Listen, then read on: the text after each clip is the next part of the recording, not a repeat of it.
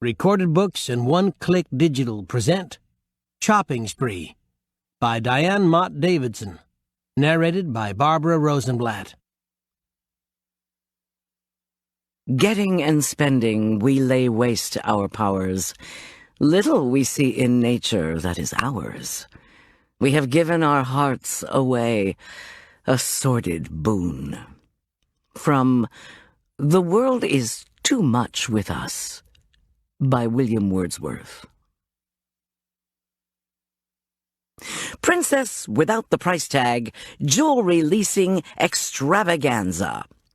Elite Shoppers Lounge, Westside Mall, Monday, April 11th, 6 to 8 in the evening.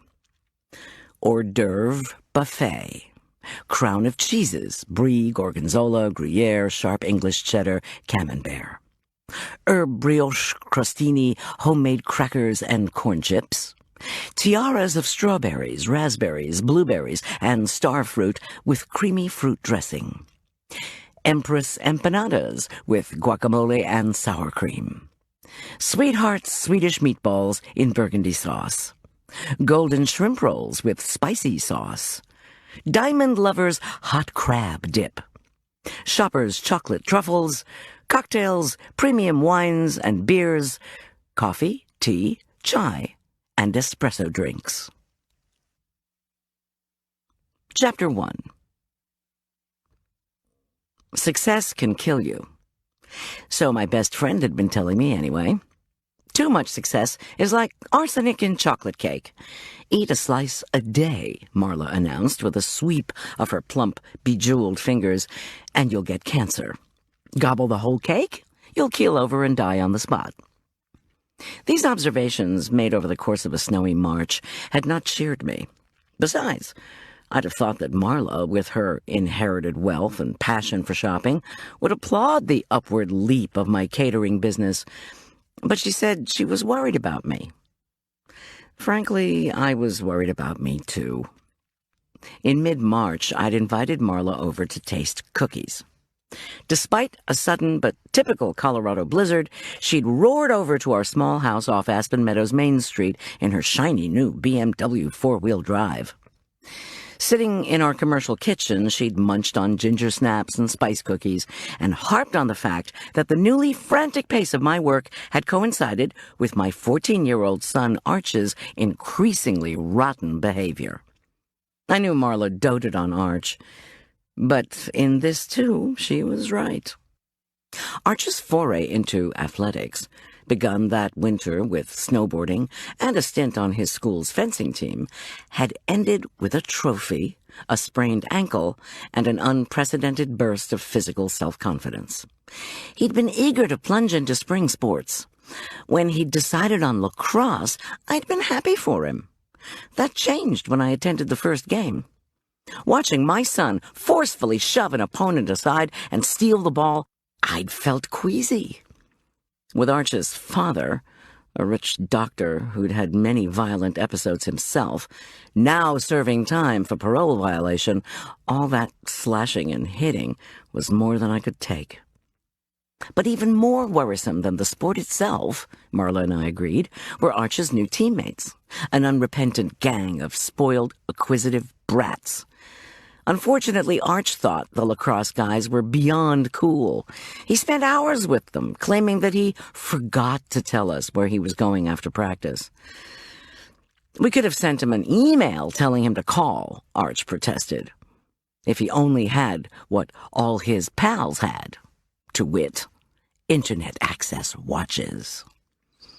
Your own watch could have told you what time it was, I told him, when I picked him up from the country club estate where the senior who was supposed to drive him home had left him off. Arch ignored me. These new friends, he'd announced glumly, also had global positioning system calculators, model bazillion Palm Pilots, and electric acoustic guitars that cost $800 and up. These litanies were always accompanied with not-so-tactful reminders that his 15th birthday was right around the corner. He wanted everything on his list, he announced as he tucked a scroll of paper into my purse. After all, with all the parties I'd booked, I could finally afford to get him some really good stuff. And no telling what'll happen if I don't get what I want, he'd added darkly. Marla informed me that he'd already given her a list. I'd shrugged as Arch clopped into the house ahead of me.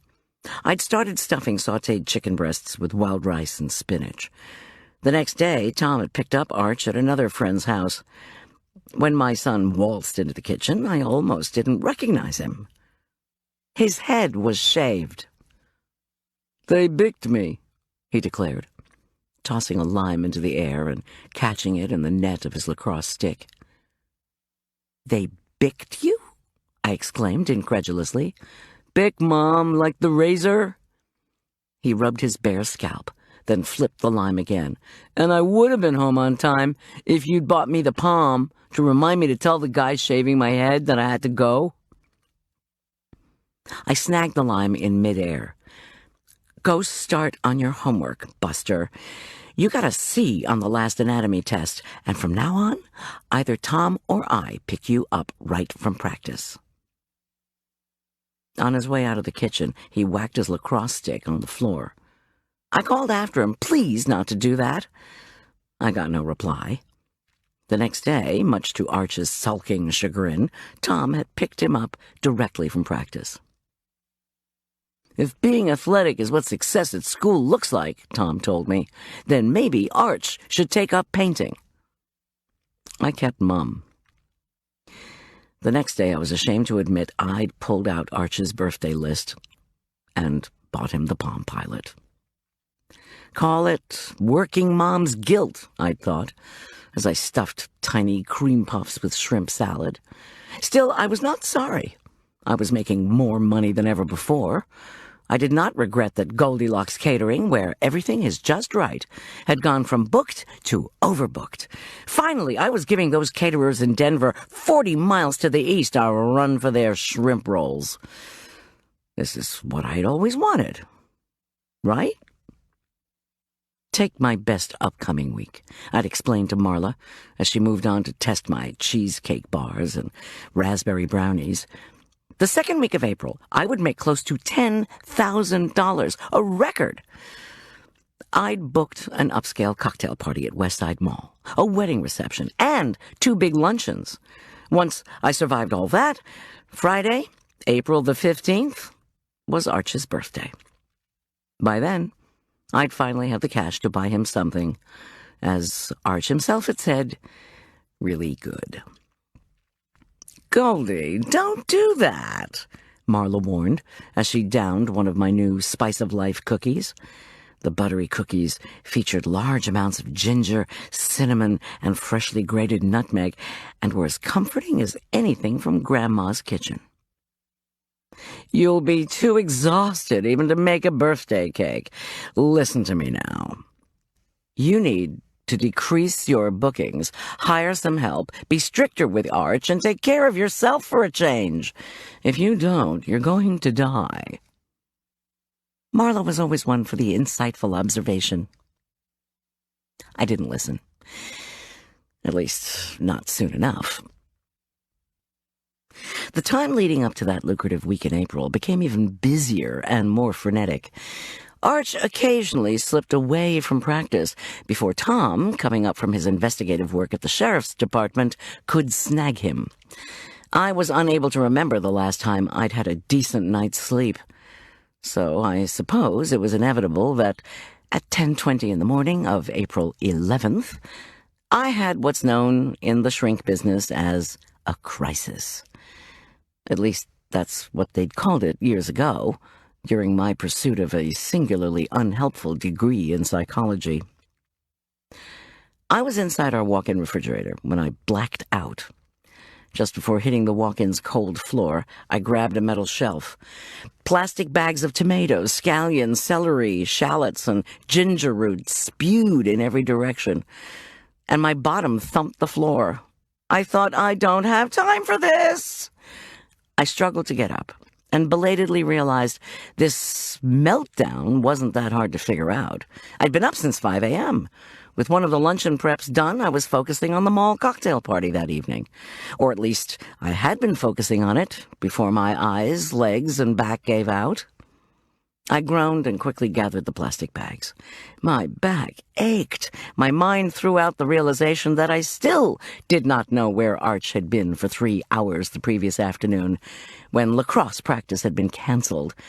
Neither Tom nor I had been aware of the calendar change. Tom had finally collected Arch from a seedy section of Denver's Colfax Avenue. So what had this about-to-turn 15-year-old been up to this time? Arch had refused to say. "Just do the catering," I announced to the empty refrigerator. I replaced the plastic bags and asked the Almighty for perspective. Arch would get the 3rd degree when he came down for breakfast. Meanwhile, I had work to do. Before falling on my behind, I'd been working on a concoction I dubbed Shopper's Chocolate Truffles. These rich goodies featured a dense, smooth chocolate interior coated with more satiny chocolate. So, what had I been looking for in the refrigerator? I had no idea. I stomped out and slammed the door. I sagged against the counter and told myself the problem was fatigue. Or maybe my age, 34, was kicking in. What would Marla say? She'd waggle a fork in my face and preach about the wages of success. I brushed myself off and quick-stepped to the sink. As water gushed over my hands, I remembered I'd been searching for the scoops of ganache, that sinfully rich melange of melted bittersweet chocolate, heavy cream, and liqueur that made up the heart of the truffles. I dried my hands and resolved to concentrate on dark chocolate, not the darker side of success. After all, I had followed one of Marla's suggestions. I had hired help. But I hadn't cut back on parties. I'd forgotten what taking care of myself even felt like, and I seemed incapable of being stricter with Arch. I scanned the kitchen. The ganache balls, still wrapped, sat pristinely on the marble counter. Next to it, my double boiler steamed on the stovetop. Okay, so I'd already taken them out. I'd simply forgotten. I hustled over to my new kitchen computer and booted it up, intent on checking that evening's assignment. Soon, my new printer was spitting out lists of needed foodstuffs, floor plans, and scheduled setup. I may have lost my mind, but I'd picked it right up again. "This is what happens when you give up caffeine," I snarled at the ganache balls. Oops. That was twice I'd talked to myself in the last 5 minutes. Marla would not approve. I tugged the plastic wrap off the globes of ganache and spooned up a sample to check the consistency. The smooth, intense, dark chocolate sent a zing of pleasure up my back. I moved to the stovetop, stirred the luxurious pool of melting chocolate, and took a whiff of the intoxicatingly rich scent. I told myself, silently, that everything was going to be all right. The party-goers were gonna love me. The client for that night's cocktail party was Barry Dean, an old friend, who was now manager of Westside Mall, an upscale shopping center abutting the foothills of West Denver. I'd previously put on successful catered parties at Westside. Each time the store owners had raved, but Barry Dean, who'd only been managing the mall for 6 months, had seemed worried about the party's dessert offering. I'd promised him his high-end spenders, for whom the party was geared, would flip over the truffles. Maybe I'd even get a big tip, I thought, as I scraped down the sides of the double boiler. I could spend it on a new mattress. On it, I might eventually get some sleep. I stopped and took 3 deep breaths. My system craved coffee. Of course, I hadn't given up espresso entirely. I was just trying to cut back from 9 shots a day to 2. Too much caffeine was causing my sleeplessness, Marla had declared. Of course, since we'd both been married to the same doctor, consecutively, not concurrently, she and I were self-proclaimed experts on all physical ailments. Midwives 101, we called it. So I'd actually heeded her advice. My plan had been to have one shot at 8 in the morning, a distant memory, another at 4 in the afternoon, too far in the future. Now, my resolve was melting faster than the dark chocolate. I fired up the espresso machine and wondered how I'd gotten into such a mental and physical mess. Innocently enough, my mind replied. Without warning, right after Valentine's Day, my catering business had taken off. An influx of ultra-wealthy folks to Denver and the mountain area west of the mile-high city had translated into massive construction of trophy homes, purchases of multiple upscale cars, and doubling of prices for just about everything. Most important from my viewpoint, the demand for big-ticket catered events had skyrocketed. From mid-February to the beginning of April, a normally slow season, my assignments had exploded. I'd thought I'd entered a zone, as they say in Boulder, of bliss. I pulled a double shot of espresso, then took a sip and felt infinitely better. I rolled the first silky scoop of ganache into a ball and set it aside. What had I been thinking about? Ah, yes, success.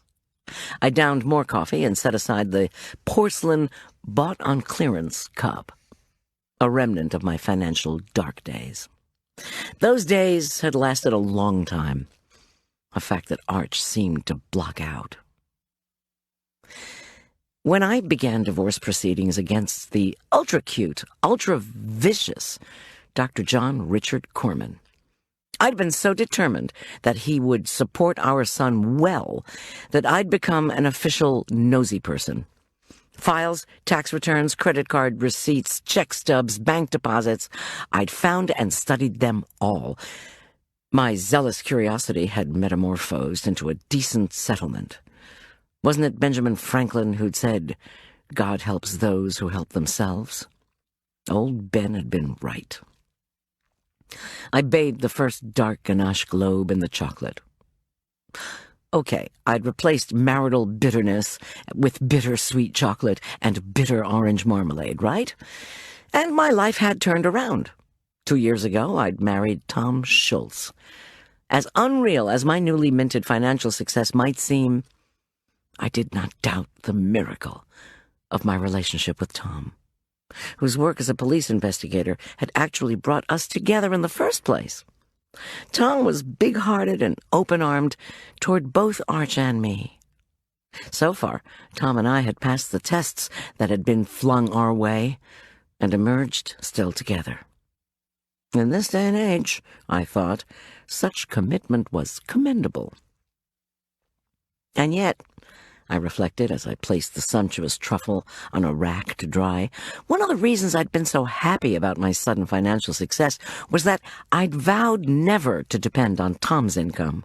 My earnings were now on a par with Tom's. After the money battles with the jerk, financial independence was a phenomenon I'd sworn to attain and keep.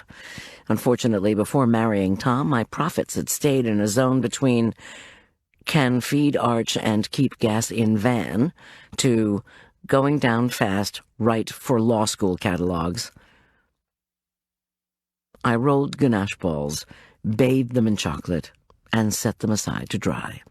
Scoop, bathe, set aside. Marla would grouse all she wanted. I savored my new success. I was even considering purchasing a new set of springform pans, since I'd already bought a new computer, printer, and copier, not to mention new tableware, flatware, and knives. A shining set of silver Henkels. I relished no longer renting plates, silverware, and linens. I laughed aloud when I finished the 20th truffle and made myself another espresso. The dark drink tasted divine. No wonder they called financial solvency liquidity. I rewarded myself with a forkful of ganache. which sparked more fireworks of chocolate ecstasy. I did a little two-step and thanked the Almighty for chocolate, coffee, and business growth. Roll, bathe, set aside. I was appreciative that I had scads of new clients. In hiring me, they offered testimonies from friends, Marla in particular, or claimed they'd caught the reruns of my short-lived PBS cooking show. Some even said they just had to hire this caterer they'd read about, the one who helped her husband solve the occasional murder case.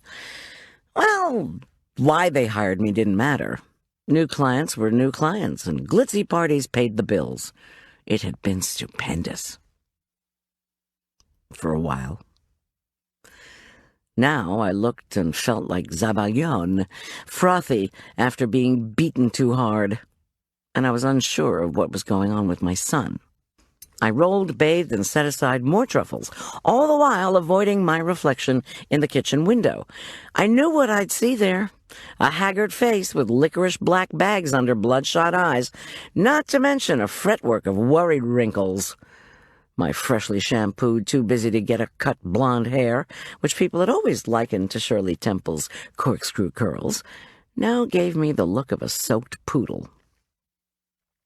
"You're obsessing again," I scolded myself as I set the 30th truffle on the rack. "You'll just make things worse." I focused on the ganache, as if to prove my truffles were indeed worthy of Westside's best-heeled shoppers. I'd offered one from an earlier batch to handsome, brown-haired Barry Dean, who, years ago, had taken a psych class with me at the University of Colorado. Back then, he'd flirted with me. He'd given me notes when I missed a lecture. He'd taken me out in his Mercedes for coffee after class. I'd patted his basset hound, Honey, who lay in regal repose on a blanket in the back seat. Tucking into our cappuccinos, lattes, and espressos con panna, Barry and I prided ourselves on being the only two coffee connoisseurs on the Boulder campus. I'd enjoyed our outings immensely.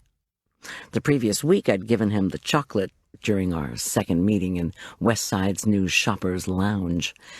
Quickly downing 3 truffles, Barry had vented his frustration over the chronic delays in Westside's second remodeling in 5 years. His construction manager had quit in a huff and moved to Arizona. His volatile excavator promised one thing, then did another. Since I'd had my own remodeling disaster, I'd murmured sympathetically. Barry had eaten 6 more truffles. The man was stressed out as we hammered out the party details. He offered to drive me back to my van. On the way, he promised, as he downed his 10th truffle, he'd take me out for coffee. Just like the old days. At the espresso drive-thru known as the Westside Buzz, the barista had recognized Barry. A Denver newspaper had just named him the Mile High City's most eligible bachelor, and the barista went nuts. After she got over squealing, making change, and handing us our drinks, Barry had demonstrated the turbo on his new Saab, bought because someone had crashed into his Mercedes to zoom away. At a red light, he'd shown me the car's stereo, CD player, fan ventilation of perforated leather seats, and other bells and whistles. The man loved cars, no question about it. I'd laughed and asked if he wanted another truffle. He placed his drink into the retractable cup holder, mouthed a drum roll, and popped another truffle, his 11th, into his mouth. To my delight, he'd opened his gorgeous brown eyes wide and yodeled as he soared into a state of chocolate euphoria. Upon recovering, he'd ordered 60. He feigned amnesia and panted, "Construction? What construction?" I smiled, remembering. I bathed the 40th ganache ball in dark chocolate, set it on the rack, and gave it a stiff appraisal.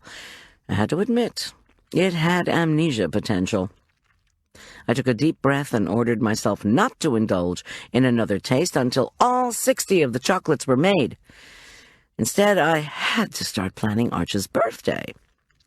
At the moment, Arch was asleep, as the Elk Park prep teachers were meeting for an in-service.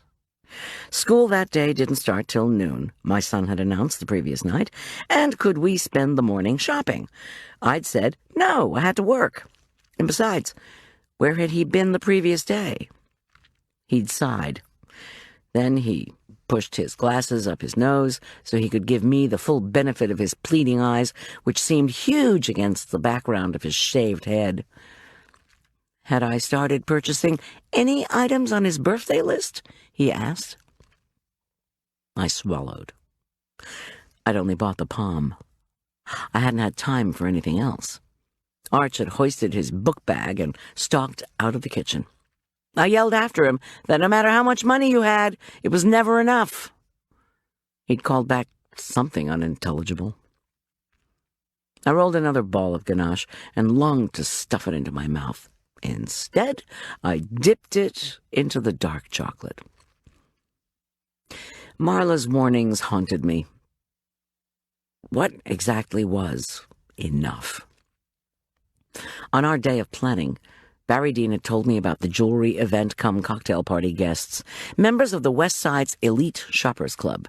The elites, as Barry called them, spent a minimum of $1,000 a week at the mall. Membership in the group guaranteed special coupons, special sales, valet parking, and events like the jewelry leasing extravaganza I was catering that night. One thing I had asked Barry, where did the elites put all the stuff they bought? He'd winked, done his endearing bachelor shrug, and said usually they rented storage sheds. Perhaps buying wasn't the future of retail, Barry had added. Take jewelry leasing, for example, for which there was no need to store anything permanently. You too, Goldy, for $2,000, $4,000, or $6,000 a month, could wear a different piece of ultra-glam jewelry every 30 days, 20% off the cost of the yearly lease for all mall employees. I'd laughed and told him that none of the pieces I'd glimpsed, diamond, emerald, ruby, and sapphire necklaces, matched a single one of my aprons. My business line rang. I put down the truffle, wiped my fingers on my stained apron, and actually prayed that this was not another new client. Goldilocks Catering, you're working, Marla accused. No, really, I was sleeping in. Then my best friend called and woke me up. Yeah, sure. She swallowed something. I guessed it was her latest version of hot chocolate, which consisted of hot cream, cocoa, and low-cal sweetener. Even though Marla had had a heart attack almost 2 years before, she'd had little luck losing weight on a low-fat, high-carb, low-protein diet. So now she was trying a some-fat, some-carb, high-protein diet. She claimed she'd lost 6 pounds and felt much better. When I'd asked her what her cardiologist thought of the new regimen, she'd hung up on me. You had to be careful with Marla. Now I said, okay, I was trying to roll truffles, until my best friend called and forced me to smear chocolate all over my new apron. Quit belly aching. She started munching on something. I didn't want to imagine what. Yesterday, I gave Arch a package for you. It's in your freezer. I want you to open it. I sighed, thinking of all the work I had to do. While I'm talking to you, if you don't mind. I knew my life would be much easier if I just tucked the phone against my shoulder, wrenched open the freezer door of the walk-in, and did as bidden. So I did. After a moment of groping, I pulled a very cold brown paper bag from a shelf. The bag contained, oh joy, a pint of Haagen-Dazs coffee ice cream, hand-labeled A, and a brown bottle of time-release vitamins marked B. Okay, get a spoon and a glass of water, Marla commanded when she heard the paper rustling. Take a spoonful of A, then a capsule of B. Now. I again followed orders. The ice cream improved my mood, no question. But when I tried to swallow the vitamin, I choked. "I can't believe you're doing the event tonight," Marla cried, not heeding my wheezing gasps. "You'll wreck my shopping experience and everyone else's. You think people want a caterer who looks half dead? Shoppers want to escape reality, Goldy. They want to feel rich. They want to feel young. They'll take one look at you and say, 'Why should I shop? She's going to die, and so am I.'" I finally swallowed the vitamin and croaked. "Are you done talking about me kicking the bucket? 'Cause I've got truffles to coat." "No," Marla wailed. "I need to bitch some more, and you're the only one who's home." I refired the espresso machine, tucked the phone against my ear, and resumed work on the truffles. Marla went on, her husky voice laced with anger. "I was going to lease the double strand of diamonds for the first month.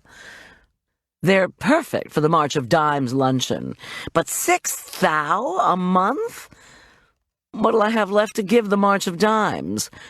She paused to devour more food. One of the whole-grain muffins I'd made her? Unlikely.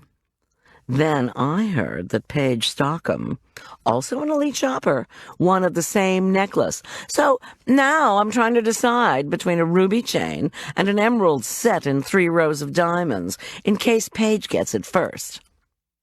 Oh, Paige Stockham just makes me so angry. And to think I asked her to go with me to tonight's event. "To think," I murmured sympathetically. She ignored me. Making matters even worse, Ellie McNeely wants the double pearl strand with the aquamarine, which I've had my eye on forever, to go with a dinner I'm giving in May that I was hoping you'd cater, if you're not dead. Wait a minute. There's someone at the door. I mm-hmmed and continued dipping. L.A. McNeely, whom I'd done fundraising with over a decade ago in the Episcopal Church Women, was an old friend from my rich doctor's wife years, one of the few old friends who'd remained a pal in my post-divorce service industry years.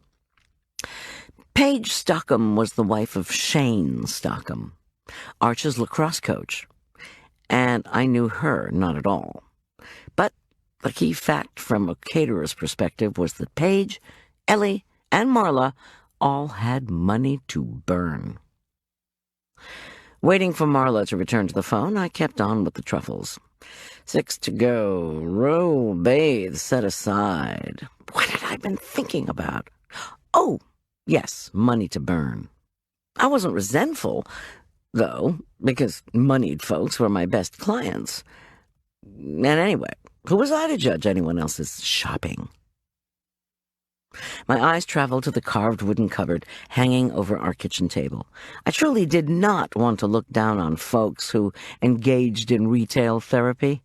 The reason was that during my divorce from the jerk, and despite near dire financial straits, I'd been a shop-to-feel-better gal myself. On weekends, when it was John Richard's turn to have Arch, I'd visited every shopping center I could find. I'd strolled through perfume-scented air by gorgeously stacked goods, past gaggle after gaggle of smiling, prosperous people. I'd loitered in front of brightly lit displays of embroidered baby clothes, rainbow-hued designer sheets, sleek copper pots and pans, even sugared sparkling cinnamon rolls. I'd allowed myself to feel rich, even if my bank account said otherwise. Come to think of it, maybe that was what Arch had been doing the previous day, shopping. Still, there weren't any luxury shops on East Colfax. I retucked the silent phone against my ear, rolled another truffle, but stopped again to ponder the cupboard shelves. On each of those long-ago shopping trips, I'd bought myself a little something from the drastically reduced tables. My white porcelain demi-tasse cup and saucer, a tiny crystal mouse, a miniature wooden car laden with painted wooden gifts. All these had made me uncommonly happy. At home, I'd placed my minuscule treasures on the old cupboard's shelves. Without the store's strong overhead lights, the little crystal mouse hadn't looked quite so brilliant. The cheap china cup had lost its translucence, but I'd never cared. Each piece had been mine, something for me, a small token of an inner voice too long silenced saying, "I love you." So who was I to judge Marla or her friends, Paige Stockham and Ellie McNeely? They all wanted someone, even if it was themselves, to say, "I really, really care about you, and to prove it, have this." Marla came back to the phone and said Ellie had arrived, and she had to go. Before the event, she, Ellie, and Paige, who was driving down separately with husband Shane, would be getting the mud soak, the coconut milk bath, and the vegetable and fruit wrap at Westside Spa. "I'll watch for a moving luau." "I'll catch you at the party," Marla retorted, undaunted, and signed off. I rolled the 58th truffle.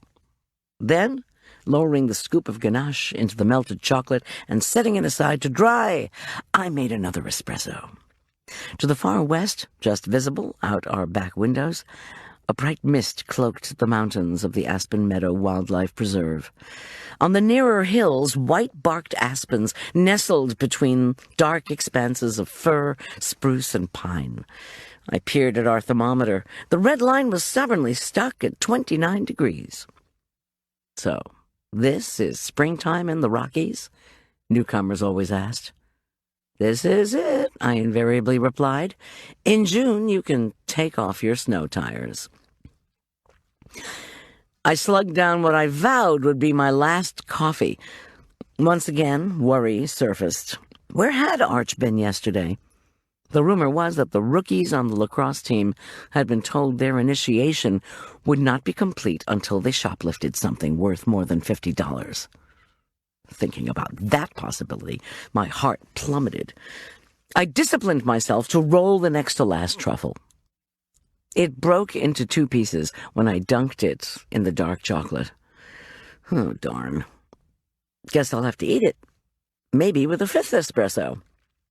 I pulled out the chocolate chunks swimming in the dark coating, placed them on the rack, then refilled the espresso doser.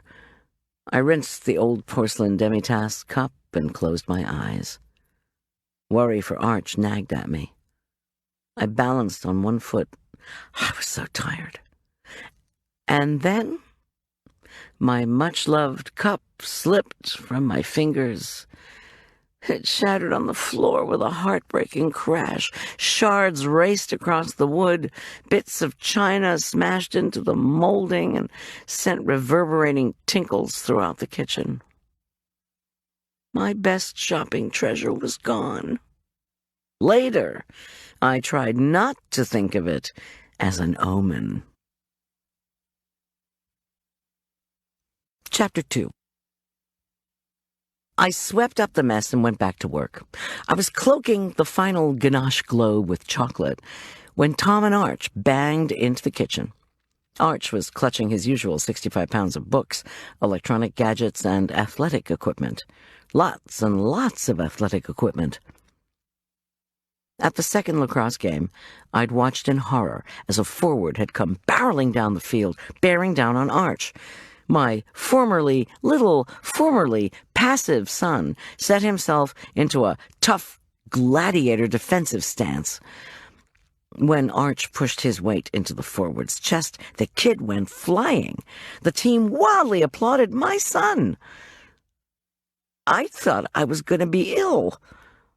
The lacrosse players weren't the only thing that upset me about Elk Park Prep.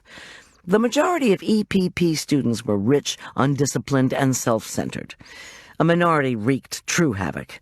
Unfortunately, most of this contingent's bad behavior, throwing acid on kids in chem lab, drinking to the point of oblivion at football games, stealing liquor for house parties when parents were absent, went unpunished.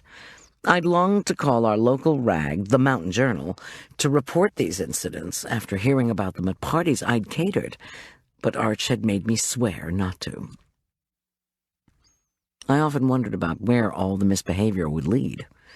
Unfortunately, the EPP teachers and administrators kissed the feet of the biggest donors. But besides the killer lacrosse and lack of consequences for big-time mischief, what bothered me most these days was EPP's freewheeling curriculum. Take that anatomy class. On second thought, don't. This week, I was driving a contingent of Arch's classmates to Lutheran Hospital, where they would dissect a cadaver. I sighed. Get used to it, I always told myself.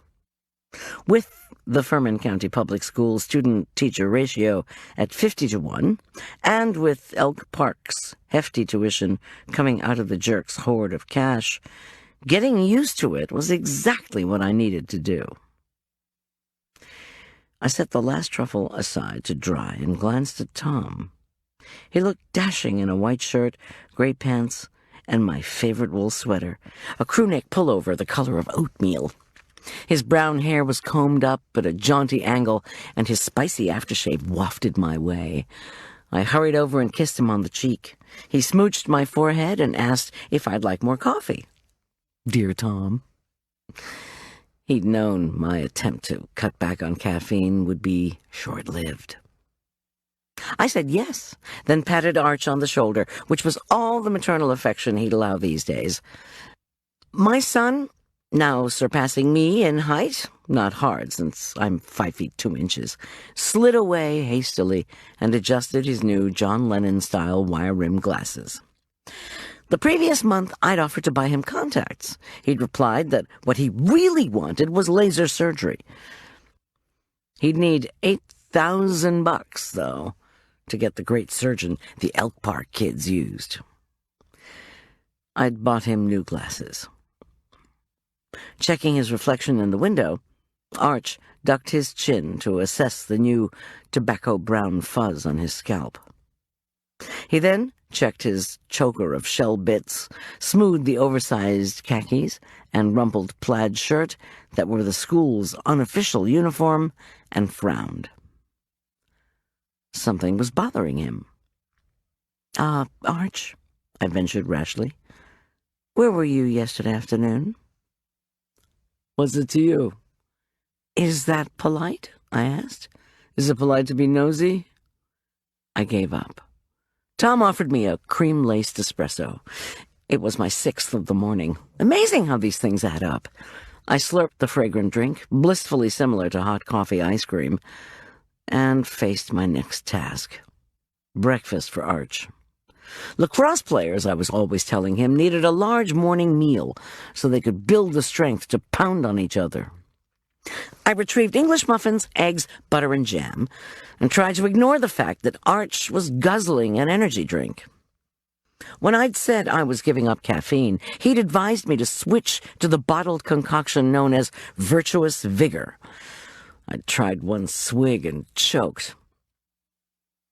Tom, Arch, in 10 minutes, I can give you a late breakfast or an early lunch. Your choice. No time, Mom, Arch replied as he simultaneously tossed the energy drink bottle into the trash and snagged another one. Ready to go, Tom?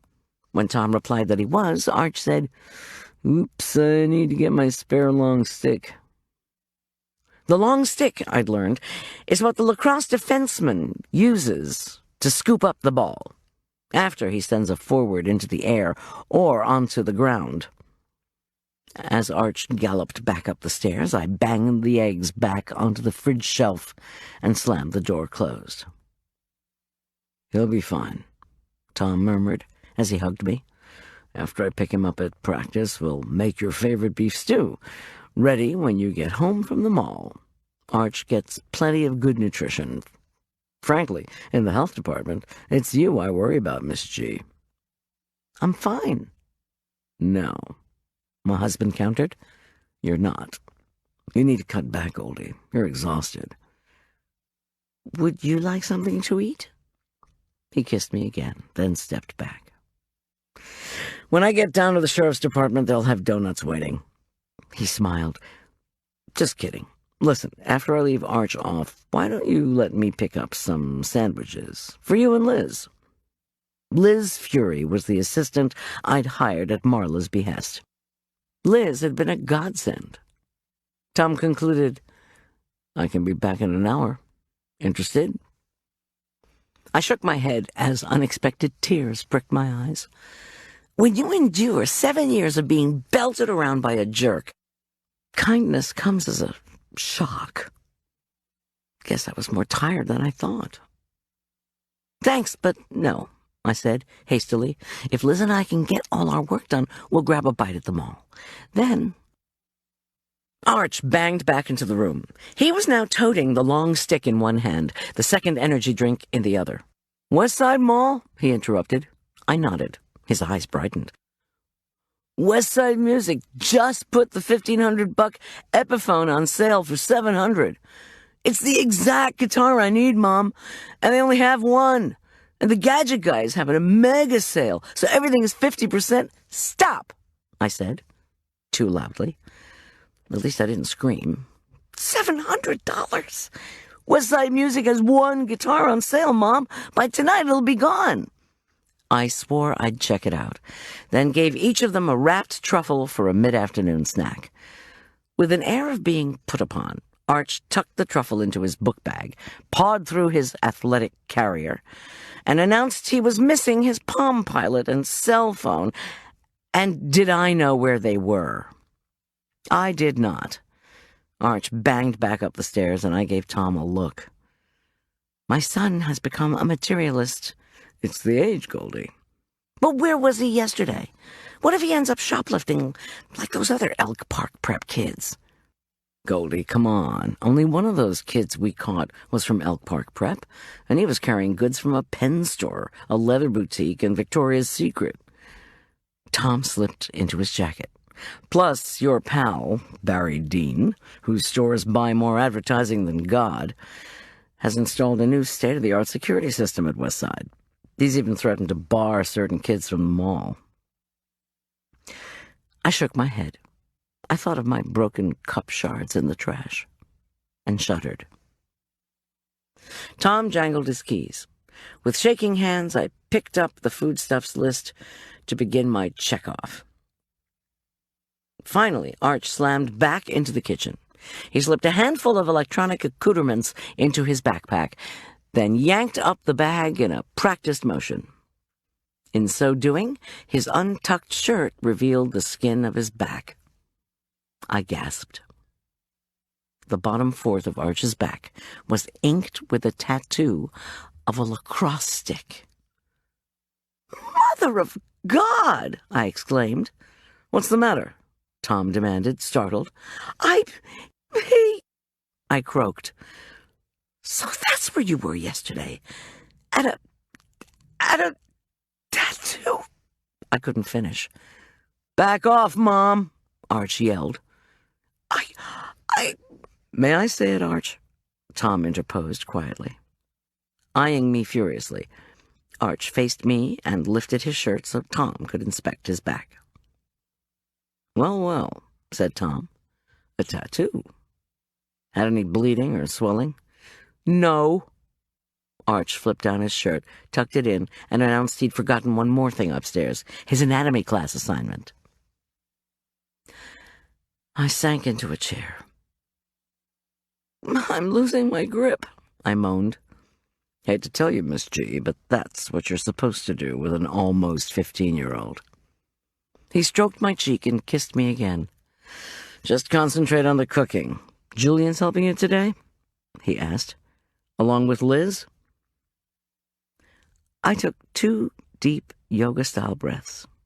Liz Fury was good, but 22-year-old Julian Teller, our one-time boarder and close family friend, was, in my opinion, the best young gourmet cook in Colorado. "They're both helping," I answered.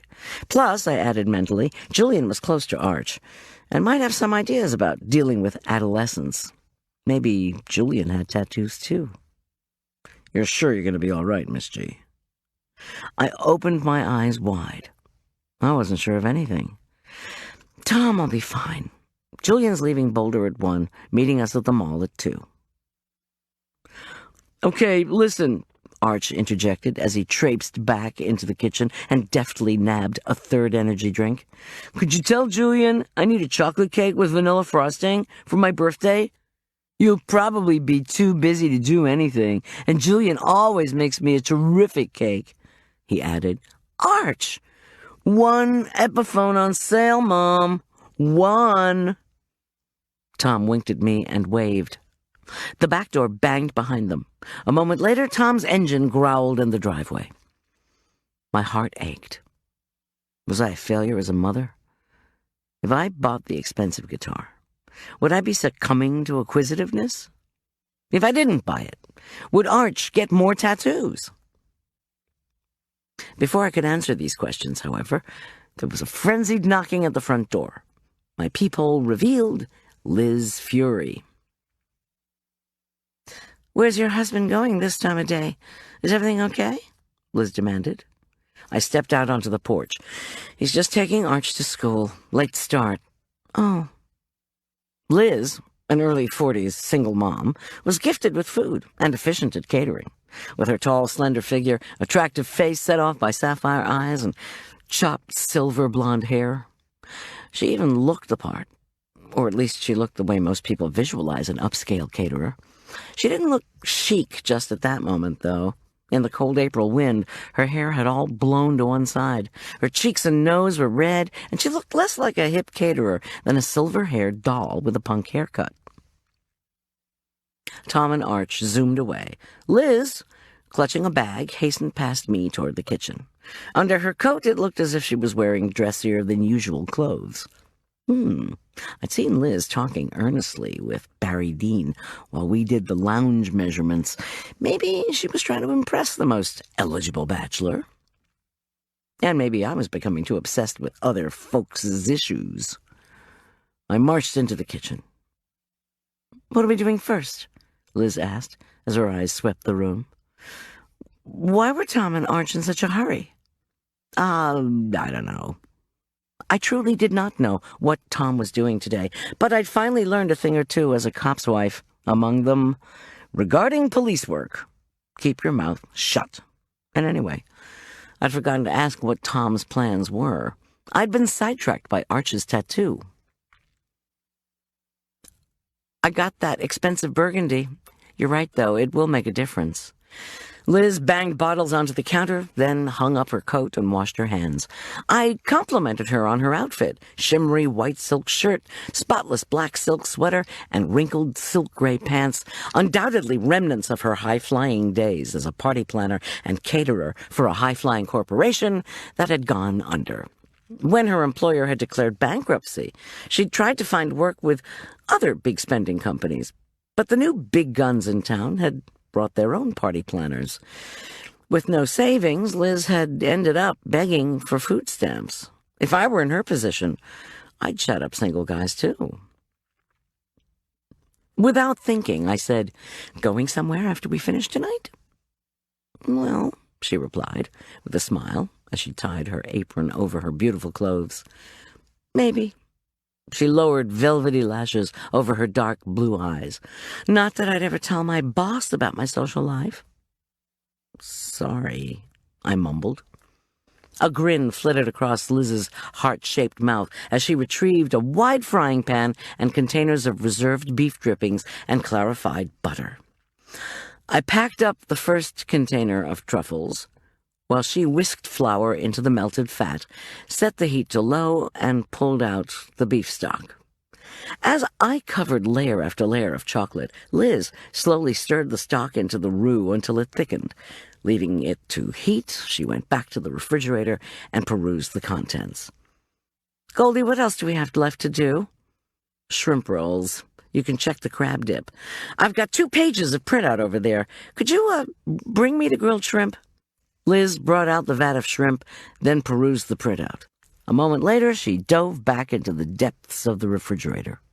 She bumped around for a bit, then called, "What'd you do, work all night on the Stockham lunch?" "Just trying to get ahead. We've got that party, plus Barry's lessee lunch the following day." "What else are we doing for Shane? Calculators from sardines? Whole mushrooms in the shape of digital cameras?" Just finish the meatballs, would you, Liz? She emerged with the metal container that held our meticulously rolled and browned mixture of lean ground beef, heavy cream, freshly grated nutmeg, and other goodies.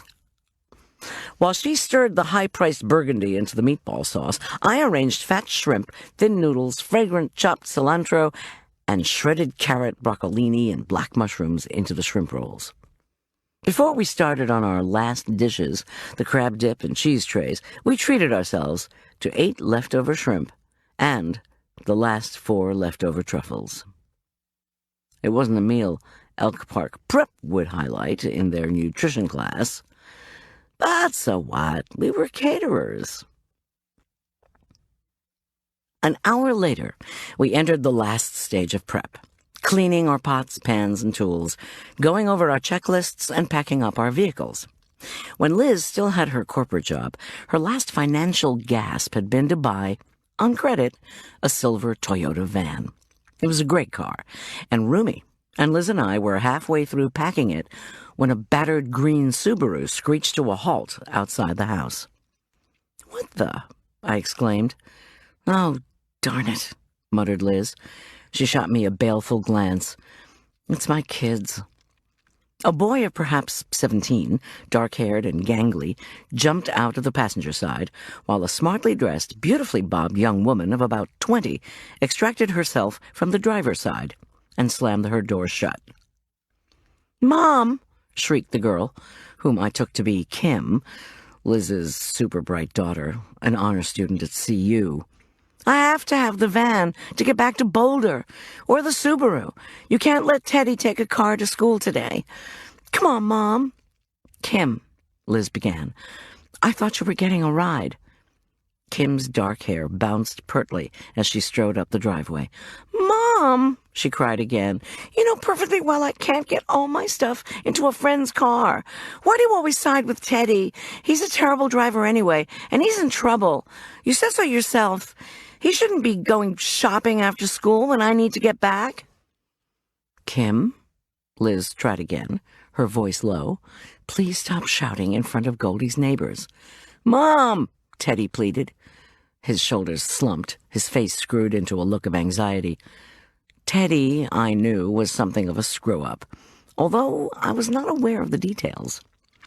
"I don't have a ride to school today, and I've got stuff to do later, and I'm really, really late as it is. Teddy, you're not supposed to... Please let me have the Subaru," Teddy begged, "because I know it needs an oil change. Give Kim the van. Let me have the Subaru until tonight. I'll get the oil changed, then pick you up at the mall. What time will you be finished? I can meet you at the..." "Mom!" Kim was livid. "Why are you listening to him and not listening to me? I need the van, now!" Liz's blue eyes shot me a look of such hopelessness that my heart twisted in my chest. "Is there any way we can get everything into your van?" Liz beseeched me. "Of course," I said without hesitation. "Besides, I'd love your company." She blushed, then asked if she and her kids could move the stuff over so I wouldn't be bothered. I took this as a signal that she couldn't stand being embarrassed another moment. I nodded and mumbled that I had work to do inside.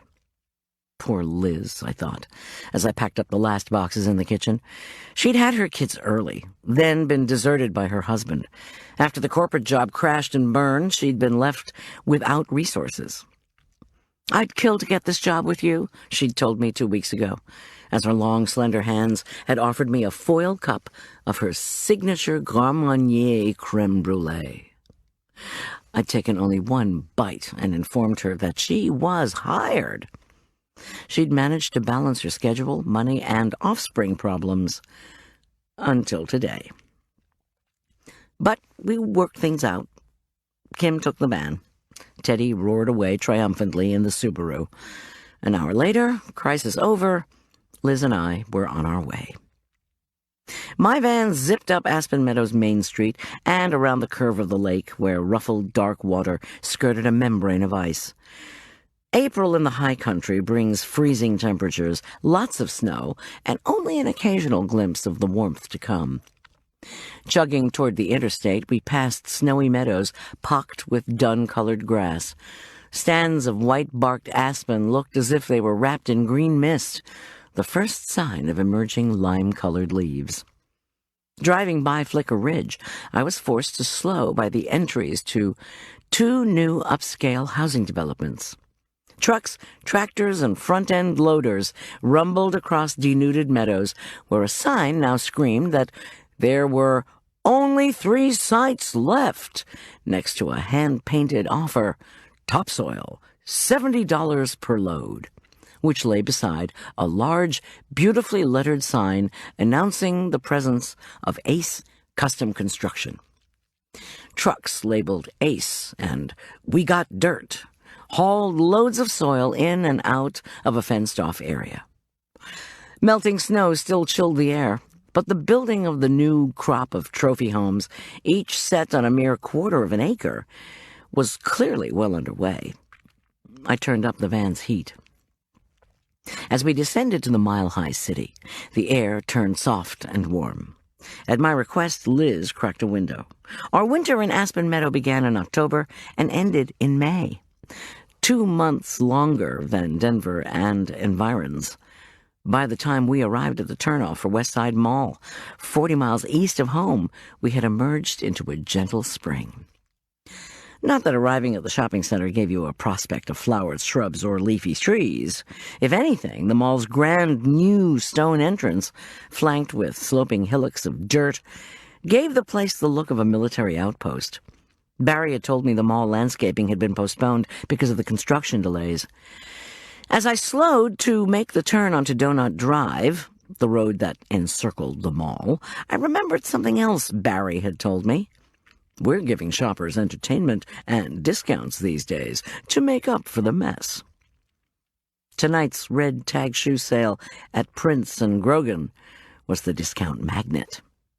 The catered jewelry leasing party was the entertainment. The mess was just the mess.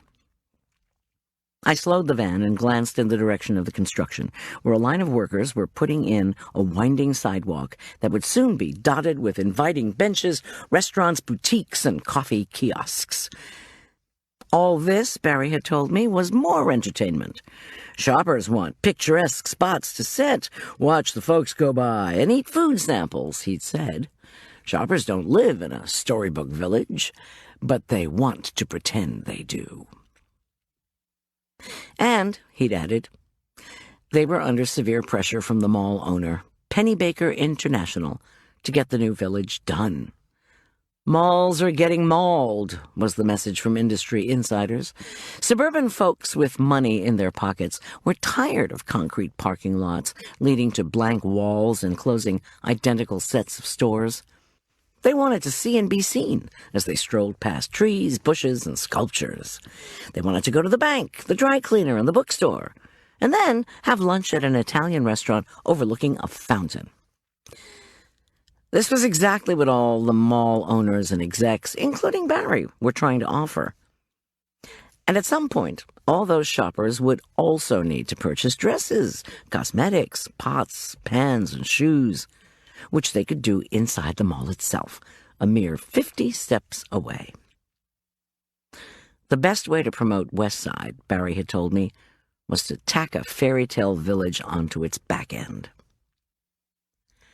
At least Barry wasn't bringing in Snow White and the dwarves, I reflected, as my van chugged along Donut Drive. The new road was perfectly named. A 12-foot-high berm of unlandscaped soil circled the outer perimeter. At the 8-foot chain-link fence surrounding the construction area, I slowed down, then stopped at the gate. Barry wasn't there to meet us. Liz gave me a questioning look. Beyond the fence, acres of flattened dirt, what would eventually become the mall's new parking lot, sloped down to the roped-off area. There, a worker wearing a bright orange hard hat chugged around in a front-end loader, moving rocks from one enormous pile to another. The rest of the crew, clad in yellow hard hats, were clustered next to a hot dog vendor by the construction company trailer. My eyes swept left, and I barely escaped cursing aloud.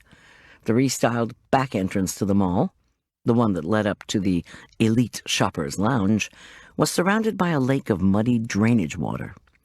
At the end of this brown pond, an imposing line of enormous dump trucks obscured any view to that rear entry. Worse, the water came up to the truck's wheel wells. How were we supposed to transport boxes into the mall? By boat? As if he'd heard my worries, the man driving the loader halted abruptly and hopped onto the rocks. This had to be Victor Wilson, the excavator Barry had mentioned, who'd been promoted recently to be the new construction manager. Victor was short and chunky, with a reddish-brown ponytail sticking out from his orange hard hat.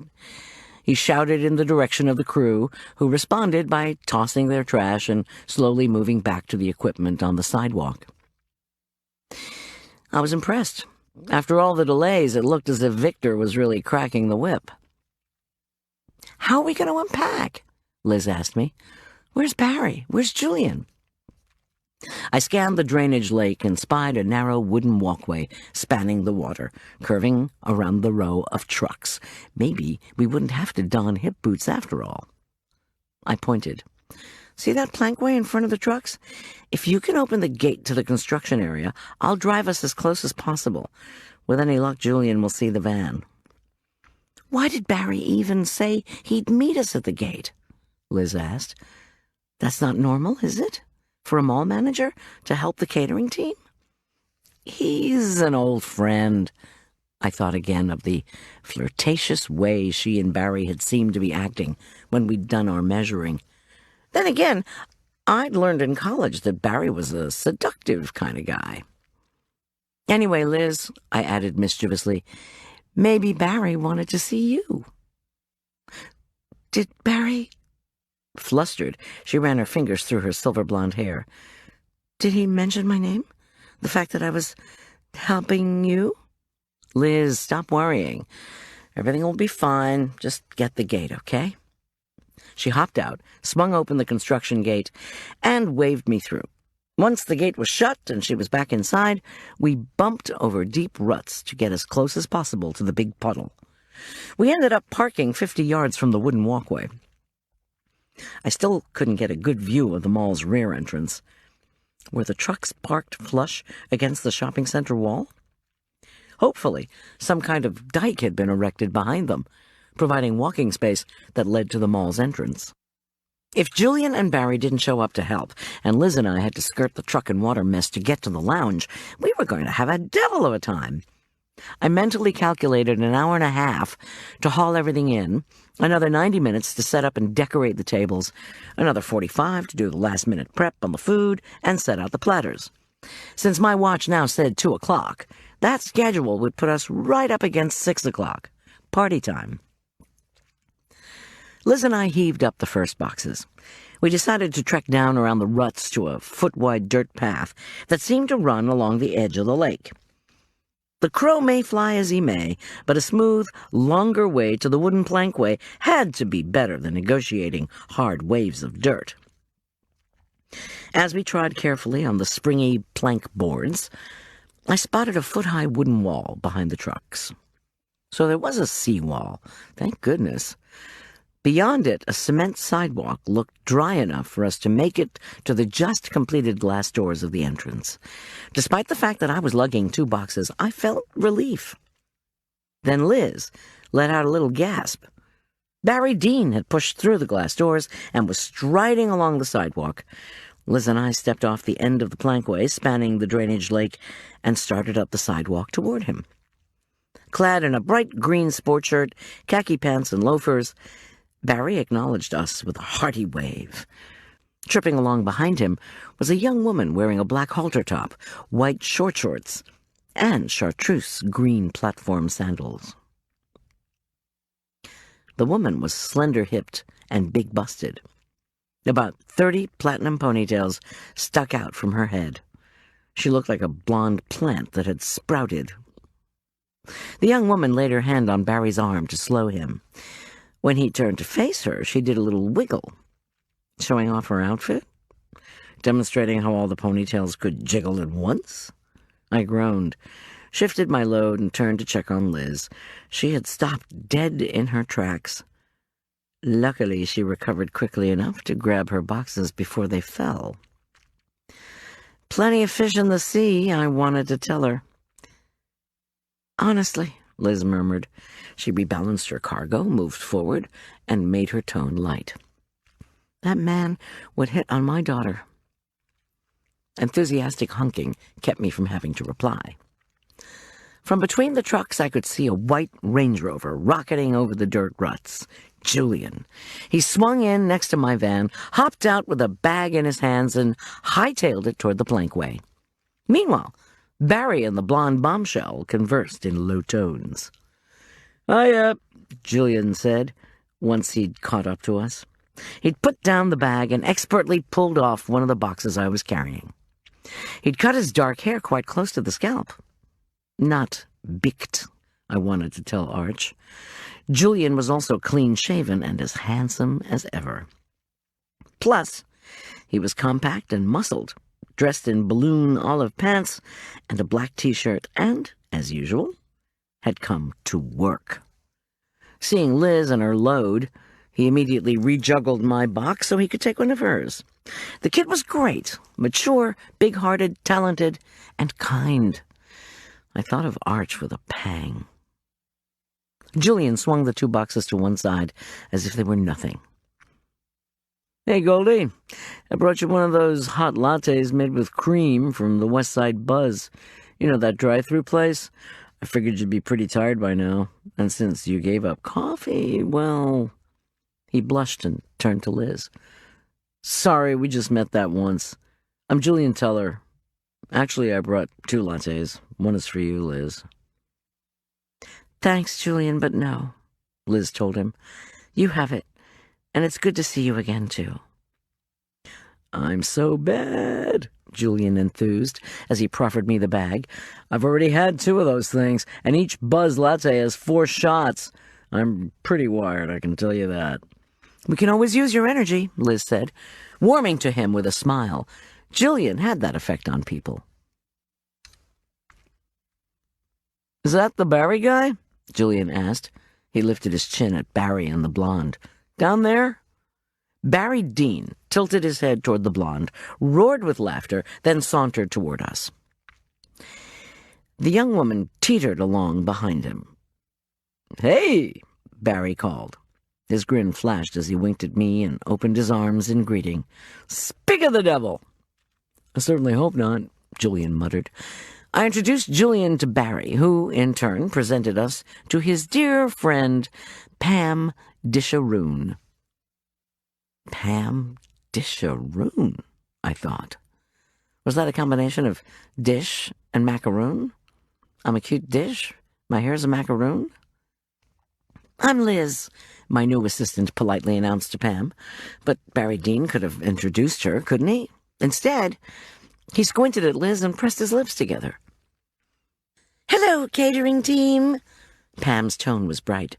She lifted her pointed chin, sending the ponytails a wiggle. "I'm sure you'll make great chow for our jewelry event."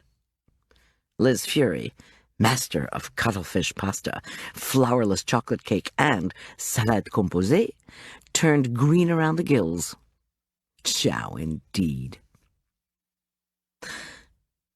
"Pam is the star seller in Prince and Grogan's lingerie department," Barry announced with pride. "She's the top saleswoman at the mall." Liz made her voice falsely cheerful as she reshifted her box. "Goldy, Julian, I'm taking this up. See you all in the lounge." And before I could say anything, she took off. "Well," said Pam into the awkward silence that followed. She gave Julian the once-over. In a coy, seductive tone, she addressed him. "So you're a caterer?" "Pam," said Barry, "these people are here to work." "Caterer's assistant," said Julian, not fooled by Pam's attempt to flirt. "Goldy, give me your other box. I'll take this load up and come right back." Pam took a sashaying 2-step toward Julian, extended her red-nailed hands, and cupped his cheeks and chin. "Want some help?" The well-coordinated Julian slid away from her. "I'll make sure it's your van, boss," he told me cheerfully, and headed toward the doors. I hastened back to my van, eager to retrieve the refrigerator-bound supplies. Through the windshield, I could see Barry and Pam walking across the plankway over the water. Without warning, Barry whirled and held up his index finger, as if to correct her. Suddenly, their conversation didn't look friendly. Guess that meant Barry wasn't going to help with the boxes after all. Thank God for Julian. Although maybe Barry Dean felt differently. By the time I'd unloaded the shrimp roll and crab dip boxes from the van, Julian had returned from the mall. "Liz is guarding the food in the lounge. The jewelry people are already there." I nodded. On the list of catering rules you shouldn't break was never leave your food where it can be swiped. Sadly, half a dozen of my beef tenderloins had disappeared before I'd learned this. "Oh," Julian went on, "and Barry and what's-her-name are having a lover's spat. Let's avoid them." Hoisting our loads, Julian and I avoided the ruts and hurried down the dirt path that led to the plankway. Ahead of us, Pam was stomping away from Barry. Her barely covered rump bounced as she tried to trot in the silly sandals. The plankway jiggled with each of her steps. The construction workers stopped and gaped. So did Barry Dean. Then he turned and again marched toward us. He looked as if he'd swallowed a frog. "Goldy," he said once he'd met up with us on the dirt path, "could you and I have a talk?" Barry's endearingly handsome face and brown eyes, changed so little from our time together at CU, beseeched me. The mall has been turned upside down lately. "Can we just talk upstairs?" I suggested, panting. "I really need to get this food inside." "I'd rather visit now," Barry insisted firmly, "if you don't mind. I'll take one of those boxes." Julian, who was now halfway across the plankway, turned back and lifted his eyebrows. "Want me to rescue you from that guy?" Probably sensing my reluctance, Barry implored, "Goldy, please, this is important." He was interrupted by the sound of a revving engine. It was loud, then very loud, like an airplane being warmed up. A short distance away, one of the dump trucks rolled away from the neat line of vehicles. The sun winked off the windshield as the truck plowed through the water. I couldn't see the driver. "Oh, no, I knew it," Barry cried. "No." "What?" I called to him. He knew a truck was going to start up? "Barry, what's the matter?" But he'd dropped his box and started running toward the construction gate. Where was he going? Was he going to try to outrun the truck? My heart plunged. The truck roared and spewed exhaust. I glanced at Julian. The truck was headed right toward him. "Julian!" I screamed. "Look out!" Julian reared back and dropped his load. He sprang away from the path of the vehicle, lost his balance, and splashed face forward into the muddy water. The truck charged past him. I watched in horror until Julian's mud-drenched head, followed by his body, emerged from the water. I looked for Barry. He had stopped running and seemed frozen, watching Julian slosh through the puddle. The truck was barreling toward us. Julian, sopping wet and shouting, was running raggedly along behind it. I dropped my box, raced toward Barry, and grabbed his shirt. As I yanked him fiercely sideways, the huge, noisy truck swerved toward us. "Barry, run with me, damn it!" I hollered. My old friend looked at me, his face stricken. He tried to hurry, but tangled his feet and stumbled to his knees. The truck was 30 feet away and closing. With all my strength, I wrenched Barry's arm and body upward. His legs moved spastically as I pulled him over row after row of ruts. Finally, I tripped on one of the hard ridges, and we were both airborne. We hit the dirt hard. A foot down in a wide ditch, I could hear but not see the bellowing truck. It, too, seemed to be plowing up and down the ridges. I tugged on Barry, who was groaning as he tried to scoot along beside me. Hopefully, we were also headed away from the path the truck had been taking, a path straight at us. If I couldn't see the truck driver, I reasoned, then hopefully he couldn't see Barry or me. The way it had been bearing down on us, I didn't think that enormous dump truck was just a runaway vehicle. The truck noise rose to deafening proportions. When our ditch narrowed, Barry and I stopped crawling. I eased up to have a peek. 15 feet from us, exactly where we had been when we hit the dirt, the truck vaulted the ditch, where we now lay panting. All I could see of the driver was the shadowy reflection of a face behind a mud-splattered window. Panting, Barry and I rose up on our elbows. I didn't think the truck driver had actually seen us. Once past the ruts, the truck picked up speed. It crashed through the construction fence with a fearsome clanking of metal. Then it hurled across Donut Drive. With a deafening boom, it slammed into the embankment. The berm exploded. Dirt erupted over the truck. Clouds of dust mushroomed upward as an avalanche of soil poured onto the road. A person wearing a baseball cap and baggy overalls jumped out of the cab, clambered clumsily over the embankment, then disappeared. What was that about? Beside me, Barry gasped and cursed. I knew this would happen. He was covered with mud. I just knew it. Chapter 3. I coughed, spit out grit, and coughed again. Then I inhaled dust, coughed, and inhaled some more. I had the keen sense of having lost moments, maybe even hours, as if there'd been a period of blackness of indeterminate length. Maybe I had passed out. I eased back onto the dirt and tried to clear the mental fog. My body lay crumpled between two dirt ridges. A severe aching sensation swept from my shoulders to my legs, slowly at first, then with more depth and speed. I groaned and elbowed up again to a half-sitting position. I gazed vacantly at the nearby lethal path the truck had taken. What had that been about? I had no idea. Doing my best to ignore the pain, I took stock of myself. Not only were my legs, arms, and face filthy, my caterer's outfit was streaked beyond recognition. The remains of several shrimp rolls clung to my jacket.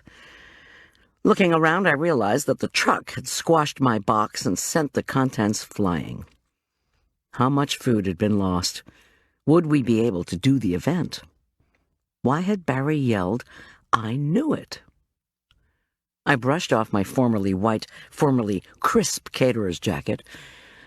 Shimmering dust rose from the jacket as food strands showered the dirt. I sneezed violently. 2 yards away, Barry rubbed his face and hacked for breath. He had landed in a deep puddle, and his once khaki pants were now the color of cafe au lait. His formerly green shirt clung to his torso like a mossy towel. Julian, his wet clothes stuck to his body, trotted toward us. He was shouting again, this time at the construction crew. Something along the lines of getting their asses up here so they could help us. Barry looked at me and blinked, then blinked again. He slid sideways in the puddle and reached in my direction. "Goldy, did you see the driver?" "No! Whoever it was ran away." I didn't state the obvious, that whoever the driver was, he'd seemed intent on mowing us down. "Do you know who it was?" I tried, but didn't succeed in keeping the accusatory tone from my voice. Barry shook his head and turned away from me. Why was his muttered "no" so unconvincing? I studied the dump truck wedged in the embankment. Along Donut Drive, lines of cars had stopped. Honking and yelling rose above the throngs of curious drivers who'd left their vehicles and were hustling rapidly along the road. Why else? They were trying to get a better look at the accident. We needed State Patrol and the Sheriff's Department, I decided, and quick. With any luck, one of those drivers was using a cell phone to call for help right now. And speaking of cell phones, I usually kept mine in my apron pocket, but I hadn't yet put on my apron, so I didn't have it. I sighed. I was having a great day. Barry was staring at the errant truck. There was blood on his forehead. Julian's words were finally discernible. "Are you all right?" I yelled back that we were fine.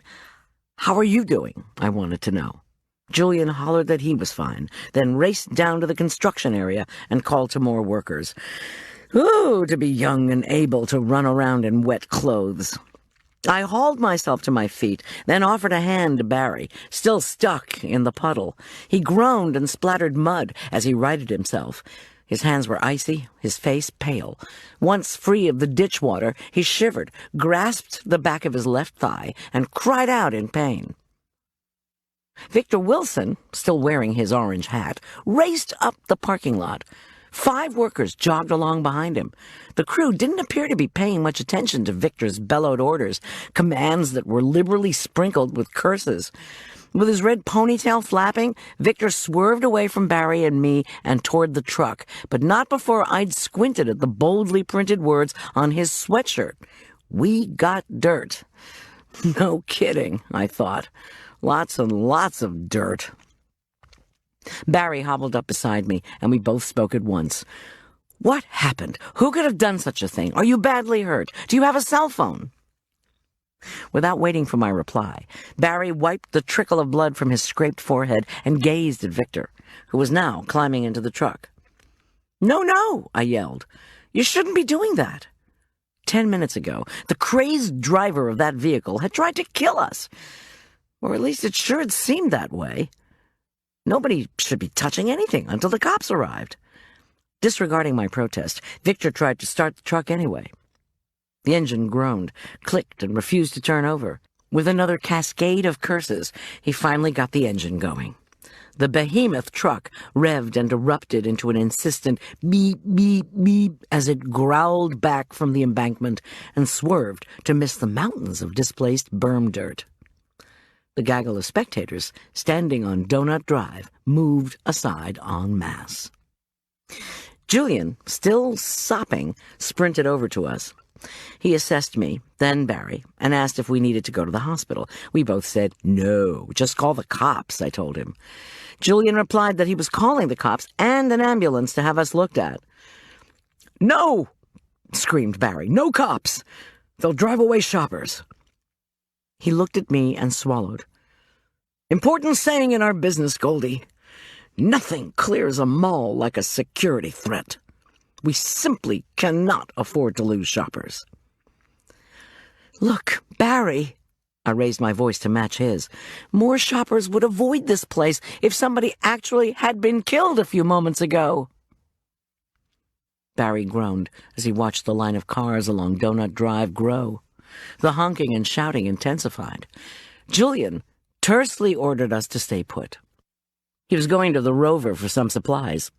When I asked him if he'd been able to make out who was driving the truck, man, woman, race, build, he shook his head. The first thing he'd seen was the truck's backside as it catapulted out of the muddy lake and careened toward us. When Julian roared up in the Rover a few minutes later, he had already changed into a spare sweatshirt and pants. He leaped out and retrieved a battered first aid kit, a roll of paper towels, and his own cell phone. I noted the smooth, peculiar to Julian ability to do 2 things at once with complete calm. He punched in 911, cradled the phone between his ear and shoulder, and pumped disinfectant onto his hands. Then he instructed Barry, in the low, soothing voice Julian always assumed in a crisis, to lie down. He had to get off his injured leg, Julian explained. Barry protested. He'd be just fine if he could get into some clean clothes and make a few calls. "And you, Goldy," Barry said, his scraped face racked with pain. "I'm hoping you can just go inside and get going. The mall really, really needs to have this event go off smoothly." "Mr. Dean, please," Julian spoke in a low voice. "You'll be much better off if you just let me help you for a few minutes. Come on." Barry's insistence that we all needed to get the hell out of here subsided. Groaning, the mall manager lay down as bidden. Julian smoothed disinfectant onto Barry's face and arms, wiped away blood and muck with clean towels, and gently touched Barry's injured thigh. All the while, he murmured into his cell phone, telling the emergency operator what he'd seen happen. When Julian told the operators where in Westside Mall's parking lot we were, Barry abruptly wrenched away from my assistant's ministering hands. He struggled to a standing position, snarling that he didn't want any help from the cops. He just needed to get back to his office. What was it with Barry Dean? First, he wanted to talk to me privately and urgently. Then, after we'd nearly been run down by a truck, he'd submitted reluctantly to Julian's care and told me to go inside and work on the event. Now he was back to yelping that he needed to get back to work. While Julian walked after the hobbling Barry, trying to convince him not to leave, that he needed to be seen by a medic, I took stock of my own injuries. I'd had the misfortune to land on my kneecaps, which burned when I whisked off the tiny stones that had embedded themselves there. Blood spurted through a network of dirty scratches. My support hose, of course, were ripped and filthy. Other than my knees, I seemed to have emerged with some arm pain that would no doubt turn into a disgusting bruise. Still, no matter what the intentions of the truck driver, I had survived. So now, I thought, as I continued to massage my kneecaps, I only had to clean up, change outfits, figure out how much food we'd lost, and get on with the event. I knew the party would take place. Barry was determined. Thank God I had learned to keep an emergency pack of catering clothes in my van. I tentatively put one foot in front of the other, immediately registered acute pain in my back and hips, and sternly ordered myself to block it out. I had work to do. Apparently, Barry had again changed his mind about rushing to his office. He limped back to my side. Julian spoke earnestly into his cell phone. No ambulance after all. The injuries were slight.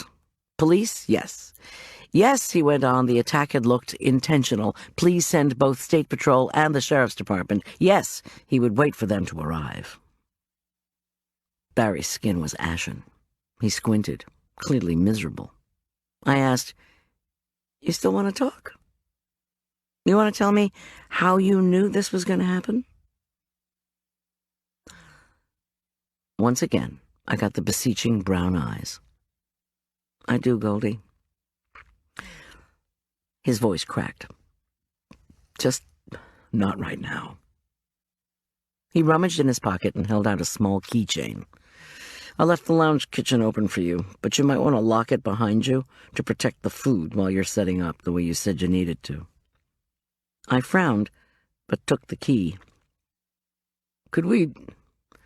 Goldy, you're an old friend of mine." His mouth twisted in a half-smile. Were those tears in his eyes? "Could we have our little chat later at the party? I have some things I absolutely have to do right now." "Not a good idea, Barry. Come on, at least tell me how you knew that truck was aiming for us." He blushed. "I didn't say that." I glared at him. Barry shook his head. "I really don't know who the driver was. I thought I did, but...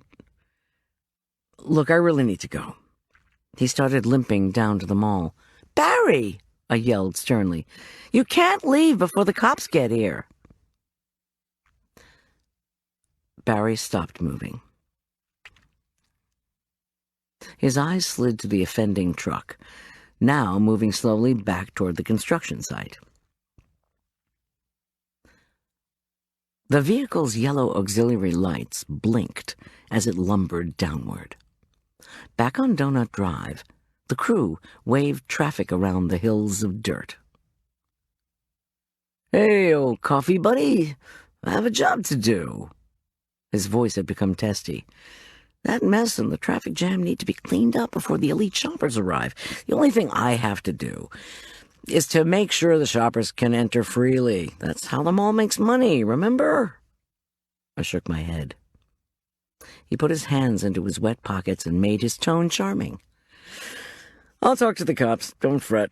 I'll see you up at the lounge. Say half an hour, 45 minutes at the latest."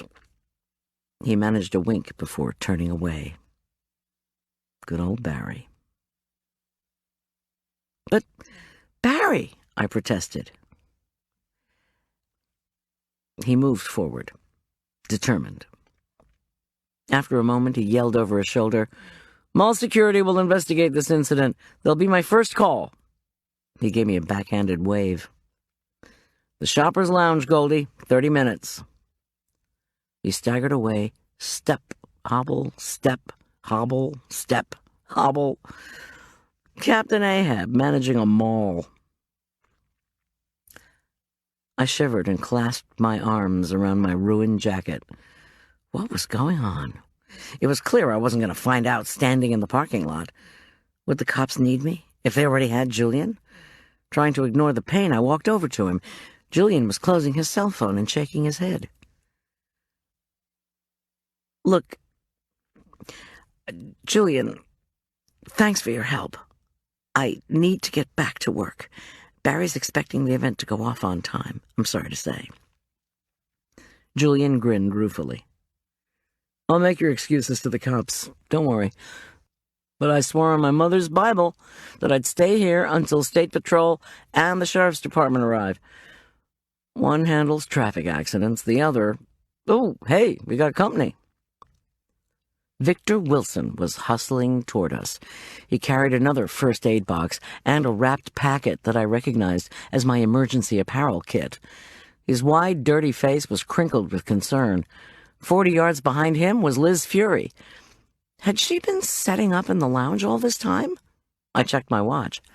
Incredibly, only 20 minutes or so had passed since the truck had begun its killer course toward us. "Are you all right?" Victor demanded.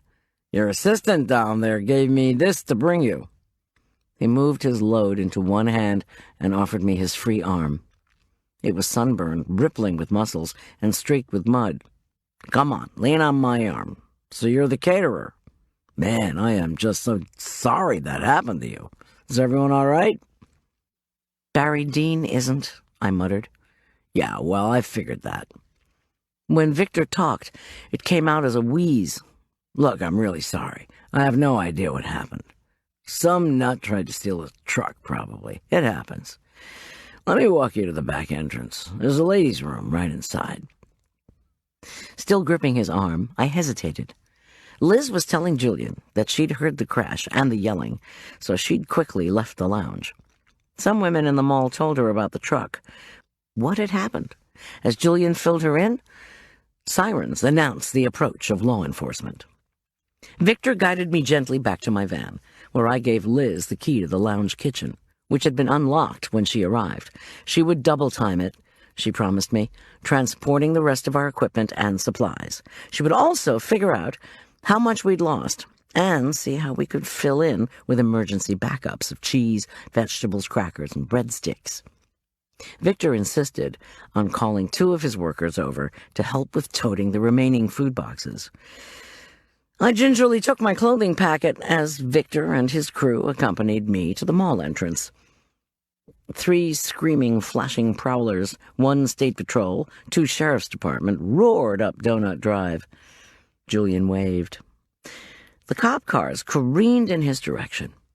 Victor deposited me at the ladies' room door and told me to go slow. I didn't look too great. He and his crew would make as many trips to the kitchen as they needed to, so that we'd have our supplies. It was the least we could do, he said. Shoppers stopped to look at the hard-hatted construction workers with their raggedy, paint-covered clothes. Victor gave the shoppers a defiant look. His crew stared at the floor. I thanked them all.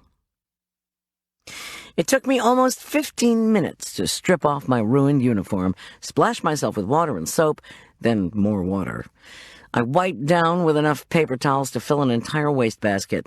I downed half a dozen ibuprofen packed with my emergency clothing, wriggled into my clean outfit, then walked out into the bright light of Westside's marble-paneled hall.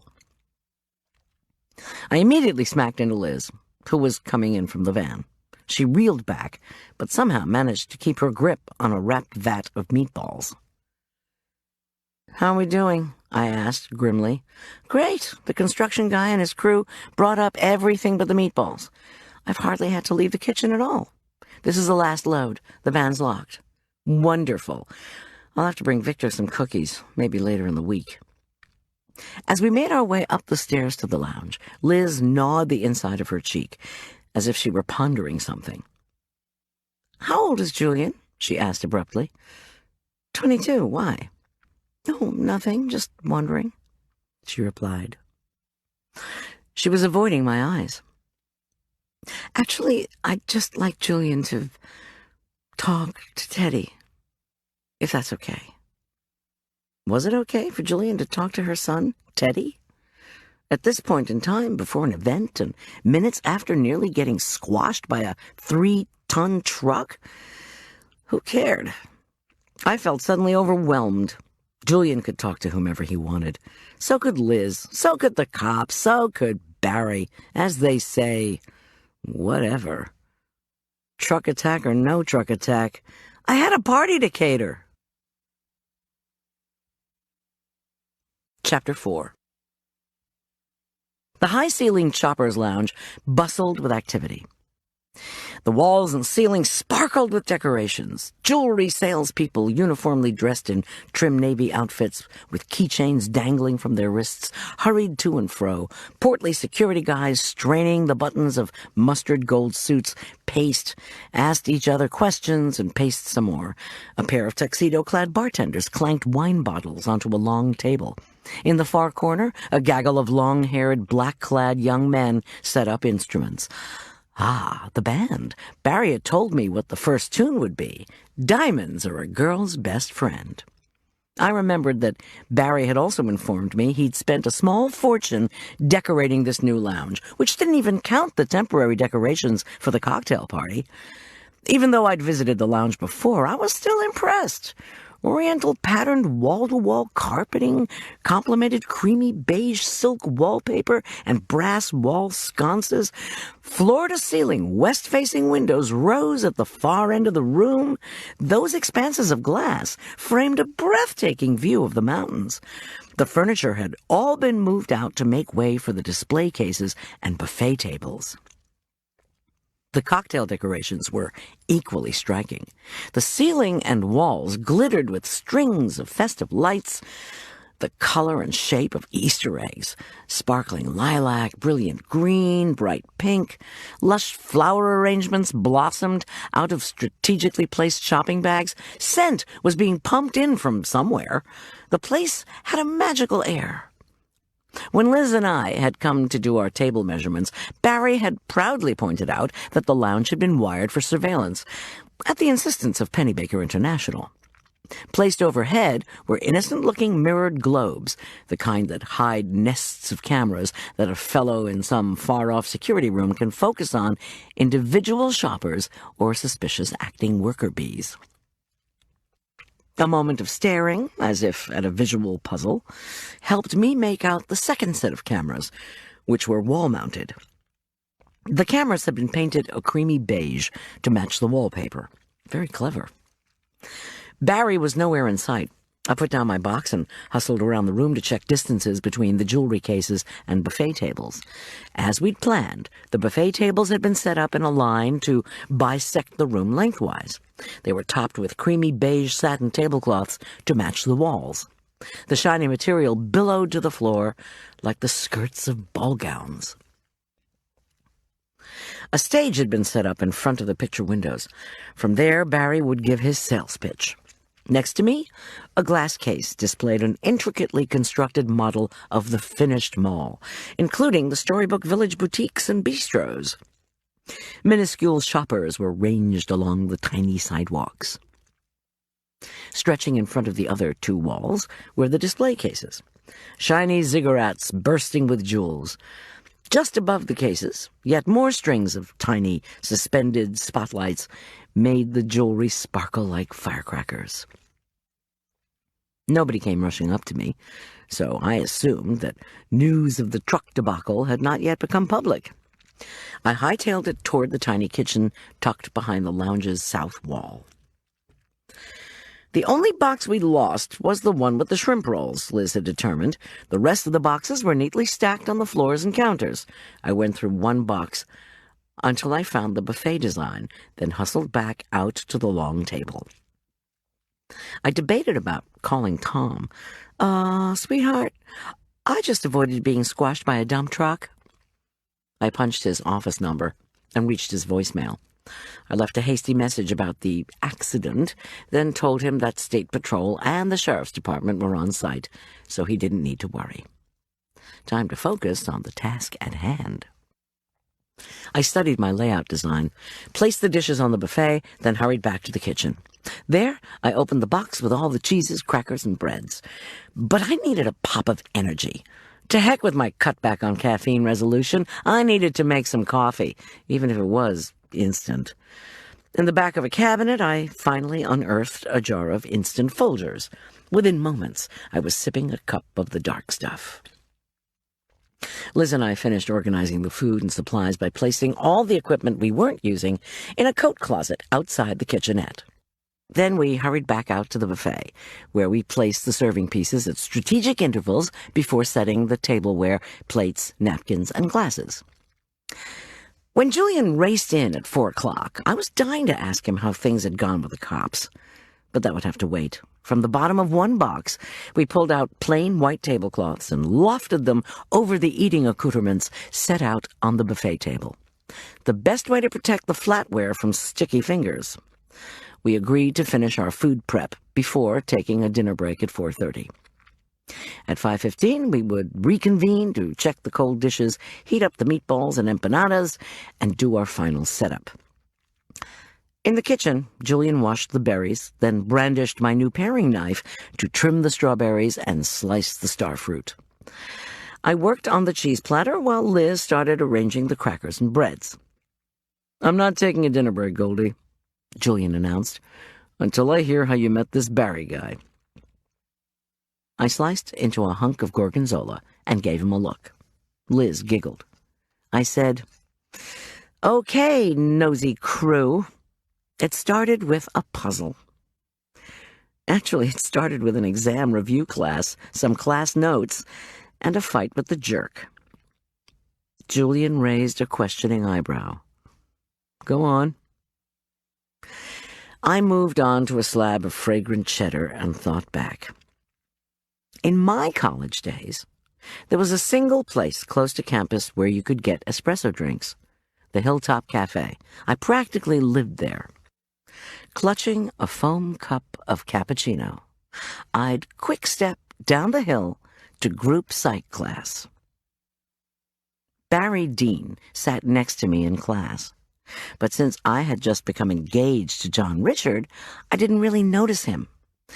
Didn't notice him, that is, until he asked me where I got that luscious-smelling coffee. Liz tossed her head of silver hair. "Goodness, that's the best pickup line I've ever heard." "Yeah, well," I said dryly, as the two of them grinned. On the last day of class before the final, the professor was doing one of those you-need-to-come-if-you-plan-to-pass reviews. The night before, John Richard and I had our first fight. "Was this a fight of the physical variety?" Julian demanded, as he expertly moved aside a mountain of trimmed strawberries. "No. All that came later." I peeled the wrapper off the camembert. This particular time, John Richard barged into my dorm room. I'd left a message saying I couldn't go to a med school party with him because I was preparing for the group psych review and studying for the exam. He shouted and carried on and threw my books, mugs, shoes, and clothes all over the place. When he stomped out, I started crying and couldn't stop. My eyes got so red and puffy that I couldn't see well enough to go to the review class. I was sure I'd end up bombing on the exam. Julian and Liz had stopped working and were leaning against the counters, all ears. "I cast my swollen eyes over the class list," I said dramatically. "And who should be listed after yours truly but Barry Dean? It's really not that big a deal, guys." "Wait a minute," Julian said, snapping his fingers. "I know that name. Barry Dean had a TV show out in Longmont, right? Not long ago, he was the answer to a trivia question in The Camera." What CU alum ran a short-lived quiz show in a nearby town? Yep, only it wasn't a quiz show, it was a scavenger hunt. Follow the clues around Longmont. Learn about the city. I shook my head. Barry used to love puzzles. Anyway, I stopped sniffling, called Barry's room, and left a message with his roommate asking if I could borrow the review class notes. Next morning, someone slipped an index card under my door. It said, "You can run, but you can't hide. Don't let your life go down the blank." And then he'd written, hint at the bottom of the page, check the field house. Oh, I wish I'd had a boyfriend like that, Liz said with a sigh. He wasn't my boyfriend. Go on, urged Julian. So, I went to the CU field house and found a penciled sign with the Greek letter Psyche on the door to the ladies' room. I was afraid I'd find the note in a toilet, of course, but taped on the other side of the ladies' room door was a manila envelope. Writing on it said, let's see, first third of notes, Goldy, everything will be just ducky if you blank. I thought for a few minutes, then zipped over to the campus duck pond, where another letter, Psyche, was taped to the bridge, along with a second manila envelope that contained the second third of the class notes. This envelope's message read, "We'll just wake up and smell the... ... So, of course, I dashed to the Hilltop Cafe, where Barry was sitting at a corner table and smiling like the proverbial Cheshire. You can run, but you can't hide, Liz repeated thoughtfully. Don't let your life go down the toilet. Everything will be just ducky if you wake up and smell the coffee. Yeah, I said with resignation, as I started on the last cheese. Barry looked at my mottled cheeks and puffed eyes, then glanced at my engagement ring. He said, I see your ring and I see your face, and I say, don't marry this guy. Which unfortunately brought a fresh outburst of tears from yours truly. And that's how Barry Dean and I became coffee buddies, driving all over the Boulder, Denver area in his Mercedes with the Basset Hound in the back, looking for good coffee before I ignored Barry's advice and married the doctor from hell. Both Julian's and Liz's faces looked sad, even stricken. Come on, guys, it's not that bad. The jerk is history. And now we've got a big gig thanks to the Quiz King of Longmont Cable. So let's do it. We finished at precisely 4:30. Barry had not yet shown up. I figured that he must have decided, after all, to talk to the cops, instead of to me. Fine. That was what he needed to do. Right before my eyes, Denver's most eligible bachelor had become its most eligible basket case. Liz gave me the kitchenette key, then offered to treat Julian to dinner at the mall's new gourmet sandwich shop. Julian arched an eyebrow in my direction. I shrugged and told them to go on. If I planned to follow through on my new resolve to keep better track of Arch, then I needed to give him a call. I locked the kitchenette and dropped the key into my apron pocket next to my cellular. Amazingly, I'd remembered to bring the phone from the van. For the first time, I was glad I'd finally given in to Arch's "everyone's got one but me" cell phone demand, even though I knew he'd resent what he called my checking on him. Tough tacks. Yeah, this was his new cool guy greeting. It's Mom. I'm down at Westside. Did you get my guitar yet? Did Marla find the new Palm Pilot? How about the Internet Watch? I haven't had time to do anything besides work. I don't know about Marla. What are you doing? Changing my clothes after lacrosse practice, Mom. What do you think I'm doing? I was just worried. He groaned. Mom, I have to go. Lacrosse practice is over. I'm cold and Tom is waiting for me. He paused. Does this mean you won't be buying my guitar today? Well, maybe we should talk later. He hung up. And I scolded myself for expecting meaningful communication at this stage of Arch's life. My stomach growled. I popped out of the lounge and wandered past the mall's alluring window displays and two huge common areas, one a coffee shop, the other an enormous play area, where kids whooped it up as they leaped on and off hard rubber play sculptures in the shapes of fried eggs, toast, bacon, and pancakes. At length, I came to a franchise restaurant where I wolfed down a depressingly cold steak sandwich, which tasted more of grease than beef. I had 15 minutes before I needed to be back in the lounge. I tossed my trash, steeled myself, and went looking for Westside music. It was not until 5:20 that I scooted back out of the store. I was now the irritated, humbled owner of a $700 electric guitar. Needless to say, the purchase had not proved to be as joyful as I had visualized. For some mysterious reason, my credit card company had balked at the purchase, despite the $20,000 limit they had recently bestowed on me. After running my card, the sales clerk had frowned, looked me over suspiciously, and announced in a loud voice to me and all the people in line that the sale had been denied. Did I, he asked loudly, want to pay by check or not make the purchase?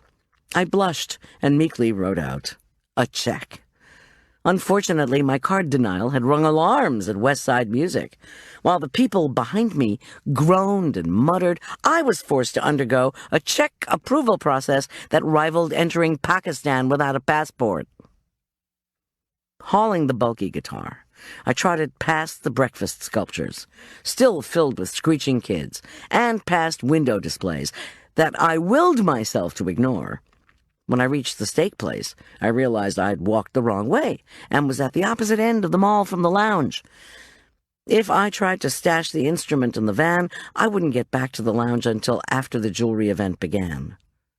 I gritted my teeth and raced back toward Westside Music. It was hard to ignore the curious stares from adults and children alike. A singing caterer works both ends of the mall? I ignored their gapes and tried to imagine Arch looking happy when he opened his gift. That happiness might last less than an hour, but so what? Besides, I had something else to look forward to. Canceling that damn credit card. I arrived breathless at the Westside Music counter. I paid no attention to the salespeople, whom I'd mentally dubbed the smirking clerks. I announced to the salesman who'd handled the botched card sale that I needed him to keep the guitar for me, please, until later in the evening. He informed me icily that they closed at 9. I'd be back by then, I vowed, and took off. I stopped running only when I arrived at the lounge entrance. It now boasted 2 beefy security guards. Swirling around them was a chattering group of beautifully dressed women. They seemed to be milling about with the sole purpose of assessing one another's outfits, makeup, jewelry, and shoes. Putting my sweat-drenched and rumpled caterer's garb out of my head, I ducked past the women, then rummaged through my tote for ID. I flashed it at one of the guards, who nodded. Then I pushed through the service entrance to the kitchenette, washed my hands, and sped out to the main room. To my surprise, the jewelry cases had also been covered with white damask cloths. I sprinted to the tables and about fainted with relief. Julian and Liz had set out everything. The food-laden buffet looked stunning. "Hey, Ms. Punctuality," Julian said, straight-faced. "Aren't you glad Barry had a spare key to the kitchenette?" "Sorry, really, both of you. And what? Barry opened up for you?" Julian nodded at the stage, where Barry, in fresh clothes and moving as if he too had downed a few painkillers, stood holding court with the band. "He was looking for you," Julian told me. "Oh, but you should know that he only opened the kitchen when we promised him we'd give him something to drink, something alcoholic. He wanted it from us instead of the bartenders because he didn't want any of the salespeople to see him taking a nip. Several large nips, if the truth be told. So much for him being a caffeine guy." Liz giggled. Julian grinned broadly, happy to entertain. "So," I asked as we sauntered back to the kitchen, "did Barry ever talk to the cops?" They both shrugged. How did you do with them, Big J? State Patrol just asked me the basics, what happened and when. I told them you'd seen the accident too, but they said they had plenty of witnesses, and since nobody had been hurt, they didn't need to talk to you. Anyway, State Patrol and the Sheriff's Department officers told Victor to take them down to the truck. They told me to come, so I did. Get this. They found a pair of cufflinks on the cab floor. Did we know whose they were? They asked. Victor said no, and so did I. So the cops put him in one of those brown paper bags, the kind Tom uses for evidence. I stopped and arched an eyebrow at him. He grinned. They were gold cufflinks, Ms. Nosy. They had 2 sets of initials on them, and some writing on the back. Whose initials? What did the writing say? I don't remember all of the initials, Julian replied. The writing said something about making money. I don't really remember what. Julian? Okay. I remember one set of initials was BD, so maybe they were Barry's. I thought again of Barry's paranoia, how he'd wanted to talk to me, how he'd freaked out over the truck incident, how he'd then decided not to chat with me, but hustled back to his office. Go figure, I murmured. Liz shook her head. All Barry Dean could think about was getting a drink. He slugged that expensive Burgundy straight from the bottle. Said he couldn't take much more for one day. Julian added, He said you were his old buddy and it would be okay. Don't worry, Liz told me. I threw away the rest of that bottle. $34 a pop, though. We should charge him extra. I made for the stage. Barry was plugging in his microphone. No question about it, the man cleaned up well. In fact, he looked downright spiffy in his tuxedo. As I got closer, though, I noticed his face was red and sweaty. Worse, he was a bit too obviously chewing on a mouthful of breath mints. We've got a videographer here, he began, once he'd swallowed the candy. He pointed to another tuxedo-clad fellow clutching a camera. Every woman attending gets a video of the event, Barry went on, so she can see herself in her chosen necklace or earrings. You're not camera shy, are you? I groaned. Don't be nervous. We'll cut any food accidents. Actually, old buddy, what makes me nervous is you drinking wine straight from the bottle. Oh, sorry about that. He paused and gave me the full benefit of his seductive brown eyes. He seemed to be struggling with words, thoughts, something. Goldy, about that truck. Did you talk to Colorado State Patrol? No, but I wondered if, whatever he was wondering, was cut short by the band striking up Diamonds Are a Girl's Best Friend. Barry muttered something that sounded like holy moly as the lounge doors opened. An army of gorgeous women streamed in. Clad in bright-hued silk, satin, and taffeta, they hiked up their skirts and flew to the shrouded jewelry cases. Exclamations of, "Damn!" and "What's going on?" rose above the music. Barry grabbed the microphone. "Ladies," he announced, "and gentlemen," he added, acknowledging the sprinkling of men. "Before we start with our serious business tonight, please help yourselves to drinks and hors d'oeuvres. Then I will explain how our event is going to work." I made my way to the kitchen while Barry flattered the women and charmingly described how easily and effortlessly they could wear these $100,000 pieces they needed and owed to themselves for mere pennies per month.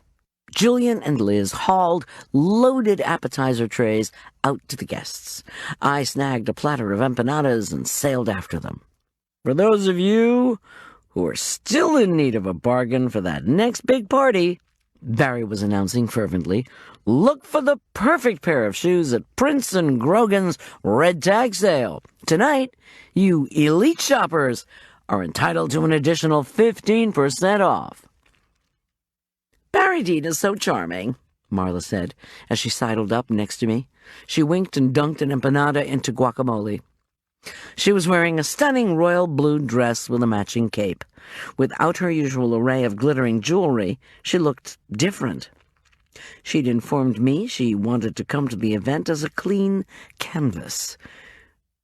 I'd love to listen to Barry Dean all the time. In my car, in the bathroom, while looking at his picture. How was the spa? Fabulous. Plus, I have so much to ask you, especially about Marla. I have to calm down. I'm having a couple of empanadas. She grabbed her cape and folded it over her arm, then nabbed 2 more empanadas, downing one and then the other, while 4 other women helped themselves to my tray. "Tell me about the truck," Marla whispered, conspiratorially, once the women had moved on. With a paper napkin, she wiped creamy green stuff from her upper lip. "You heard about that already?" I asked, stunned. Marla opened her eyes wide, a picture of offended innocence. Of course the queen of gossip knew about everything. Why was I surprised? "Well," I began, "somebody got into a truck, slammed down the accelerator, barely missed Barry the Charming, not to mention yours truly. Then whoever was driving crashed the truck into the berm. Trying to get out of the way, Julian, Barry, and I all got soaked with mud and grime. I lost a whole box of shrimp rolls, not to mention a big chunk of setup time." "How'd you ever get the food done, then?" she mumbled through another empanada. "The excavator and his crew helped. They brought in almost every box. Actually, I guess he's the construction manager for the mall addition. He said he felt responsible for one of his trucks almost killing us." "That's not Victor Wilson, is it?" I sighed.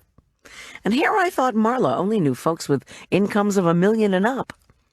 "How can you possibly know?"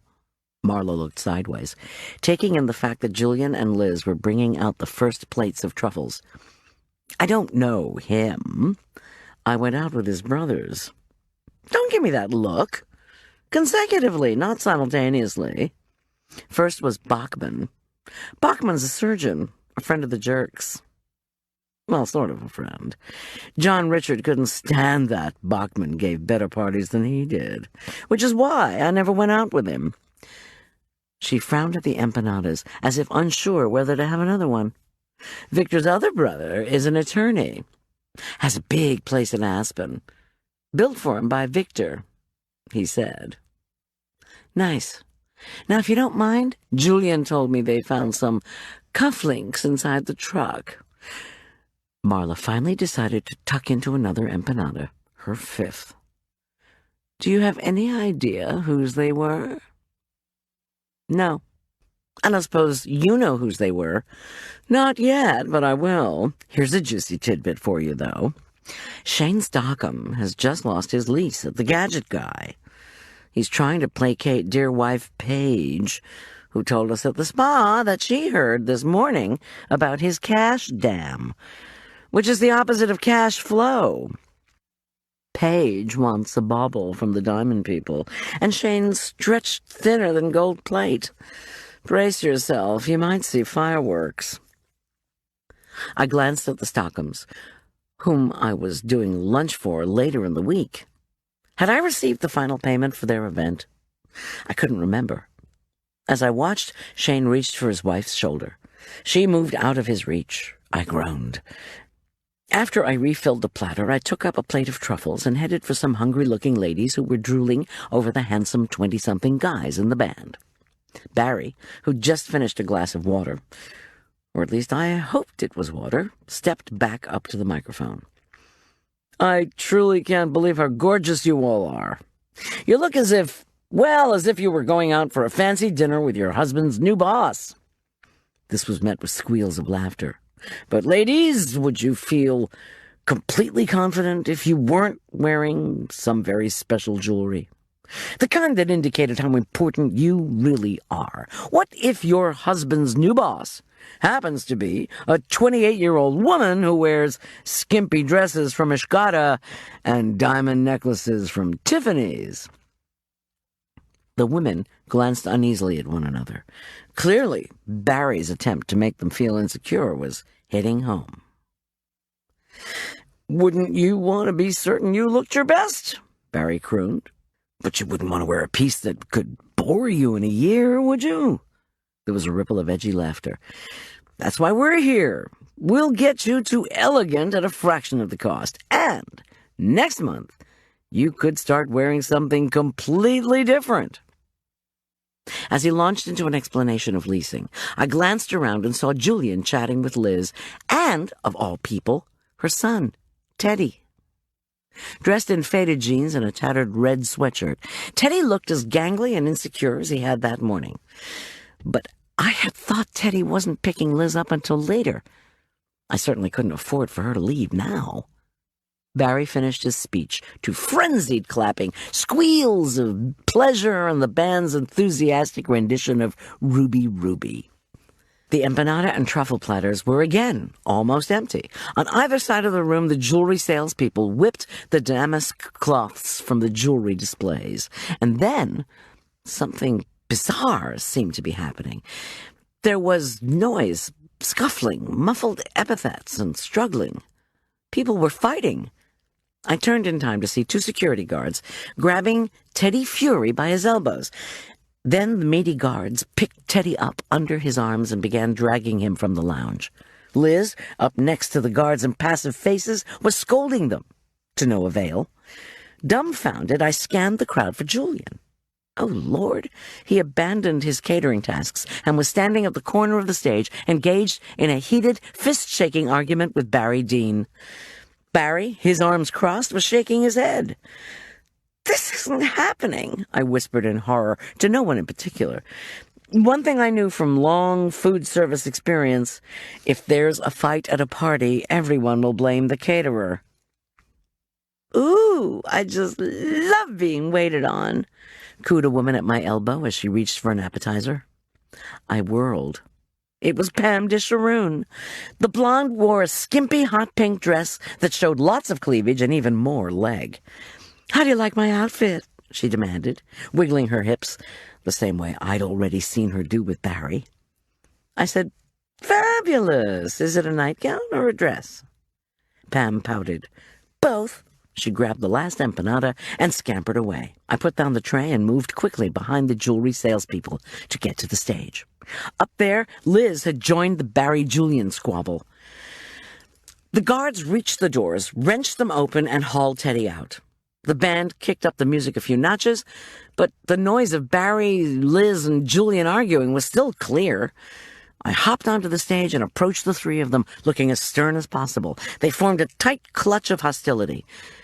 "He's a child!" Liz exclaimed, her voice just below a shout. Her silver hair shone in the spotlights. "He's a thief!" Barry retorted, his face flushed, his chin pointing defiantly at Liz. "You just cannot do that to a kid," Julian cried angrily. "You're going to ruin his—" "Excuse me," I said, with as much authority as I could muster. "This argument needs to be put on hold, and I mean right now. Liz and Julian go back to work right away." "Barry," I said sternly, "you hired me. There are 200 potential clients out there who will remember this party for this altercation, unless you stop this minute. We can talk later. Understand?" All three mumbled okay. Yes, sorry. Julian and Liz hastened down the steps at the side of the stage. Barry opened his mouth to say something, but he couldn't get the words out before another volcano of yelling erupted. By one of the two cash registers, set up to handle the leasing arrangements, a man and woman were arguing. They were young. They were attractive. They were Paige Stockham and Shane Stockham. $1,000 a month? Paige shrieked, with her blonde hair done up in a fancy French twist and her slender body sheathed in white silk. She looked like a latter-day Audrey Hepburn. But her demeanor was the opposite of the gracious, soft-spoken Hepburn's. She screeched at her husband, "You cheap bastard!" "Don't talk to me like that," Shane bellowed, using the same tone of voice I'd heard so many times when he disagreed with lacrosse referees. "You're lucky you get anything. You tight-fisted asshole! You bitch!" Shane lunged forward and slapped Paige in the face. My stomach turned over. Paige responded by kneeing her husband in the groin. When the two backed away from each other, the crowd parted to give them space. At that moment, the security guards re-entered the lounge. Dumbfounded, they looked to see what the new disruption was about.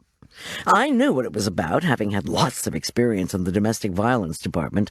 I jumped off the stage and pushed through the throng toward the warring partners. The Stockhams had stopped screaming obscenities. Shane was trying to slap Paige again. She was fending him off. I tensed my biceps, stepped up next to them, and grabbed the right arm of Paige and the left arm of Shane. Using all my strength, I pulled them apart. "Guards!" I yelled. "Come here now, please. Come take Mrs. Stockham out. Now, please." I stared at Shane Stockham and said tersely, "You need to back off, Shane, right now." I continued to grip his left forearm. Shane was a well-muscled man, with slicked back brown hair and a handsome baby face. He had that young, all-powerful movie star look. "Stop this," I said, in a low voice. "A piece of jewelry isn't worth a fight." The security guards reached for Paige. She yanked herself away from me, then hopped quickly behind one of the jewelry display cases. Shane, meanwhile, also pulled out of my grasp. He turned his back and walked toward the stage, away from the exit doors. "Hey, Shane, cheap bastard," Paige taunted. "Business failure! Come get me now!" The guards, upset at being foiled, lumbered a bit more quickly on either side of the case, trying to apprehend Paige. Again, she was too quick for them. With a few agile steps, Paige danced back out by the buffet table, not far from me, but probably 20 yards from where Shane was walking away. Shane turned slowly, his furious eyes fixed on his wife. Paige hissed something incomprehensible. Shane, in turn, raced back in her direction. Paige neighed in triumph.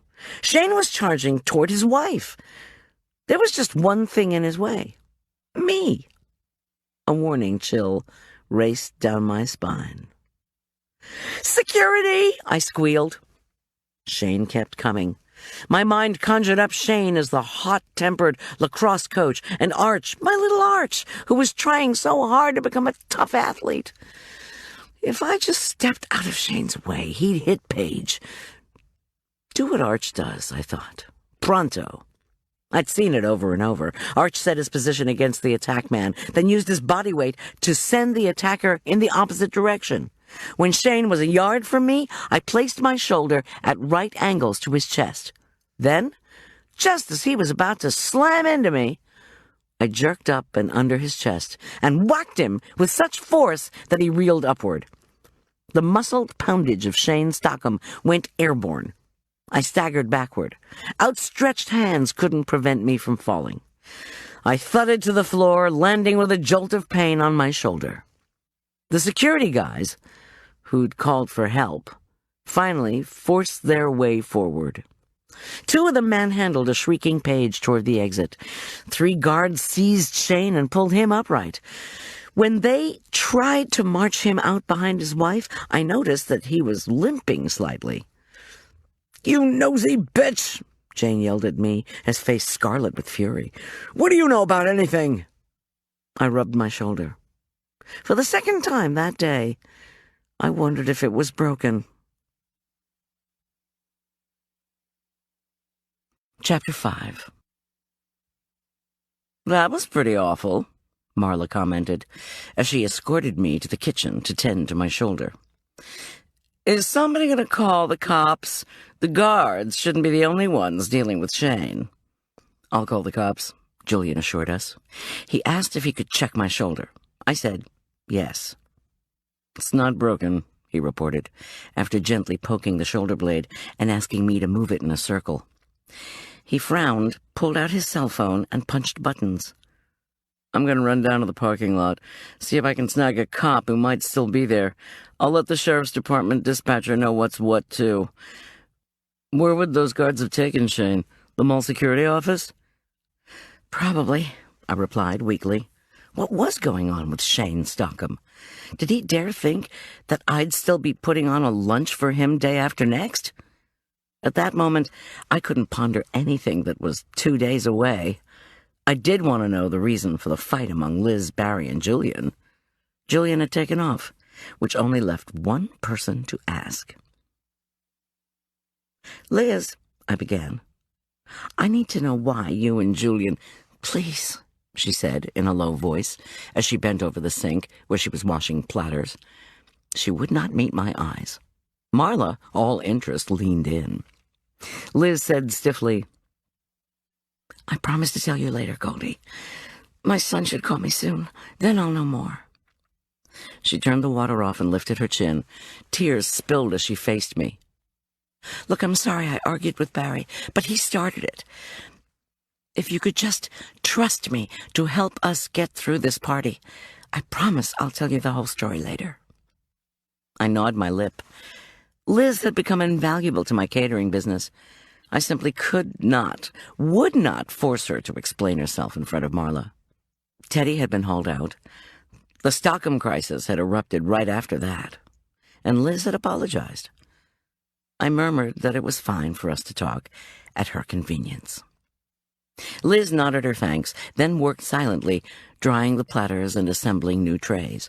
Marla filled a dish towel with ice and lightly pressed it into my shoulder. The events of the day filled my mind. First, the truck had almost mowed me down. Then Shane Stockham had almost mowed me down. And, as Liz had reminded me, we were in the middle of an event.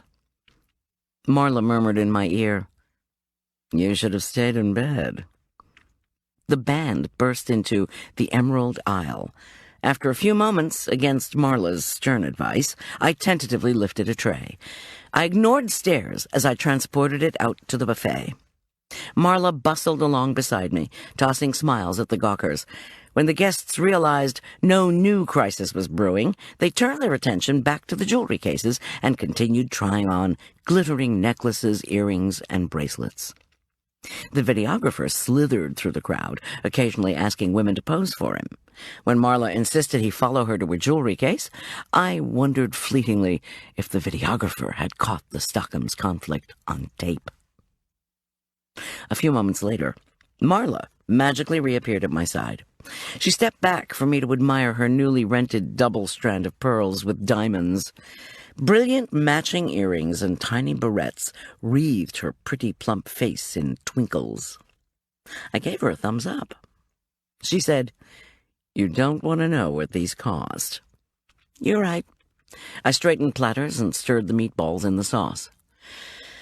"So," I asked her, "do you have any idea what Barry and Liz and Julian were fighting about?" "I can guess," she said. "You don't need Liz to tell you the whole story. I can fill you in on most of it. Don't you know that little Teddy's had a few shoplifting incidents here at Westside? More than a few, if my sources are correct. Julian must know about Teddy's problems because he was in on the argument. When he comes back, I can cross-examine him." I groaned. "Well then, what was Shane and Paige's fight about? Do their spending disagreements often turn violent?" "I've heard stories," Marla replied knowingly. 3 beautifully outfitted women sidled up to the table. Marla's eyes glided over to them. "I can't talk about the Stockhams out here, Goldy," she announced in a stage whisper, "with people eavesdropping. You know, I tried to warn you." I interrupted Marla by asking her to come back to the kitchenette after a few minutes. I picked up the empty chafer of meatballs and hightailed it back there myself. When she pushed through the door, I was ladling meatballs into a sauté pan to heat them up. The rich smell of burgundy sauce steamed through the small cooking space. "If Shane is hell-bent on doing harm to his wife, then I'm not going to cater a party at his place on Wednesday or any other day," I said. My voice sounded a tad more rancorous than I intended. Marla shrugged. "Shane and Paige have one of those love you one minute, hate you the next relationships. You watch. Tomorrow he'll buy her a ruby bracelet, or a round-trip ticket to Paris, or maybe both. That's the glory of numerous credit cards, yes?" Actually, I didn't know, having limited myself to one about-to-be-cancelled card. "Shane just received that eviction notice from Barry, although I think it's been coming for some time now. You should have heard Paige's reaction, like a rich kid who's been denied Christmas. By the way, she told me that they added folks to the guest list for the lunch you're doing for them." Shane wants to include a group of potential investors to underwrite his moving the business online. I peered at her in disbelief. He's added to the guest list? Does he have some new caterer in mind? Marla popped a piece of gorgonzola into her mouth. She moved her hips in time with her chewing, then said, Shane still thinks you're his caterer, doll. That son of a bitch told me the lunch was for his best customers. Yeah, well, he told Paige the eviction was just a tiny setback, and that he'd lease her something really gorgeous today. Marla nabbed a morsel of camembert. You'd think losing your livelihood would mean cutting back on expenses. You can imagine how well Paige would react. In fact, is reacting to that idea. As Marla bustled behind me on my way back to the buffet table, I recalled those long months when the jerk had refused to pay the full amount he'd been ordered to give Arch and me. There'd been weeks of peanut butter, homemade bread, non-fat dry milk, chunk tuna, and noodles. When I was strung out beyond my ability to cope, our priest had come to visit. He only came once, admitting he didn't want to jeopardize John Richard's continued financial support of the parish by appearing to take sides. I was tempted to bring up John Richard's current fling with a woman in the choir, but didn't.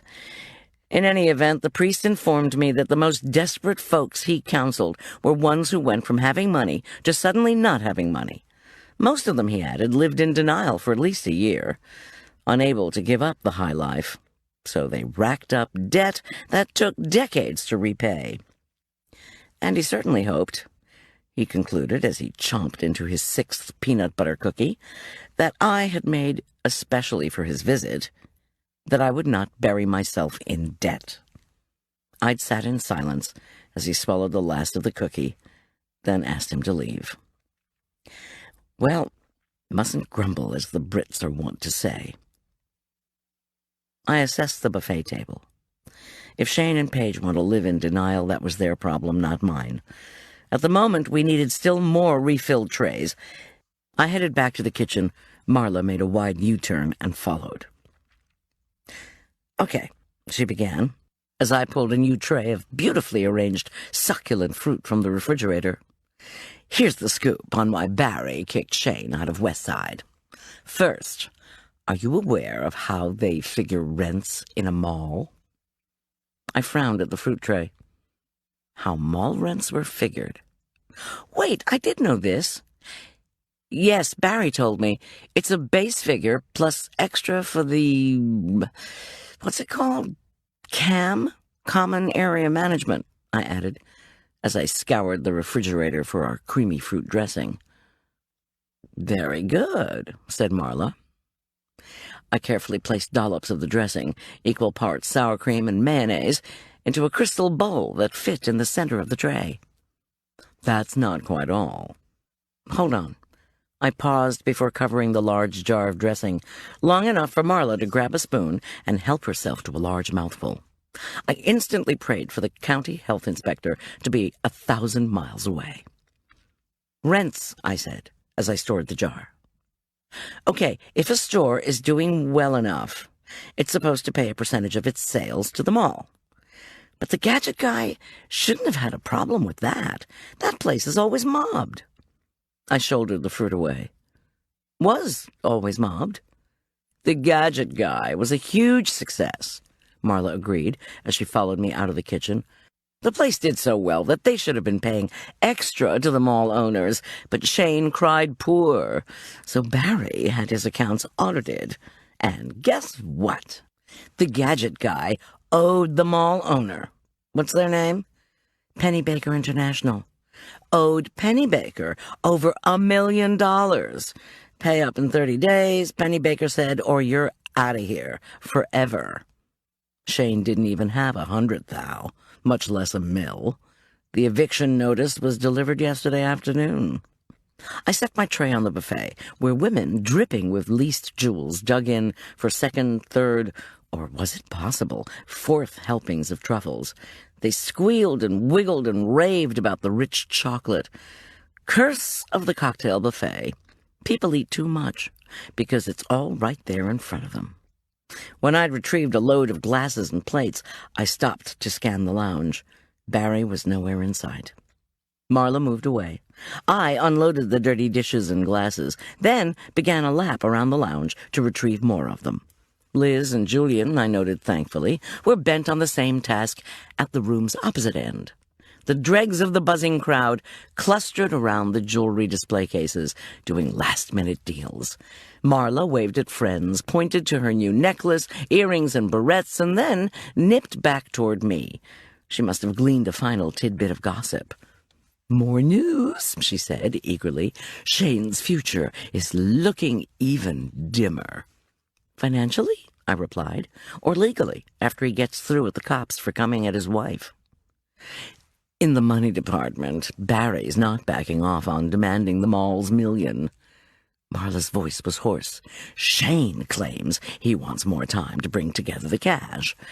That party you, may be doing at his house? He's hoping these potential investors will write him checks to bail him out of everything." "So, how's your shoulder?" "It's fine," I lied, realizing my best friend wanted to get back to shopping and talking, not necessarily in that order. "Thanks for your company. And all the good info," I added with a wink. Marla nodded, gave me a huge smile, and skittered away to coo over someone's diamond necklace. It was almost 7:30, and the lounge was finally emptying. At least the platters had held up to the end. Liz and Julian appeared and also asked about my shoulder. I told them it was fine. Liz wondered if she and Julian could grab a quick cup of coffee, as they needed to talk. Then they would come back to do cleanup. I nodded. She didn't mention the argument with Barry. I certainly hoped she didn't want to visit with Julian so they could agree on a story. "Stop being paranoid," I ordered myself. Marla swooped back and signaled that we go into the kitchenette. "I've got a flask in my purse," she whispered. "This was supposed to be a cocktail party, and all Barry Dean managed to offer was wine. Disgusting. I've got some sherry in here. Dry sack, your favorite. Why don't you have some?" I politely declined her offer, which brought on a "why can't you ever relax" harangue that I ignored. "Okay," I said, after Marla took a sip of her sherry. "What else have you got?" Marla leaned forward, eager to share. "Shane and Paige fought because he didn't lease her a piece from the 6 thou a month category. Paige is a compulsive shopper, like her sister. The woman is crazed, I'm telling you. Maybe they both are. Anyway, Paige wants everything her sister has, and the sister got a piece from that 6 thou a month case." "Her sister?" "Pam Disharoon. Goldy, where have you been?" I wrinkled my nose at her.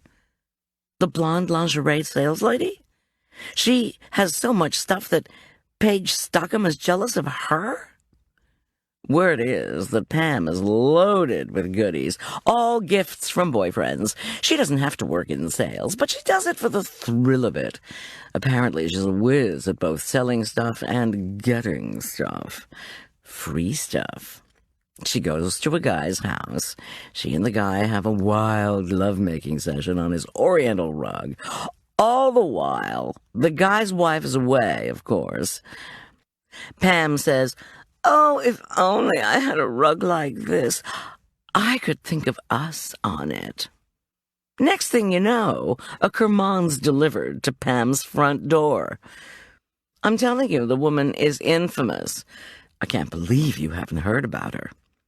I've been working too hard, according to you.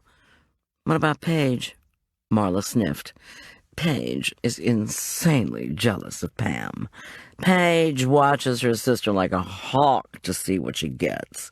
Then Paige goes out and buys the same thing, only bigger. It's like a game between them." "And Shane fits in how?" Marla sipped more sherry. "Well, I just heard Shane and Paige are in counseling, individually and together. Last month, Paige spent $15,000 just on stuff. That woman can't walk past a store without buying something that she thinks Pam might have. Paige just bought a new white Audi because one of Pam's boyfriends gave her one. Paige can't stand the fact that Pam's Audi license plate says, "Go Girl." She thinks it means go get more stuff. I stacked the last of the dirty platters in a cardboard box. So Paige bought one because Pam had one? There's a great motivation for purchasing a luxury vehicle. Marla put down her glass and obligingly scraped a platter into the new trash bag. She hesitated, as if trying to remember something. "And that's not all," she added. Before she was kicked out of tonight's party, Paige told a friend of mine that Shane had told her that 90% of the new stuff Paige just bought has to go back. Paige was upset. Ooh, the last 10% she stowed in a storage shed, her fourth. But it's not as if she isn't trying to change. I hear she's on an antidepressant that's supposed to help with compulsive spending. Plus, she's in individual counseling, as well as a support group for overspenders. Anonymous, of course. For crying out loud. I couldn't imagine keeping any secrets from Marla. The woman was a bloodhound. You haven't heard the worst of it. The reason Shane had to come with her here? As part of their counseling deal, Paige gets no credit cards, no checkbook. So if she wants something, Shane has to be there to get it for her. How'd you get the 15th worth of stuff this month, then? Marla raised an eyebrow. Ellie McNeely called and left a message for Shane. He'd applied for a loan, and it had come through. The minute Paige heard it, she raced down to the bank and talked the clerk into letting her get the dough. Bye-bye loan. We were interrupted by Liz and Julian entering the kitchenette. Julian told me Barry had given us the go-ahead to pack up the buffet. "Would it be possible for me to leave early?" Liz asked. "I need to go find Teddy." I held up a finger for her to wait. "Marla, if you don't mind, I need to visit with my staff." Marla assumed an attitude of peevishness, then winked at Julian and flounced out. To Liz and Julian, I said gently, "You realize how arguing with a client during an event can wreck everything?" Liz opened her mouth to protest, then stopped when she saw my face. "This is not nosiness, Liz. This is your boss needing to know why you were fighting with the client. Especially," I added with a smile, "when we haven't received the staff gratuity." They both hesitated. Then Julian said to Liz, "You'd better just tell her." Liz's thin, pretty face was tense. "Teddy's had trouble here at the mall." "Trouble?" I interjected, remembering what Marla had told me. "What kind of trouble?" Outside the kitchenette, Barry was making an announcement that customers only had 5 minutes to complete their leases, and they might want to stow their pieces in their cars if they were moving on to make great shoe deals at Prince and Grogan. "My son had a theft problem," Liz said huskily. "You probably read about it in the paper. They just couldn't release his name because he's a juvenile." I actually heard about this problem from a friend. What does that have to do with Barry? Reluctantly, Liz continued.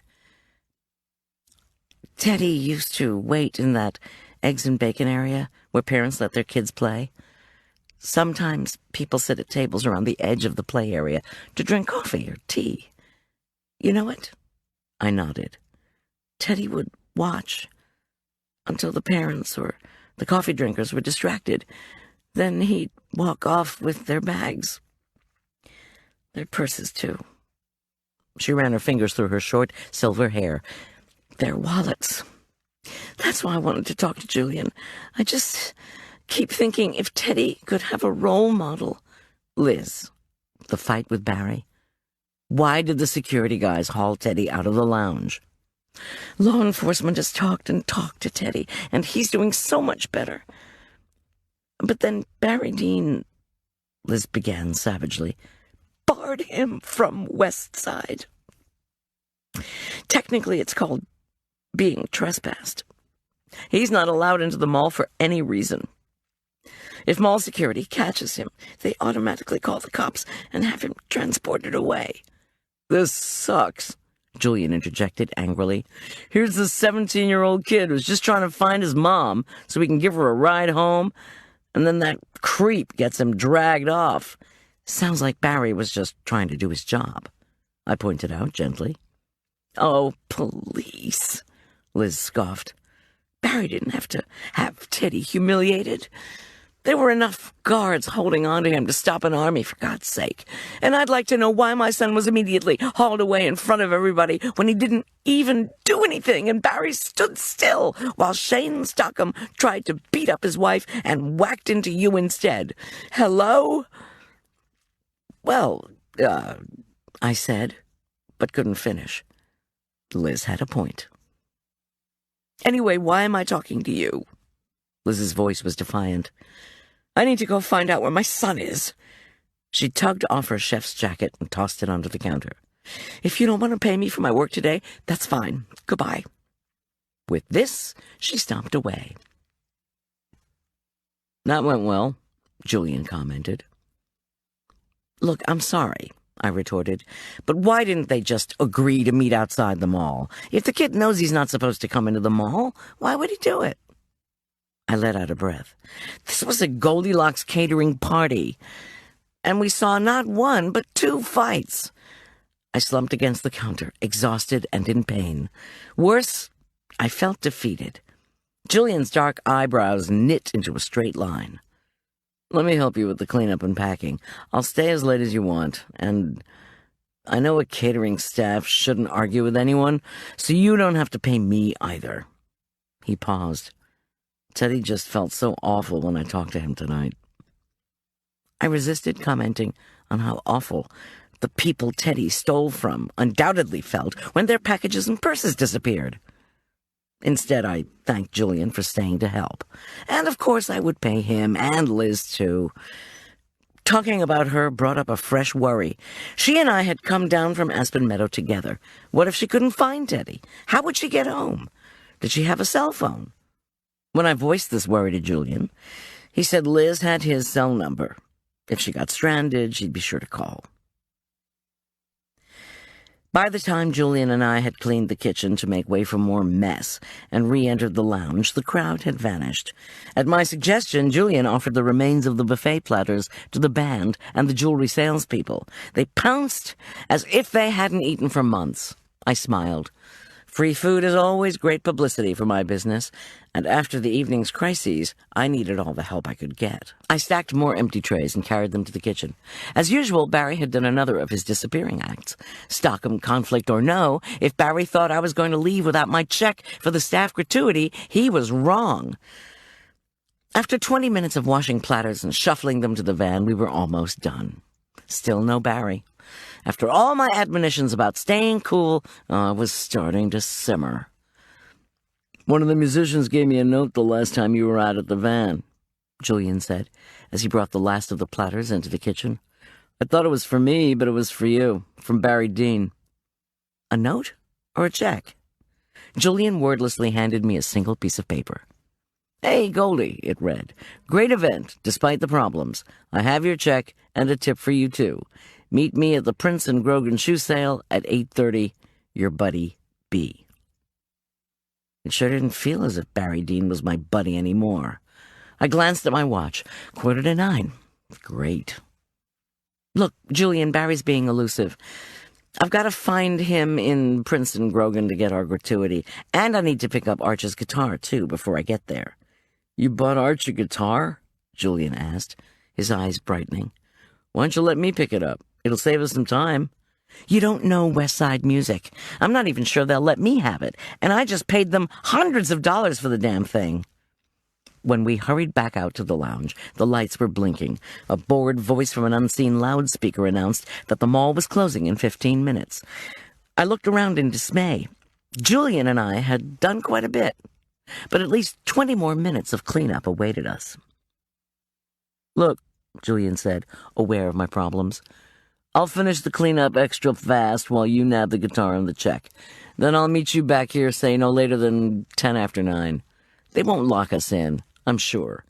Plus, that'll give Liz time to call if she doesn't find Teddy. Then we can drive in convoy out of the lot.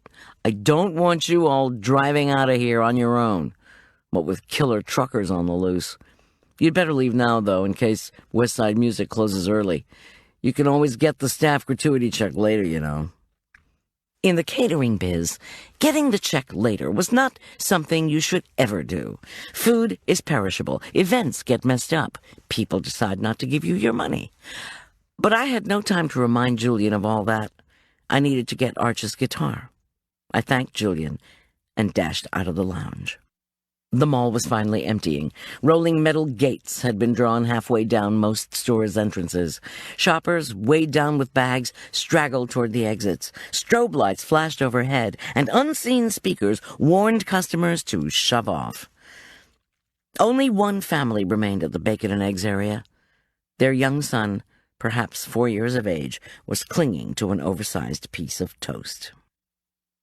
"I can't leave the bread alone tonight," he howled. "The bread will be lonely." I walked faster and prayed that Tom and Arch had arrived home safely from lacrosse practice. Had Shane left his mild-mannered assistant in charge of the usual carnage at practice, I wondered, while he came here to the mall to threaten his wife and me? At Westside Music, a much body-pierced young woman was guarding the front doors. When I arrived, she lifted her metal-dotted chin and announced in a chilly voice that the store was closed. But I could see a clerk at the register, the same fellow who'd waited on me in the first place. I said I'd only be a minute, pushed past the sparkly gatekeeper, and scurried over to the sales clerk. Deep in thought, he was counting the contents of the cash register, one bill at a time, very slowly, mouthing 22, 23, 24, 25. "I need my guitar, please," I said, sweetly. The guy shook his head without looking up and kept counting. I could see the guitar leaning against a CD case behind him. I rummaged through my pockets and pulled out the crumpled receipt. "Please, sir, I'm not here to cause you trouble. Just keep counting and hand me that guitar I've already bought." Again the clerk shook his head. Overhead, the lights in the store dimmed. Once more, I asked him to hand me the guitar. The fellow acted as if he hadn't heard a word I'd said. One more reason to discourage Arch from joining a garage band. Musicians go deaf fast. "Well," I persisted, keeping my tone light, "since it's clear you don't give a fig about customer service, I'm just going to take matters into my own hands."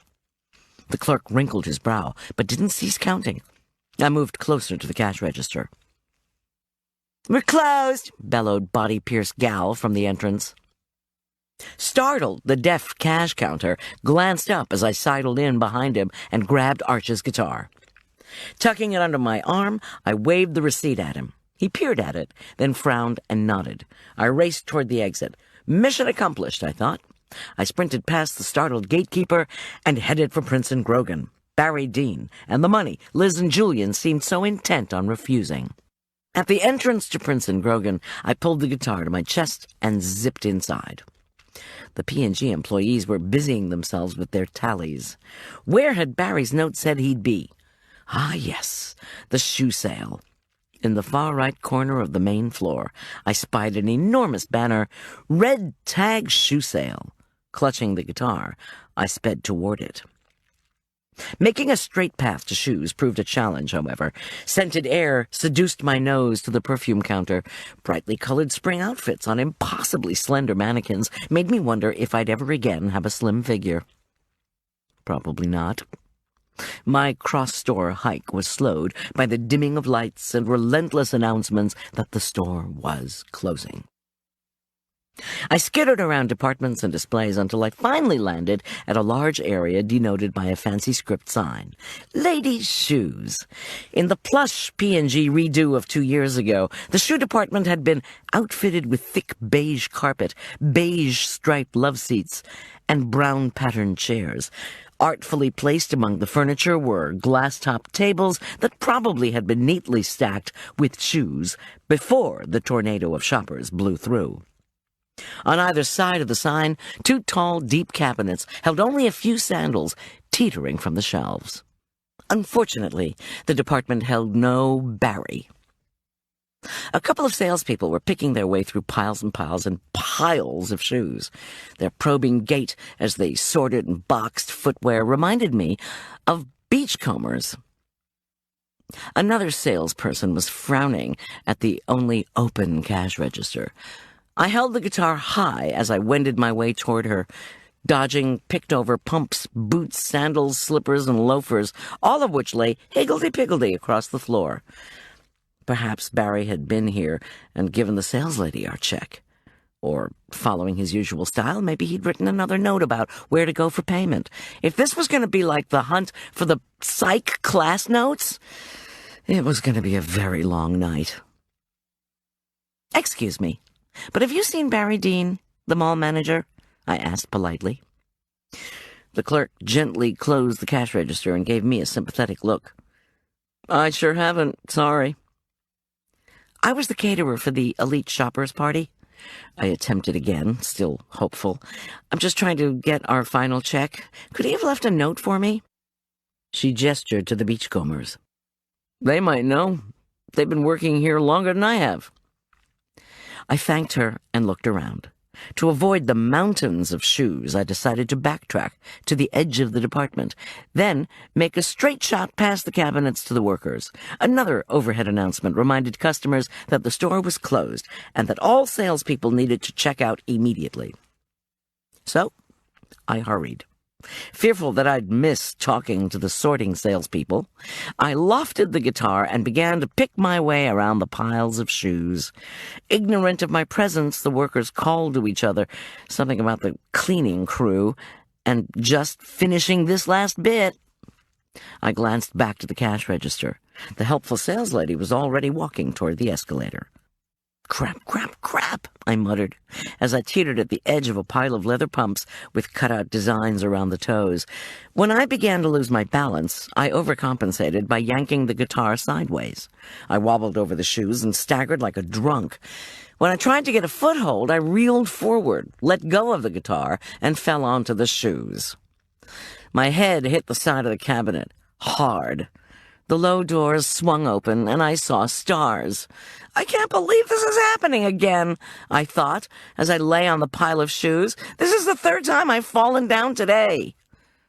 The overhead lights in the department began to click out in a methodical manner.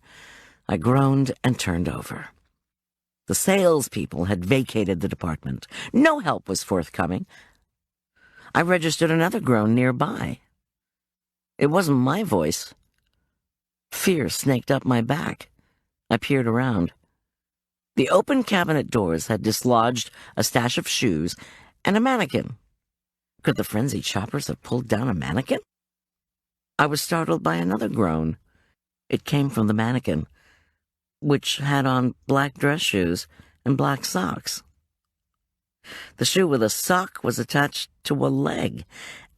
And then there was another shoe and another leg? Oh, Lord! The legs were attached to a torso, to a body, a still warm, unmoving body. Fighting off nausea, I pawed frantically over the shoes.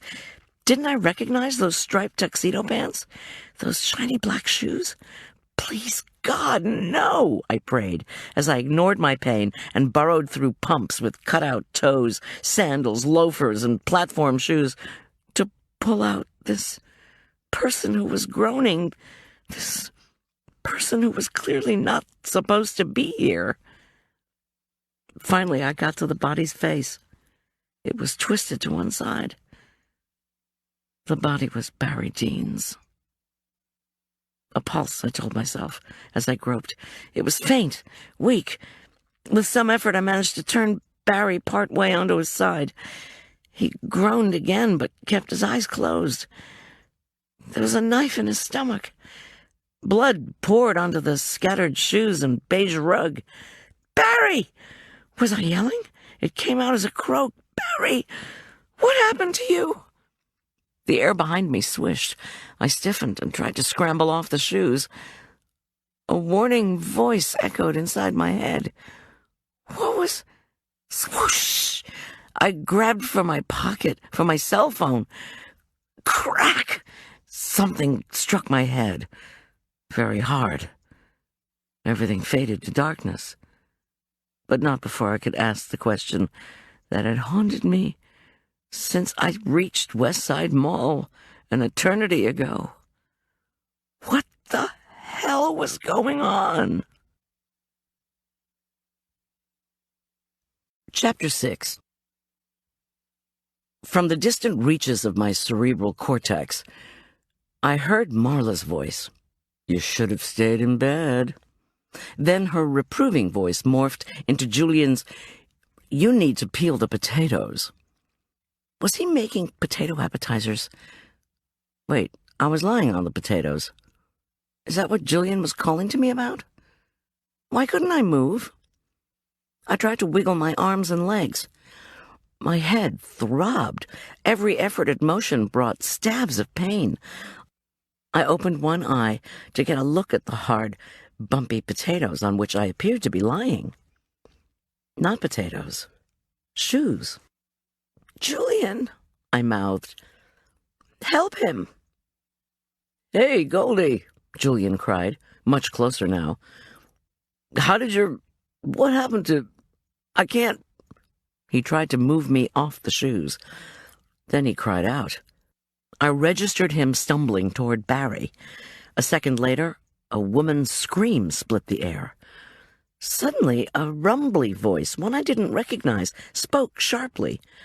Julian protested. I mustered up strength to inch forward, but couldn't go far. Unconsciousness claimed me the way bullies used to push me down the school slide before I was ready.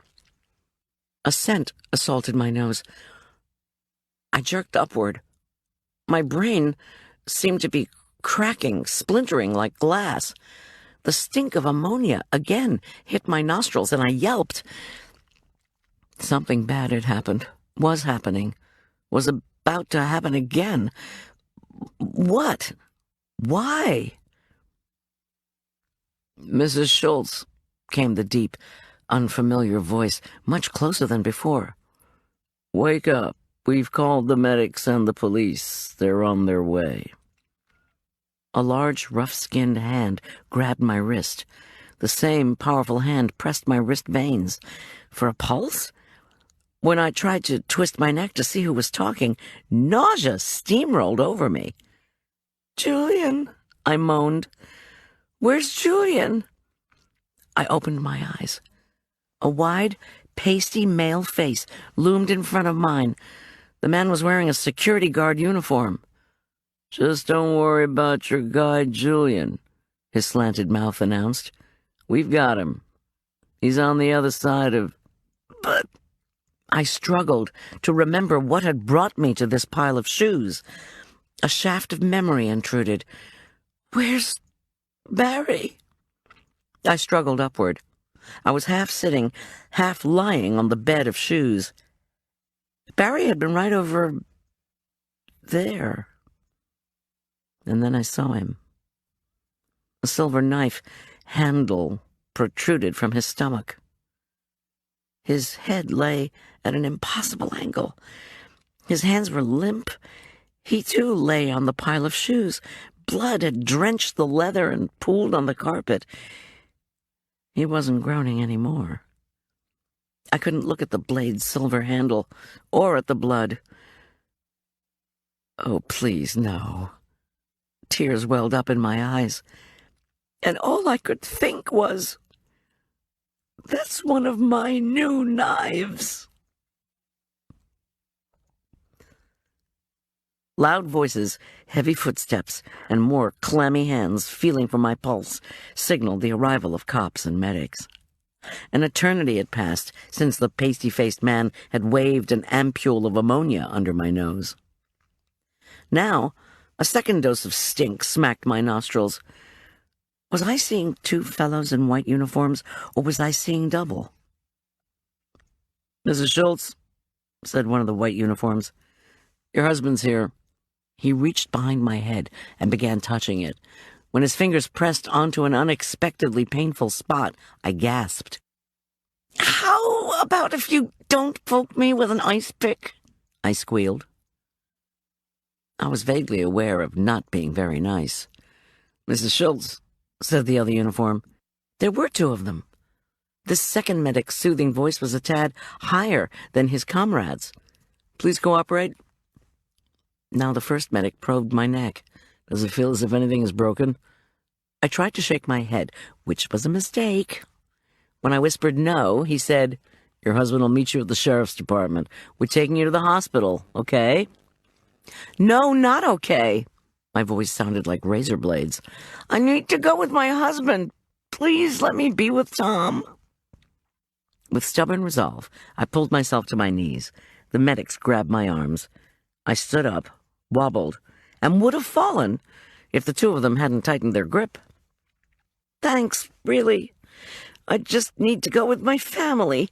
Now, please." The EMS fellows murmured that I couldn't. They helped me off the shoe mountain and onto the solid floor of Prince and Grogan. Then they declared that the coroner was on his way, and I could not talk to anyone until I'd gone to the hospital and then to the Furman County Sheriff's Department. This did not sound right, but my head was too fuzzy to pull up the legalities of the situation, especially since I didn't know what that situation was exactly.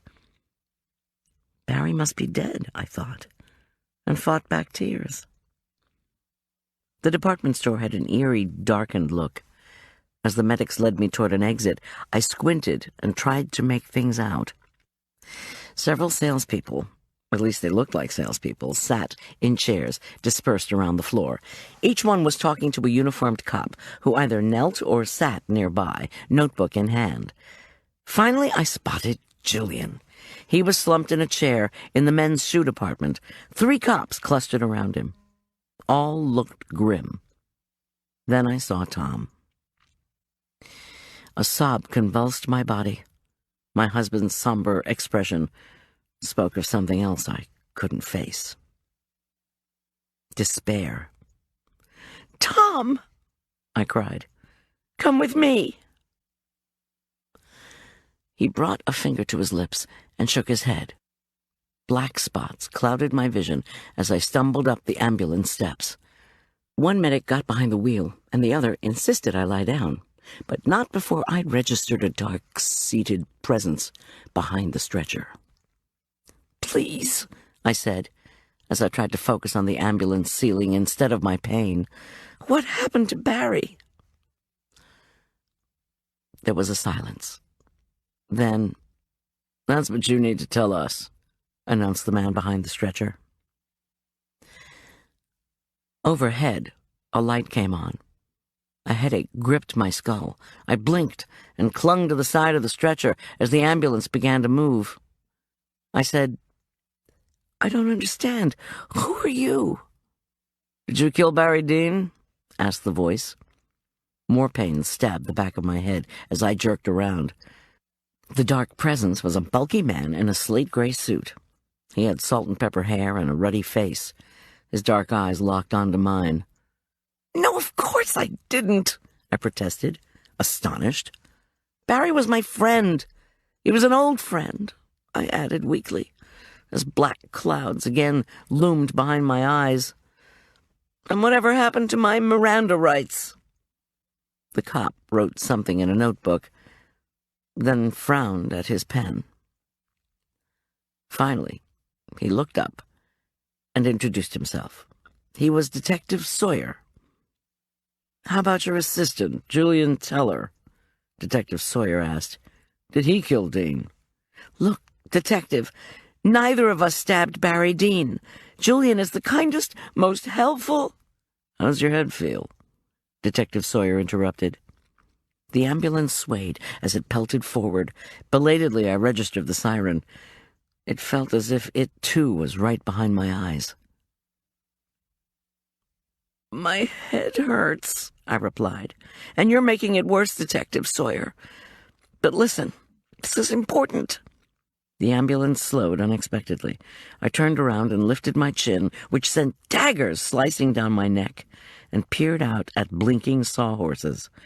A large yellow arrow indicated a detour around the dirt mess from the dump truck accident. "Something important." I tried again with the cop. The words eluded me as I twisted back to look at him. "Did you know that tonight, in Princeton Grogan, that was the second time today that somebody tried to kill Barry, tried to hurt Barry and me? Julian was there, too." "When was the first time?" The detective looked bored. "This afternoon. A truck almost mowed us down," I said urgently. If only he understood. "Julian Teller called in that accident," Sawyer announced, unperturbed. "He wasn't a victim of it." My hands clenched into fists. "Will you shut up? Will you let me explain?" "When did you go into Princeton Grogan tonight?" "Do you know who my husband is?" "Yes, indeedy. When did you enter Princeton Grogan?" I struggled to think back. When did I enter the department store? I'd picked up Arch's guitar at Westside Music, but that had taken longer than I'd expected. "Oh, my God, the guitar!" I cried. "Where is it?" "You were hit with it, Mrs. Schulz. It was badly dented, and now it's being held by the police to be checked for prints. Please try to think when you entered the store." That new guitar was dented? It was being held by the police? What was I supposed to give Arch for his birthday? My head ached. What was the detective's question? Oh, yes. When had I entered the department store? Let's see. After leaving the music store, I scuttled into P&G and made my way through the departments looking for Barry. I went into Princeton Grogan around 5 to 9, maybe a little after. I'm pretty sure. And you discovered Dean when? Effort at thought worsened my headache. Around 9, I guess. But can you explain why we got a 911 call at exactly 9 o'clock with someone saying Dean was dead, which would be just as you came into the store? 9 o'clock? Well, maybe I'm wrong about those times, but you see, when I found Barry, he wasn't dead. He was groaning. Then someone hit me. Maybe because they wanted to finish Barry off. Something was bothering me. What? I tried to review Sawyer's last set of questions. Am I a suspect in this, detective? Because I sure don't like the tone of your voice. Not to mention that you seem to have forgotten my Miranda rights. This, too, he ignored. Was Julian Teller with you at that time? When you entered the store? At 5 to 9? I wondered fuzzily. Why would he do that? This detective was being too damn aggressive, I thought, angrily. I lay still and prayed, Lord, help me, over and over. It helped. Know what? I murmured after a few minutes. I have a head injury, and I know a bit about your line of work, Detective Sawyer. Law enforcement isn't supposed to question someone with a fresh head injury and no hint of Miranda. So I'm just gonna wait. My head spun. I tried to clear it, but my brain was fogged in. I'm not going to answer a single one of your questions, and since I'm not under arrest, I'm going to call my lawyer at the hospital. Detective Sawyer expelled breath and slapped his notebook closed. Actually, I desperately wanted to call Tom, and if he, for some reason, couldn't advise me, I would have to call Marla, not a lawyer. My own lawyer was pretty good at getting the jerk to pay child support, but that was it. Marla, on the other hand, had the inside scoop on the moneyed and powerful in Denver, and her circle of acquaintances would surely yield connections to some of Denver's hotshot criminal defense attorneys. On the other hand, When she heard the department was trying to nail me or Julian or both of us for murder, I would have to make my next call to her cardiologist. The ambulance pulled to a stop. What had felt like an hour in the vehicle had only been a few minutes, as Southwest Hospital was near Westside Mall. I couldn't read the clock inside the emergency room, no matter how hard I tried. A headache raged in my skull like a thunderstorm, complete with flashes of lightning. How long had I been out? I didn't know. What I did know was that every muscle and bone in my body cried out with pain and fatigue. I cursed my helplessness. I balked when a nurse poked, prodded, and questioned me. While waiting for the doctor, I disobeyed orders to stay put. Instead, I hobbled out to the reception area and called Tom's cell. No answer. Fearful the nurse would come out and claim me, I put in a call to Marla. There was no answer at her home. I tried her cellular. "You're not going to believe," I began. "Oh, yes, I am." Her dear, husky voice crackled. "I just talked to Julian. I'm on my way to the department, the sheriff's department." I held the phone away from my ear. "I'm at the hospital." "What?" she squawked. "I need you to help Julian." "What do you think I'm doing? I've got an associate of Steve Hulsey's on his way to the department to meet Julian. Hulsey himself is coming to help you." I shuddered. No holds barred, Hulsey? The Denver papers were invariably filled with tales of criminal defense lawyer Stephen Hulsey, of Hulsey, Jones, McCauley, and Wilson. Recently, Hulsey had defended a drug dealer who'd murdered a rival in front of 3 witnesses, all of whom, apparently, had serious vision problems. "That's the one," Marla said proudly. "Did you hear how we got Stafford Roosevelt off?" "It was in the papers last year. Big bucks Roosevelt.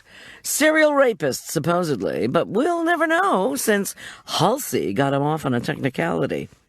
And just last month, the associate who's coming down to help Julian, Cleve Jackson, convinced a jury not to convict a fellow lawyer of bank fraud." "Yes," I said weakly. "I heard about that one." In the fraud case, Cleve Jackson had repeatedly asserted that the police had mishandled crucial evidence. For their part, Tom and the department despised any and all from Hulsey's office. "I'm paying the legal bills, don't worry," Marla yelled. "I am so pissed off, and I can't believe what Julian—" Her voice cracked, disappeared, came back. "He didn't even call me until the cops had questioned him for an hour. And now he's consented to a damn polygraph. Julian said he didn't do anything. He wants to prove it with a lie detector test. Cleve Jackson should already be there. Julian should wait. Listen," I said, desperately, as the nurse signaled that the ER doc was ready to see me. "I need to go." Marla grumbled words unfit for Sunday school, declared that she'd bring Julian back to her place when the cops and Cleve Jackson had finished with him, and signed off. I endured the next hour in as good a humor as possible. Detective Sawyer hovered doggedly at the edge of my vision. When the ER doc said it looked as if I had a mild concussion, I asked to see my husband. Detective Sawyer, looming, announced grimly that Tom had gone down to the department and would meet me there. Sometime after midnight, the ambulance that had brought me to the hospital from Westside Mall arrived at the Furman County Sheriff's Department. I'd been up since dawn. I had escaped a truck accident. I had catered an event. I'd found my client dead. I'd been whacked on the head. I'd awakened in pain. And now, it seemed, I was in the thick of a criminal investigation. I was beyond exhausted, beyond wounded and bewildered. I was numb. Mutely, I allowed myself to be escorted to one of the interrogation rooms. It was graced with a single table and 4 chairs, one of which held Detective Sawyer. The instant I entered the room, Sawyer flipped open his notebook. A microphone stood like a wired totem in the middle of the table. The right-hand wall boasted a one-way mirror. Unlike what you see in movies, Tom had told me, there was no one actually behind the one-way glass. No sharp-eyed teen gauging my reactions. No sharp-tongued cop asserting that I just told a basket of lies. According to Tom, an unmanned video camera recorded the whole interview. I hugged myself. More than the cop's notebook or the microphone, the image of that solitary camera, rolling tape, made me dizzy. A tall, wide-bodied man swept in. I recognized Steve Hulsey from his TV interviews. The nightly talk shows loved having him on, as he put it, to tell people the inside story of law enforcement. Hulsey had a dark face featuring deeply grooved cheeks and thick, dark eyebrows that sprouted like sails over shrewd, assessing eyes. He'd slicked his black hair into place with a glistening substance that made the strands resemble porcupine quills. His hastily donned power suit, a severe charcoal pinstripe, was only slightly rumpled. His voice rumbled like an approaching storm. "I'd like this woman to step into the hall, please," he announced to the two detectives. It was not a request. It was a command. The detectives nodded, and I walked slowly into the hall. The famous attorney introduced himself, then crushed my hand when he shook it. In somber tones, Hulsey advised me to wait after each question from the detectives. I was not to answer a single query until he gave me permission. If he didn't like the way things were going, he would say so. Meanwhile, if he objected to anything, I was to keep my mouth shut. When I begged him for the news of Julian, his face turned even more formidable. We would have to talk about that later, he concluded, and turned back to the interrogation room door. "What about my husband?" I asked. "Have you talked to Tom?" "Tom Schulz is off this case. His family members are involved." Hulsey's voice came out like a growl. "Your son is at your house. A friend is with him. Listen to me, Mrs. Schulz. If I'm going to help you, I need you not to worry about anybody but yourself. We need to focus on getting you out of this." Oh, okay, look, I said with sudden clarity. Our first problem is with the detective in there. A creep named Sawyer. He was obnoxious in the ambulance and didn't Mirandize me. "A detective questioned you before you were examined by a doctor?" From down the hall, an authoritative-looking red-haired man with a clipboard strode rapidly toward us. Seeing him, Hulsey lifted his chin and sucked in his breath, like the wolf about to blow down a little pig's house. Then he turned back to me. His beetle-like eyes bored into mine. "Forget lie detectors, this guy was the genuine article." "A policeman asked you questions before or after you were seen in the ER?" Before. I told him I wouldn't answer his questions." "Mrs. Schulz," said Hulsey. His voice melted to chocolate, which scared me even more. "Do not fret about Sawyer. I am here. They are going to fret about us. Are we clear on this?" Whether from fatigue, physical pain, or stress, I didn't know. But I suddenly laughed and kept laughing. "Were we clear?" I said, "You bet. Ice crystal clear. High country spring water clear." I was grinning like a madwoman, but Hulsey ignored me. No doubt he'd seen his share of lunatics. The clipboard toter passed us and opened the door to the interrogation room. Hulsey and I followed. "Gentlemen," declared Hulsey, "my client is fatigued and injured, so let's make this quick, okay?" he said with grim finality. "There will be no polygraph." Sawyer tapped his open notebook and gave us a blank look. The other fellow, whose few strands of red hair had been pulled across his balding head, did not acknowledge Hulsey's request, but merely gave a brusque nod. He informed us he was Detective Collins, and his associate was Detective Sawyer, and that this interview was being recorded. I stated my name and address into the microphone, glanced nervously at the mirrored glass hiding the video camera, and tucked my cold, trembling hands inside the big pocket of my apron. Come to think of it, why was I still wearing the apron? I felt for my cell phone. Still there. The note from Barry, also still there.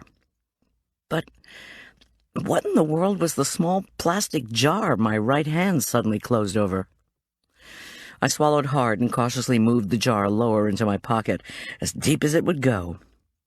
Unless I was very much mistaken, I was gripping a prescription bottle full of pills. Where had it come from? Unobtrusively, I pulled out my hand and placed it in my lap. There was no way I was going to show these cops what I'd just discovered, thank you very much.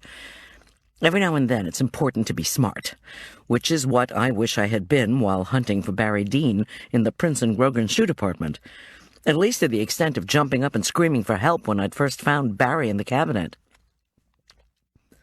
"Take us back," droned Detective Collins. "Begin with the jewelry party.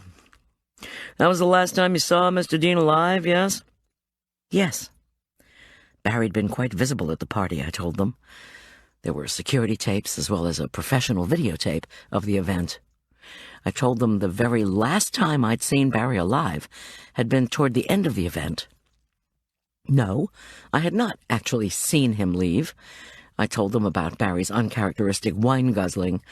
I started to describe the forcible expulsion of Teddy Fury and Barry's heated argument with Liz Fury and Julian. But I hadn't even completed 3 sentences before Halsey shook his head. Had I received my check? The cops wanted to know. Barry had the final payment, I replied, which was our agreed-in-advance gratuity. "Is that a set amount?" Collins asked. "It's usually 20% of the bill. If things go well, and the client is feeling generous, sometimes we'll receive up to 30%. But Barry left without giving us anything, which I was certain was an oversight." "We found a check to your firm in his pocket. Sorry, we need to keep it for a while. Why were you certain this was an oversight?" "Barry and I were old friends." "How were you old friends?" Halsey glared at me in warning. "We went to see you together," I answered tentatively. What could be incriminating about that? "He studied architecture. I was a psychology major. He sat next to me in a psych class, shared his notes with me, and asked me out for coffee. We drank a lot of cappuccino together. He called me his coffee buddy." Collins raised an eyebrow. "We were not romantically involved. Barry told me I shouldn't marry my first husband, and he turned out to be right." "How about lately?" asked Collins, uninterested in the criminal doings of Dr. John Richard Corman, my ex. "Maybe you weren't involved with Dean in school, but lately, did things change?" "Don't be ridiculous!" Both cops gave me practiced, blank expressions. "No, detectives, we were not ever romantically involved. Never." "Why did Barry Dean hire an old college friend to do mall catering?" "Because a mutual friend, Ellie McNeely, recommended me. Plus, I think he might have seen my picture in the paper." "Which picture was that? The one from a couple of years ago when you found another body in Prince and Grogan?" "No," I said stiffly. "It was from this February when I finished a job in Aspen Meadow, catering for the Hydes. Heard of them?" Collins's lips twitched in a distinctly ghoulish grin. "You mean," he asked, "that photo in the suburban section showing you all wet after you fell into the moat at Hyde Castle?" "I didn't fall into the moat. I jumped into it. And that was to get away from someone who was chasing me." Halsey cleared his throat. His eyes drilled into me. "Shut up." Collins shifted in his chair. "But you didn't get away from someone who hit you with a guitar. Was that because tonight you recognized the person who was chasing you?" "Nobody was chasing me that I know of. I didn't even hear the person come up behind me. If I had, I might have avoided getting whacked with a guitar. Was that person Julian Teller? No! Collins shook his head disbelievingly. The catered event ended. You and Julian Teller made trips to take your equipment back to your van, yes? Yes. And then I came back, and Julian, who is one of my assistants, told me... I could feel my anger rising. Why had they asked if Julian had hit me? Actually, Julian handed me a note that Barry had given one of the musicians. It said he, Barry, had my gratuity for me. There was a silence. "We need to see that note," decreed Sawyer. I fished into my apron pocket, careful not to disturb the prescription bottle tucked there, then pulled out the crumpled note and slapped it on the table. So much for fingerprints, I thought, belatedly. Halsey asked permission to see the note and to have a photocopy made as soon as possible. The cops nodded yes. My lawyer bent over the paper, pulled out a tiny brushed gold notebook, and wrote in it. The cops announced that they were going to have the handwriting analyzed. Inwardly, I groaned. Did Barry's script look like Julian's? Collins gave me a puzzled look. "I have your check and a tip for you. You called it a gratuity." My frustration clouded to confusion. A tip for you? A tip like a police tip? And earlier, after the truck accident, "Goldy, could we have our little chat later, at the party?" I did think the check was our gratuity. Barry had wanted to talk to me. Earlier in the day, he had said he wanted to have a chat. "Wanted to chat with you about what exactly?" Collins rasped. "Excuse me." Steve Halsey's deep rumble made me jump. "I won't allow my client to be taken out in a boat to go fishing with you guys. Finish this up." Collins' glum expression did not change. "So you went to the Princeton Grogan Shoe Department in search of this tip. Any idea why he wanted to meet you in shoes?" "I'm warning you again, Detective," interjected Halsey, who moved impatiently in his chair. "Fish again, and I'm reeling in the line." "Mrs. Schulz," said Collins, unperturbed and persistent, "after you received this note, did you go directly to Princeton Grogan to rendezvous with Mr. Dean?" I had never realized how ugly the word rendezvous would sound. "No, I already told you. I had to pick up my son's guitar at Westside Music. That took," I added, before he could ask, "about 5-10 minutes at most. After I picked up the guitar, I headed into Princeton Grogan again, as I told you before. The store was closing and people were cleaning up, counting the contents of cash registers like that." "Who knew you had to get the guitar first?" "Well, my 2 assistants. Liz Fury had asked to take off early because her son had been forced out of the mall, as I told you. She wanted to find him." Another glare from Halsey stopped me from elaborating. "And, of course, Julian Teller knew I had to go back to the music store. He stayed in the lounge and promised to finish packing up. He's very good that way, hard-working, caring, and honest," I added pointedly. "Then what?" "Well, if you read the note, you'll see Barry was expecting me about 8:30, but it was 8:45 by the time I received his message, and I still had to pick up the guitar for my son's birthday. I waited for them to ask me how old Arch was or when his birthday was, but they were silent.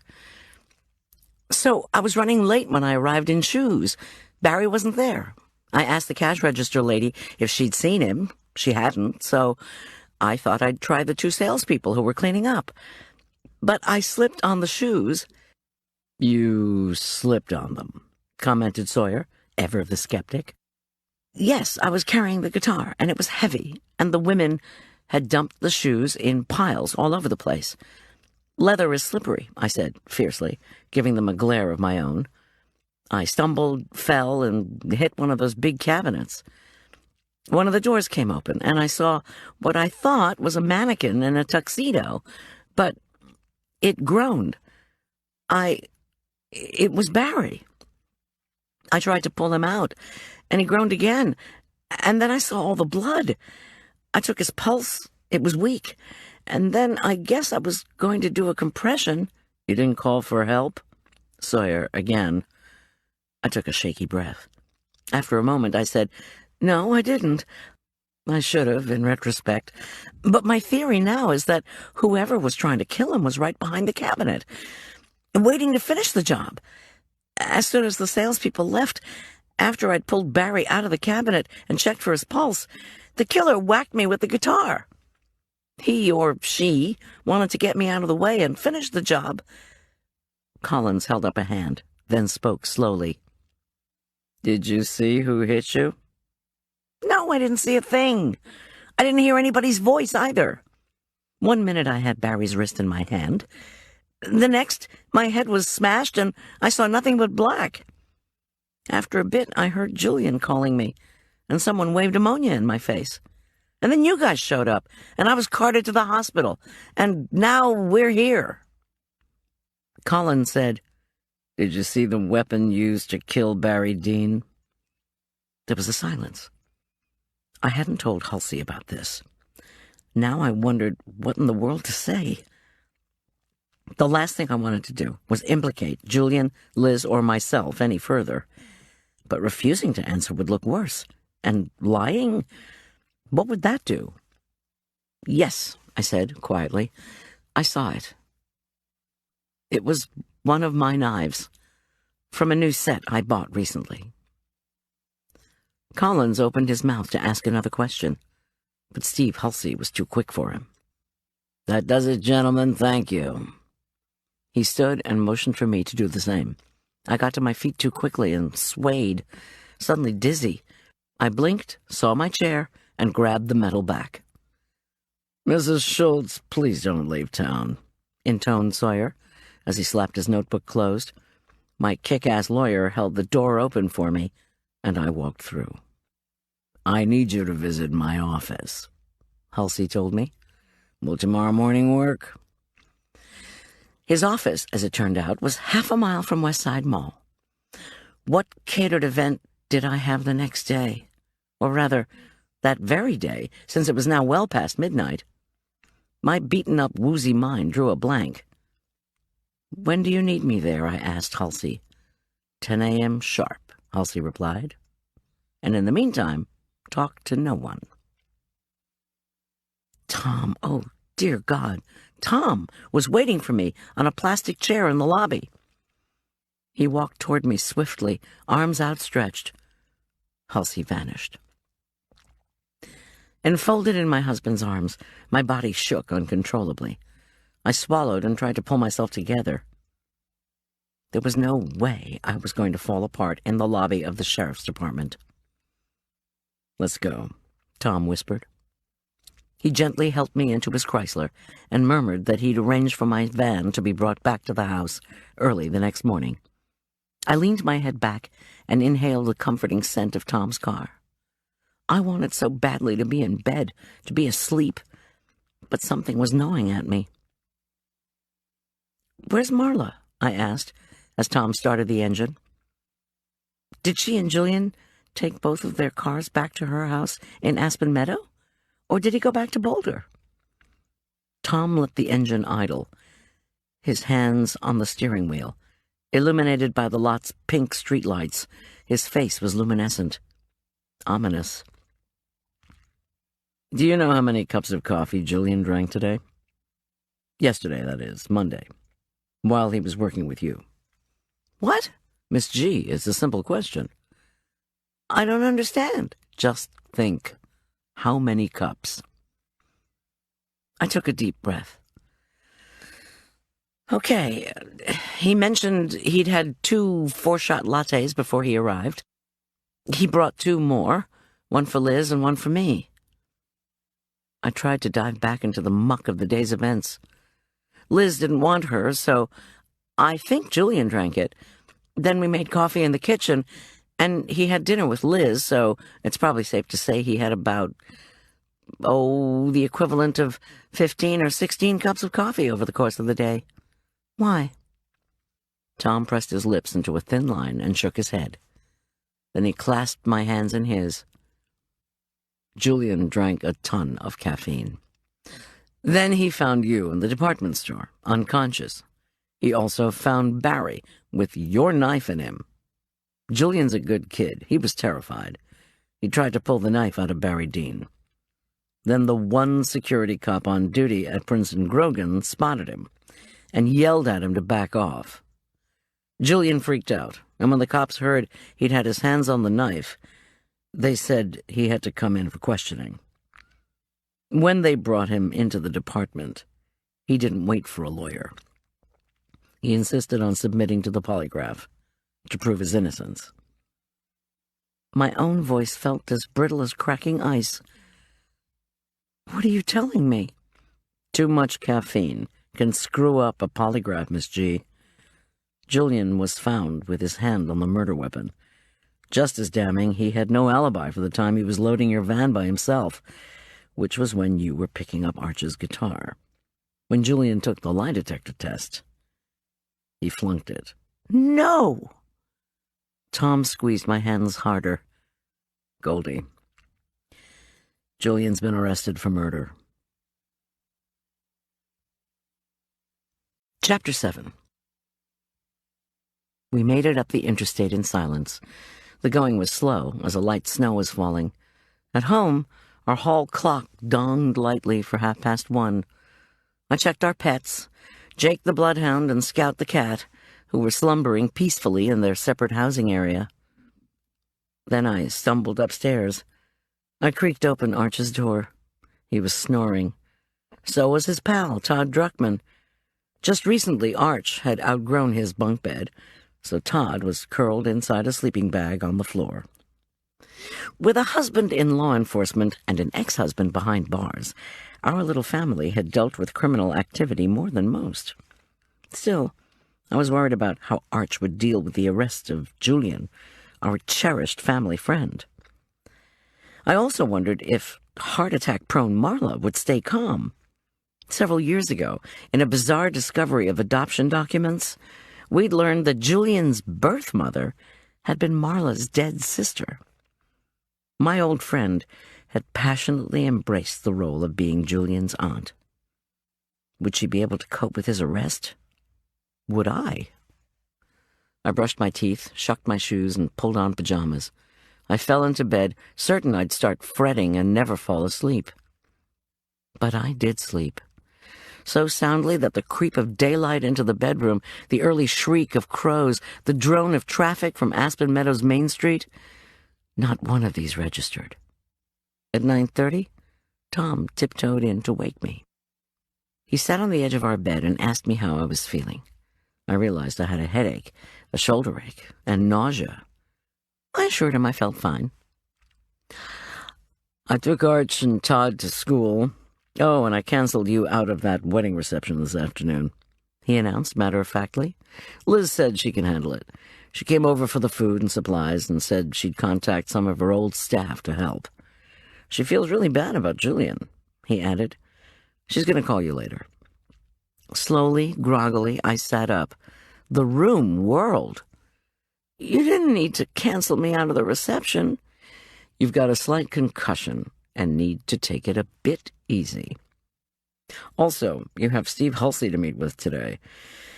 His secretary called and said he needs to change your appointment from 10 to 2:30. How's Julian? I asked, because I needed to. The fact of his arrest scalded my nerves. When can I see him? Can he take the polygraph again? It's probably not a good idea for you to see him. He'll be advised of charges today, and it looks as if he can take the polygraph again on Thursday. Tom's tone was resigned.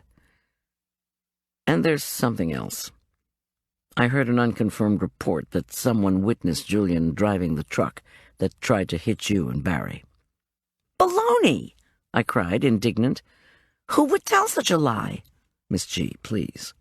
I'm not going to tell you things if you're going to go off the deep end. I gnawed the inside of my cheek. "Did you tell Arch what happened?" "He's more worried about you, if you want to know the truth." "Arch said he was worried about me? I don't believe it." "I promised him that Julian would be out as soon as we got this all straightened out." Tom sighed. "Arch said if you got hit on the head with the $700 Epiphone guitar, you must be hurt pretty bad." "And I'm sure he asked how badly the guitar was damaged, right?" Tom chuckled. "Well, yes. But he felt guilty, really, that you'd tried to get something for him and then gotten beamed with it." "Where is the guitar exactly? As in right this minute?" Tom shrugged. "Crime lab, probably. Being checked for prints, fiber, the usual. You probably won't have it until well after Arch's birthday. Sorry." The morning felt unreal. I was still in bed at 9:30. I didn't know what was going on with Julian, and I wasn't racing to a catering assignment. Outside, it was still Aspen Meadow in April. Our front yard pines, laden with new snow, trembled in the cold breeze. Thick white clouds chugged through an expanse of sky, dollops of meringue on a blue plate. And Barry Dean was dead. My old coffee buddy. I saw his smiling face, heard his teasing, "This could not be real." And yet it was. "Come on," said Tom, mustering some cheer. "Can you manage a shower on your own?" When I nodded, he said, "I'll meet you in the kitchen. I'm making you a Dutch pancake." "Oh, forgot to tell you. 2 friends of mine from the department stopped by real early. I gave them your keys and they brought up your van. I've already cleaned all your dishes and platters and whatnot." "What would I do without you?" I murmured. 20 minutes later, after I'd managed only 2 yoga asanas and a quick shower, I dug into Tom's warm, light Dutch pancake. It dripped with golden melted butter and genuine maple syrup from Maine. I began to feel a bit more optimistic. Tom had also fried an entire pound of bacon. The salty crunch of meat perfectly complemented the delicate pancake. I told him it was the best breakfast ever. He beamed. "I need to take off," he said. "Do you want me to do anything for you? Did they give you a prescription for a painkiller?" "I've got both aspirin and ibuprofen," I replied. "But thanks for worrying." He donned his jacket, but seemed reluctant to leave. "Sure you're okay to drive to Halsey's office?" "Absolutely."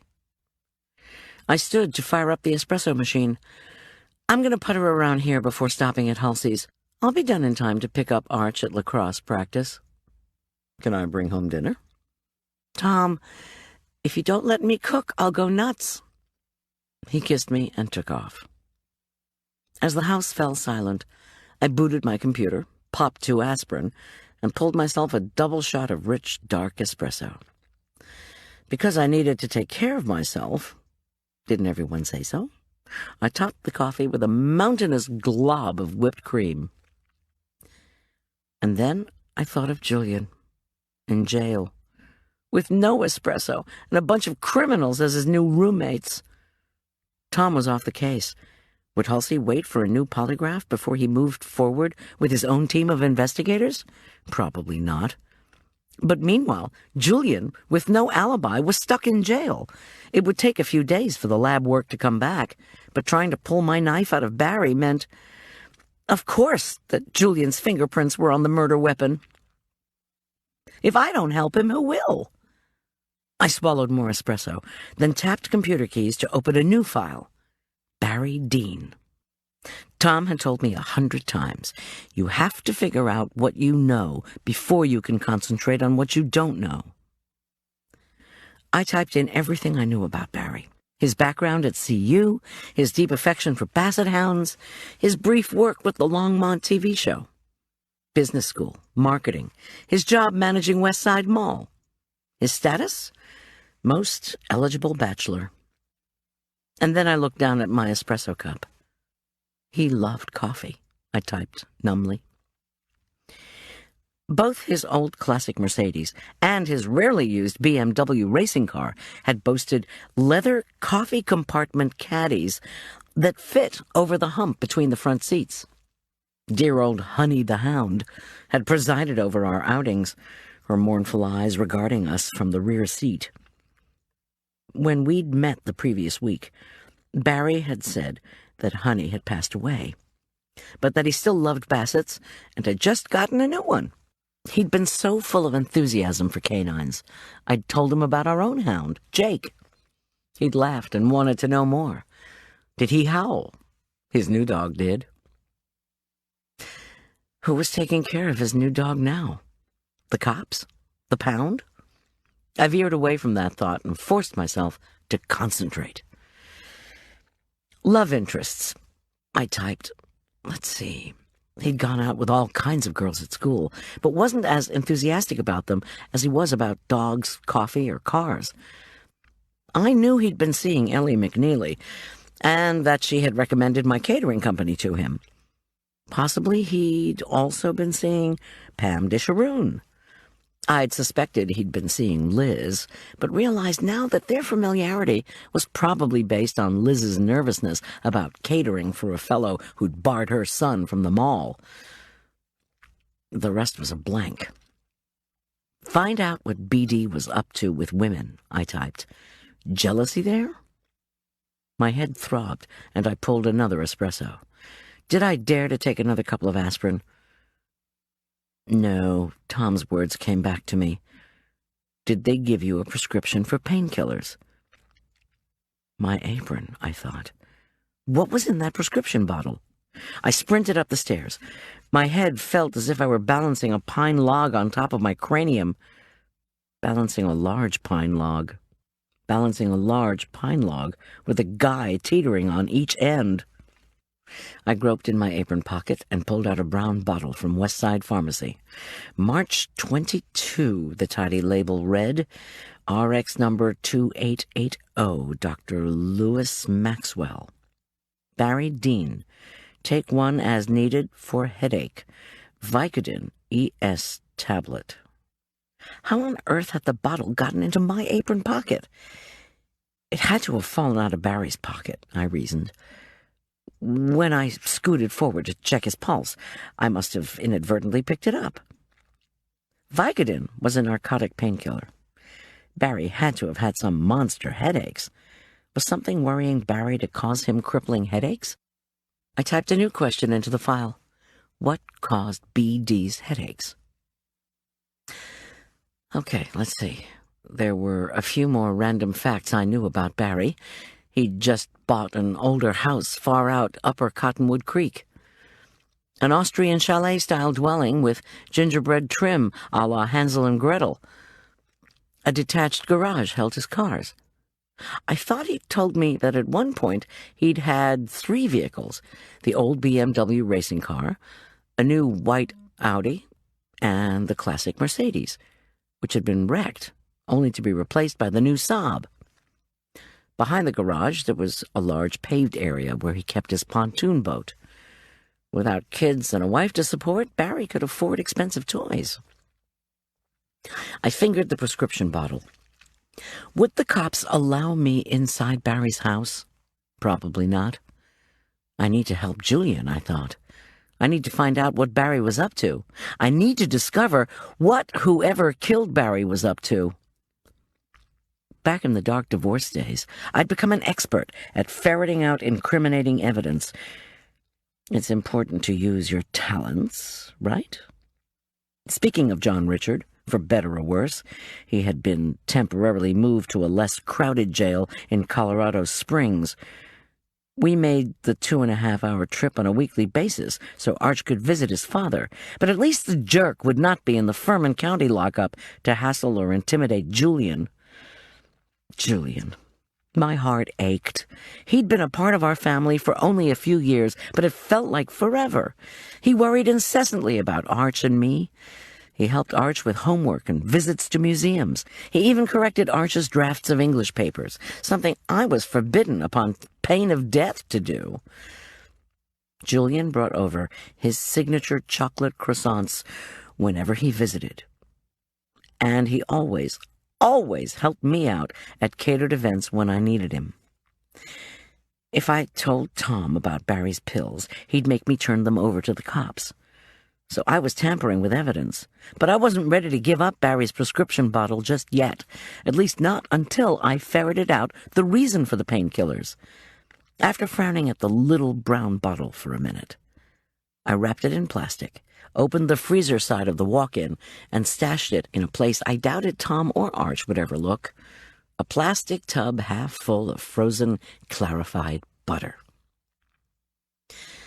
I was going to help Julian, I resolved. He possessed a keen intelligence, a great willingness to help out, a love for our family, and, unfortunately, a quick temper. And now his desire to help others had landed him in a load of trouble. So, Tom had relieved me of my catering assignments for that day. Until I could gather more supplies, there was little I could do to work on other events for later in the week. Meanwhile, my psyche needed to cook. I washed my hands, tore the leftover bacon into bits, then washed my hands again. My whisk clicked the side of the bowl as I violently beat together a salad dressing. Finally, I washed and dried head after head of tender baby lettuces. Despite my frenzied activity, my mind kept circling back to Julian. I'd introduced him to Liz, who had introduced him to her son, Teddy, whose plight had touched Julian. His sense of justice had propelled him to confront Barry Dean. Julian always tried to do the right thing. Of course, this had also included trying to pull the knife out of Barry's stomach. I quickly stored all the food. Even if Halsey forbade me, I was going to go down to the jail. I was going to demand that Julian Teller be released. Fat chance of that, I thought. I groped again in the freezer, tried to avoid the tub of butter. The hidden prescription seemed to scream at me, and clattered ice cubes into a glass. I poured heavy cream into the glass, then put that into the freezer while I searched the refrigerator side of the walk-in for something luscious. Aha! A last piece of flourless chocolate cake topped with raspberries and strawberries. I whipped some more of the cream, ladled it on top of the cake, then pulled 4 shots of espresso and poured it into the glass over the chilled cream and ice cubes. I took a delicate mouthful of the chocolate cake, then sipped the creamy coffee. The dark, rich chocolate melted in my mouth and sent a flash of pleasure up my back. Forget aspirin. This was a real painkiller. Then I allowed the luscious coffee to roll over my tongue. My brain felt sharper, no question. I frowned at my computer's blank screen, then looked outside. The sky was turning. The brilliant white clouds had darkened, which promised more snow. I turned my back on that particular gloomy prospect, took another large bite of chocolate, cream, and berries, and washed it down with the rich coffee. Think, I ordered myself, as I surveyed the kitchen and my cooking equipment. Which reminded me, what about my missing knife? Somehow, one of my new Henkel's knives had ended up in Barry Dean's gut. I set aside my snack and typed, "Who stole the knife? How? When?" But I knew the answer almost as soon as I typed it. Anyone could have slipped into the kitchenette while Julian, Liz, and I were busy with the crowd.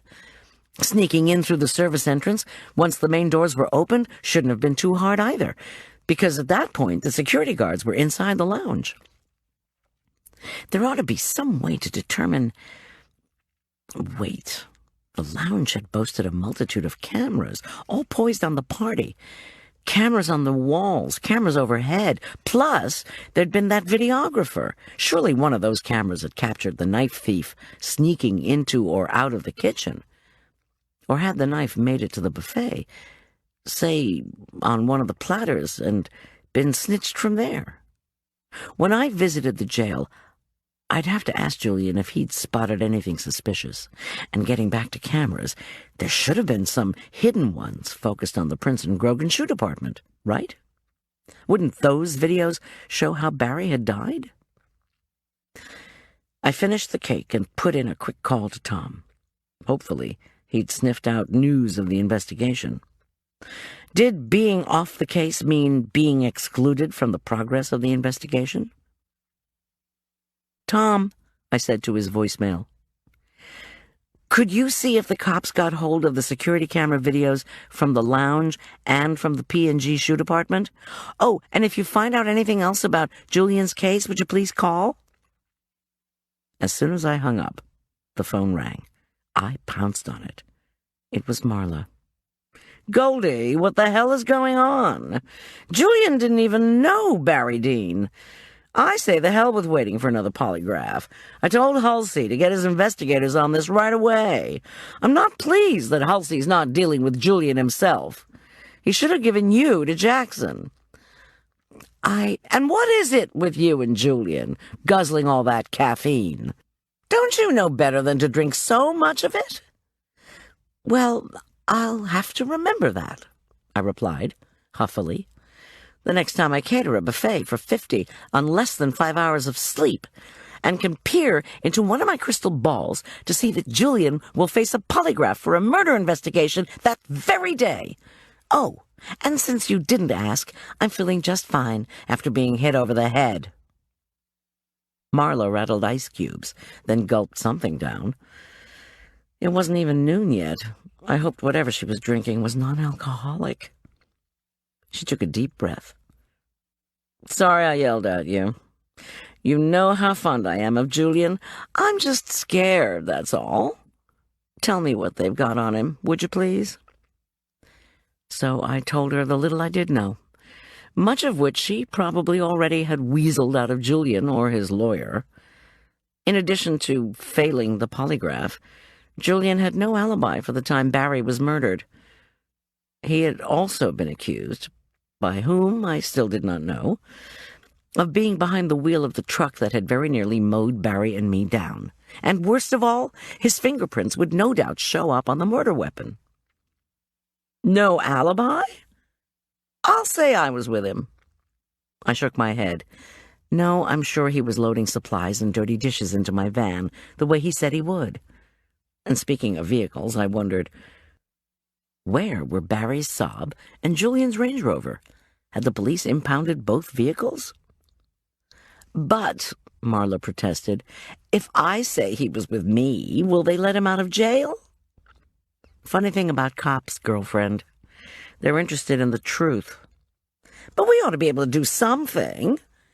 You could call Detective Sawyer to see if they've impounded Julian's car or Barry's Saab. If not, get a couple of friends to take you to Westside. Then find the Rover and drive it up to your place. Could you do that?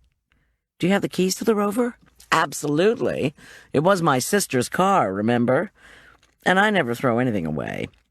How about Tom? Can he help? I retrieved a pie crust from the freezer side of the walk-in. I needed to keep cooking if I was going to stay even remotely rational. They've taken Tom off the case because there's family involvement.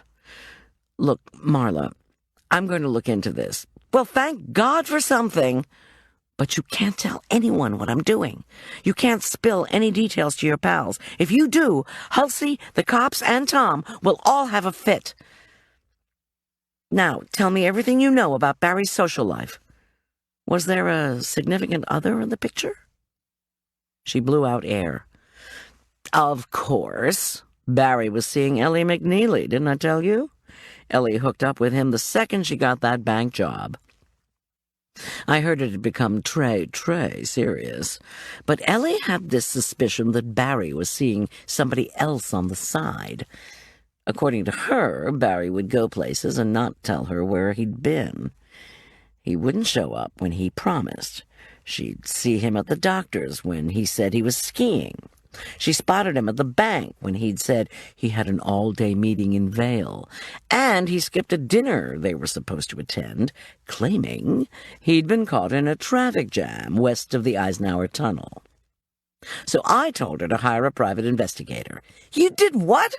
Sometimes Marla's meddling knew no bounds. Not too long ago, Ellie's purse was stolen at the mall. Louis Vuitton, of course. It had her keys in it. In her wallet, there was a picture of Ellie's daughter, Cameron, standing beside the rear of their silver Lexus. The photo included the Lexus license plate. Sorry to say. The thief found the car in the mall parking lot and tried to steal it, but instead rammed it into Barry Dean's gorgeous old Mercedes. Totaled it, too. The Mercedes, not the Lexus. What? Is there an echo on this phone line? Didn't Barry tell you why he had to buy that new Saab? Not really, I mumbled. Barry had mentioned his beloved old Mercedes had been wrecked. That was all. And I considered Ellie a friend. Why hadn't I heard about all this? But I knew the answer as usual. I'd been too busy catering. Finally, I said, "Sorry to be so skeptical, but if Ellie was mad enough to hire a private investigator to follow Barry because she suspected him of dallying, isn't it possible that she faked the theft and drove her Lexus into his Mercedes herself?" "Well," Marla shot back, in the tone she used when the gossip became especially juicy, "there's all kinds of speculation, of course. Maybe her bag was never stolen, but I wouldn't sacrifice a Louis Vuitton anything to fake a theft. I'd claim someone had stolen some tote I got free with a perfume purchase. But the most prevalent theory is that that brat, Teddy Fury, swiped Ellie's bag.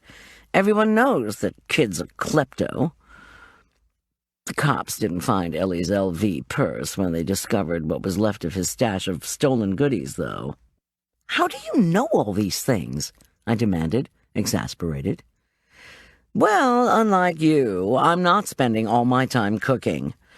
I'm eating lunch out and hearing all the latest, or I'm hustling out for a bite after the midweek church service, where people go when they just can't wait until Sunday for news. I go to the athletic club every day and wave my arms around so I can please my cardiologist and catch up on more news that I missed at lunch or church. And when I'm not on the phone with you, I'm on with someone else, finding out stuff to share with you." I didn't reply. I was still recovering from Marla's revelations. "So did Ellie's PI find out damaging stuff?" "Goldy, all I did was recommend that she hire someone. After all, Ellie's older than Barry was. Since she finally got her divorce settlement, she has money. Lots and lots more than Barry. So she had to find out if he was getting serious so he could get his hands on her money. She also wanted to know why he was lying to her about being in Vale and whatnot." She paused and crunched on something, probably a cookie. "So you want to call Rufus Investigations?" After I jotted down the number, I signed off. I washed my hands and reflected a bit, then fluted, pricked, and baked the pie crust. I would make a quiche, I decided, and use up this morning's leftover bacon. The pie would be rich, creamy, and soothing, and would go perfectly with a field green salad, dressed with a raspberry vinaigrette and defrosted homemade baguettes. Goodness, but I was glad Liz was doing that wedding reception this afternoon. No one can recover from a head injury, much less investigate, on an empty stomach, I reminded myself. I would have a salad, baguette, and a slice of quiche before donating the rest to the neighbors, since it wouldn't keep for Tom and Arch. The neighbors would be thrilled. I tucked the phone beneath my ear, started grating Gruyere, and put in a call to Rufus Investigations. I was told that John Rufus had left that morning for Africa on an extended assignment. I swallowed hard and begged his secretary to look up something about a client of theirs.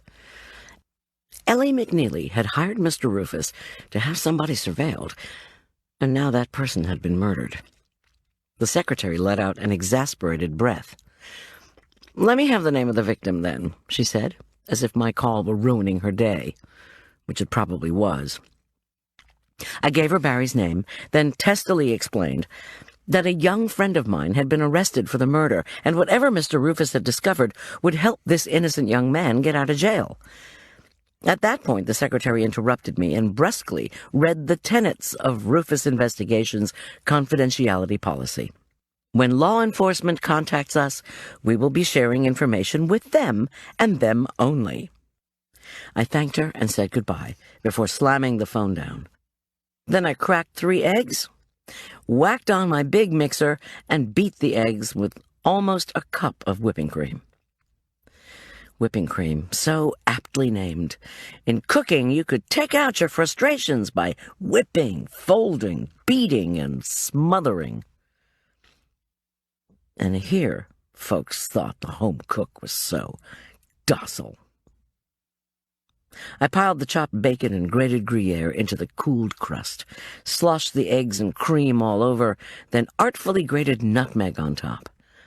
After sliding the luxurious concoction into the oven, I phoned Ellie McNeely. "It's Goldy," I began. "Please don't hang up. I really need to talk to you." "I can't talk," she was whispering. "There are 2 men here from the sheriff's department, and they want me to come in for questioning. You see, this private investigator I hired called them from the airport when he saw the headlines this morning. The headlines about Barry." Her voice trembled. "That bastard Private Eye Rufus told the cops I was having Barry followed. He told them all about Barry and me, and why I was having him tailed. And now, Barry, the man I thought was going to marry me, has been killed." The line went dead. I imagined Detective Sawyer hovering like Uriah Heep, pressing the dial tone button while poor, wretched Ellie sought comfort from a friend. Doggone it. John Rufus had called the sheriff's department from the airport? I imagined a man in a trench coat reading the newspaper while waiting for his jet to Cape Town, then making a beeline for a payphone. Probably private investigators were like doctors and shrinks. That is, if they had information that might shed light on a crime, they had to share it. But why couldn't he stay in this country and help out a bit? Yet another question occurred to me. Was it possible John Rufus had been in Prince and Grogan last night and seen who stabbed Barry? If so, would he have told the cops that? I grabbed the phone and left another message for Tom. I cleaned up the kitchen, then went back to my file. "Find out if Private Investigator Rufus was in the department store," I typed. "Find out what Ellie knows. Find out if Rufus told the cops anything that could help Julian. Did BD have another girlfriend, say, Pam DeSharoon? If so, how jealous was she? For that matter, just how jealous was Ellie? Why did Barry lie about a meeting and go to the bank instead? Why did he say he was skiing and then hustle off to the doctor? And most importantly, is there any information that can clear Julian?" The quiche emerged, puffed and golden brown. I cut myself an enormous slice and smiled after the first bite. The bacon gave the pie a lovely crunch. The Gruyere added tang and substance, and the eggs and cream gave the whole mélange a texture like velvet. I awarded myself points for concocting such a dish in the midst of stress. Next time I would omit the bacon and make one for vegetarian Julian when he got out of jail. With remarkable discipline, I dutifully carried a newly tossed salad, warmed baguettes, and the rest of the quiche to my next-door neighbor, Trudy. She swooned with joy and complimented me extravagantly. I actually felt happy for the first time in 12 hours. Back at home, my answering machine was blinking. I had 3 messages. Murphy's Law of answering machines. Leave the house for less than 10 minutes? You're going to miss your calls. The first was from Tom. His reassuring voice warmed me. But what he had to say turned my blood to ice. The cameras on the lounge had recorded Barry schmoozing with a number of guests. First Ellie, then several others, including Pam DeSharoon. Unfortunately, the tapes also showed that Julian had had not 1, but 2 squabbles with Barry. And, by the way, none of the cameras captured my knife being transported in or out of the kitchenette. Except for the 8 cameras focused on the display cases, there had been only 2 others, and they had recorded nothing regarding the murder weapon. The only tape the cops hadn't checked was the one from the roving videographer. The detectives were tracking that fellow down now. The cameras on either end of the P&G shoe department, Tom went on, were focused on the cash registers to keep tabs on the employees and the chairs and couches where women might be tempted to slip a pair of shoes into another shopping bag. No camera had been focused on the cabinets by the wall. Moreover, with the way the cabinets had been placed, there had been enough room behind them for a person to hide while I was struggling to help Barry. In any event, no videotape showed the murder, me coming in, or Julian finding us. Tom concluded by saying he was hoping that his friends in the department would continue to share information with him. That data sharing would dry up instantly, however, if Julian flunked the second lie detector test. The next message was short and bittersweet. It was from Liz Fury. Goldy, I'm hoping you're okay. The Gregsons just started their wedding ceremony. Everything looks good for the setup, food, service. I added 6 dozen frozen spinach appetizers, by the way, from my freezer. Don't know if Tom told you I got 2 of my former staffers to help. She paused. I, really hope you're feeling better. Her voice became apologetic. Goldy, I'm sorry I ever introduced Teddy to Julian. I just thought if Teddy could have a role model, a strong kid like Julian, that he might want to try to turn his life around. I had no idea that Julian would turn violent toward Barry. Oh, shut up, I muttered. And, Liz went on, I certainly didn't think that with all those people there, Barry would order Teddy to be escorted from the mall, especially since he was just looking for me. She let out a harsh laugh. If you can imagine, the cops wanted to know where I was while Barry was getting himself stabbed. I told them I was looking for my son. After being dragged forcibly out of the mall, he'd gone to his usual haunt, the nearest McDonald's. That's where I found him. Look, I have to go. Let's talk when you feel better. Or even sooner, I thought grimly, as I pressed the button for the final message. Lo and behold, the husky voice of Ellie McNeely burned through the wire.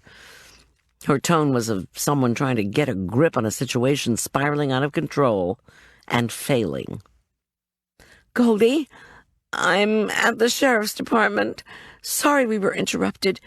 Did you know, is it true that Julian saw... She snuffled. Did you know anything about what the cops found in that runaway dump truck? They were supposed to be a gift.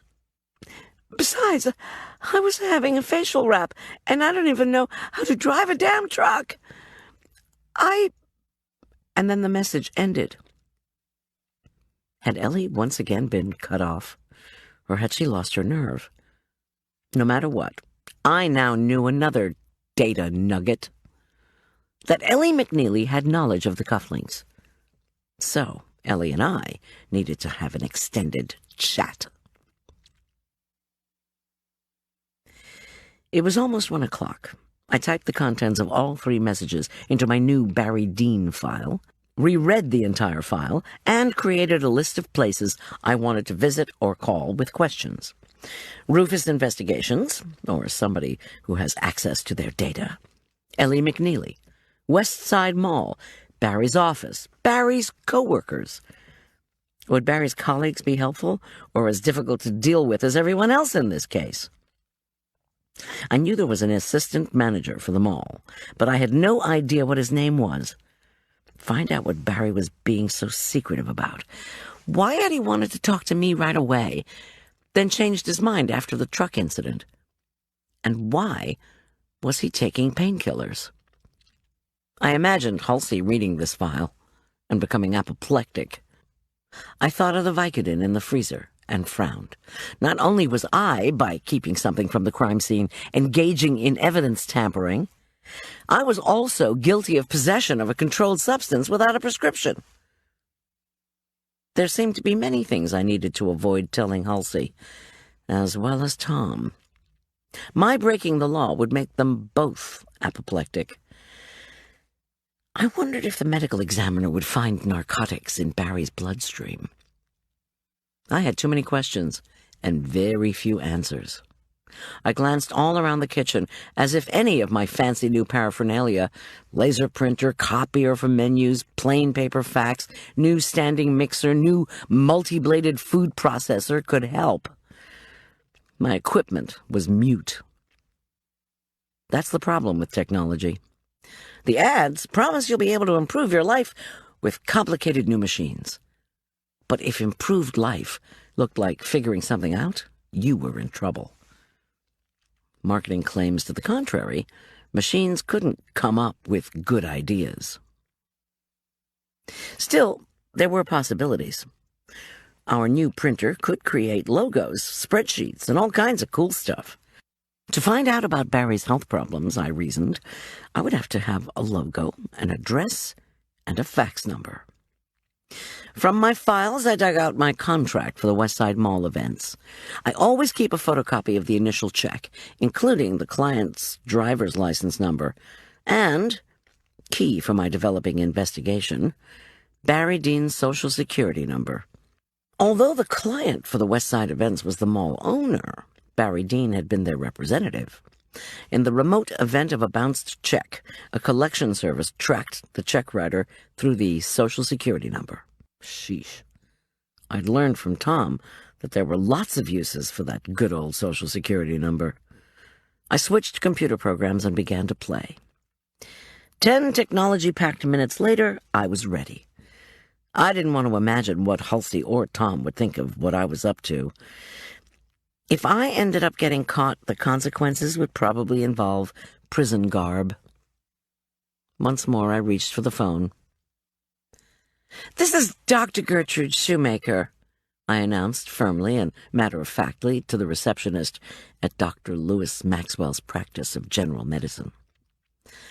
Although I'd hated filling in for secretaries who'd walked out on the jerk, I'd at least learned how doctors who wanted information behaved. Brusquely. "I'm with Aspen Meadow Neurology. A patient of yours is here. He's paying for his own CAT scan. Diagnosis is chronic headache. I'm not sure he's telling me the truth as to how and when he first contracted symptoms, and I need a copy of his records. The patient has authorized the release." "Fine, doctor," Maxwell's receptionist replied. "Fax us the standard release form on your letterhead, and we'll fax his records back to you as soon as possible." "When would that be?" "No later than 4 o'clock today, doctor." I hung up and prayed that Maxwell's receptionist had not read the morning paper, which would have told her that Barry Dean was not sitting in my fictitious doctor's office, but lying in the morgue. I quickly put together a standard release form, then wrote a cover letter on my new fake letterhead from Aspen Meadow Neurology. As if Backwater Aspen Meadow would even have a neurologist. But we did boast 9 chiropractors. I entered Barry's Social Security number, stared hard at the contract Barry had signed with me, and then carefully forged his signature. Then I faxed the whole thing off to Dr. Maxwell's office. This was a very long shot, and the diagnosis would probably come back, "Patient claims headaches are stress-related."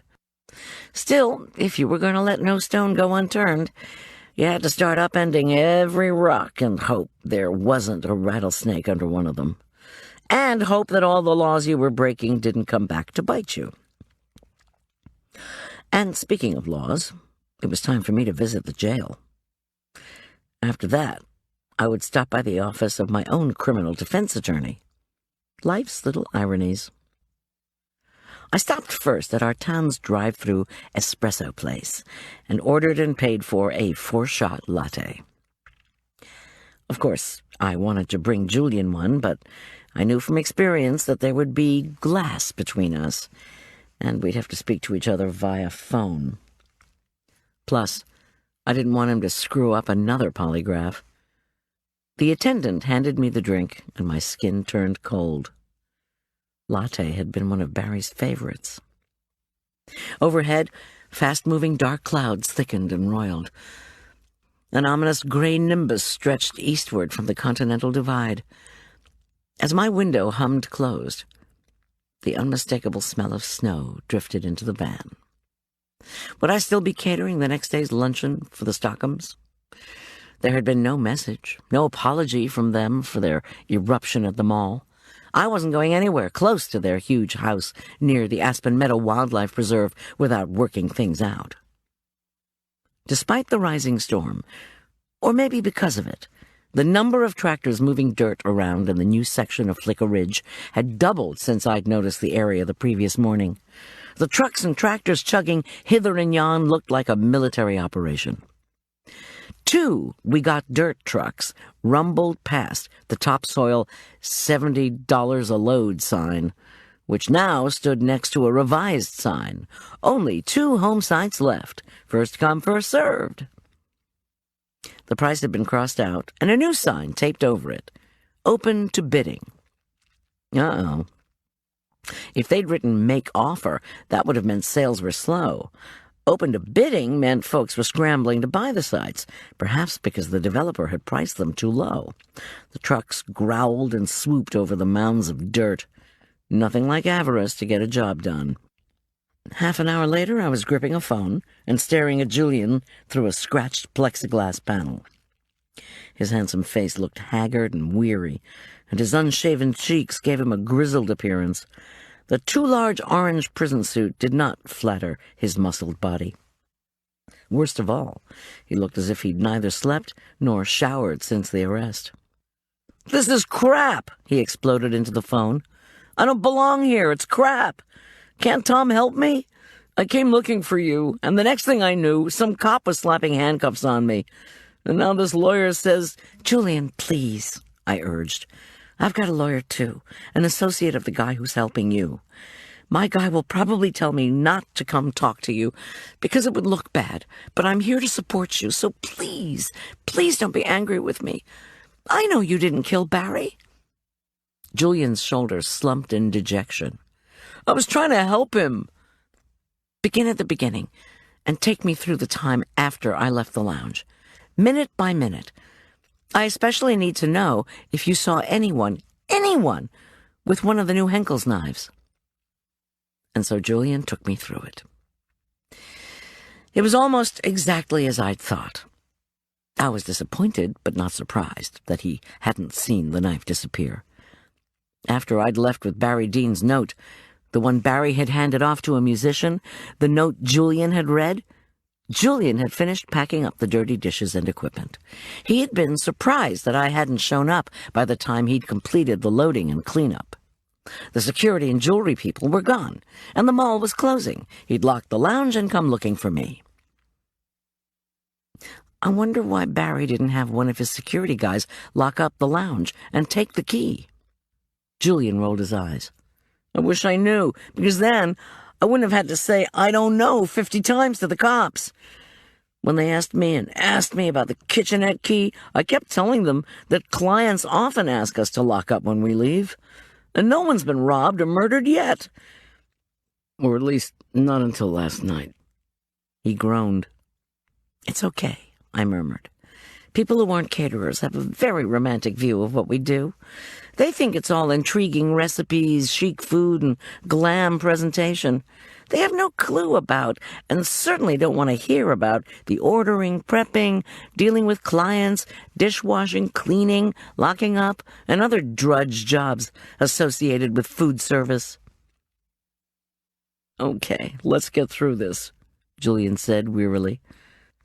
"I forgot to tell you that when I finished, about 5 after 9, I made myself another cup of coffee in that kitchen. Everybody was gone. The coffee was instant, but I didn't care. I knew I had to drive back to Boulder, and I was afraid I'd fall asleep at the wheel. When I finished it, and you still hadn't come back, I started to get worried. I went to the mall office, and no one was there, so I went looking for you." "You remembered from the note to come to Lady's Shoes?" "Yeah." His voice was morose. "I saw the store was closing fast, so I hurried over to Shoes. And there you were on the floor. Barry, too. I didn't think. I turned him over, and when I saw the knife, I just pulled on it. How could I be so dumb? I tapped on the scratched plastic shelf in front of me. So no one saw you during the last 10, 15 minutes before you came into the shoe department? He sighed in despair. Nope. I saw a few cashiers inside the stores that were closing, but nobody looked out at me, because they were all busy counting the cash in their tills. He rubbed his bloodshot eyes. Anyway, I had just tugged once on the knife when this department store security guy started hollering at me to move away. He called the cops, and eventually I was hauled off. Of course I wanted to take the polygraph. Why wouldn't I? I didn't do anything. I had no idea Marla was calling a lawyer. And he didn't show up until the cops were through with me, and it was too late. Now I'm behind bars on suspicion of murder. I was advised of the charges today, and ready for this. Even if I pass another polygraph, it might not help, because polygraphs are inadmissible. Those cops are gathering evidence to charge me with murder. Unless something turns up, they're going to hold me until the next regular arraignment day. My damn prints on the weapon are the worst. I shook my head, mute. The unreality of it all was dizzying. Julian had Cleve Jackson, plus a team of Halsey's investigators working to clear him. But somehow I didn't trust Halsey's people to find out who had really killed Barry Dean. I'd known Barry. I'd taken the job he offered me. I was the one who'd found him after he was stabbed. At that unforgettable moment, Barry had uttered a deep, shattering groan. Then the real killer had whacked me with the guitar and presumably finished the job on Barry. Not only had I not been able to help my old coffee buddy, I was wondering what in the world I would be able to do for poor Julian. Not for the first time, my mind hollered at me that I had to do something. My heart agreed. Chapter 8. I promised Julian that Tom, Marla, and I were working hard to get him out. Marla would be coming to see him later in the day. But Julian, his skin grayed by the fluorescent lights, appeared even more discouraged and disheartened. He asked about Arch. I put effort into sounding enthusiastic, but I knew it didn't ring true. Arch was doing well, I related, forcing a smile. As usual, my son was keeping mum in the social department. He enjoyed lacrosse and was impatient for Julian to come home. After all, Julian needed to bake his 15th birthday cake. The family party was set for this Friday. That's the arraignment day, Julian said joylessly.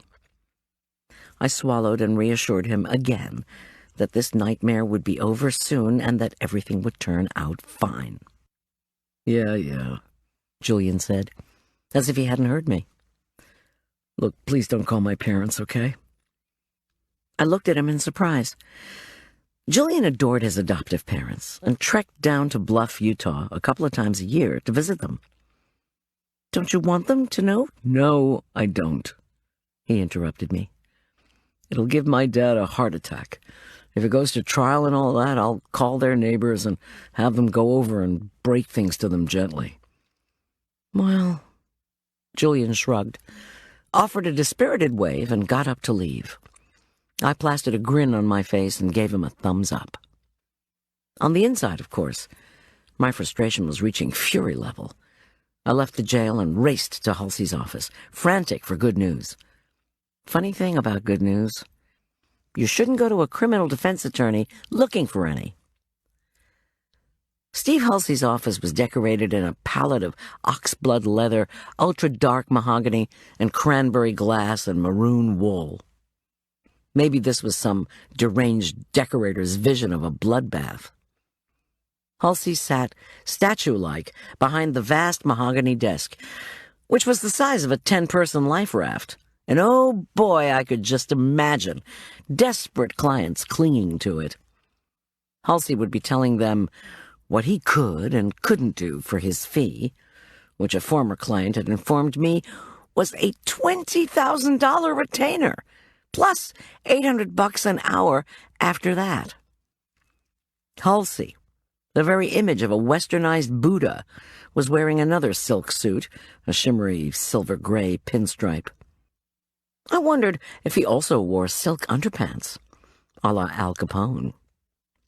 One fact was clear. Steve Halsey might represent desperate hooligans, but they were desperate rich hooligans. His terse greeting was followed by, "You said you wanted to talk to me about your innocence, Mrs. Schulz." "Absolutely. But where to begin?" Not at the end, for I knew the Buddha would berate me if I told him I'd just visited Julian in jail. I fidgeted while reminding myself that Barry Dean's Vicodin and all my machinations over the prescription also needed to go into the "don't tell your lawyer" category. $800 an hour, my conscience screamed. At least tell him something. Halsey's eyes were piercing. I was sure he was reading my thoughts. His face turned thunderous. One of the black eyebrows rose. Will I ever be able to put this guilty-looking woman on the stand? He seemed to be asking himself. Probably not. I took a deep breath, then told Halsey I'd first met Barry in school, where we'd had a class together. I'd lost touch with him after I got married and he graduated. He'd called me this March, though, to book a couple of parties. Halsey frowned. I explained that Barry had heard about me from a mutual friend, Ellie McNeely, whom he had either proposed to or was about to. So he'd hired Goldilocks Catering to do the cocktail party accompanying the jewelry leasing event. I was doing another event for him, or at least I was supposed to, this Thursday, a lunch for potential tenants in the mall's addition. I faltered. Did Dean talk to you about his business, mall business? He told me he'd been working at Westside Mall for the last 6 months. He'd always been... My suspicion is... I hesitated. Go on. Well, I just thought that if I were the person hiring Barry, it would be not so much for his expertise, even though he might have been super at what he did, but his real assets were his charm and enthusiasm. They were contagious. Halsey's brow furrowed, so I plowed on. Barry was trying hard to jumpstart sales and establish shopper loyalty to Westside before any more new malls opened in the Denver area. He loved to talk about shopping, about all the goodies that were available, especially at Westside. He was frustrated that the new mall addition was taking so long, but he perked up when I gave him some chocolate. Halsey's scowl deepened. I was obviously blathering. Look, Barry really didn't share very much with me about his job or his personal life. I'm sorry. Tell me everything about the hours leading up to his death. And so I did. Barry asking to chat with me. The truck incident. Barry's unwillingness to stay and talk to the cops. Barry craving a drink. The jewelry leasing party with its bewildering conflicts. Liz, her son, Barry, Shane and Paige Stockham, and through it all, the hectic catering. Barry had left without saying goodbye, I told Halsey, then returned and dropped off the note about the gratuity. Or, at least I thought it was about the gratuity, but maybe that word tip had meant something else. The next thing I knew, I was slipping on a pile of shoes in Princeton Grogan. When I tried to regain my balance, I fell onto a cabinet. The door swung open, and I saw a man's legs, shoes, tuxedo. It was Barry. He groaned. I tried to pull him out. Then something struck me. So he wasn't dead at that point, Halsey interrupted, before you were hit. No, I thought I felt a weak pulse. Halsey scribbled a few notes, then locked those impenetrable eyes on me once more. You know the police have arrested Julian Teller. But I've got to warn you, from the way the detectives were questioning you, they're obviously considering you a viable suspect. Me? Why? Because you found the corpse. Because your knife was in Barry Dean's gut, and that's just the beginning. The cops say they wanted that note so they could analyze the handwriting and compare it to Julian's. But they'll compare it to yours, too. Barry gave the note about the tip to a musician, I protested. Julian only read it before he gave it to me. Halsey waved this off. Here are the charges they might be thinking of making against you. First-degree murder, conspiracy to commit murder, accessory to murder, or accessory after the fact. Say if you asked Julian to pull the knife out of Dean. And then there's tampering with evidence. In case there's something from that scene that you're hiding from them. He lifted both eyebrows. I was right. Halsey could read minds after all. I shrugged and lifted my hands in a helpless gesture. Mrs. Schulz, you're my client. I don't want you talking to anyone about this case. Do not see or speak to Julian Teller. Doing so would strengthen the DA's conspiracy case if he has one. Do not go to that mall and start asking questions about Barry Dean. As I told you, Mr. Halsey. It was my turn to interrupt. I have to go to the mall on Thursday. I've signed a contract, and I've been paid. The food supplies have been ordered. I have a catering commitment to honor, and my reputation depends on not backing out of events. What kind of party is this exactly? His voice had turned patronizing. Westside Mall is running scared at the prospect of new Denver malls wiping them out, or undercutting them. This second event Barry hired me to do is a gourmet lunch for potential tenants in the mall edition. Halsey gave me that get-to-the-facts expression again, so I got to them. The owner of Westside, Pennybaker International, is sending out a high-powered team to secure leases for the vacant portion of the new edition. On Thursday, they've invited 12 of the hottest companies in the Westside area to hear the official pitch on why any retailer who wants to make big money needs to have a store in the mall edition. What are you serving? Halsey said, unexpectedly. He-Man food, I replied with what I hoped was a high-class sniff. Oriental dumpling soup, prime rib, mashed russet and sweet potatoes, strawberry rhubarb cobbler. Barry ordered that food hoping that once they ate it, all the retailers would feel rich enough to afford Westside. Halsey sighed. If you do the event, I want you to concentrate on food, not crime. Understand? I nodded. He told me that he would get in touch with me if he needed to, and I should do the same. I took my leave and noted we'd been together half an hour. For Marla's $400, I'd been told stuff I either didn't want to hear or was planning to ignore. If Julian was still in jail on Thursday, did Attorney Halsey really think I'd concentrate on food and not crime? If so, he was sadly mistaken. Since Halsey's office wasn't far from Westside Mall, I drove over there. If anyone asked, I'd say I was looking for Julian's Range Rover, which was sort of true. In any event, as long as I was going to violate Halsey's instructions, there were two people I wanted to talk to. Pam DeSharoon and Ellie McNeely, two purported girlfriends of the deceased Barry Dean. I knew Ellie had been taken to police headquarters. Now she was probably back at work at the bank. But Pam worked for Prince & Grogan in the lingerie department.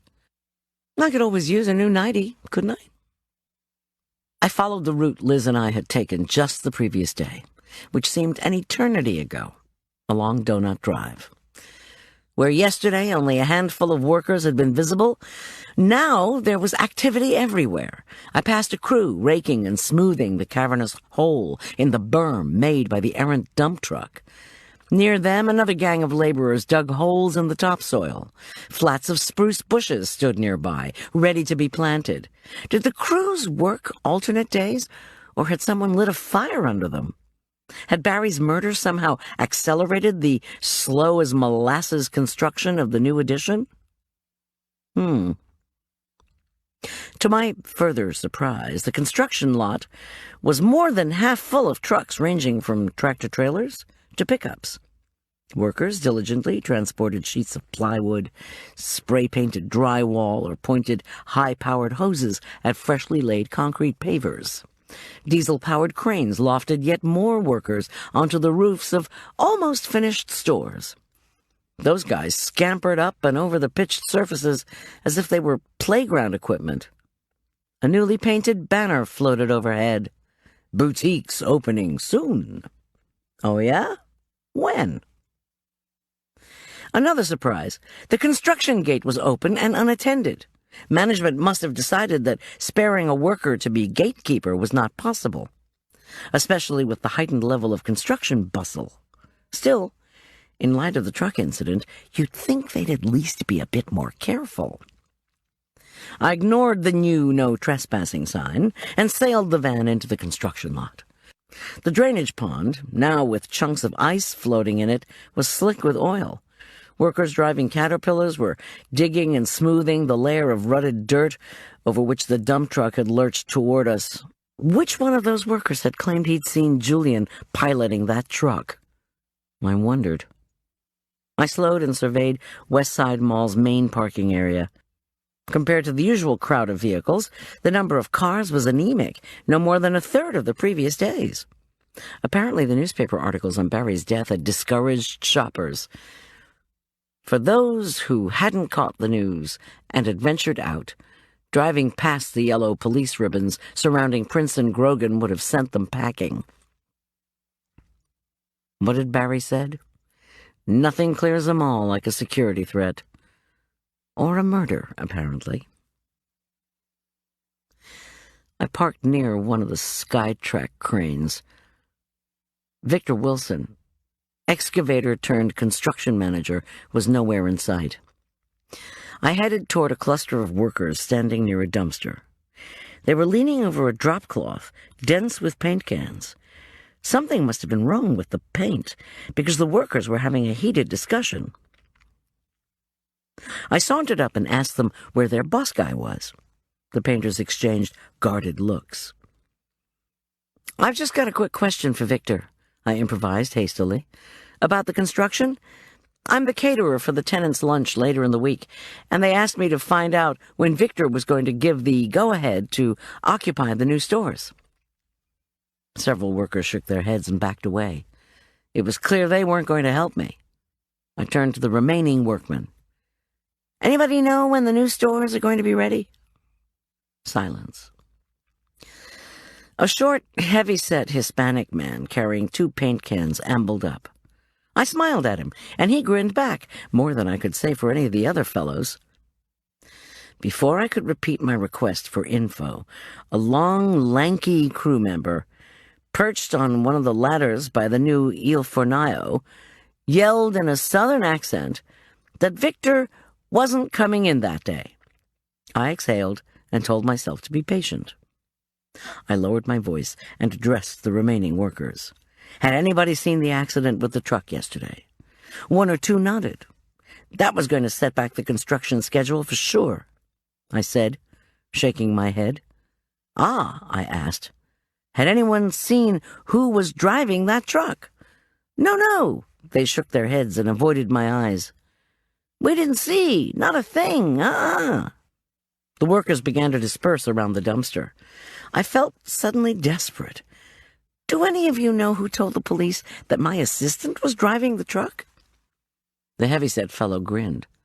The name Raoul was embroidered on his work shirt. "Yeah," said Raoul. "I know who told him." And Raoul registered that the few remaining workers were staring at him. Abruptly, he closed his mouth. "Who was he, though? Who told them?" I demanded. My voice had become shrill. "He warn't nobody, lady," said the lanky fellow. as he stepped down the ladder. He had sand-colored hair and skin the color of a pecan shell. He moved in my direction and spoke like someone in authority. He was a temporary worker. He just quit. But who was he? I persisted. He told the police that lie, and now a friend of mine is in jail. Lady, that guy is gone. Does anybody remember his name? Pecan Shell turned to the remaining workers. No, no, no, came the chorus of denials. No lo conozco. Don't know him. What was going on? Were these guys covering for a buddy who stole big trucks and tried to mow people down with them? They clearly had lots of sympathy for him, even if his quitting had left them a worker short. This project is cursed, I asserted silently. The workers, avoiding my eyes, picked up their cans and walked away. These guys, I decided, are not happy campers. First, their construction manager walks out. Then one of their trucks is swiped and run into a fresh berm. Then a worker lies and vanishes. And now nobody knows the whereabouts of the boss guy who's supposed to be running things. Emphasis on the supposed to. Maybe some answers would be forthcoming if the Furman County attorney could get here and serve a handful of subpoenas, but it was unlikely that I would be able to extract any more information. I reached into my purse, pulled out a handful of cards, and handed them to Raoul. At least he graced me with some kind of answer. His paint-stained fingers closed around my offering. Look, Raoul, I implored, if you do happen to remember the name of the guy who told the cops who drove the truck, I'd really appreciate a call. Please. It's very important. I made my way across the rickety makeshift bridge that spanned the icy drainage puddle. At the glass prism doors, I glanced back at the construction crew. To the amusement of his co-workers, Raoul was flinging my cards one by one into the dumpster. Furious, I marched into the mall. My injured right side rebelled and shot an arrow of pain into my lower abdomen. I clutched my side, leaned against one of the marble walls, and took a hacking, uneven breath. The few beautiful people shopping that day passed me by. What was I doing here? I was supposed to be resting. I'd promised the doctor and Tom that I would. Worse, I was at one of the two places, the other being the jail, that Counselor Halsey had ordered me not to go. Could my lawyer refuse to represent me if I didn't do what he said? Might the construction workers call the cops and say the caterer from Monday was bothering them with her nosy questions? Didn't she have enough catering work to keep her busy? I gripped my side and shouldered on, trying not to think of the wedding reception I'd been booked to do that day, trying not to think of Liz and her crew working while I was here at the mall. I also veered away from reflecting on the work-intensive events I was scheduled to cater over the next 2 days. And then, suddenly, I was trying not to think of Julian. Someone had set up our old family friend. Of that I was sure. But who? And why? This person was violent, no question about it. Paranoid, I looked all around. Nobody appeared to be following me.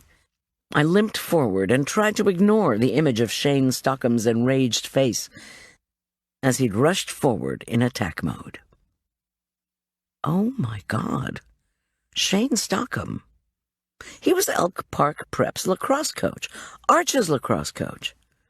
As I hobbled along, I punched in the numbers from my son's cell phone.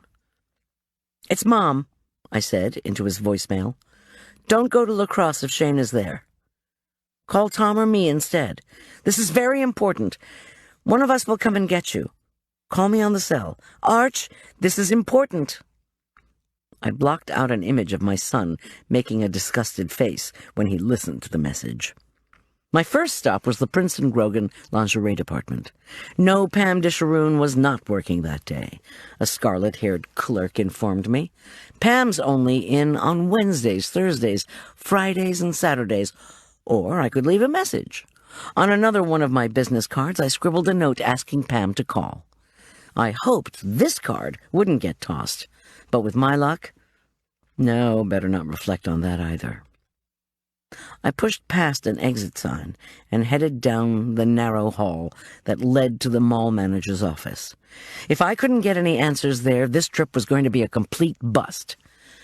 I spotted Westside's assistant manager, whose name I now remembered was Rob Eakin. He was behind the glass surrounding his office by the tiny reception area. I'd met Eakin once. He was a short, wide fellow whom I judged to be in his 40s. Now his brow glistened with sweat as he listened to two people whose raised voices penetrated the glass, separating them from me. With Barry gone, Rob Eakin must have been named acting mall manager. He didn't look so good. I nodded to the receptionist and moved to the chair closest to Eakin's office. Right before I filed for divorce, I'd overheard the jerk boinking a nurse in an empty hospital room. After that, no amount of righteous eavesdropping bothered me. Still, try as I might, I couldn't quite make out what the people in the office were squabbling about. I sighed in frustration. The plumply padded receptionist, whose name I struggled to recall, watched me intently. Her cheeks were puffy and mottled, her eyes bloodshot, her French twisted blonde hair resembled an unkempt haystack. Crumpled tissues lay scattered across her desk. A multi-buttoned phone blinked and buzzed. She ignored it. "I remember you," she told me. Her wobbly voice indicated she'd been weeping. "You're the caterer, the one who solves crimes." "The very one," I replied amiably. "How's it going?" "Awful." It came out like a sob. "It's terrible, isn't it? Poor Barry.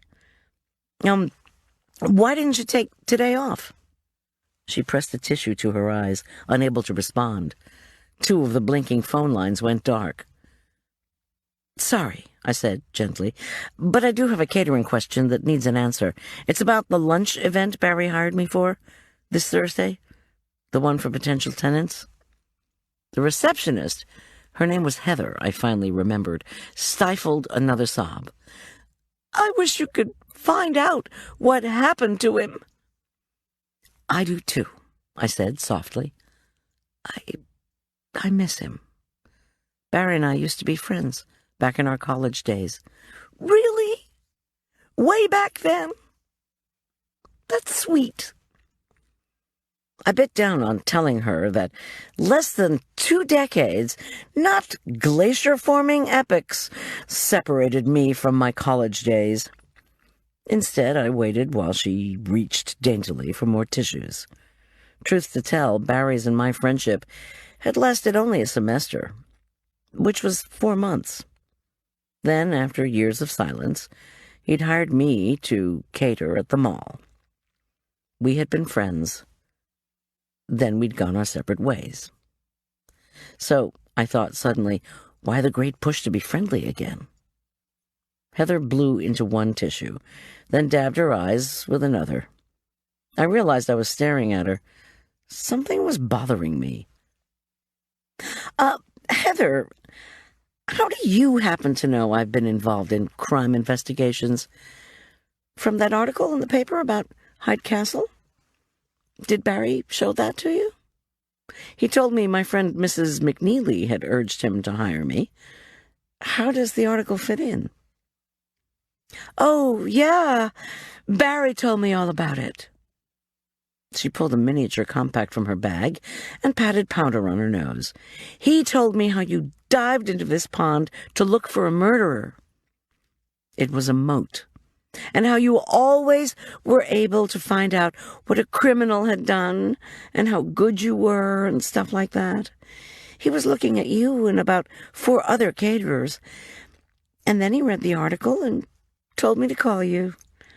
to see if you could do the jewelry party and the potential tenants' lunch. The phone buzzed again. This time, Heather decided to answer it. I rubbed my temples. This was not what Barry had told me when he'd called. While Heather talked into the phone, I closed my eyes and tried to reconstruct.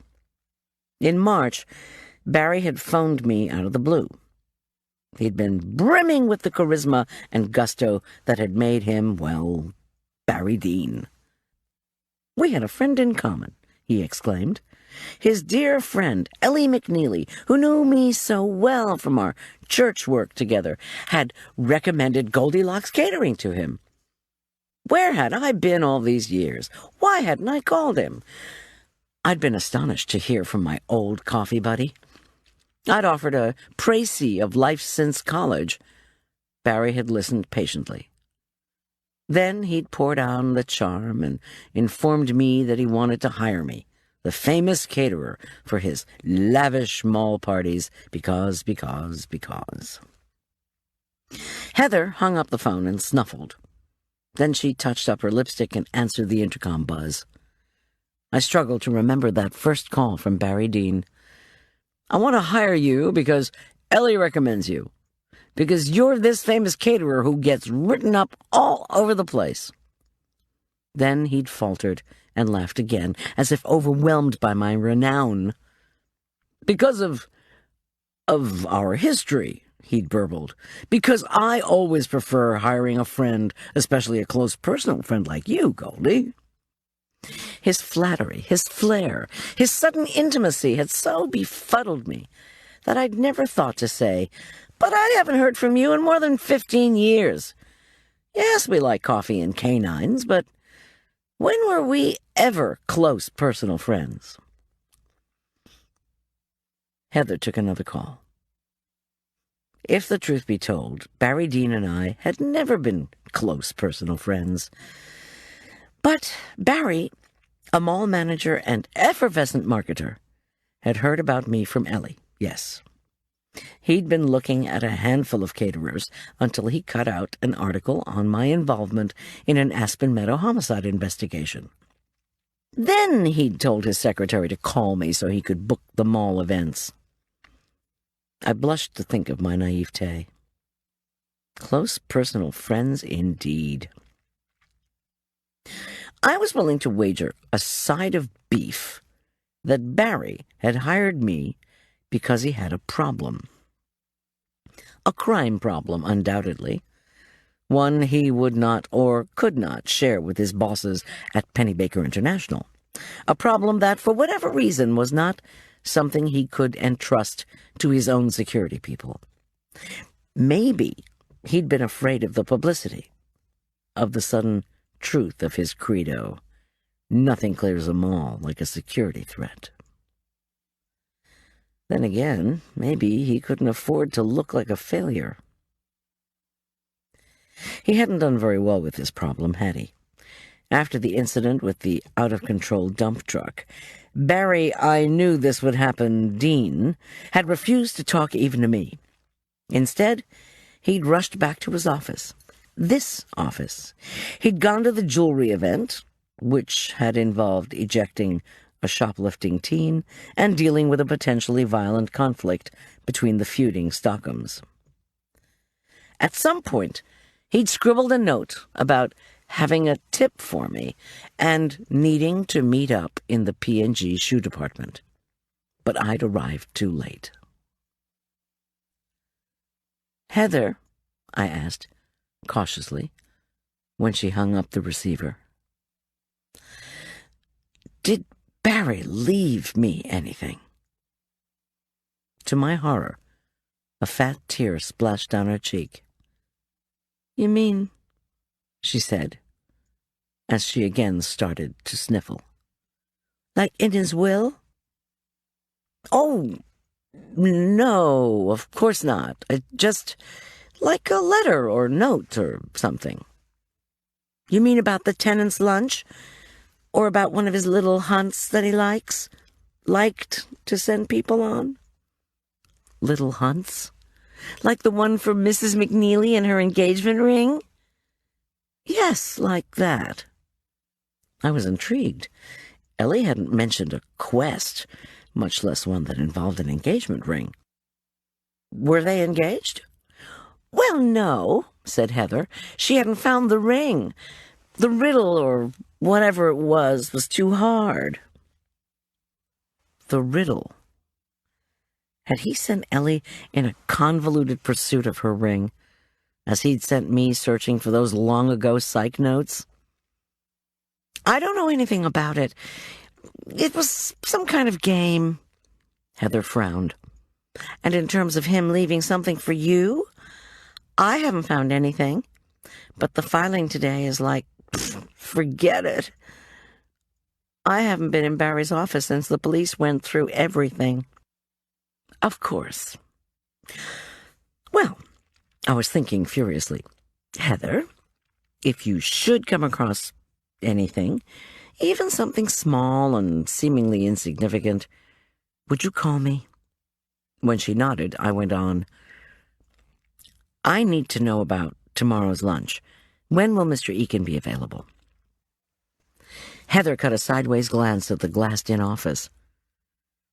9 people have already asked to see him, besides those guys. You're probably looking at 2 hours or more. With parties to prep, calls to make, and arch to check on, I didn't have 2 hours to spare. I quickly wrote Rob Eakin a note expressing my sympathy for the loss of Barry and asking for someone to call if the potential tenant's lunch was not still on for Thursday. Mr. Dean had already paid for the food and labor, I added. Heather placed my note on top of an unpromisingly large stack of paper and swore she'd deliver it as soon as possible. Seeing my worried look, she told me that if Mr. Eakin couldn't handle my request, she'd let me know herself about the Thursday lunch. Meanwhile, from the glassed-in office, the raised voices were suddenly audible. You need to do some damage control, Eakin. We don't figure this thing out, we're going to lose half our tenants, howled a male voice. I've got 2/3 of them already screaming, shrieked a young woman in a white shirt, black blazer, and a black bow tie. Her face had turned scarlet, her brown hair pulled into a tight bun, strained at its riggings. They want twice as many security guys as we've already got. Eakin closed his eyes and rubbed his temples. Heather's eyes widened. Look, I promise I'll call you if I find anything Barry left you, she stage whispered. I nodded, not hopeful. If the cops had been through everything, it was unlikely there'd be anything left for Heather to find. I thanked her and started to leave. Then I turned back. Where is Victor Wilson today? I went out to the site. I had something to ask him, but he's not there. Heather clucked disapprovingly. Not a clue. Not that I would care about that asshole, she added.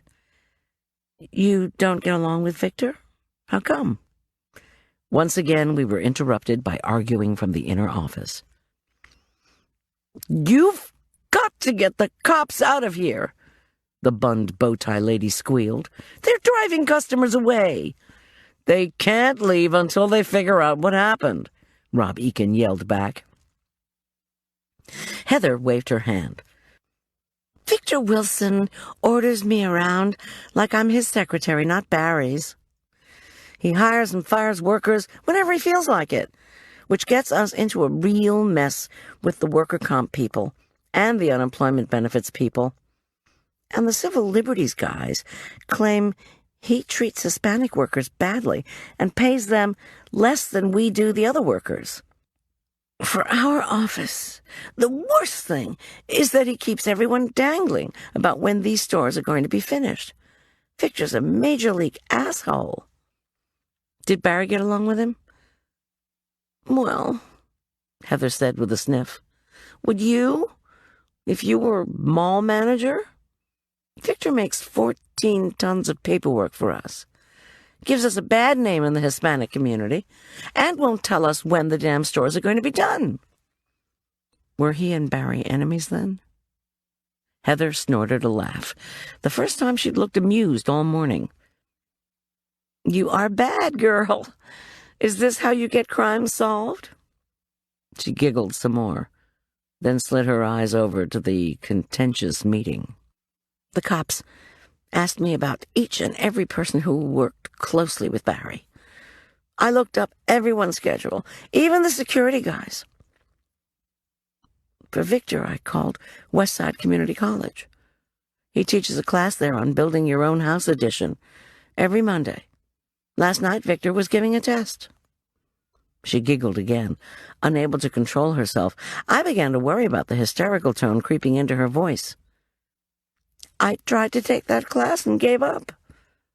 Victor said, while the little woman's making you an apple pie, you can be the big man building her a brand new kitchen. So I said, I am so out of here." My eyes strayed to the glassed-in office, where all of the participants in the altercation were talking into cell phones.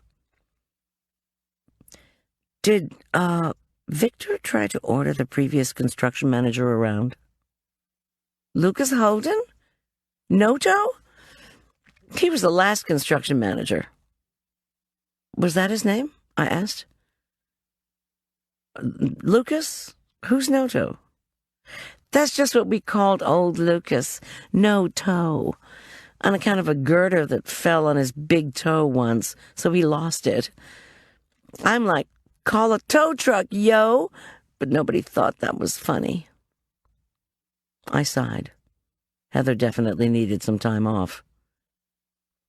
"So, what happened to this Lucas Holden?" I asked resolutely. "He quit. Another asshole," she declared vehemently. "And where did Lucas go?" "Oh, the letter he wrote us said he was going to Arizona someplace. Nobody ever called him Lucas, though. Strictly Noto.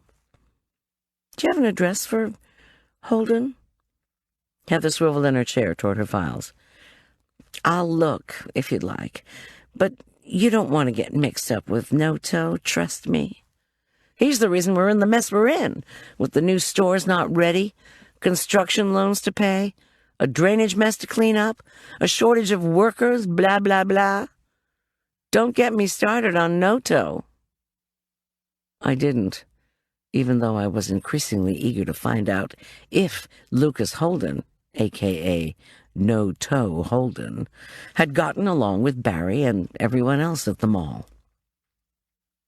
Heather frowned over one file, then stuffed it back in the drawer when she read the concern on my face. "Look," she said. "I'll try to get Noto's phone number for you. If I can't find it, I'll ask Victor if he has it somewhere." She grabbed her tissue box and muttered, "Victor, what an asshole." Since we'd already traveled that particular loop, I nodded a goodbye. From the inner office, the voices rose again. "If you can't hire more security, then maybe we need a new acting manager." The first man howled at Rob Eakin. "Great idea!" screamed Eakin. "Find out who killed Barry, would you?" Heather implored, as she crumpled her latest tissue and dabbed her eyes. "I'm trying," I said, gently, over the noise of the office fight. "Take care of yourself, Heather." Then I backed out the door. Chapter 9. As I gunned the van toward Aspen Meadow, Julian's face stayed in my thoughts. He was emotionally and physically strong. Anyone who knew him knew that. Surely he'd be able to handle whatever the jail experience offered, from bad cellmates to horrid food. When Julian did get out of jail, he'd probably start a campaign to bring fresh vegetables to inmates. I tried to smile, but couldn't. The memory of Julian's haggard face and downcast spirits was too strong. Barry, I reminded myself as I raced onto the interstate. Barry is the key. My thinking was getting clearer in this department. My assumptions began with the theory that Barry had gotten himself into some kind of trouble. Ellie McNeely and I had been friends for a long time. When Barry was looking for a caterer, Ellie had told her boyfriend, who hadn't given her a ring yet, about me. But Barry hadn't decided on a caterer until he'd read the article about the debacle at Hyde Castle. Somehow, that article had clinched it. Barry'd figured if he hired his old pal, amateur crime solver Goldy Schulz, she could straighten things out. But his attempt to fill me in on his dilemma, or even tell me what the dilemma was, had gone terribly awry. The snow-capped peaks and plum-purple shadows of the Continental Divide came into view. I pressed on the accelerator. Barry's dying and Julian's arrest were not my fault. Still, I felt responsible. If only I had tried harder to make Barry talk to me. If only I had been less obsessed with my catering event. Barry had tried to reach out to me, but he had been too proud, too scared, too something to just blurt out what was bothering him. And now he was gone. Ringing from my cell phone made my heart jump. It was Alicia, my supplier. Was I ready to receive this week's food order? Yep, I replied, you bet. Alicia promised to be at our house in 30 minutes. So much for stopping by the bank of Aspen Meadow to see if Ellie could visit. I called the bank to try to set up an appointment with her, but was told she was being questioned again by someone from the sheriff's department. A detective had taken Ellie to the bank's conference room and had asked not to be disturbed. Yes, I was told a message would be left for Mrs. McNeely asking her to return my call. Barry might have thought I was an ace amateur sleuth, but it looked now as if my reputation was becoming a drawback. Maybe I was paranoid, but Pam Disharoon wouldn't or couldn't see me. Ditto Rob Eakin, Ellie McNeely, and Cape Town-bound John Rufus. Well, no matter what, I was going to find a way to get Julian out of jail. And then, surprise, my cell phone rang again. Goldie, it's Paige Stockham. Well, yeah. I couldn't even stammer out a proper greeting. What's up? I asked feebly. How are you and Shane, doing? I really want to apologize to you. Her breathy voice cracked. So does Shane. He's going to call you later. Look, it's all my fault. I started the fight at the party. I'm sorry. Oh, God, please. Please say you'll cater for us Wednesday.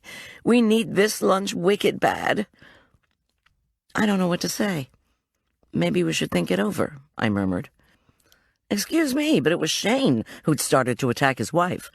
Paige had prodded and ridiculed him, yes. But instead of charging her, Shane could have walked away. In fact, they both could have. But Paige hadn't rung me up for marital advice. Don't abandon us, she pleaded. Marla told me you'd probably cancel, and I needed to call you and eat dirt. Please don't cancel on us. We're under terrible stress financially, and we're going to a counselor because the lack of money is, well, killing us. I turned off on the Aspen Meadow exit and tried to think of what to say. Let me think about it, I said to Paige.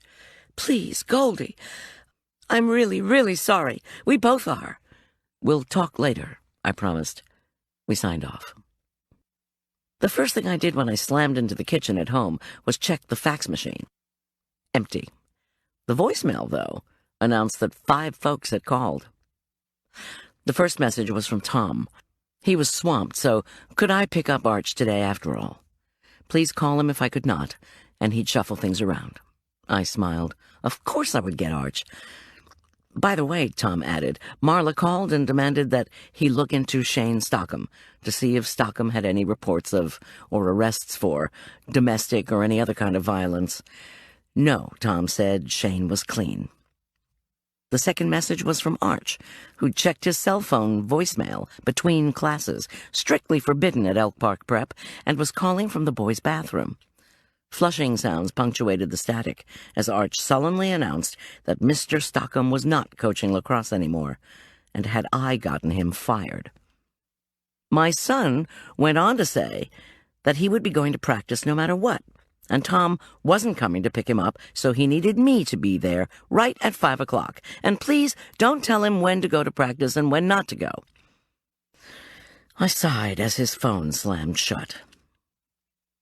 The third call was in a husky voice. "Find out why Barry Dean had headaches, lady. Then you'll get all your answers." I sat up straight, taken aback. The caller had hung up without leaving a name. I played the message 4 times, but couldn't recognize the voice. My caller ID said the number was unavailable. I saved the message and moved on. Shane Stockham's contrite tone was next. "I am so sorry we had a problem yesterday, Goldy. It was all my fault. And, by the way, I'm quitting coaching at Elk Park Prep. We're just having too many problems. Anyway, I hope you won't press charges against me for coming at you yesterday." He paused, and I almost felt sorry for him. Almost. "If you're not too mad at me, Paige and I are still hoping to have this party tomorrow at our place at noon. Come by whenever you need to set up, Goldy. I hope you can forgive me." He signed off. Shane Stockham was doing really badly. Well, this I knew from Marla, Paige, and now him. But he had quit coaching? Just because he and his wife had had a tiff at the jewelry event? The final call was from Pam DeSharoon. "My friend phoned and said you wanted me to call, so here I am. But you're not there. I'll be at P&G tomorrow, Wednesday, from 10 to 6. Same on Thursday and Friday, and 10 to 10 on Saturday. Okay?" She didn't sound pleased, and she didn't bother to say goodbye. I put on my apron and reflected. Arch was mad at me. Shane was sorry as hell, and Pam was miffed. And I wasn't sure why any of them were feeling the way they were. But it was the third call I'd received that had me the most bewildered. Find out why Barry Dean had headaches. Well, I was trying to find out. But who had made that call? Raoul, the construction worker? Rob Eakin, the mall's acting manager? Victor Wilson? The caller had been a male, I was pretty sure, but not like anyone I'd heard before. A knock on the front door derailed that particular train of thought. My peephole revealed strawberry blonde Alicia, my supplier since I'd opened Goldilocks Catering. She hauled in baskets of fresh wild mushrooms, stunning arrays of everything from chanterelles to portobellos, plus marbled slabs of standing rib roast, lusciously flavorful greenhouse-grown strawberries and rhubarb, and the rest of the supplies for the next 2 days' parties. As she was leaving, she handed me a brightly wrapped compact disc. "It's for your kid. I can't understand this music," she said with a wink, "but the guy at the store told me this is what they're listening to these days. Tell Arch happy birthday from me." I thanked Alicia profusely, gave her a check for the supplies, and got to work storing the food. I stood immobilized in the middle of our kitchen. Frustration gnawed at my brain. I needed to cook. Working with food always helped put things in perspective. On my new computer, I pulled up the menu for Shane's luncheon party. Yes, I was going to do it. He had apologized. His wife had apologized. Besides, he was the one who'd flown through the air and landed on the lounge floor. Maybe he was quitting coaching lacrosse because he was black and blue. Maybe he was quitting because he'd been thrashed by a mom. I felt my mouth curl into a smile. Finally, I was beginning to look forward to doing the Stockham's lunch. I tried to recall the layout of their place. The house itself was a gorgeous log dwelling in a stunning development of executive homes near the entrance to the Aspen Meadow Wildlife Preserve. As my printer spat out the menu, recipes, and schedule, I called Shane back and left a message thanking him for his apology.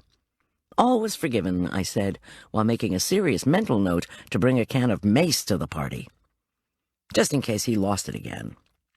In my message, I enthusiastically concluded that my crew and I would start setting up around 10 tomorrow. I searched for and found my mace, then slipped it into my purse. As I scanned the menus, I tried to recall everything I'd heard from Marla about Shane and Paige. According to Marla, Shane's store, the gadget guy, had received an eviction notice from Westside Mall. This notice had to have come from Barry. Complicating Shane's problems were, 1, Westside wanted $1 million worth of back rent from him. And 2, his wife Paige had a compulsive shopping problem, an addiction severe enough to warrant antidepressants and group therapy. Moreover, Paige was locked in a to-the-death competition with her sister Pam for stuff. But how had Shane and Paige Stockham felt about Barry? If either one of them had been on bad terms with him, why had they come to the jewelry event? But I knew the answer to that. More than anything, Paige craved whatever big-ticket items Sister Pam managed to land. Apparently, Paige hadn't gotten what she wanted. No doubt that was why she and her husband had fought. I'd have to ask Tom if the videotape had shown anything else about the whole Shane, Paige, Pam, Barry situation.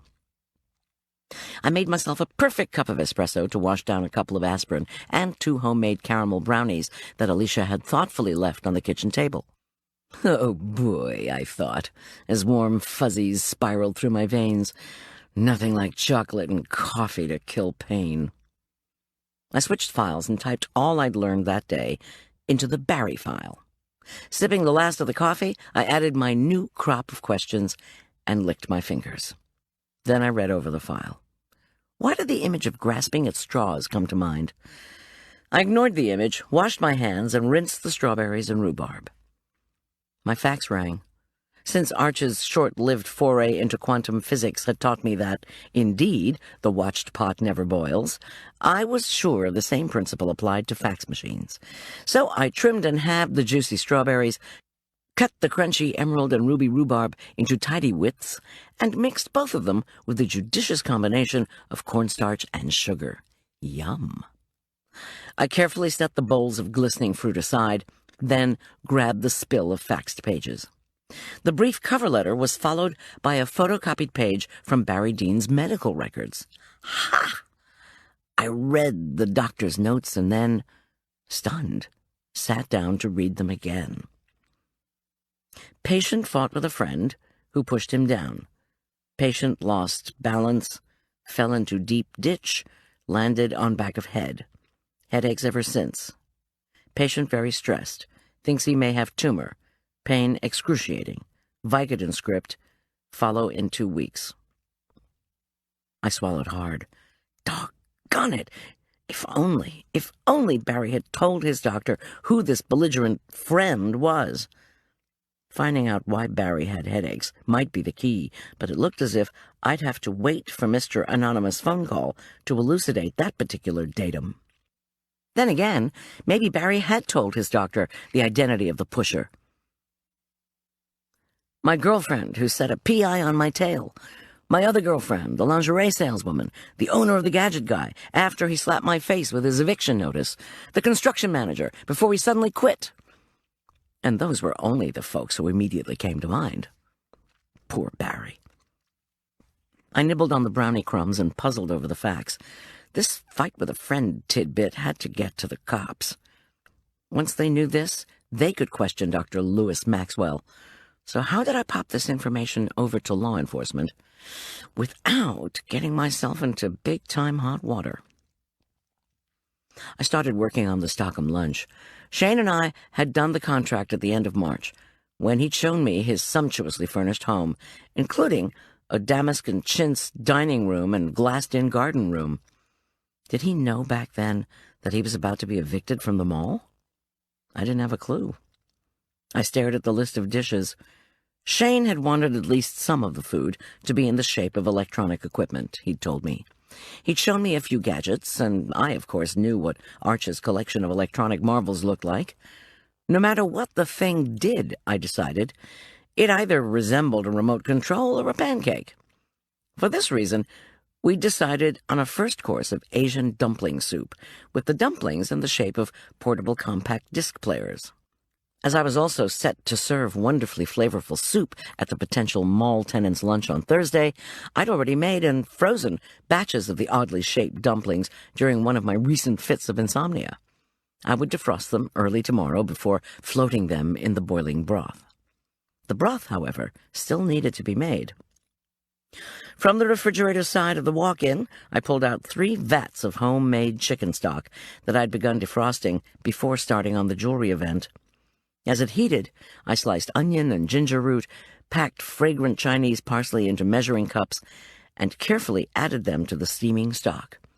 Within 10 minutes, rich scents of the Far East wafted through the kitchen.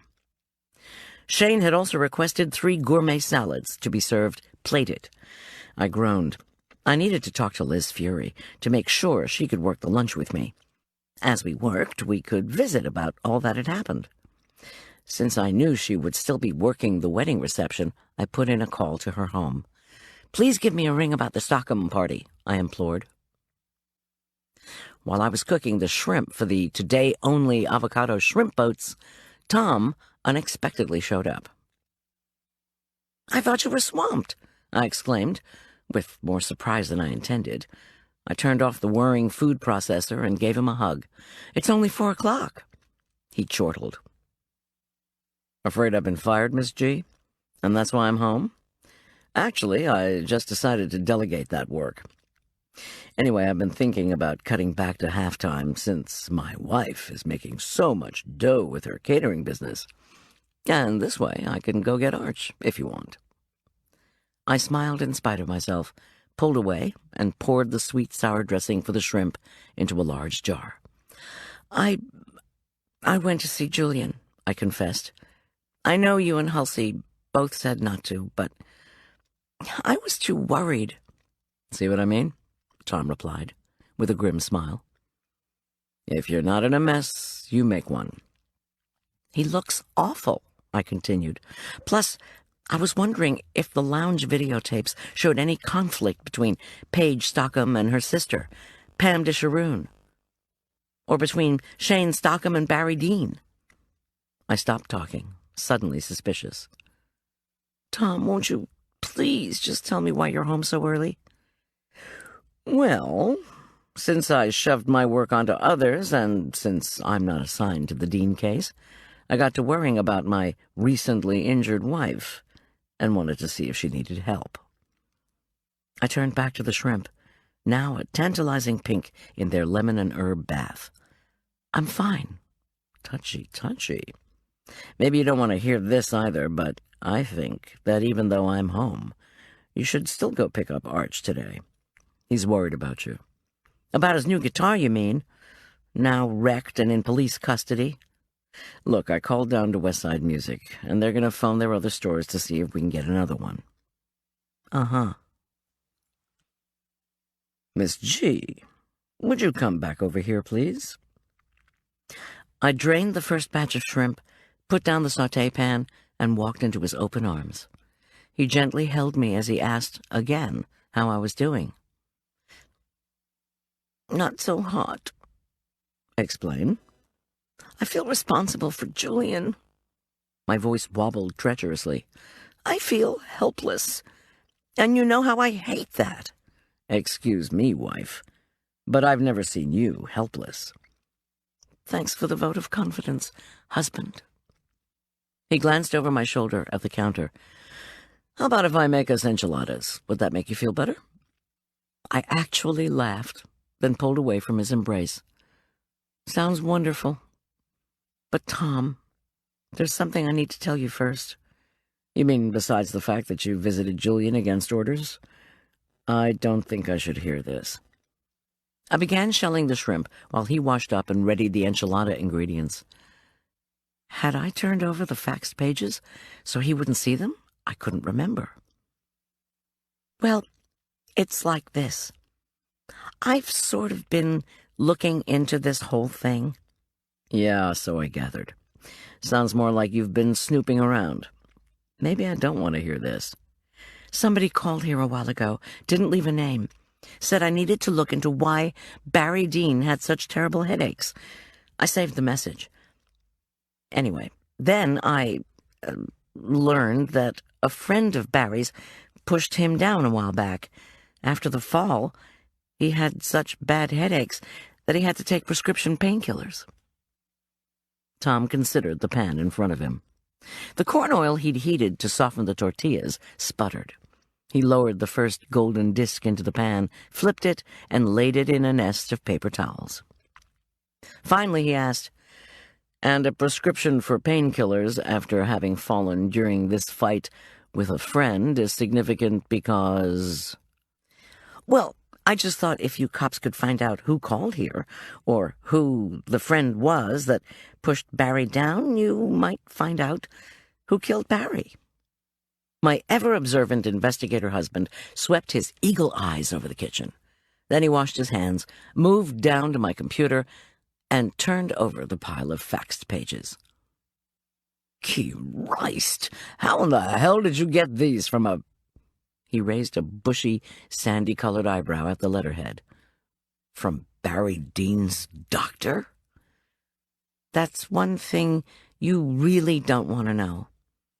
He groaned, then said, "Okay, Miss G.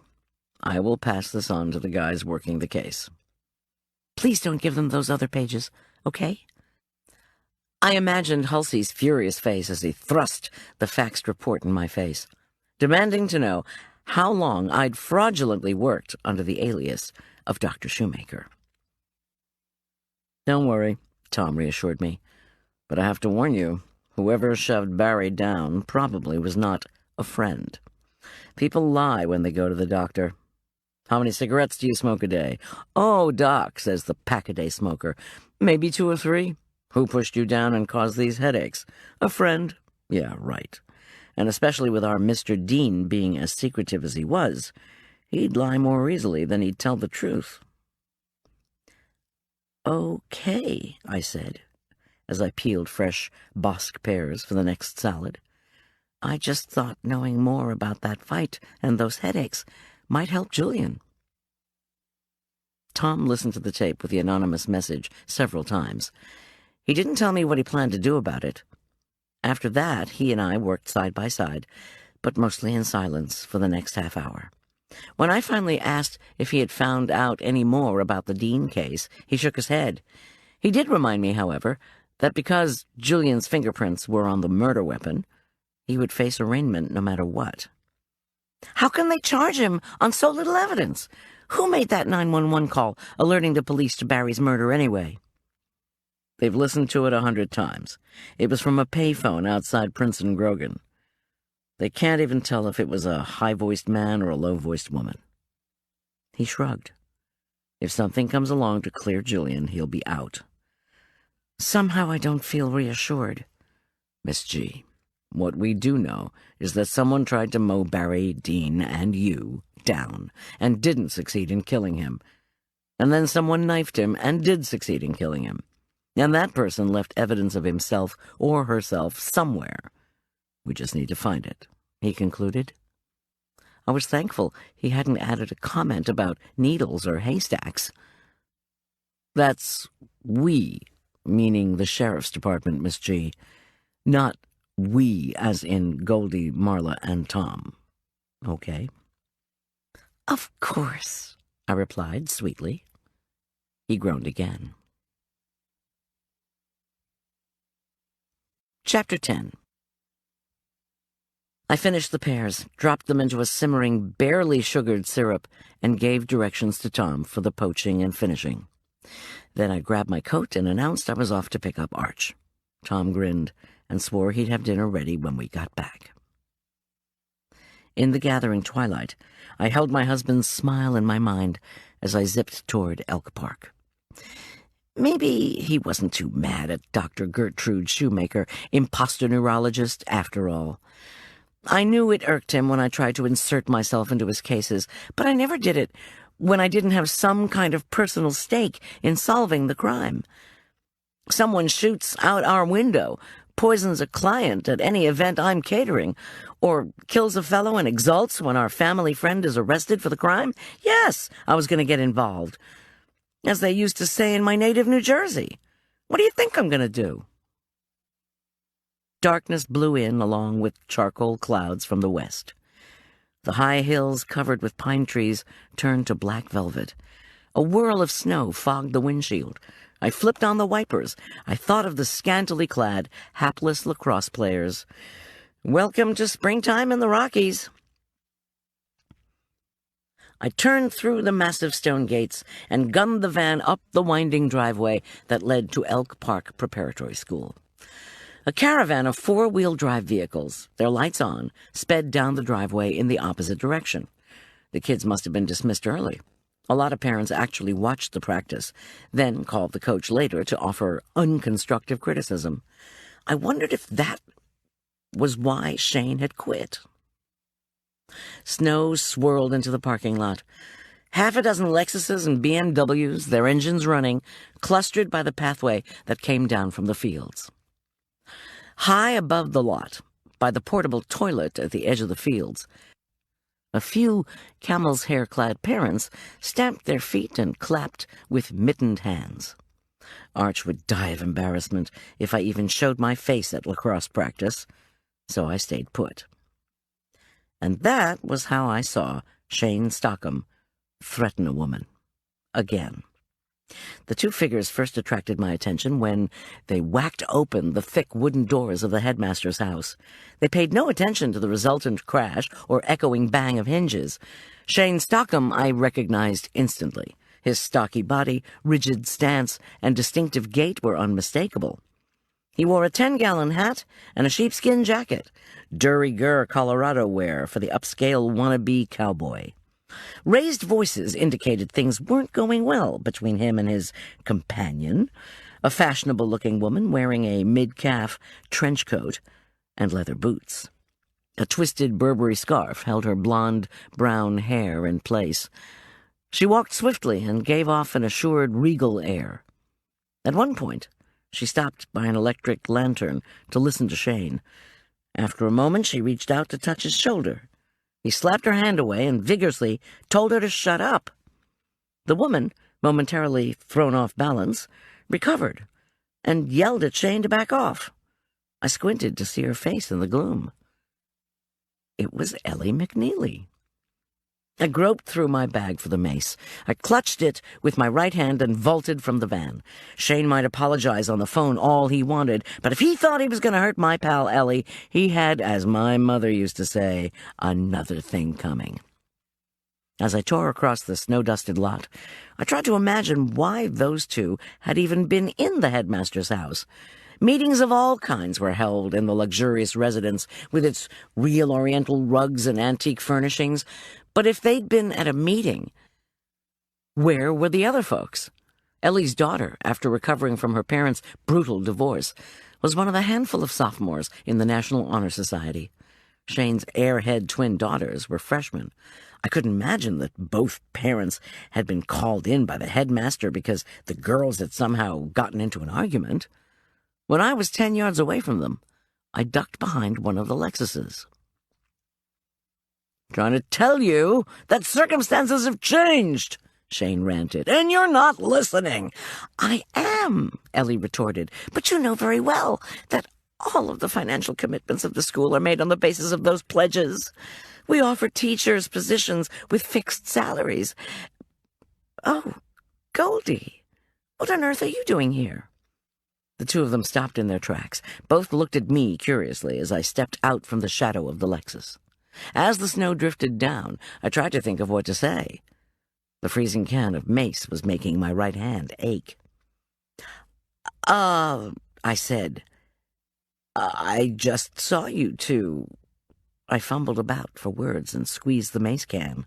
Shane had backed well away from Ellie, and I was unsure of what to say or do. At the far edge of the lot, someone in a silver SUV honked. "Well," said Ellie, "that's my daughter honking my horn at me. I have to go. Talk to you later, Goldy." With that, she turned with a sweep of trench coat and walked delicately across the snow to her van. "Ellie!" Shane called after her, his tone suddenly apologetic. And calm, even cajoling. "Please, Ellie, please think about what I'm saying." "No," she called, making her voice sweet. She didn't turn back. I tried to give Shane a look that was both punitive and sympathetic. I was itching to know about their conflict. Shane rubbed his eyes, tilted his head back, and groaned. "Goldy, so did you get my message about tomorrow?" His question startled me. I shivered as if unexpectedly chilled, tucked my hands hastily into my pockets, and let go of the mace. Only then did I give him a bright smile, even if I did have more reason to be wary of him than ever. Shane, after all, was a client. "Yes, and I left one for you.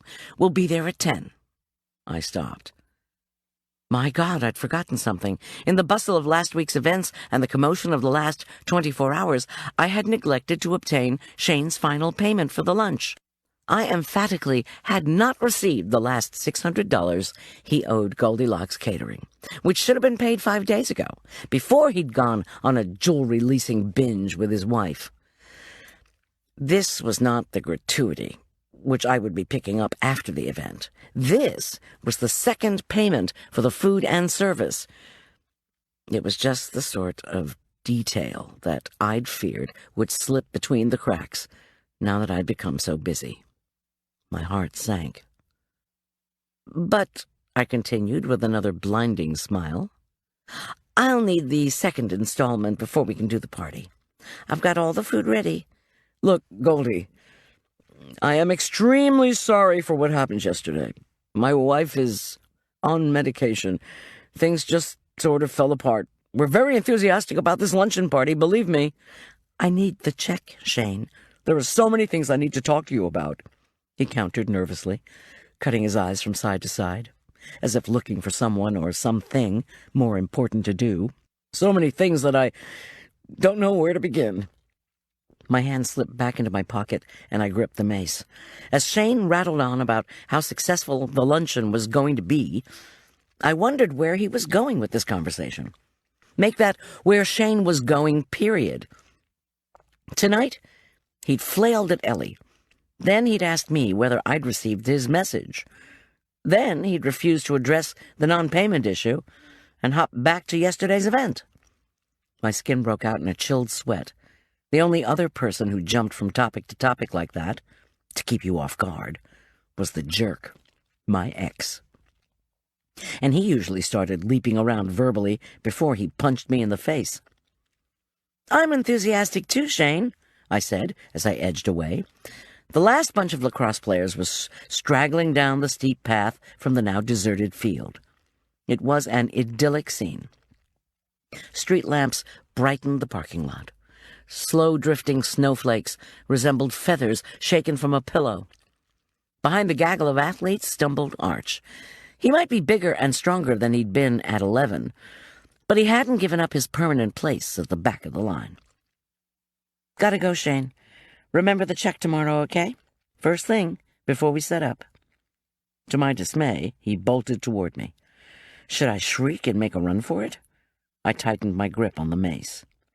"Look, Goldie, don't run off, please, because I really want to talk to you. It's important, I promise." If he was going to tell me that he didn't have the money for the party, that he'd pay me next week, next month, or next year, then I was going to punch him in the face. Future clients be damned. "It's all about the mall, you see," Shane persisted. "You're such a great person, Goldie. I feel as if I really could tell you—" He hesitated. "Shane, please, I'm getting cold. Tell me what?" He lowered his voice. "It's about Barry Dean." I stopped short. I had to restrain myself from grabbing Shane by his sheepskin lapels and shaking him. "What about Barry Dean?" "Well, it's just that I don't know how much you know about the way a mall works." "Look, can you just get to the point? My son's waiting for me, Shane." He gulped, then brushed melting snow off his handsome, square face. His brown eyes shone with worry. And guilt? I wasn't sure. "I got into trouble. I did a bad thing, but Barry made it much worse. I cooked the books of the gadget guy. The reason I did it was that once we broke a certain level of sales, the amount of rent we owed Pennybaker International, according to the terms of our lease agreement, went way up. With Paige's shopping problem and our current level of debt, we just couldn't pay more rent. Just could not. So Barry, who had done next to nothing in terms of his promised promotion for mall tenants, offer to do a deal. He wouldn't evict me if I paid him $50,000 up front in cash, off the books, and another $50,000 at the end of the year. But I couldn't, so he pulled the plug on me. There, I said it. He paused to take a raspy breath and fixed me with his sad stare. I know you're going to ask me, did I tell the police about this? The answer is no. I couldn't do that either.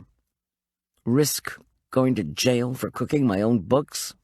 Forget it. So, I'm trying to get into online ordering now, out of our house. But if any of my potential backers, the people who are coming to lunch tomorrow, find out I messed with the figures at the store, they'll run away faster than a herd of elk. I didn't cheat anybody, Goldy. I just wouldn't pay that mall their extortionary demands. And I couldn't afford to pay Barry his bribe. I don't have that kind of money. In the near distance, a car honked. This honk came from my van. Arch was honking at me. Shane, why are you telling me all this? He ran his fingers through his tousled hair. Because I know your young friend has been accused of Barry's murder. I didn't want you to think I killed Barry, in case Barry had told you about our conflict. I can't afford negative publicity at this point, and I've read how you sometimes get involved in these cases. Okay. Is this a counting crime, what you were just talking to Ellie about? Because she was close to Barry, too? Shane snorted. No, we have an issue with the school. But being in that mall, I saw the way things went. I mean, in addition to not doing the promotion he promised, Barry was not the most moral of guys, you know? He had a woman problem, and I think that's why he wanted the payoff, to keep up his woman habit. Otherwise, he'd have to stay with old stick-in-the-mud Ellie McNeely. For a while, anyway. Mom! Art shrieked. Come on, let's split. You've got a cell call. I'm starving. It's cold. Mom! I have to go. My thoughts were tangled from all the new information. Did I believe Shane or not? I wasn't sure. So you think this $50,000 was for him, then? Not the mall? Of course it was for him. What do you think I've been trying to tell you here? Shane, tell the cops all this. You mean your husband? No, Tom's off the case. Anything you can tell the cops about Barry will help them get the big picture. If you have any documentation of what Barry did, show it to them. I did not say documentation of what you say Barry did, but I thought it. Maybe Barry pulled this blackmail stuff with other store owners. Just call the department and get connected with the assigned investigators. Please. Believe me, it'll look much, much better for you if you tell the cops what happened. If they find out elsewhere, they'll come after you. Mom!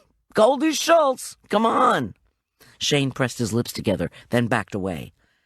Somehow I didn't think he was bolting to a phone.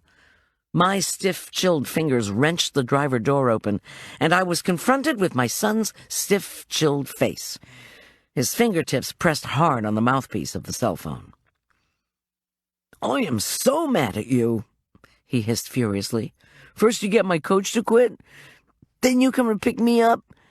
Only you don't pick me up because you get in a long conversation with my former coach, which is what you always do, talk.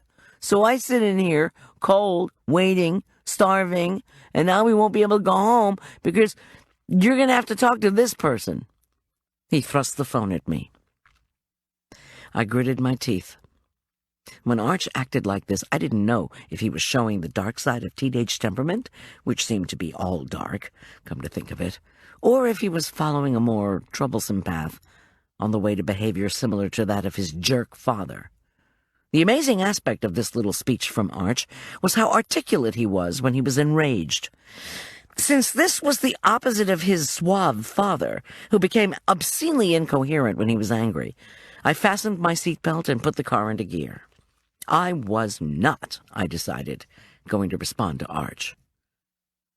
I'm so hungry, Arch growled, as I put the phone to my ear. I pressed the phone into the front of my jacket to cover the mouthpiece. Tom is making enchiladas, and I don't care.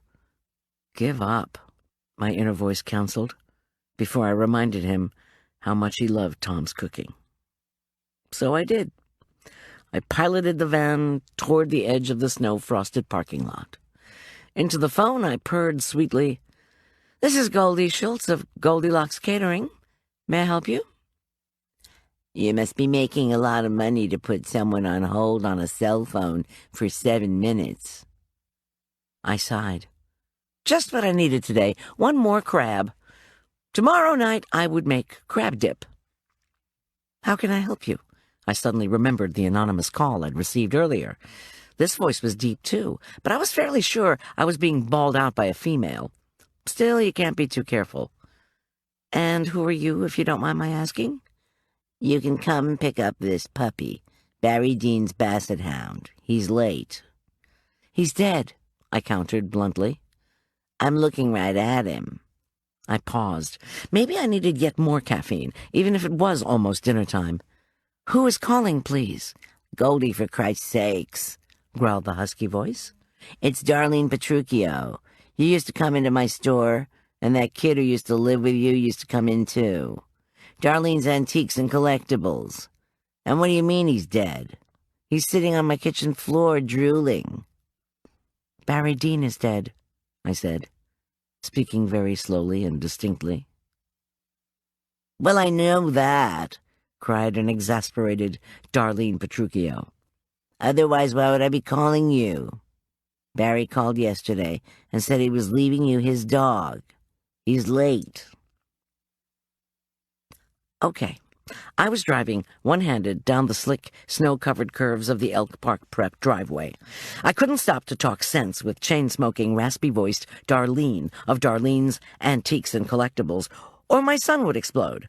I needed a timeout. I needed to get out of this Abbott and Costello routine about dogs and dead guys. "I can't take care of this hound another night," Darlene shouted, coughing. "He howls and cries and is driving Gus and me nuts.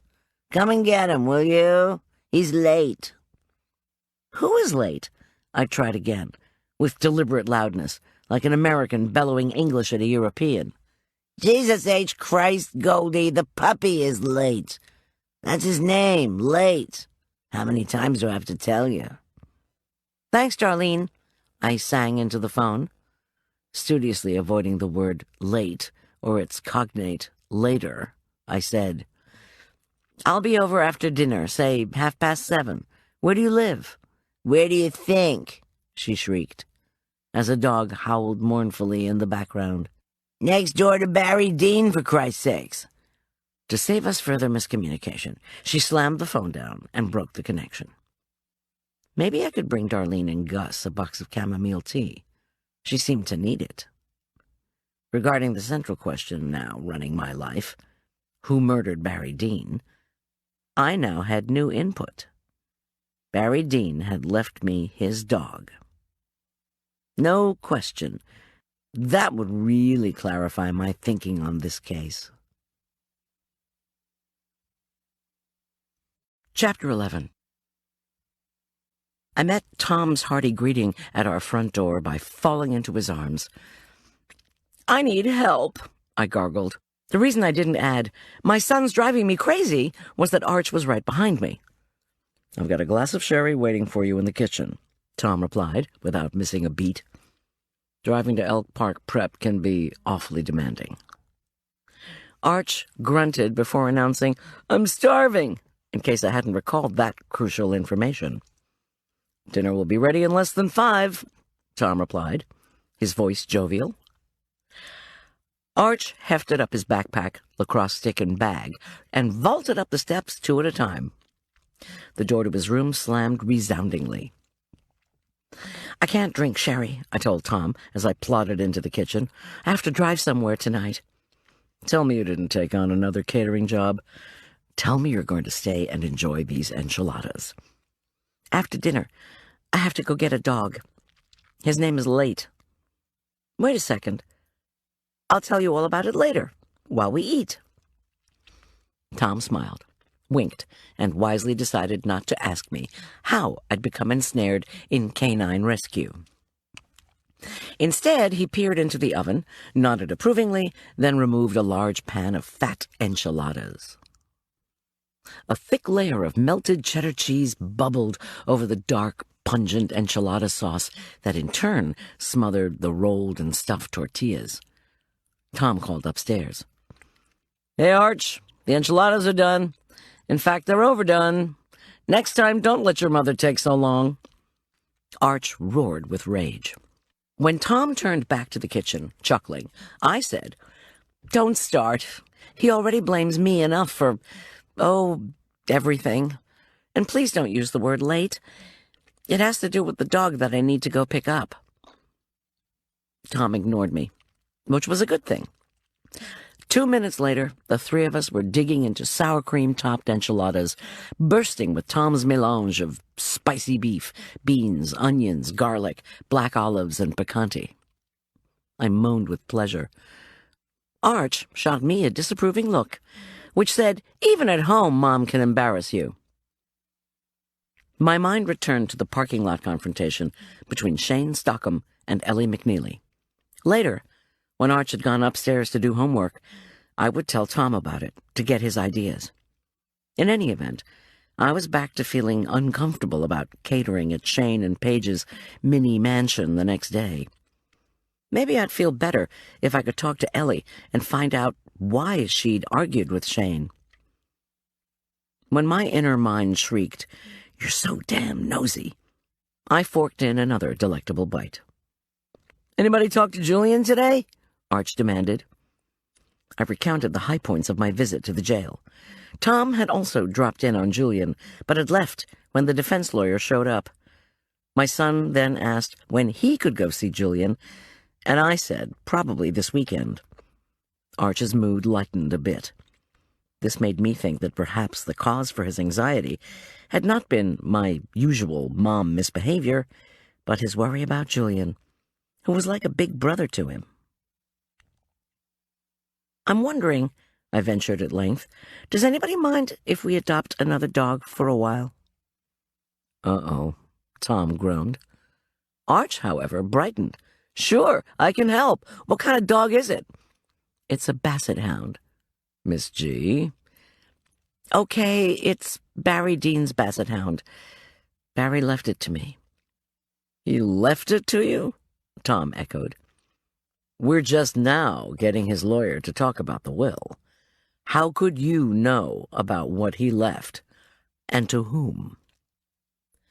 "His neighbor called, Darlene, the woman who owns that used stuff store on Main Street. Apparently Barry called her yesterday before he died, said if anything happened to him, I was supposed to take care of his dog, who was really a puppy.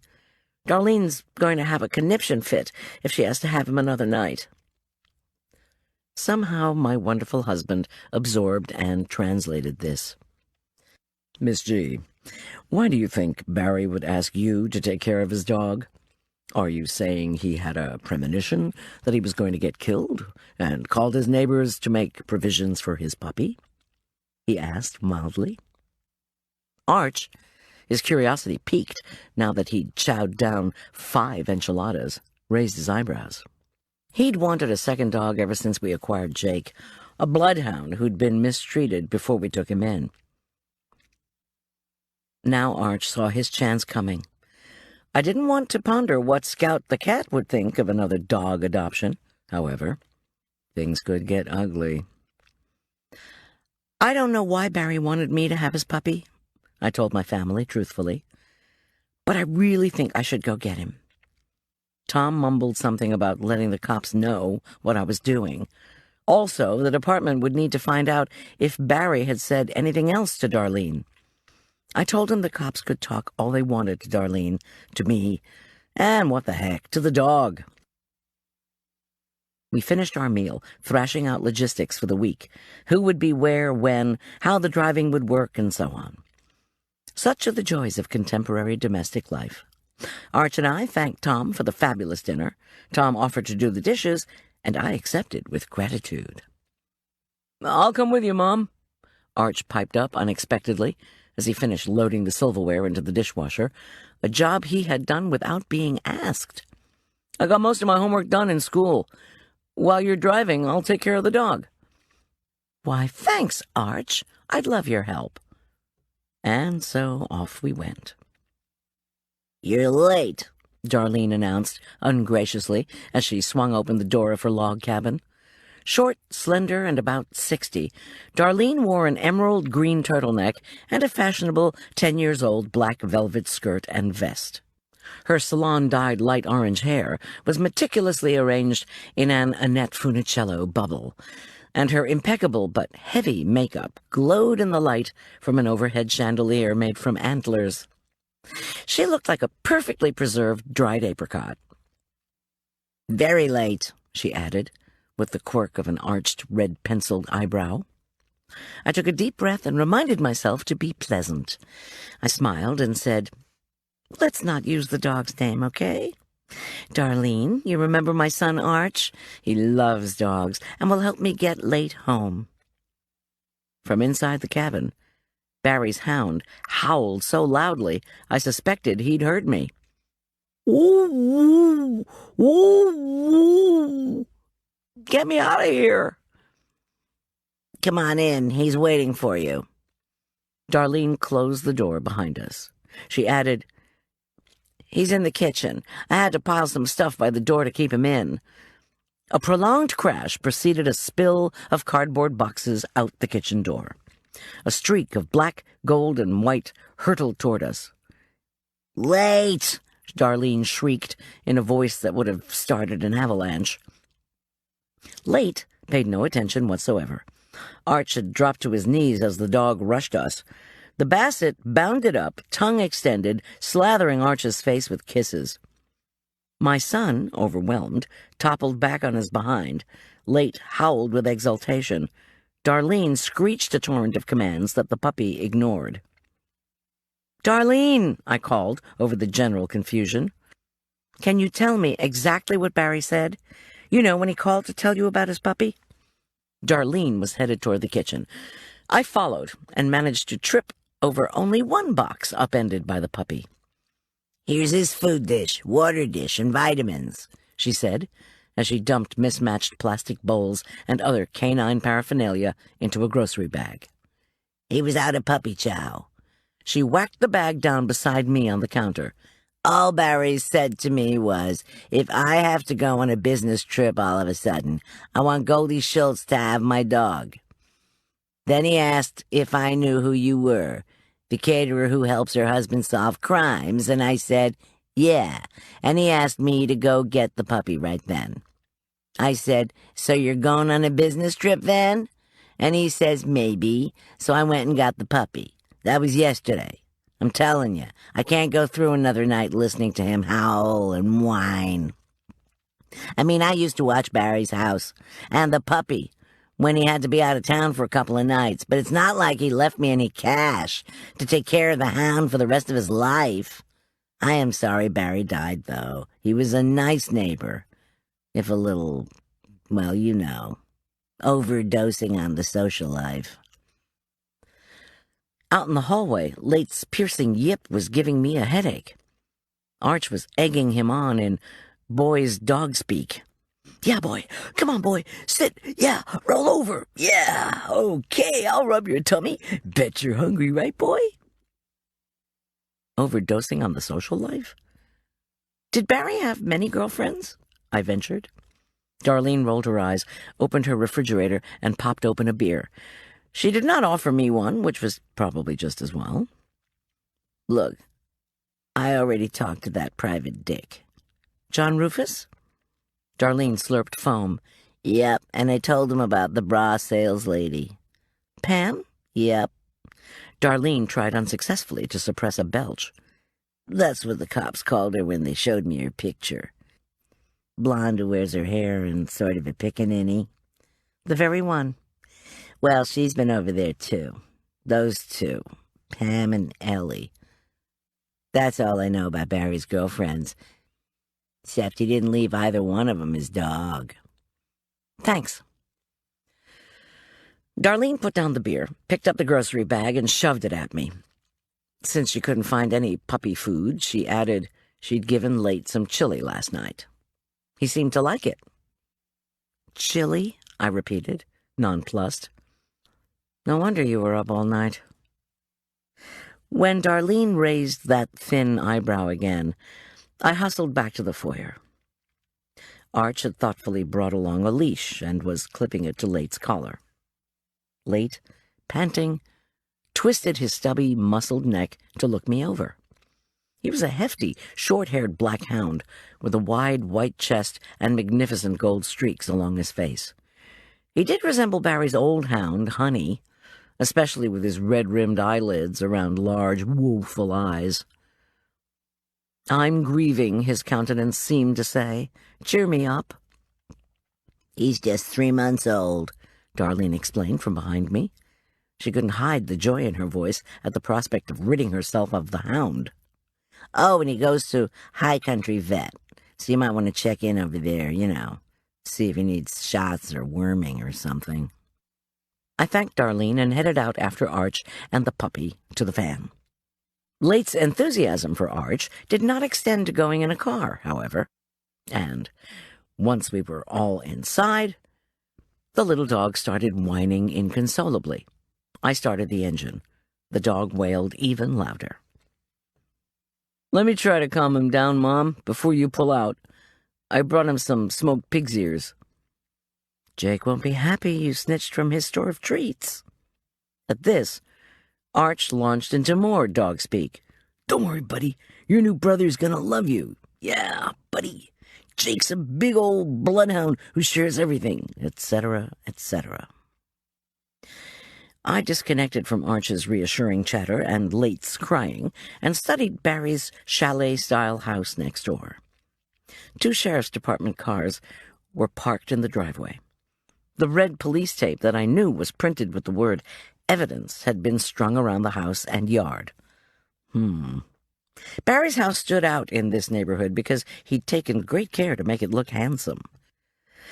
While Darlene had continued to paint her home an opaque lime green, hip some decades ago in Aspen Meadow, like everything else about Darlene, Barry had painted the gingerbread trim of his dark brown wooden house a bright red. Now the outside lights illuminated not only the Swiss-style abode, but the fresh fall of snow in the front yard. The curtains were pulled, but a lit interior told me the detectives were working. Without thinking, I released the brake and allowed the van to roll down to Barry's driveway. Arch, preoccupied with calming the dog, didn't notice. Nor, apparently, did anyone inside. I powered down my window and stared at the house. "Why did you leave me your dog, Barry?" I heard no answer to my question but puppy whining and the frigid night wind sweeping through the pines. "Mom," Arch whispered, "you're freezing me out. Late's shivering. Close the window, would you?" The dog threw back his head and began to howl. "Mom, what are you waiting for?" We took off. Tom was not at home, which puzzled me, but Arch helped me get the separate pet housing area, as we called it, ready for our latest guest. Because of the catering business, I had to be extra careful about keeping the animals out of the kitchen. I tried not to think of the unsuccessful box barricade Darlene had built for Late. Late, meanwhile, was getting to know Jake out in our fenced backyard. Like Barry's yard, ours was blanketed with snow. Howls, yips, and growling let us know the 2 canines hadn't quite decided to be friends. When Arch opened the back door, Jake began to lumber in, but was impeded by Late streaking through his legs. Arch said he'd calm Jake if I could get hold of Late. I quick-stepped into the living room where Late was avidly sniffing one of Tom's oriental rugs. "No, you don't, Buster." I scooped him up and hugged him to me, then lowered myself into one of the wing-back chairs. To my surprise, Late turned, perused my face, and began to sniff my chin. My heart melted at the sight of those droopy brown eyes with their pink rims. The dog appeared worried. "You," he seemed to be thinking, "definitely aren't Barry." "Why did your master leave you to me?" I asked him. From the sound of it, he had 2 girlfriends. Why didn't he leave you with one of them? The only thing recommending me was that we already had a hound. Different kind, though. In my lap, Late panted, but said nothing. Was it because of the truck accident? I asked Late. Barry was scared because that truck nearly killed him as well as me. So he called his neighbor and said, if I die before I get home, give my dog to the caterer? Late still wasn't in a talkative mood, so I just patted him. Arch appeared, carrying a tray of homemade dog biscuits. Apparently, Late's olfactory glands worked as superbly as Jake's, because he whirled, jumped off my lap, and tore toward Arch. Arch, delighted to be once more the center of the Bassett's universe, started feeding him goodies from the plate. When the phone rang, I headed for it, mostly to prevent myself from mentioning crumbs and dog mess to Arch. I had to finish up something at work, Tom reported from his cellular. Apparently my delegating work didn't work out as well as I'd hoped. Anyway, I didn't want you to worry. Did you get the dog? Yeah, thanks for asking. Arch is spoiling him rotten even as we speak. Is he cute? He's black, streaked with gold and white, and he has a face frozen in the sad setting. Tom snorted. Did Barry ever mention to you that he wanted you to take care of his hound? The detectives are still working at his house. Nope. I saw them there, by the way. Do you happen to know who's going to inherit the place? I don't think Barry has any kin. I don't know about kin. One of the guys mentioned that Barry had left his goods to the ASPCA. It'll be a while before they can get the transfer worked out, though. Why? I couldn't tell my husband because I'd like to be able to snoop around in my old friend's house and figure out why somebody stuck a knife in his gut. So I just said, oh, I need to know what kind of food he was giving the dog, that's all. Uh-huh. I always wondered why I bothered to lie to Tom, since he could invariably tell when I was skirting the truth. A fierce crackle broke our connection before I could protest, or even ask when he would be home. Arch appeared in the hall, holding the puppy in his arms. Could that be a smile on Late's face? I'm going to finish the last bit of homework I've got, my son announced. I'll take care of Late. What kind of dumb name is that for a dog anyway? I have no more idea about that than I do why Barry left him to me. Arch turned and started up the staircase, his usual clumping replaced by gentle steps. Snug in Arch's arms, Late wagged his tail like a metronome. In the kitchen, I started some milk heating for hot chocolate. While I stirred heavy cream and sugar into best quality cocoa, I listened to the answering machine. There was only one message, and it was from Heather, the Weeping Mall office secretary. Westside was in limbo over the lunch event I was supposed to be catering on Thursday. She just wanted to give me a heads up. Super. I whisked the steaming milk into the cocoa mixture and considered. I had not heard back from Ellie McNeely. The kitchen clock said it was almost 9. Ellie was a friend, so I sipped the cocoa and punched in her number. No answer. Either she wasn't at home, or she wasn't picking up. Arch appeared in the doorway and said he thought Late, who was whining again, might need to go out. Hearing Arch's voice and the whining puppy, Jake started scratching at the door to the pet area. I released Jake while Arch held on to the puppy with one hand and opened the back door with the other. Snuffling wildly at Late while giving me occasional confused looks, Jake seemed both curious about and disheartened by our canine orphan. Finally, Jake loped through the back door. Late, howling, streaked after the bloodhound. I sensed imminent canine combat, although I was confident Jake could fend for himself. For the first time since we'd arrived home, I caught a glimpse of Scout. The cat's green eyes peered down at the dogs from his perch in a small pine tree. I sipped more hot chocolate and tried to think. Since the previous night, I hadn't made it through a single hour without worrying about Julian. This hour was no exception, I thought, as I finished the chocolate. Just before 10, I washed my cup, let the dogs in, and settled them into their little room. A moment later, Scout scratched at the door, and I carefully placed him into his feline bed on a shelf above the hounds.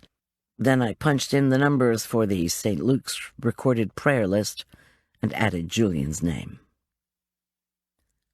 I was starting up to bed when the dogs began to wail. I sighed. Was this what we were going to have to listen to all night? Every night? Outside, someone killed a car engine. Oh, good, I thought, my spirits rising. Tom's back. But it was not Tom. A timid knock at the front door only intensified the dog's howling. I checked the peephole, then opened the door.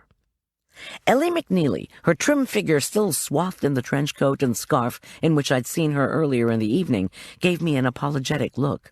Her hands fidgeted as she struggled for words. What was she sorry about? The unannounced visit? The late hour? The fact that she had not answered my calls? Her hands finally came to rest on her lapels. She smoothed her coat and tossed her bangs off her forehead.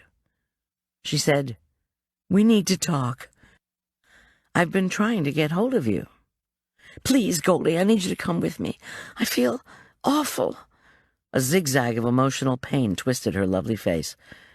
"The cops suspect me. They told me not to leave town. They say I need to be clearer about my relationship with Barry. What about the cufflinks? What about this? What about that? They want me to give a minute-by-minute accounting of where I was Monday night. I told them I went home with a friend. Why don't they believe me? Are they going to let Julian out and send me to jail instead?" Her voice cracked. "If you don't help me, I don't know what I'll do." Chapter 12. "Come with you where?" I asked, bewildered. If we needed to talk, why couldn't we do so in my snug kitchen? "For a drive," she replied enigmatically. She looked up and down our street. A chilly whip of wind slashed through the evergreens. Ellie turned back to me, stamped her boots, and pulled her gloved hands into fists. "Please, it would help me so much to talk to you. But it just has to be the two of us. It's almost 10 o'clock, Ellie, and there's no one here but my son. Why don't you come inside? I'll make you some hot—" "Please, Goldy." I pressed my lips together, then nodded. Ellie was my friend from both St. Luke's and Elk Park Prep. In fact, she was one of the only school parents who'd ever even been nice to me. Plus, she seemed distraught. And if I was going to help Julian, I needed to find out what Ellie knew. If that meant taking a drive, so be it. "Let me run tell Arch I'm leaving." I sprinted up the stairs and informed Arch that Ellie McNeely was here and we were going out for a bit. I'd put the pets to bed, I assured him, and Tom would be home soon. "I don't need a babysitter, Mom." Okay, it was official. I had had enough. "You know, Arch, I wish you would try to be a bit nicer to me. Even a tiny bit would do." "Sorry, Mom, but you are always bugging me." How was telling him I was going out bugging him? I didn't know. Lately, it seemed as if there were lots of things I didn't know. I asked, "Do you want the animals up here with you?" "I suppose." He threw off his quilt, revealing his standard nighttime wear of sweatshirt and sweatpants. "That way I can take care of the puppy, in case he gets scared." He swung his legs over the side of the bed and paused, hunched over. He struggled for words. "Good idea, Mom," he mumbled. I'd had a good idea? Where were the Guinness people when you needed them? While I donned my snow boots, mittens, down jacket, and scarf, with the temperature in the single digits, the wind chill was bound to be horrific, Arch shepherded the two dogs up to his room. Scout the cat, not surprisingly, decided to stay put. Ellie sat waiting for me in her new SUV, a silver BMW that was the twin of Marla's. The car was lovely, but in its interior light, Ellie didn't look very good.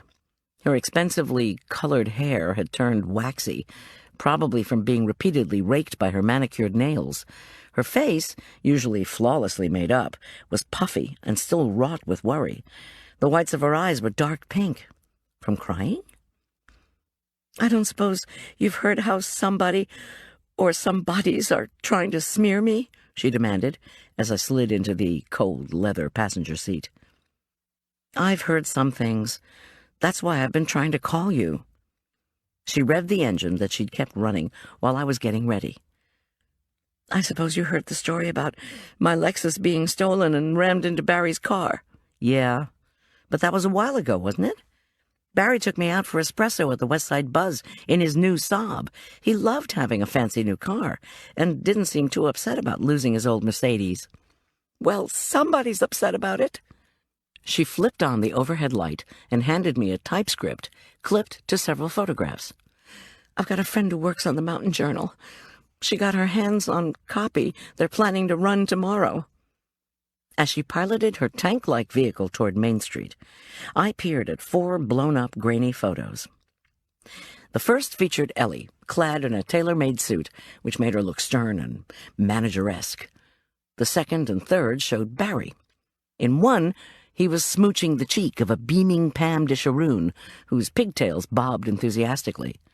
The third photograph of the bunch showed Pam whispering in Barry's ear, while he sported an impish cat-who-swallowed-the-canary grin. The fourth photo was a blurry shot of the county coroner's van. I turned back to the typescript. The caption read, "The man who loved too much?" How had the Mountain Journal, which demanded that I submit my ads 2 weeks in advance, put together a background article so quickly? But I knew the answer to that. Gossip, easily obtained in Aspen Meadow, sold copy. In our small town, it didn't take long to call dozens of sources and put together a smutty article full of allegeds that masqueraded as news. And with computers speeding up typesetting, you could gather enough garbage the day after a murder to put together a story and still meet press deadline. I hastily skimmed the palaver, with its repeated references to a love triangle. The fact that Julian had been arrested for Barry's murder was glossed over, and for this, at least, I was thankful. I guessed the Mountain Journal brains, such as they were, had figured a detained caterer's assistant wasn't as sexy as 2 women smitten with the same man. In the Man Who Loved Too Much article to be, 2 incidents were detailed, beginning with, "Last month, witnesses claimed an unidentified woman shoved Barry Dean into a ditch on the mall construction site," followed by Mrs. McNeely's allegedly stolen purse and her allegedly stolen Lexus keys, which had ended up with the Lexus belonging to Ellie McNeely somehow getting smashed into Barry Dean's classic Mercedes. The Mercedes was totaled. The paper proceeded to have a field day with the cufflinks ordered by Ellie to be engraved for Barry being found in the out-of-control truck that had almost killed him earlier the previous day, only hours before he was brutally murdered. Who had been their sources on this? How I wished I knew. "It's unbelievable," Ellie said, her voice just above a whisper. Her tone was resigned, despondent. "My boyfriend, who wasn't quite my fiancé, was infatuated with a lingerie lady. Now he's dead, and I'm implicated. I can't even grieve, because the cops are showing up on my doorstep, at my office, you name it. They ask things like, 'After you picked up the cufflinks, Mrs. McNeely, how did you get them into the truck?' And worse, 'Have you had medical or military training, Mrs. McNeely? How did you learn how to stab someone so that they'd be certain to die?' Oh, no. I'm going nuts. I think they're just holding Julian Teller until I crack. Then they'll arrest me." "Okay, first of all," I said, shaking the typescript, "forget our local rag. People leak stuff to it all the time, their own version of how they want something to read. The staff never checks a single fact, because they don't have time once they round up their material. How come nobody calls them alleged reporters?" I was hoping Ellie would laugh, but she didn't. I tossed the packet into the back seat and turned off the light. We were now chugging past the bank of Aspen Meadow, where the thermometer read 2 below zero. Hunched over the steering wheel, Ellie shook her head grimly. "Not to be materialistic," she went on woefully, "but the gold cufflinks I bought for Barry are in police custody, and I don't have that engagement ring Barry promised me." "So you were engaged?" She squirmed. "Well, not really. We'd been talking about it. He told me he had a big surprise for me, and he eventually said it was the ring I'd been hoping for." "How long ago was this?" She shrugged. About a month. He gave me a riddle I couldn't understand, though. He promised to help me with it. I ordered him a pair of cufflinks and paid almost $3,000 for them. But then I saw him with Pam in the mall having lunch. He'd told me he had a meeting with the Pennybaker people, and there they were, acting like lovebirds. That's when I hired Rufus. Did you push Barry into a ditch? No! Do you know why he had headaches? She sighed. I only knew that he did have headaches. He told me he'd been fighting with someone who worked in the mall. I thought a fight-like argument. I didn't think he meant a real physical fight. You never picked up the cufflinks? My purse was stolen. My car was stolen, then wrecked. I had no ID, no credit cards, no driver's license. Remembering the cufflinks was way, way down on my list. She sighed, but it came out like a sob. Now the cufflinks are being held by the cops as evidence in a murder. It's like I tried to do something nice for a man I believed really cared about me, and the whole thing backfired. Backfired beyond belief. I murmured, "Yeah, it sure did."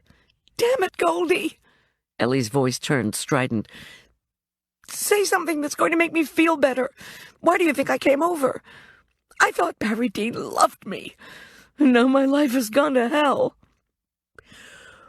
Well, I ventured, I don't know if this will make you feel better, but in the "you're not alone" department, I was married to a man who, even though he was a well-paid doctor, gave me only $200 in cash to spend on Christmas. Because I wanted him to care about me, even though I knew on some deep level that he didn't, I spent $150 of that tiny hoard on a Seiko watch. I'd even felt lucky to find it on sale. But the Seiko wasn't a Rolex, and the day after Christmas, I found the watch in the trash. Ellie managed a wry smile. Then the smile turned bitter. What am I going to do? How can I keep little Cameron from being humiliated by all this? Your daughter will be okay, I assured her. She knows you're a good mom. I remembered Arch's brusque declaration, "I don't need a babysitter." Anyway, Ellie, Cameron's in 10th grade now. Maybe she's not so little anymore. And here I was thinking what a loving stepfather Barry would make. She sighed. I'm just worried the other kids will read this trashy journal article and make fun of Cameron. I hate to think of those Elk Park prep bitches hurting her feelings. We whizzed by the lake. Wind-blown pebbles of snow pelted the ice. Under the bright night lights, a few brave skaters were taking advantage of the late burst of freezing weather. Just the thought of skating made me shiver. Ellie, where are we going? Well, if you don't mind, we're going to Elk Park Prep. I forgot something. I knew she was lying. The school will be locked up, Ellie. She waved one hand. Doesn't matter. I'll explain when we get there. Speaking of Elk Park Prep, can you explain to me why you were arguing with Shane there tonight? She exhaled and slowed around a curve. Board business is supposed to be confidential. Ellie, I promise, I'm not going to get on the phone and call people about board business. Shane is having financial problems. I know about the eviction from Westside. I gnawed the inside of my cheek. I know he was holding back on his rent. I know his wife has a bad spending problem. And worst of all, I know I haven't received final payment for this lunch I'm doing for him tomorrow. Ellie squinted into the darkness. Shane's blaming his problems on Barry. I don't believe this story about Barry demanding a kickback for ignoring the rent issue, by the way. In any event, Shane's broke and in debt. So he and Paige are pulling their girls from Elk Park Prep. They're demanding their $2,000 deposit for next year back. I tried to explain that we simply can't do that. The deposits are non-refundable. But you saw how Shane was tonight. He wouldn't listen. If you heard about the car accident, you probably know how Paige intercepted his loan money. I do. I can't bend school rules for him. I can't help him at the bank either. but he just refused to believe that I can't. We pulled through the school's massive stone gates. Elegant street lamps lit the drive like luminarias. The BMW rolled smoothly over the snow-rutted road. "What's bothering you most, then?" I probed gently. She exhaled again before replying. "Bothering me most? You mean apart from the fact that a man I loved and was hoping to marry might have been betraying me? But we'll never know, because now he's dead?" "Ellie, let's see. The cops aren't making my life easier. I've told them over and over I hired Rufus because I thought Barry was cheating on me. Whether he was having a bona fide affair with Pam or was just infatuated, having a mental fling, Rufus never did find out. That's what's so funny. But those detectives are obsessed. I told them I was having a massage when somebody tried to drive over Barry. They don't listen. I swore Marla, Paige, and I left Prince and Grogan just before 9, but they won't let go of it. I got a ride home with Elizabeth Harrington. So what? The cops just keep insisting and poking into my life. Okay, here we are." We drove into the parking lot we'd just left a few hours earlier. Lights rimmed the asphalt and lit the sidewalk angling steeply up to the lacrosse fields. The place looked desolate and forlorn. Ellie reached for the door handle, then hesitated. "Ellie, where are we going? The headmaster will be fast asleep." She gnawed her bottom lip and hesitated. "Apparently there's some evidence that will clear me. Somebody called. Said they'd leave it for me at the lacrosse field. And I don't know who it was, so don't ask." "Said they'd leave evidence at the lacrosse field?" Was this like Barry leaving me his puppy? Who left evidence at the lacrosse field? "I don't know." My eyes followed the shadowy sidewalk up to the dark, bleak playing field. Under dimmed lights, the empty bleachers looked like the skeleton of some prehistoric beast. The portable toilet looked like a gloomy, abandoned outpost. I asked, why not leave this evidence at some warm, populated place, like the library, for crying out loud? Why not give it directly to the police? "Who knows? Look, you can see that there's nobody up there. We'll just run up and get it." Ellie popped open her glove compartment. I was thinking she'd be reaching for a flashlight, but no. Her hand emerged with a small .22, a woman's gun. "Oh, Ellie, no. As much as I was curious about what someone might have left for Ellie, I didn't want to be a part of anything involving a gun. This is ridiculous. The sun'll be up in what, 6 hours? 7? We'll go get the evidence then. Let's go home." Ignoring me, she grabbed her cell phone with her free hand and stuck it into her coat pocket. Still gripping the ugly little gun, she said, "I told you, Goldy, I'm desperate. Let's go before this wind blows whatever it is away." She inhaled, gripped the pistol, and slipped from the car. Crap, crap, crap. Why had I come out with her in the first place? And why couldn't she be a liberal and believe in gun control? I powered up my own cell and hit the automatic dial for Tom's phone. If he was at the department or at home, it would be on. If he was between the two, we might be out of range. When the messaging service answered, I cursed silently. Then I announced that I was at Elk Park Prep with Ellie McNeely, and that if we weren't back by 11, come get us. While Ellie stamped her boots and gestured impatiently to me with the pistol, I reached into my bag and pulled out the mace. Did everyone in Aspen Meadow carry a weapon? I followed her, but didn't feel a bit comfortable. The wind died for a bit as our feet crunched over the snow of the parking lot. Ellie glanced around. I kept my eyes on the field. On the bleachers, I could just make out a pile of lacrosse sticks, loaners the school kept on hand for practice. A crumpled athletic bag sat atop the players' bench, abandoned or forgotten. Then again, maybe it contained evidence that would clear Ellie of innuendo. Or murder. "Actually," Ellie said with a nervous laugh, "this is sort of like one of Barry's little games. You know, follow the clues." The wind picked up again, and I shivered inside my jacket. "Heather, the receptionist, told me you hadn't been able to find the engagement ring." Heather told you?" she asked, shaking her head. "What? Was Barry so embarrassed by my stupidity that he laughed at me with his secretary?" I don't know.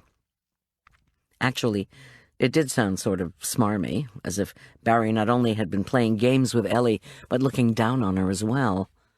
He'd even made jokes about her behind her back. We climbed over a ploughed-made drift at the edge of the lot. Ellie tried to make her voice cheery. A cover for fear? The clue for the ring went something like, "When we fight, and then we blank, go to bed, that's how you'll find your ring." So I thought it had to do with sex or foreplay, and I ripped through sheets and box springs and pillows with Barry laughing the whole time. I never found any ring. I slipped on the ice, dropped the mace, and grabbed for the handrail at the side of the walkway.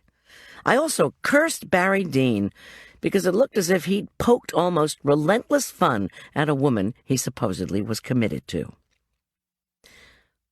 "You all right?" Ellie asked. I grabbed the rail. "Let's rest for a sec?" "Sure." Anyway, I wanted to believe he was sincere. Ellie went on. Her breath was coming out in steaming gasps. "I believed I'd find the ring eventually, so that's why I bought him the gold cufflinks and left them to be engraved." "You left them to be engraved? And then what happened?" She sighed. "I tucked the jeweler's receipt into my purse, bought a cup of coffee, and sat down by the tot lot.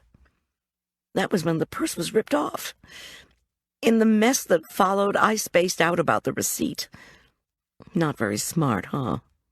She paused. All was silent, except for the wind rushing through the trees above the playing fields. Later, when the cops were trying to cut a deal with Teddy Fury, that teenage brat admitted he'd stolen my purse along with 20 or so others. He claimed he dumped it. He remembered the Louis Vuitton pattern and was afraid of being caught with it after taking the cash. According to Teddy, somebody else must have picked up my purse out of the dumpster and lifted my car keys and the receipt. Just like later that same day, Teddy claims, somebody else crashed my car. Later in the week, Teddy also swears somebody else used the receipt to pick up the cufflinks. Then, whoever did that conveniently placed the cufflinks in that damn truck. Her eyes watered as she smiled at me. "Are you ready to go?" We made our way slowly up the sidewalk. I had a new appreciation for all the walking Arch had to do in a day. And he carried a heavy bag. "What do you think?" Ellie demanded, when we were halfway up the steep ascent to the field. "I think my lungs are going to burst." "What do you think about Teddy Fury's story?" Ellie seemed determined to downplay the fact that we were out in the freezing wind, at night, chasing after elusive evidence on a deserted school field. Fine, we soldiered on. "What about the jewelry clerk?" I asked. "Did he remember the person who picked up the cufflinks?" "Nope. And whoever it was didn't have to sign anything. The clerk who handed over the cufflinks looked at a sheriff's department photo of Teddy Fury and said Teddy wasn't the one." We were finally at the bleachers. Gusts of snow swirled up and around the field. Only 2 halide lights, one by each net, lit the shadows. Ellie traipsed in front of the bleachers, which held nothing but the sticks, and then over to the player's bench, where she set down her pistol and dumped out the contents of the bag. Socks, Gatorade, bottles, a jersey, pads, and a book fell onto the snow. Ellie stooped and pawed through them, then straightened. "Nothing." Surprise, surprise. "Let's go. We can— Oh, wait!" She picked up the gun and pointed it at the toilet. I peered at the battered metal door. A manila envelope had been taped to it. Manila envelopes, Barry's old trademark. Ellie quick-stepped toward it. Reluctantly, I followed.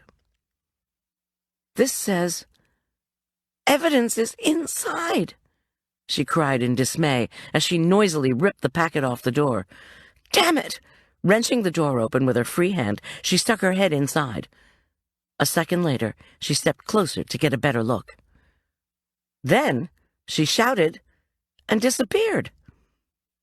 "Ellie!" I cried, scrambling toward the toilet. "Ellie! Goldy!" Was she struggling with somebody? My whole body was braced, hoping against hope not to hear a gunshot. "Goldy!" Her voice sounded as if she was at the bottom of a chasm. "There's no floor in here. Don't step inside. It's just all blech." "Ellie?" I was at the toilet door, which I swung open recklessly, concerned only about Ellie. I looked inside. The smell was unbelievable. I couldn't see her. "Ellie," I wailed, "where are you?" "I'm waving at you." I saw only blackness. I blinked and squinted. It didn't help. Ellie's voice said, "I guess I'm about 8 feet down. It's an extra-large tank that the school bought to save money." I didn't say, "But what happened to the damn toilet? What happened to the floor?" Instead, I told Ellie, "Wait, I'm going to go bang on the headmaster's door. He'll be able to call for help." Before she could reply, I skidded back in the direction of the walkway. 5-10 minutes at the most, I would have her out of there. Then I heard a car, but saw no headlights. The car sounded as if it was slowly winding up the school driveway, approaching the lot. Was it possible that it was Tom? Could he have received my message? I doubted it. And where were the car's lights? Why would you drive around in the dark without lights? "Somebody's coming," I croaked.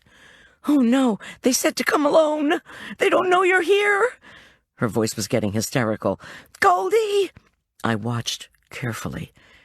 I finally made out a vehicle that had almost reached the parking lot. One of the lights along the driveway briefly revealed it as a small 4-wheel drive vehicle. It was not Tom.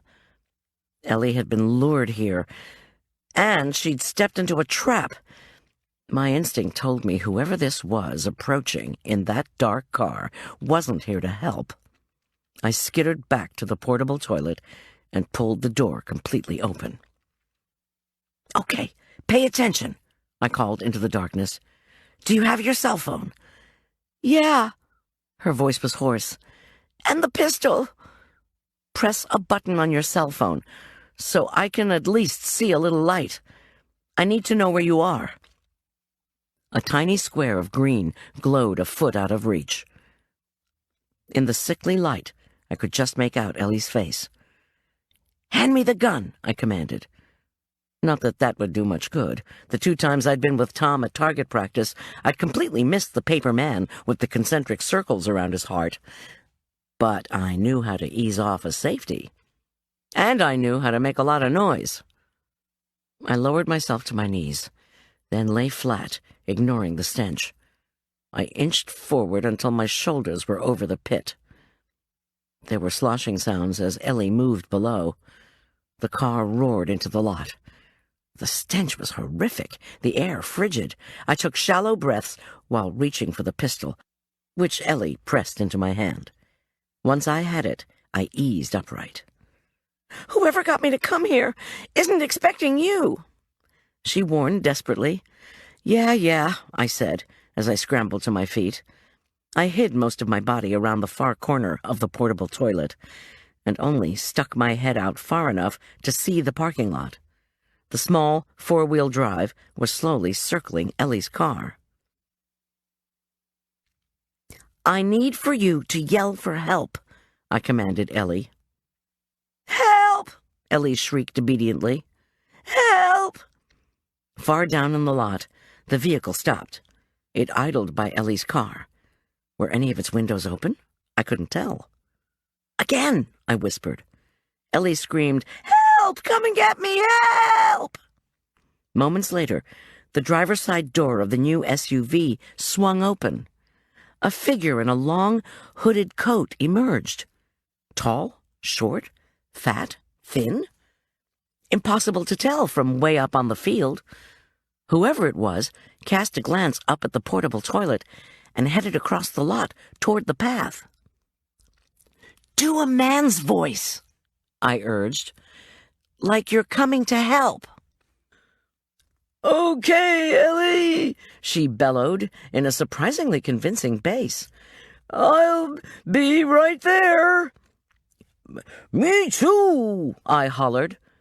Then I held the gun out and fired. 1, 2, 3 shots exploded. The figure froze and glanced up. "I think I got him, Ellie." Ellie's bass voice boomed out from the toilet tank like a whale's. "He's not going to bother you." I let out a high cackle and fired another shot. The figure trotted back to its car, hopped in, and gunned the motor to get away.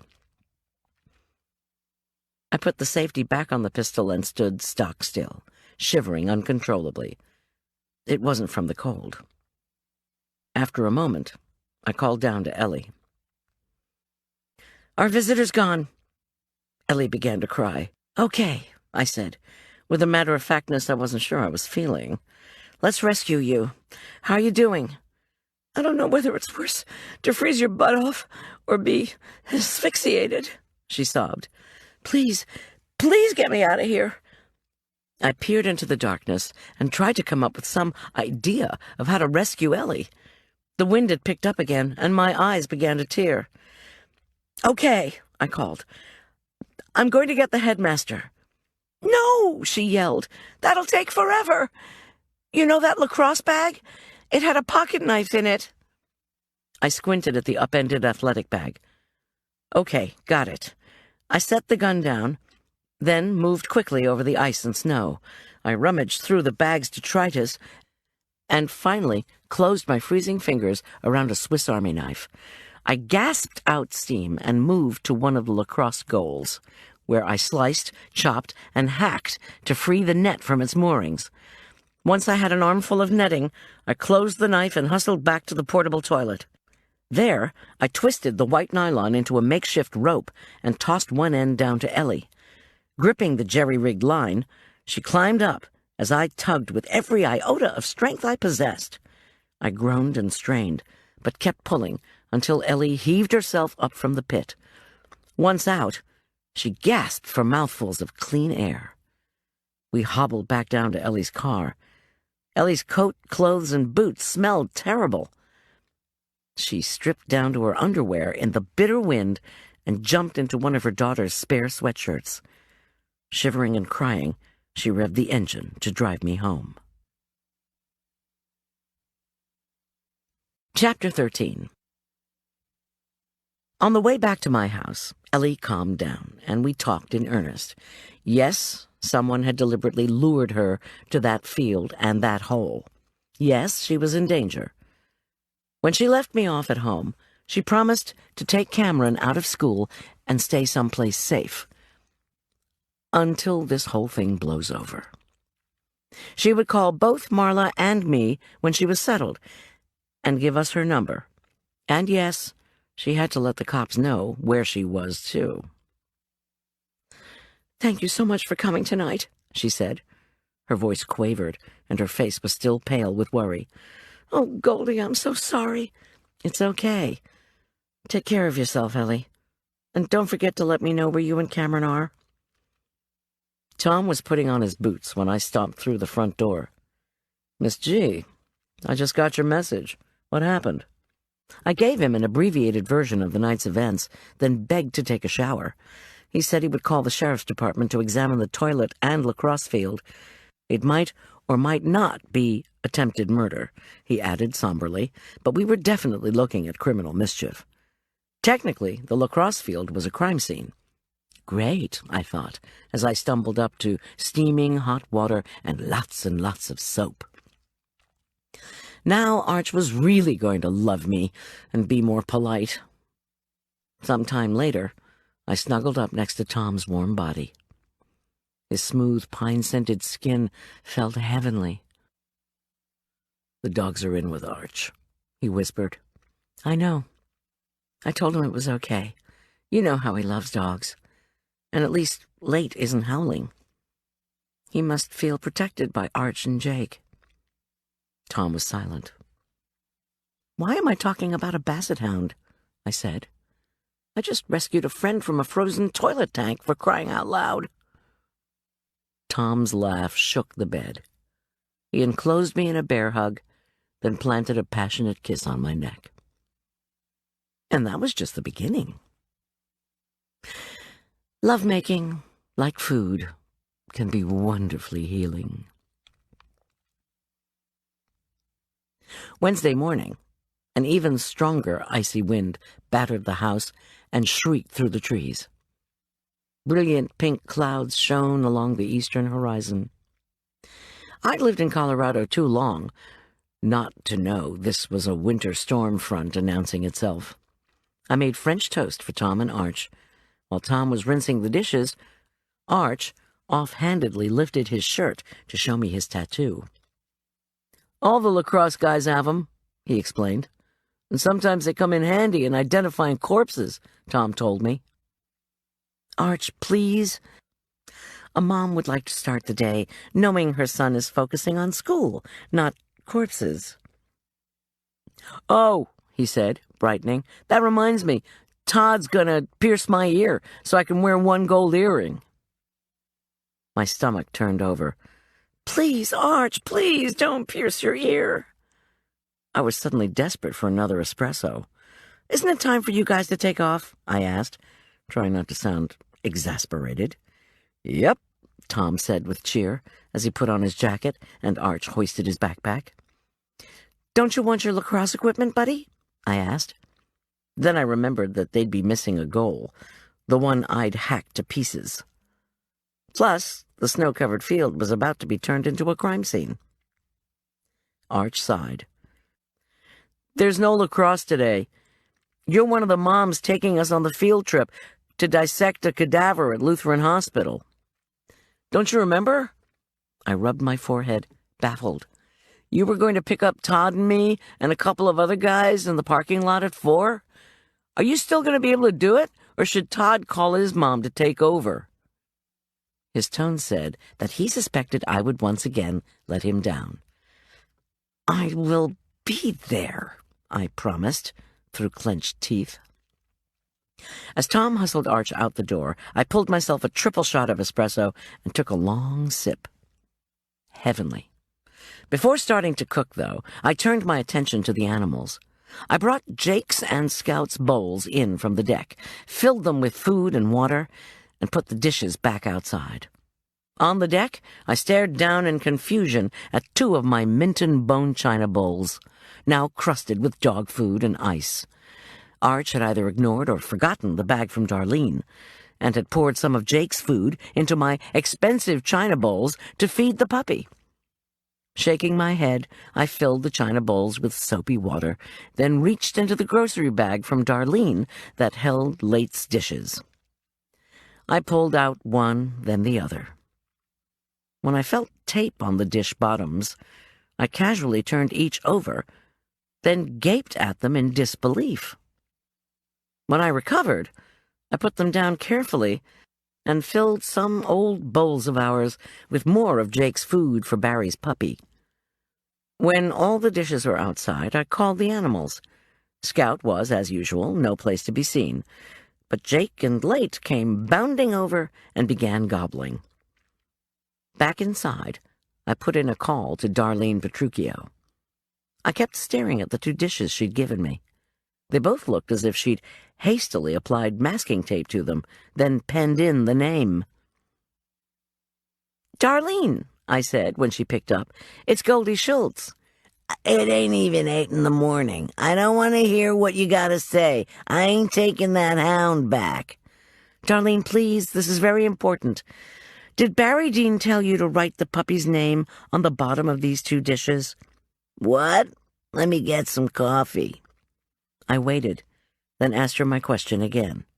Yeah, he told me to write the name just the way he spelt it.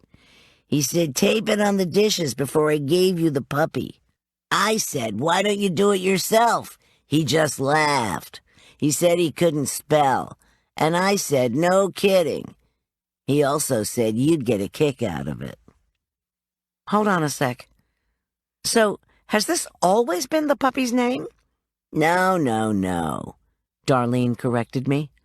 Barry was going to call him Honey Boy or Honey Hound, something like that. But those sounded too girly, you know? Or maybe it reminded him of his old dogs, I don't know. So we just called the puppy Puppy. Until Monday afternoon when he called. He suggested put that name on. He said he knew the spelling was wrong, but I should just write it the way he spelt it and tape it onto those bowls. So I did. I thanked her and hung up, troubled. The dogs had finished eating and were eager to come in from the cold. I settled them in their pet condo and washed and dried their dishes. Then I studied Darlene's block letters, penned in blue ballpoint on masking tape.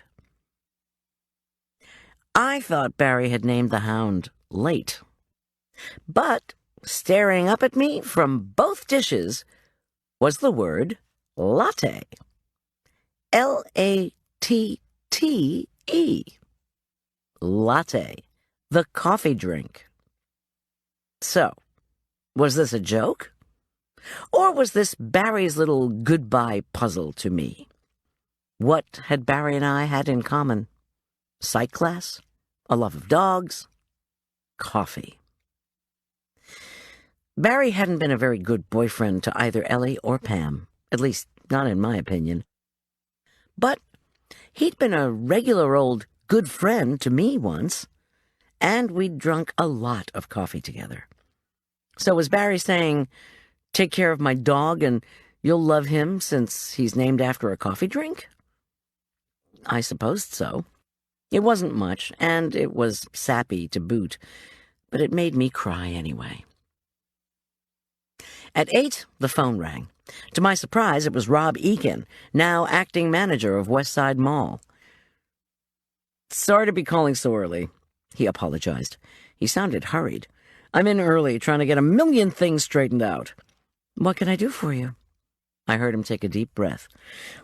We're postponing the prospective tenants' lunch, he said timidly, indefinitely. When there's a crime in a mall, potential lessees get cold feet. He rushed on. Half of the prospective tenants who were coming to the lunch have already canceled. We're expecting the rest to be no-shows, and with the drainage problem still delaying completion of the addition, we don't have much to show folks who might want to locate here. Frankly, we can't take the chance of turning them off permanently. My heart plummeted. I tried to take a yoga cleansing breath and ended up gasping. The 20 pounds of aged prime rib in my side-by-side would last 2-3 days at the most. I could freeze it, of course. However, the chances of finding another client with the same menu were slim. There was something that worried me more, however. With mall traffic down because of Barry's unsolved death, and with construction on the much-touted addition delayed, would Rob Eakin expect a refund for the tenants' lunch? By contract, of course, the money was mine, and we were talking over $1,000. Despite my new prosperity, this was not a sum I could afford to see disappear, especially since I'd already spent most of it on Arch's trashed guitar. You're going to... do you have another date? Rob Eakin sniffed. We're sorry to be canceling within 24 hours of the event, but you'll have all that food left over that you can use elsewhere. Not to mention a whole day off, courtesy of the labor costs we've already paid for. He cleared his throat, and a voice in the back of my head snarled, Hang up on this dolt right now. But I didn't, and Rob Eakin raised his voice. We'd like to rely on your honor and have you refund us 75% of our payment. Mr. Eakin, I have also paid for that food. In the labor department, my staff will expect to be paid, whether they show up or not. I inhaled to steady myself. Goldilocks Catering pays its bills for food and labor. We don't want to get a reputation for reneging on our commitments. In fact, we have an excellent reputation for servicing the best-heeled clients in both Furman County and Denver. Perhaps you've seen some of the articles about us in the newspapers? When all else fails, threaten media exposure, especially in the Mountain Journal. Rob Eakin hesitated. Barry did tell me you'd been in the news. We don't want you to speak negatively of us. Bingo. Oh, no, I replied hastily. Never. We're actually thinking of doing a big 4th of July event when the mall edition is finally open. 4th of July? Nobody wants prime rib on the 4th. They want barbecue. Besides, a 3-month stay in my freezer would burn that beef to toast. And did Westside's management really think the edition wouldn't be done until summer? Look, Mrs. Schulz, Eakin's voice indicated he was backtracking, hopefully the length of his entire friggin' mall. I promise you'll be the caterer for our next event. That sounded fair to me, I said. I thanked Eakin and hung up. I frowned at the marble counter, trying to think.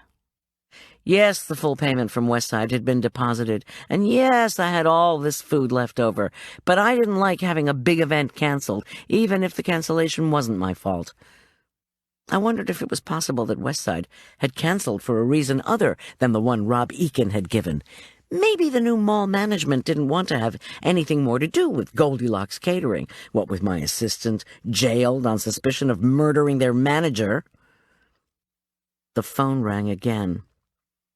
It's Ellie, my friend announced. Are you okay? She sighed. Cameron and I are at the Westside Suites. You know it? Yes.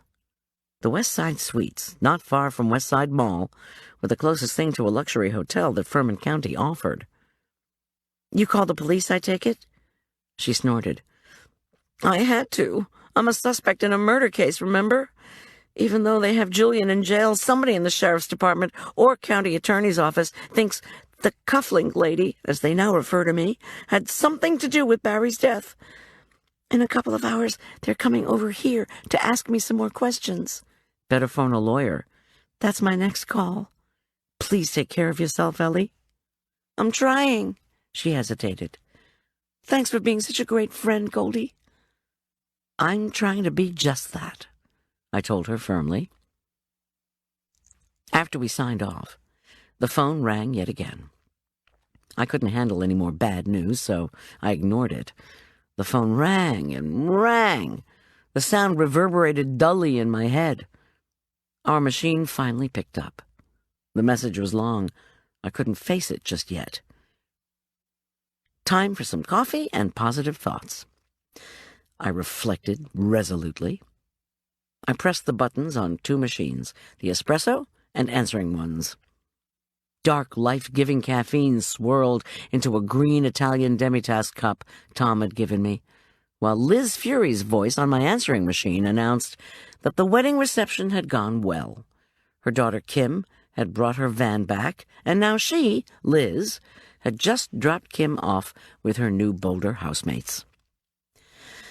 If I needed any special food supplies, Boulder was a mecca for gourmet goodies, and she was just leaving. I could reach her on her cell phone. Otherwise, she'd be back by 9 to help with the Stockham's lunch. Just what I needed, more food. But it was good of Liz to call. She and I needed to have some FaceTime, no question about it. We'd had a bit of a spat at the end of the mall event, and, of course, I was going to pay her for her work that evening, plus double her regular fee for bailing me out with the wedding reception. But we had to talk, without implying anything, without being rude. I needed to know how my new assistant, who'd appeared to be flirting with Barry Dean in our final strategy meeting, really felt about the man who'd barred and then forcibly evicted her shoplifting son from the mall. Had she actually had a date after the event? Or had she canceled, so she could go off to find Teddy? What had happened with Teddy, and how had Liz gotten home, since she had no vehicle at the mall? Worst of all, I thought, as Liz's recorded voice continued to speak, was this question. Had Liz been so furious with Barry that she'd stabbed him to death?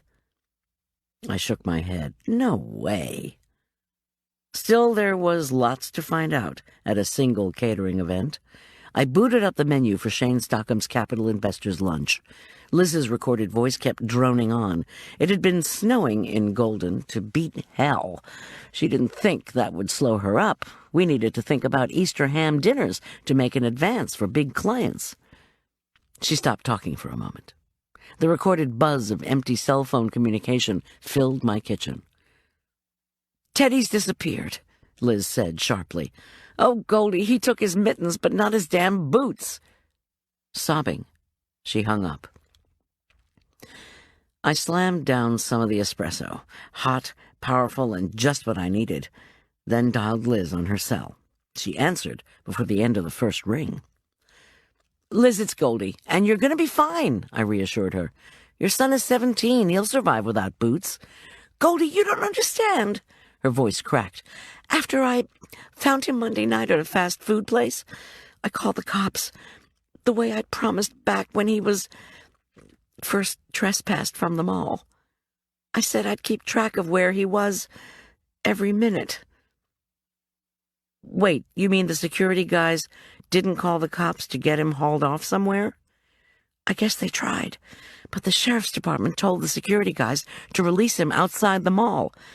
I suppose they did that because when I went into the security office to find Teddy, the guards told me my son had told them he'd go to McDonald's, and the cops would contact me later. Which they did, but not until late Monday night.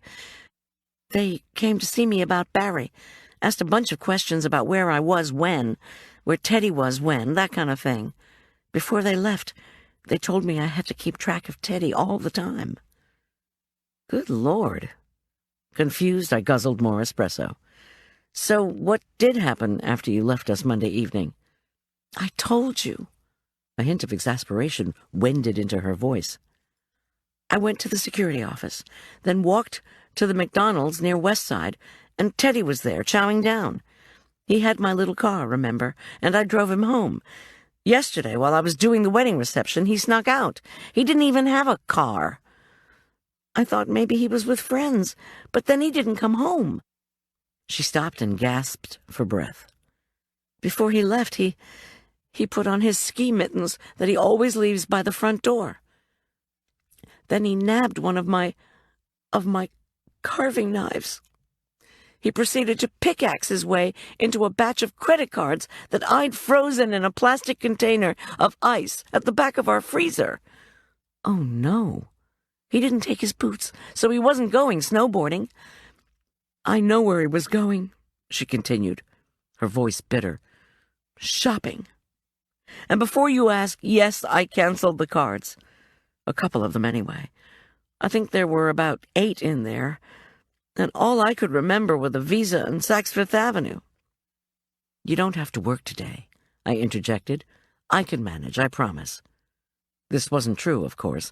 With Julian in jail, and my body somewhat the worse for the nightmare excursion to the portable toilet, I really did need Liz. But she was hurtling over a much larger bump on the motherhood road than anything I'd been dealing with lately. "No, I've got to work," she protested, her tone urgent. "I can't just wait for him to call. I'll go nuts. The cops have my cell phone number. They swore they'd call if Teddy showed up. Or got caught. God, I feel awful. As soon as you get here, I'll fix you some breakfast. I'll be fine on prepping the lunch." Better than fine, I thought. I'd just had an idea. "Goldie, you're the best. And I haven't even asked how you're doing." I thought I could say I'd been feeling pretty crappy, but that seemed tactless. "Everything's fine." "Well, not really. Tom told you Julian's been arrested." And I told him how bad I felt. "How's Julian doing?" "Not too good." "Liz, I thought you had a date or something with Barry after the party." When she snorted, I said, "Do you know anything about Barry's social life?" "I guess I mistook your chat with him at our planning meeting as, I don't know, interest." She guffawed. No, I didn't have a date. Although I thought a judge I'd gone out with might show up at the leasing event, so I dressed up. But he didn't show. Let's see. Barry's social life. Well, I thought he was going out real seriously with Ellie McNeely. In case you wondered why I was being so nice to Barry at our meeting, I was trying to get on his good side, in case Teddy showed up again and made more trouble. Didn't work, though. Do the police, are they searching for Teddy because he's underage, or because he's missing, or... I couldn't finish my own sentence because I knew the answer. They don't look for anyone who's just missing until 48 hours have gone by. The line filled with static. Liz must have been driving by some high rocks. They're searching for Teddy for the same reason they told me not to leave town. Even though Julian's been arrested, we're both still suspects in Barry's murder. She paused. Goldy, you're one of the few friends I have. The line went dead. Well, I hadn't felt particularly good since the portable toilet ordeal, but now a warm glow suffused my senses. I had helped Ellie after a fashion, and now I was helping Liz. Arch might think I was always bugging him or getting in the way, but at least my friends appreciated me. On this happy note, I put in a call to Marla, who was out. Well, Easter was right around the corner. Marla always spent enormous amounts of time and money finding clothes in the hues of dyed eggs. Then again, maybe she was hunting for more gossip that could help Julian. To her, this would be much more attractive than groping in ice-covered undergrowth for eggs. And speaking of which, outside, a blinding curtain of snowflakes had begun to whirl down.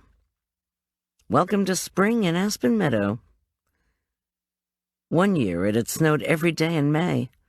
I pitied Liz driving the narrow, winding foothills road between Boulder and Aspen Meadow. I turned my attention back to the Stockham's menu. The dishes Shane had ordered, primarily cold salads, were more suitable to the brief spell of unseasonably warm weather we'd had back in March than to what we were experiencing now, that is, the usual springtime in the Rockies, which was basically return to the Arctic. Plus, what about these extra people I'd heard about? Not from the client. I took all the food for the prospective tenant's lunch out of the refrigerator and placed it on the counter. It was possible I had a way out of this food mess. Making small last-minute changes to a menu was a prerogative I reserved. The proviso, always explained to clients, was that Goldilocks Catering would make up the cost difference if the new dishes, necessitated by market, weather, or oversight on our part situations, were more expensive than those originally ordered. And speaking of expensive, I wanted to ask Shane about these possible extra guests and remind him of his payment due. Yes, I had the money from Westside, but if I didn't hold Shane responsible for his bill too, then word would get out and all of my contracts would be undermined. I fully intended to give Westside a huge discount on their next catered event anyway. I just could not start doing last-minute renegotiations for the number of guests and the financial terms of my contracts. If there was one thing I'd learned on the business side of catering, this was it. 8 o'clock was a tad early to be calling a client, but Shane was pretty type A, so I figured he too could be on his third cup of coffee. I punched in the buttons for the Stockham house. Shane answered on the first ring. "Oh, God, don't tell me you're canceling." His voice shook with dismay. "Sorry, I have caller ID, Goldie. The snow's really coming down, but I know you'll be okay. Problem is, I'm worried now that a dozen deep-pocket investors won't want chilled food." "A dozen, Shane?" he continued, oblivious. "Could you whip up another soup? Maybe a French onion with cheese-slathered croutons? Paige bought some Gruyere last week. I think it's still around. Oh, my God, look at the snow! Do you have four-wheel drive on your van?" "Shane, hold on." I then reassured him that the snow was not an issue, except as it impacted the menu. Remember, Shane, you booked for 6 people, not 12. 6. Oops, I've added half a dozen women, didn't I tell you? You did not. Most caterers would say it was impossible. Oh, please, Goldy, I'll pay you more than double. You're in luck. I'll do it for 1.5 times the first rate, provided I actually get the payment from you when we arrive. He moaned, but I went on. How would you feel about a gorgeous prime rib of beef with red wine gravy? Today? Really? Yes. But, Shane, remember your check?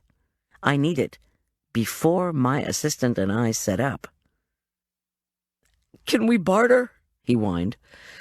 I can get you some fabulous electronic equipment, wholesale. Shane! I closed my eyes.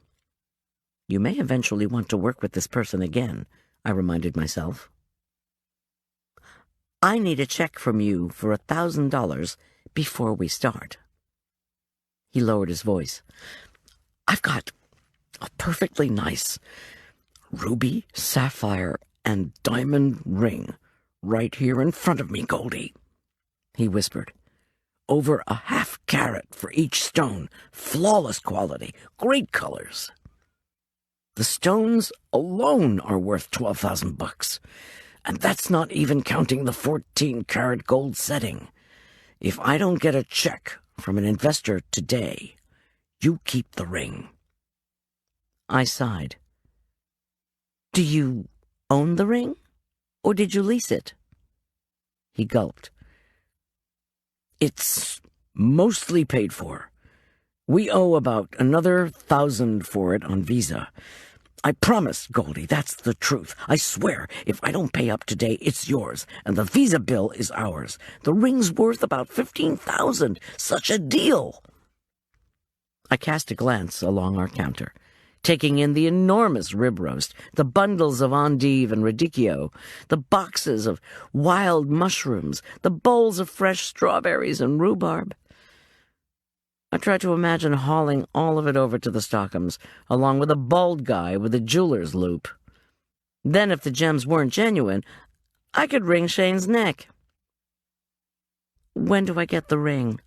I heard myself say. I can bring it over now, or I can give it to you when you arrive. He hesitated and lowered his voice to a whisper. Probably safer if we wait until you get here. I swear, Goldy, if I don't give it to you the second you walk in the door, you can dump the food in Cottonwood Creek. It runs right past our house. Before I could reply, he said, Hey, that prime rib sounds great. Oh, and could you name one of the dishes after these women? I want to flatter them a bit. We all know gadgets are the wave of the future, but these females keep moaning about nest eggs. Help me placate them, will you? I tell them they need to get wild. I even call them my wild girls, and they love that. See you at 10. And then the slime ball hung up. What would happen to the women's nest eggs if Shane's business failed again? Would they be offered emerald necklaces? In these situations, I always tried to think of what Tom, my wise husband, would say. You're already driving yourself crazy trying to control your own burgeoning business. Plus Arch, plus a police investigation involving Julian. My internalized Tom voice reminded me. You don't need to add taking care of Shane's investors to Goldy's list of controlees. I checked our larder, fixed myself another coffee, and began to type. Investors' lunch for 12 revised menu. Wednesday, April 13th. Steaming gadget dumpling soup. Wild Girls grilled mushroom salad. Ad Guys roast beef and gravy. Mashed russet and sweet potatoes. Brioche rolls. Super Spender's strawberry rhubarb cobbler with vanilla ice cream. First things first. I brought out cardboard boxes and packed in the vats of chilled Asian-flavored stock I'd already made. After preheating the oven, I put in the roast. I would sear and roast it part way at home, then finish it at the Stockhams. Outside, the snow was thickening. Looking down, I wondered how my raw-skinned, much-washed hands would look, with a ruby, sapphire, and diamond ring glittering on one finger. It didn't matter. If we didn't get paid for this lunch, I was going to sell the damn ring. I started water boiling for the potatoes. After trimming the enormous, firm portobello mushrooms, I whisked together the luscious sherry and balsamic vinaigrette in which the mushrooms would be briefly bathed before I grilled them in the Stockham's state-of-the-art kitchen. Food was great, I reflected, as I got swept up in the rhythm of cooking. It's dealing with folks that makes catering so challenging. Liz arrived, her coat dusted with snow, her nose red. She proffered a bag of cinnamon and cheese Danish from the Aspen Meadow pastry shop. "I didn't want you to fix anything for me," she protested sheepishly. "Anyway, I thought I wouldn't be hungry, what with my son on the loose, getting us into so much debt I won't be able to charge at the grocery store anymore. But I'm ravenous and out of cash. Not a good time to run into the store clutching your credit card." It turned out that I was ravenous, too. While the potatoes and roast cooked, we dug into the Danish and told credit card jokes. I wrote Liz a check for the Monday event, for which she was almost pathetically grateful. Then we re-washed our hands and quickly divvied up the tasks for the rest of the lunch. Liz, who had a remarkable knack for presentation, asked to be put in charge of piping side-by-side dollops of mashed, sweet, and russet potatoes in the potato skins. "I'll make it look great," she promised. A fat golden swirl of mashed russet next to a creamy orange swirl of sweet potato, both piping hot and crackling with melted butter. "Trust me." "Trust you? You're making me hungry all over again, and I just downed 2 Danish." We worked feverishly over the next hour. As I energetically mashed the white potatoes, Liz was working on the fleshy orange sweet ones.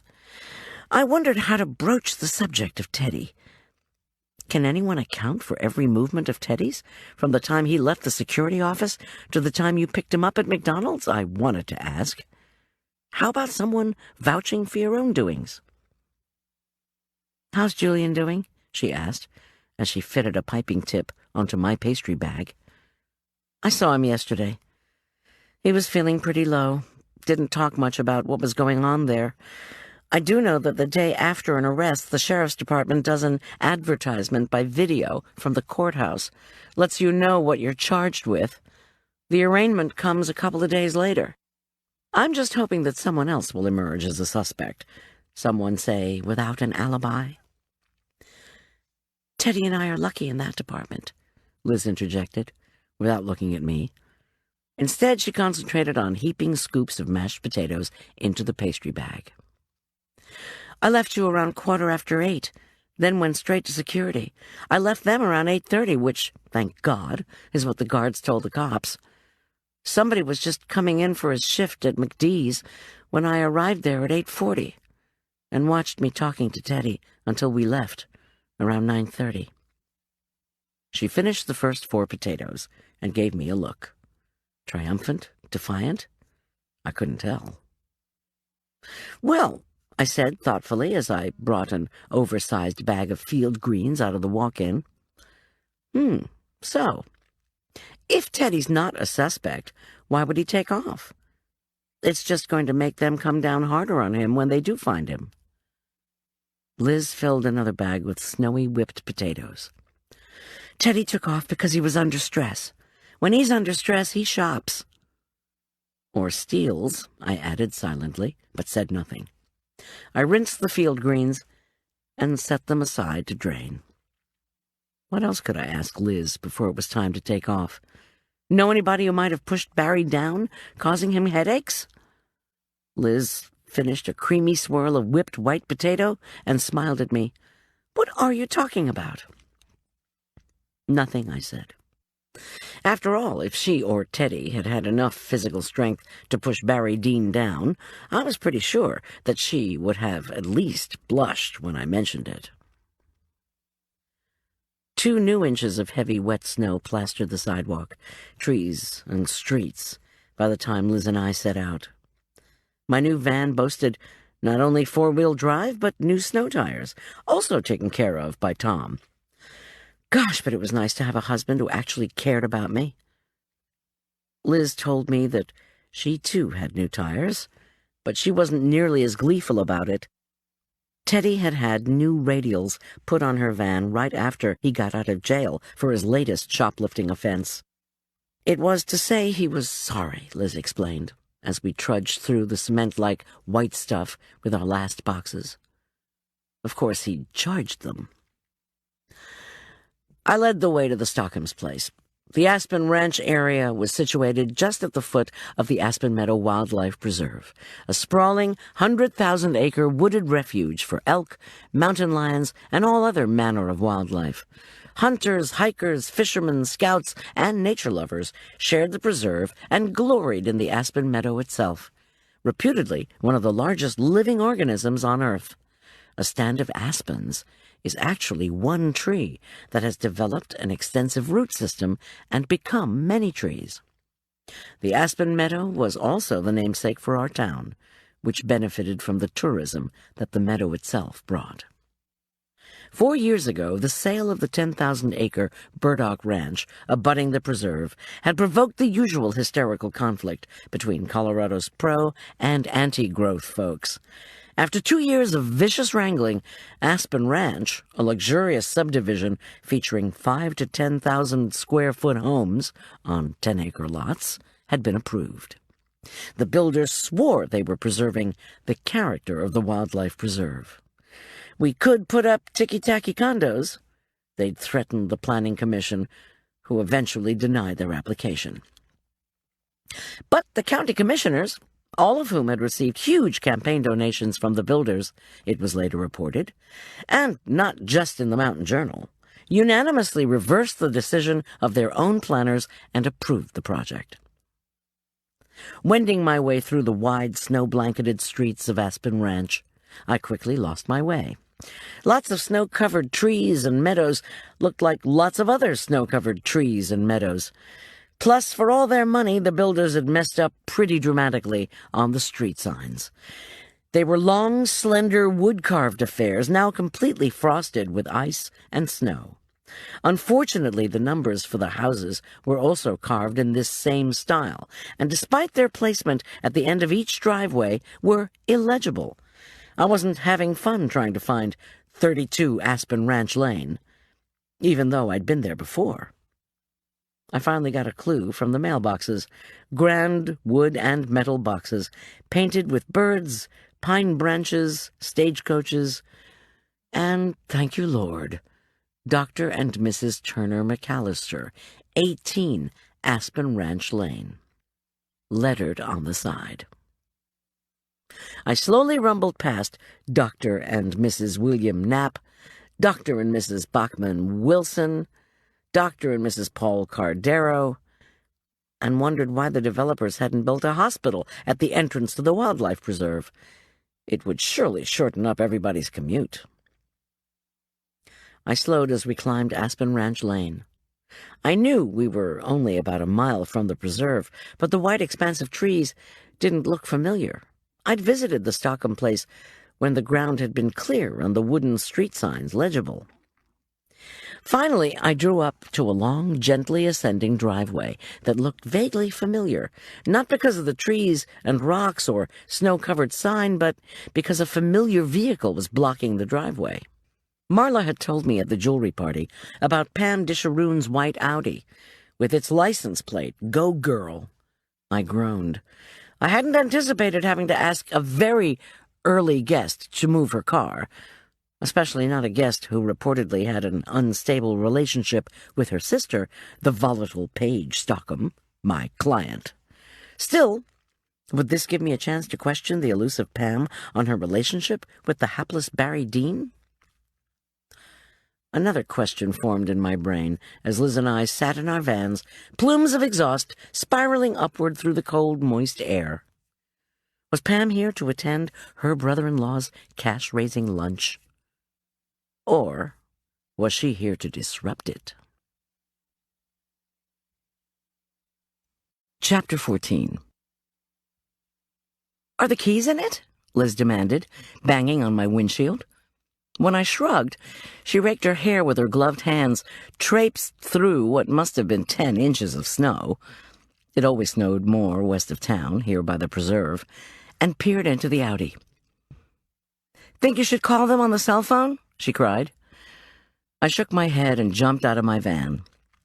By the time I reach them, and they argue and debate until somebody decides to get dressed and come down here, I could have made it up there and put pressure on Shane to drive me back down.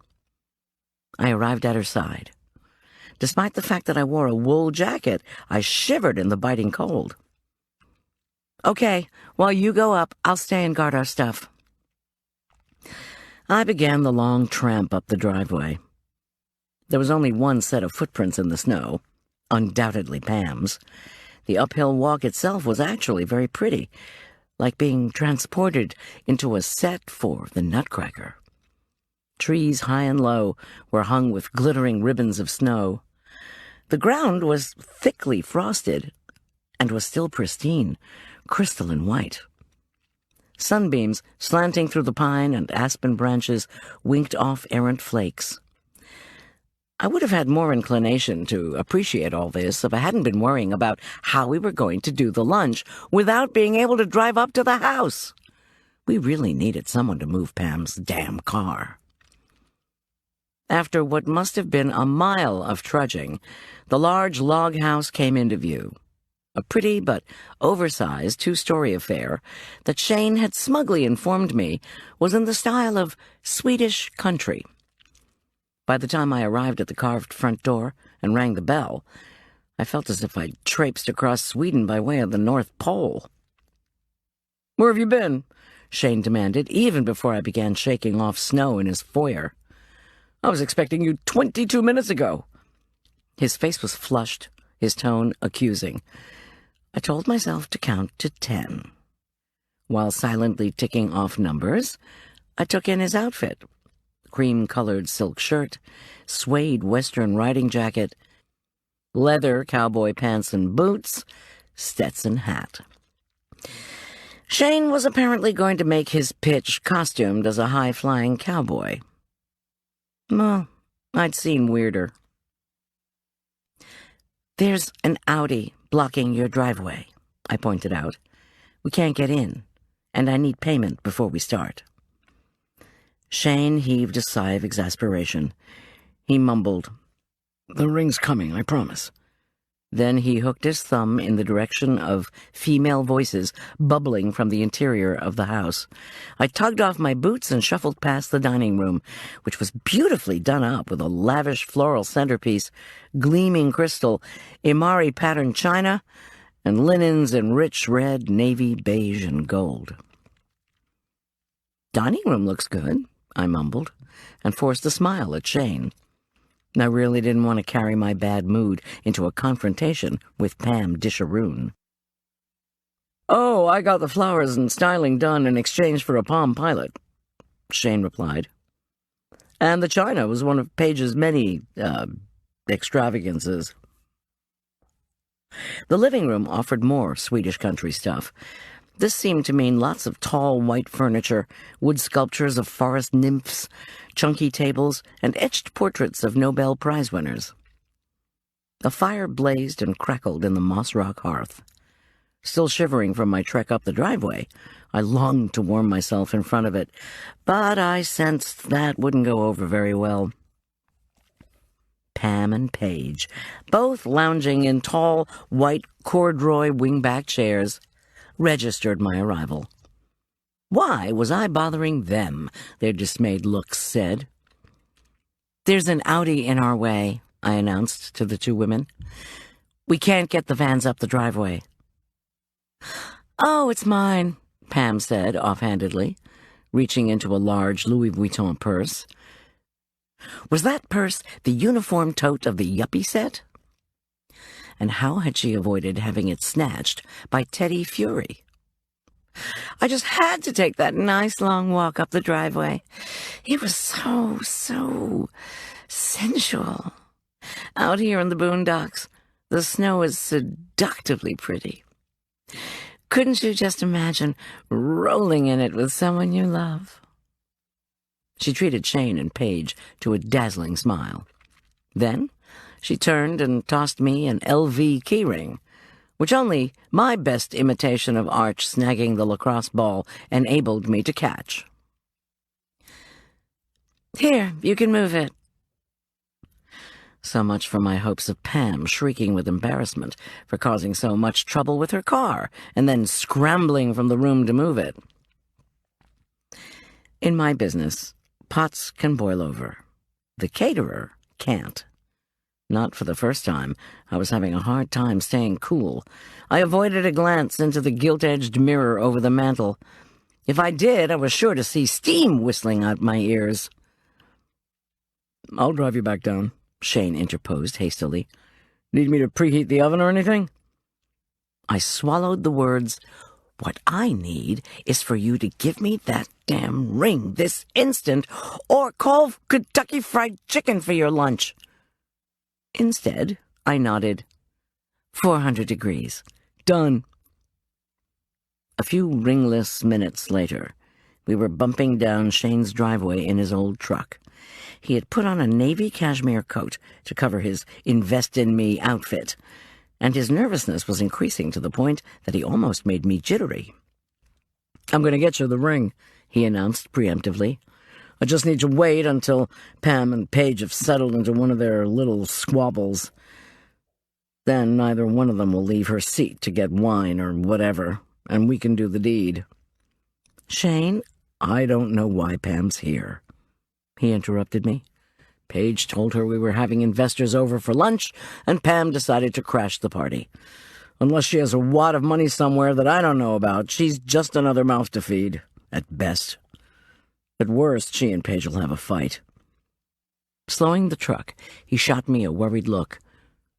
"Do you sometimes have to break up arguments at catered events?" "You mean," I nearly said, "like the tussle between you and your wife just 2 days ago?" Instead, I answered, "It happens.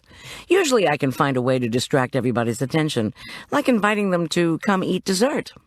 Speaking of which, does that mean we'll now have 13 for lunch?" Shane blushed. "Well, yeah, I guess. Sorry. But don't worry. They always get into such a big fight that they miss dessert. I just wish they'd argue now, and Pam would stomp off before my investors arrive." He swerved to avoid a pine tree. His driveway was treacherous, and pulled up by Pam's Audi. From behind her frosted windshield, Liz beeped and waved. "Just park the Audi on the far side of the garage, near the middle storage shed," Shane advised. "Then you all can get your vans next to the house." I hopped out, mulling over the words middle storage shed. How much stuff could a couple with 2 ninth graders have? Enough, apparently, to fill a house with several sheds. I started the Audi on only the second try. Pam wouldn't have won any awards in the clean car competition, that was for sure. A cereal bowl with hardened flakes clanked back and forth on the carpet in front of the passenger seat. Newspapers strewn across the back seat swished forward as I accelerated. A Starbucks cup of long-dead coffee sloshed in the container by the radio. Well, I now knew one thing for certain about Pam. She was a true slob.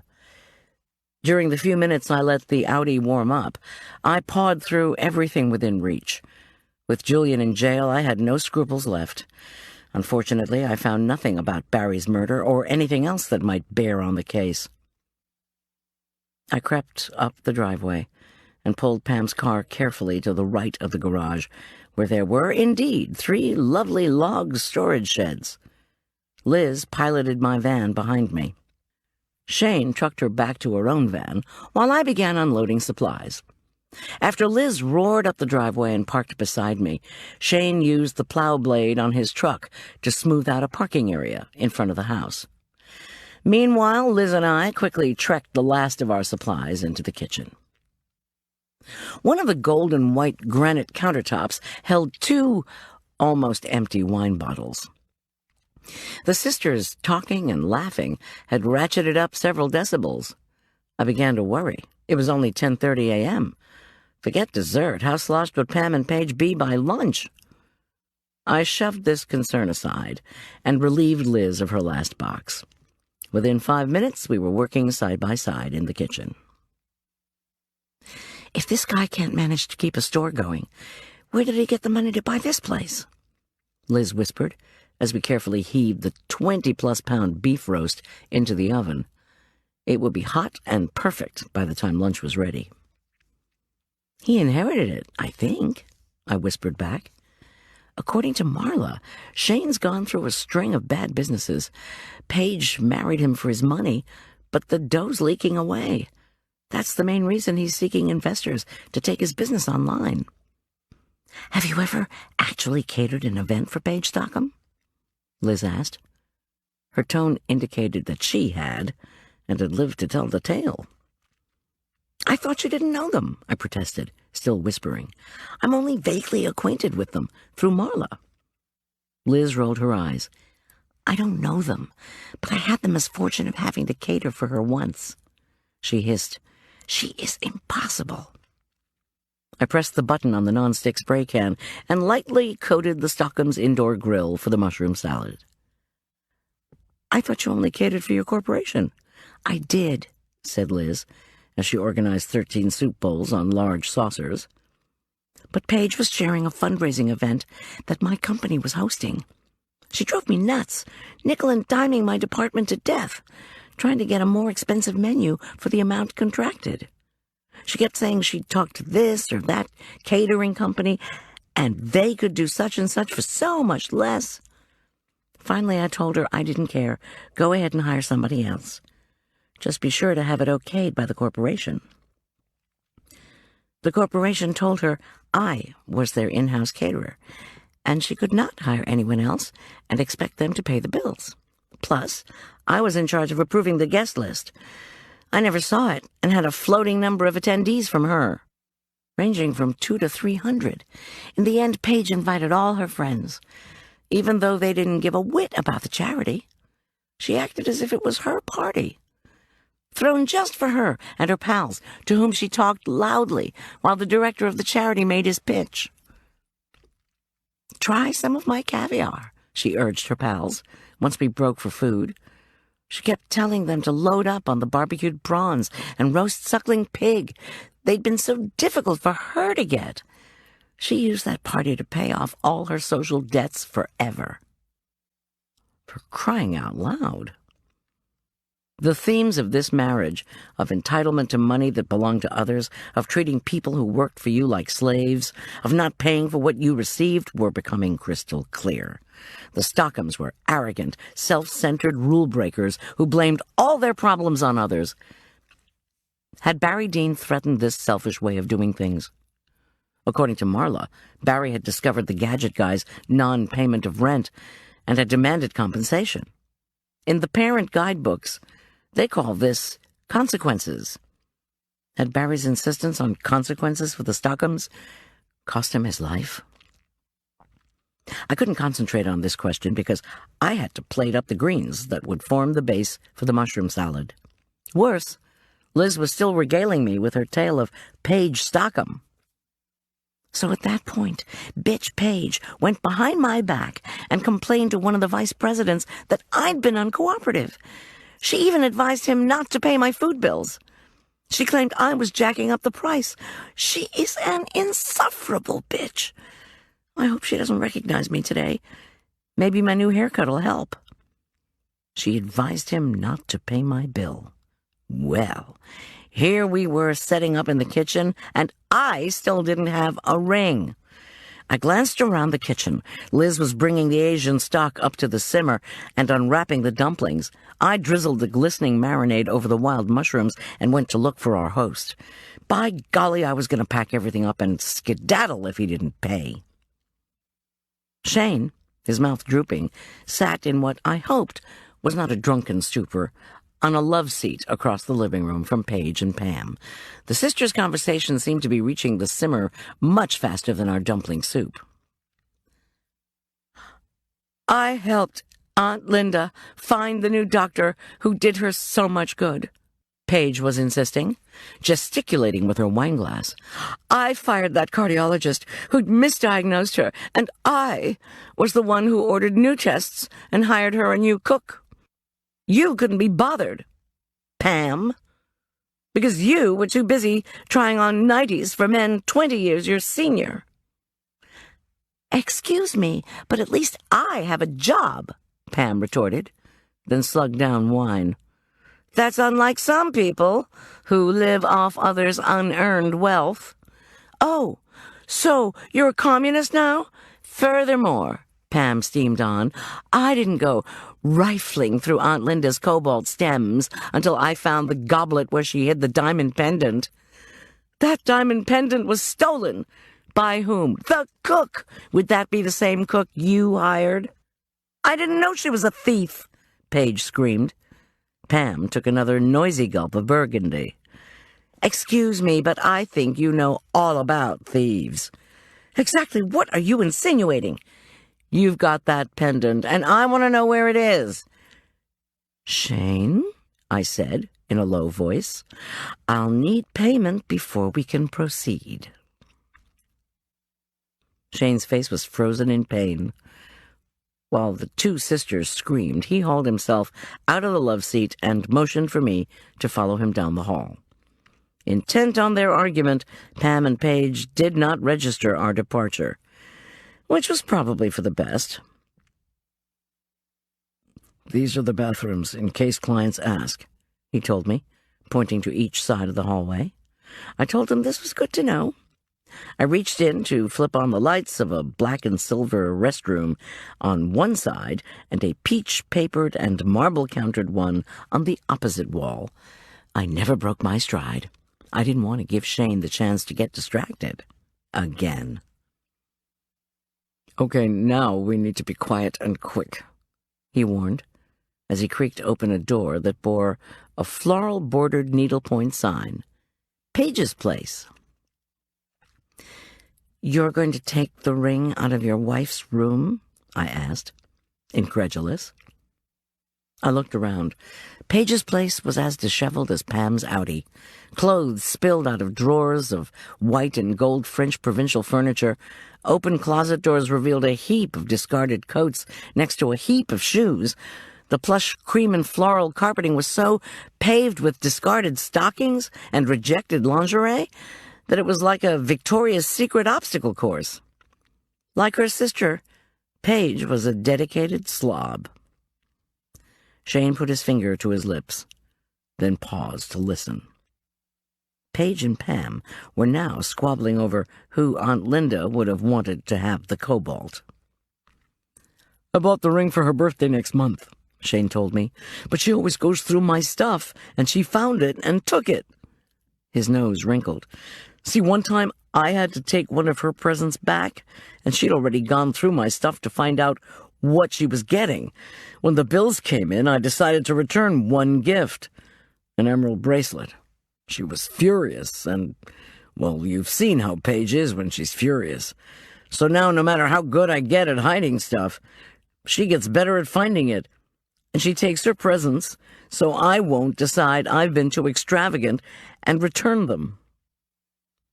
What she doesn't realize is that I've gotten better at going through her stuff. So, he stopped when he saw my mouth hanging open. What's the matter? You said we needed to be quiet and quick. Shane took long, zigzagging steps across the large room, avoiding discarded outfits as if they were piles of elephant dung. Since my legs weren't quite as long as his, I had a hard time following him. Here we go, Shane announced, pulling open a drawer, dripping with slithery nightgowns. He groped in the back of the drawer for a silk sachet of potpourri. This'll just take a sec, he promised. He untied the lace drawstring of the sachet, sending bits of dried rose petals fluttering to the floor. His stealthy behavior was making me so nervous that I averted my eyes hastily and looked around the room. 4 lacy bras, black, beige, white, and pink, were laid out on the chaise lounge. Clearly, Paige hadn't been able to decide among them. All four were of the amply padded variety. Paige Stockham may or may not have been a thief, as her sister claimed, but there was no doubt the woman stretched the truth. "Here we go," declared Shane, as he extracted something shiny from the potpourri. More dried petals fluttered to the carpet. He handed me the ring. It was a dazzling trio of jewels, sapphire, diamond, and ruby, and told me to try it on. "It looks like something for the 4th of July, I commented, as I obeyed. The ring was a tad big for me. Not that it mattered, because this was collateral. I took it off and slipped it deep into my skirt pocket. "Yeah, well," Shane muttered, as he hastily reassembled the gutted potpourri bag, tucked it back into the drawer, and picked at the dried bits at his feet. "Let's just hope she doesn't go looking for it before her birthday." "Shane," I protested, as he hustled me down the hallway, "I really don't think this—" "Aunt Linda never intended for you to have the chandelier. We specifically talked about it when I was visiting her." Pam's voice shrilled from the living room. "You mean visiting her when you were 10? Paige shrieked back. The doorbell rang. Peeping through the hole, Shane gasped. "It's 4 of my investors," he said, trying to be heard above the yelling. "Can't you do one of those distractions you mentioned?" he begged me. The ringer bonged again. Paige and Pam raised their hollering a notch. "Just do something, will you?" Shane implored desperately. I zipped into the kitchen where Liz was spooning out juices and melted fat from the standing rib roast. The roast wasn't quite done, of course, but I really needed to start on the gravy from the drippings. Liz was gathering. The doorbell chimed again. Okay, first things first. When in doubt, reach for a cliché. I nabbed a packet of matches, hopped up on a chair, teetered perilously toward a stack of bookshelves, and lit the entire pack without closing the cover before striking. Then I thrust my little conflagration up to the kitchen smoke alarm. Within seconds, the pealing of the alarm made me think I would go prematurely deaf. But the alarm certainly had the desired effect. I heard Pam screeching to Shane for her car keys. Shane, his face stricken, appeared at the kitchen door, while I imitated one of the Broncos' razzle-dazzle plays by doing a one-handed toss of the keys to him, while keeping my little book of matches held high. Over the racket, Liz cried, "Goldy, what the hell are you doing?"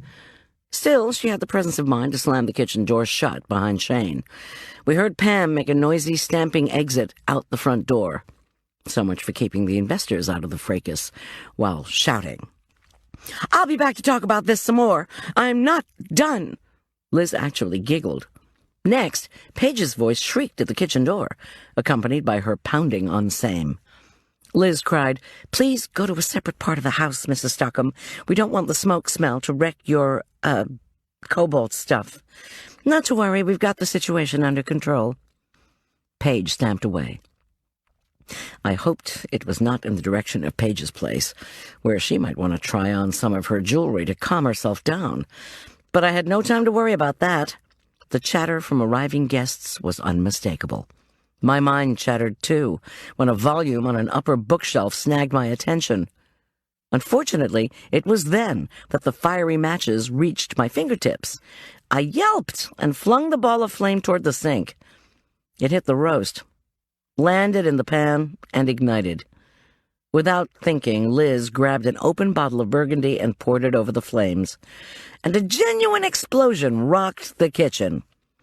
I screamed, jumped down from the chair, nabbed an extra-large bottle of Evian, and dumped the contents on our beautiful, blazing, $20-a-pound prime beef. The smoke alarm was still squealing, as Liz, now splashing a second bottle of Evian over the still flaming roast, yelled, "I don't think they're going to hire us again."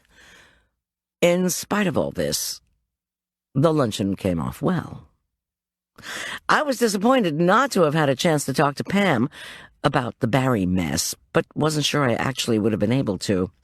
And anyway, My disappointment was allayed when Marla sashayed through the front door, claiming she was taking the place of someone who was sick. Because the luncheon was quite a bit smaller than Monday's party, we didn't have the opportunity to share gossip, except when she tiptoed into the kitchen to say Paige and Shane had started to fight again, and that Paige had stalked out. A few moments later, I saw Paige's Audi, a duplicate of her sister's, whiz away. Without his wife there to scrutinize and criticize his every move, Shane was unexpectedly brilliant. His enthusiastic pitch about the gadget guy online reminded me of Tom Sawyer's whitewash-the-fence psychology. Only a select few were good enough to do this job, and if you wanted to be in on this opportunity to invest, you were just going to have to get in line. Shane's enthralled guests all beamed and asked, was there an upper limit on how much one could invest? All, that is, except for Marla, who gave me a dramatic wink. The food, despite our disastrous start, was out of this world, if I do say so myself. As if on cue, the snow began to flutter down again as Liz and I ferried out the steaming, fragrant bowls of soup dotted with floating dumplings. Liz stoked the fire in the dining room fireplace, while I served Wild Girl's grilled mushroom salad. Since Liz and I had learned one of Julia Child's lessons well, never criticize your own food at a party, we were able to serve lightly smoked prime rib without batting an eye, or even giggling. The investors gobbled it all up, right to the strawberry rhubarb cobbler, of which, like the investment, everyone demanded large pieces. While we were serving the lunch, however, my curiosity began to nag. During the ring-stealing and fire-starting escapades, I'd seen a couple of things that had perplexed me, and I wanted to look into them. Okay, snoop a bit more.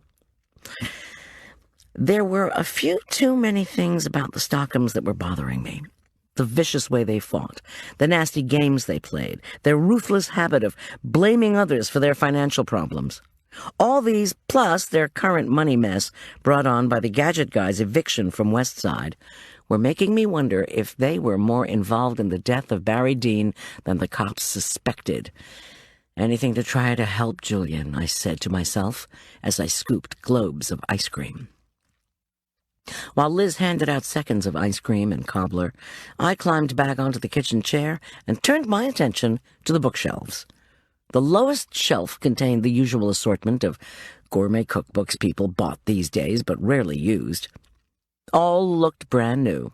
Above them was another array of cookbooks, these of the specialty fad type, featuring Cooking with Bananas the Fiji Way, Creative Tofu Touches, and bread soups from around the world. Spare me. My guess was that these books hadn't ever been opened. But above those, I spotted something that hadn't quite fit. As Tom was always telling me, that's what you should look for. Off the top shelf, I pulled a well-worn copy of Alcoholics Anonymous, otherwise known as the Big Book. Was Shane or Paige an alcoholic? Or thinking he or she might be? The way Paige had been hitting the wine this morning might indicate so, but why keep this reading material in the kitchen, as if to hide it? Still perched on the chair, I opened the book and caught 2 pieces of paper before they fluttered to the floor.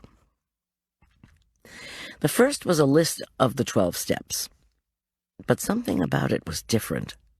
I read, "We admitted we were powerless over our spending, that our lives had become unmanageable."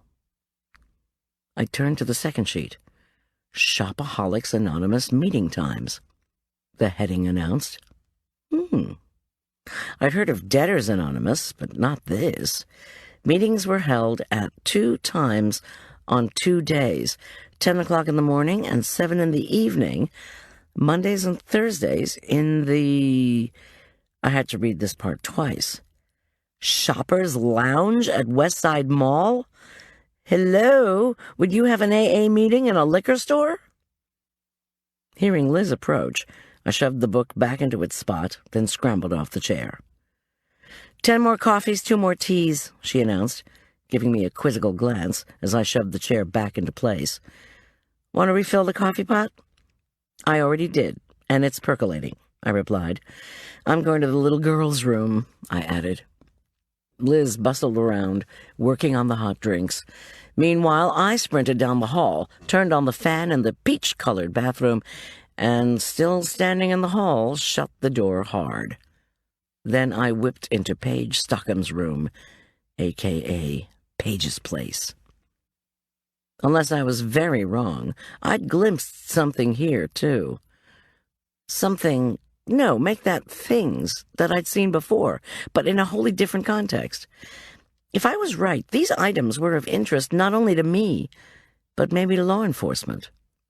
I tiptoed over the clothes-strewn floor, bypassed the chaise lounge with its multicolored array of bras, and only cast a cursory glance at the armoire with its jumble of jewelry.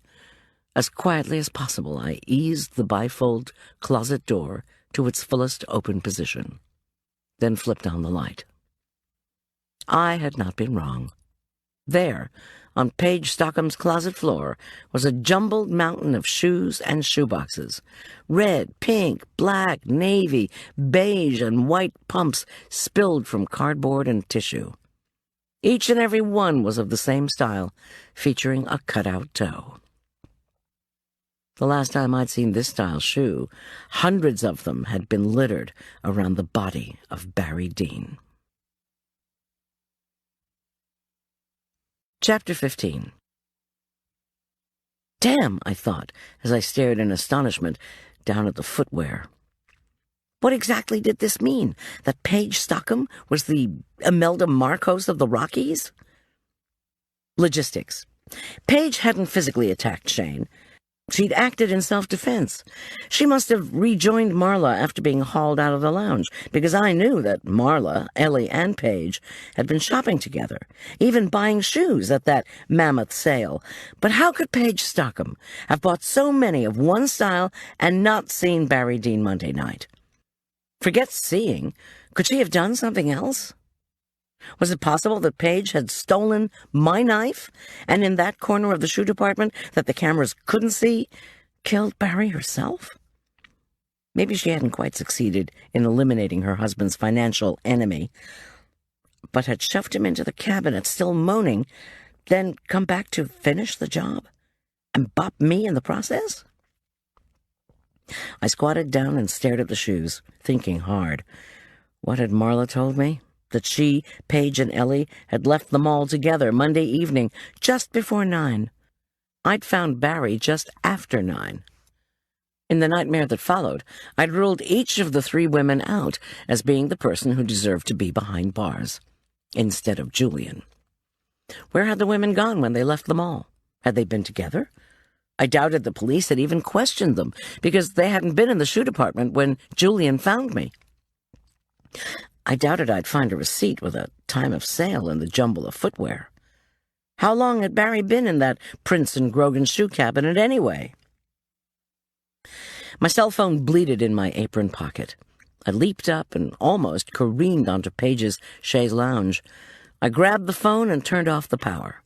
If Paige or Shane, or anybody for that matter, found me snooping around in a client's closet, my catering career would be over. Strolling officiously down the hall to the kitchen, I popped back into the bathroom. There, I turned the fan off. Back in the kitchen, I leaned against the side-by-side refrigerator, repowered the cell, and checked the incoming calls. Apparently, somebody at Hulsey, Jones, Macaulay, and Wilson wanted to talk to me in the worst way. "Liz," I said when she came in with an empty cobbler pan, "how's it going? Sorry to have been gone so long." "They love it." When Liz's eyes twinkled, her face seemed to light up too. "They're demanding the recipe. With Paige gone, it's a real party."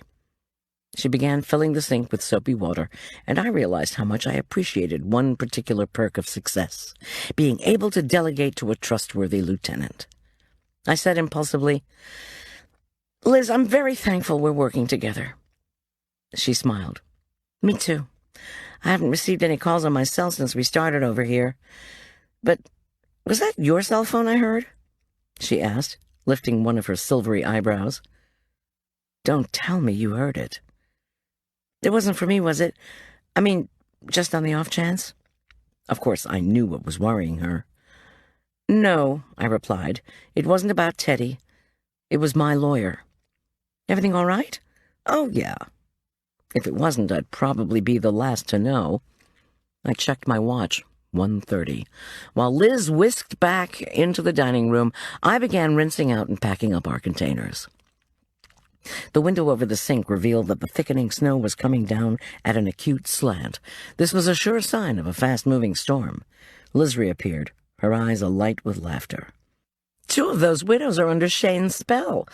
He looks like he's in a state of sexual ecstasy, just waiting for those checks to roll in.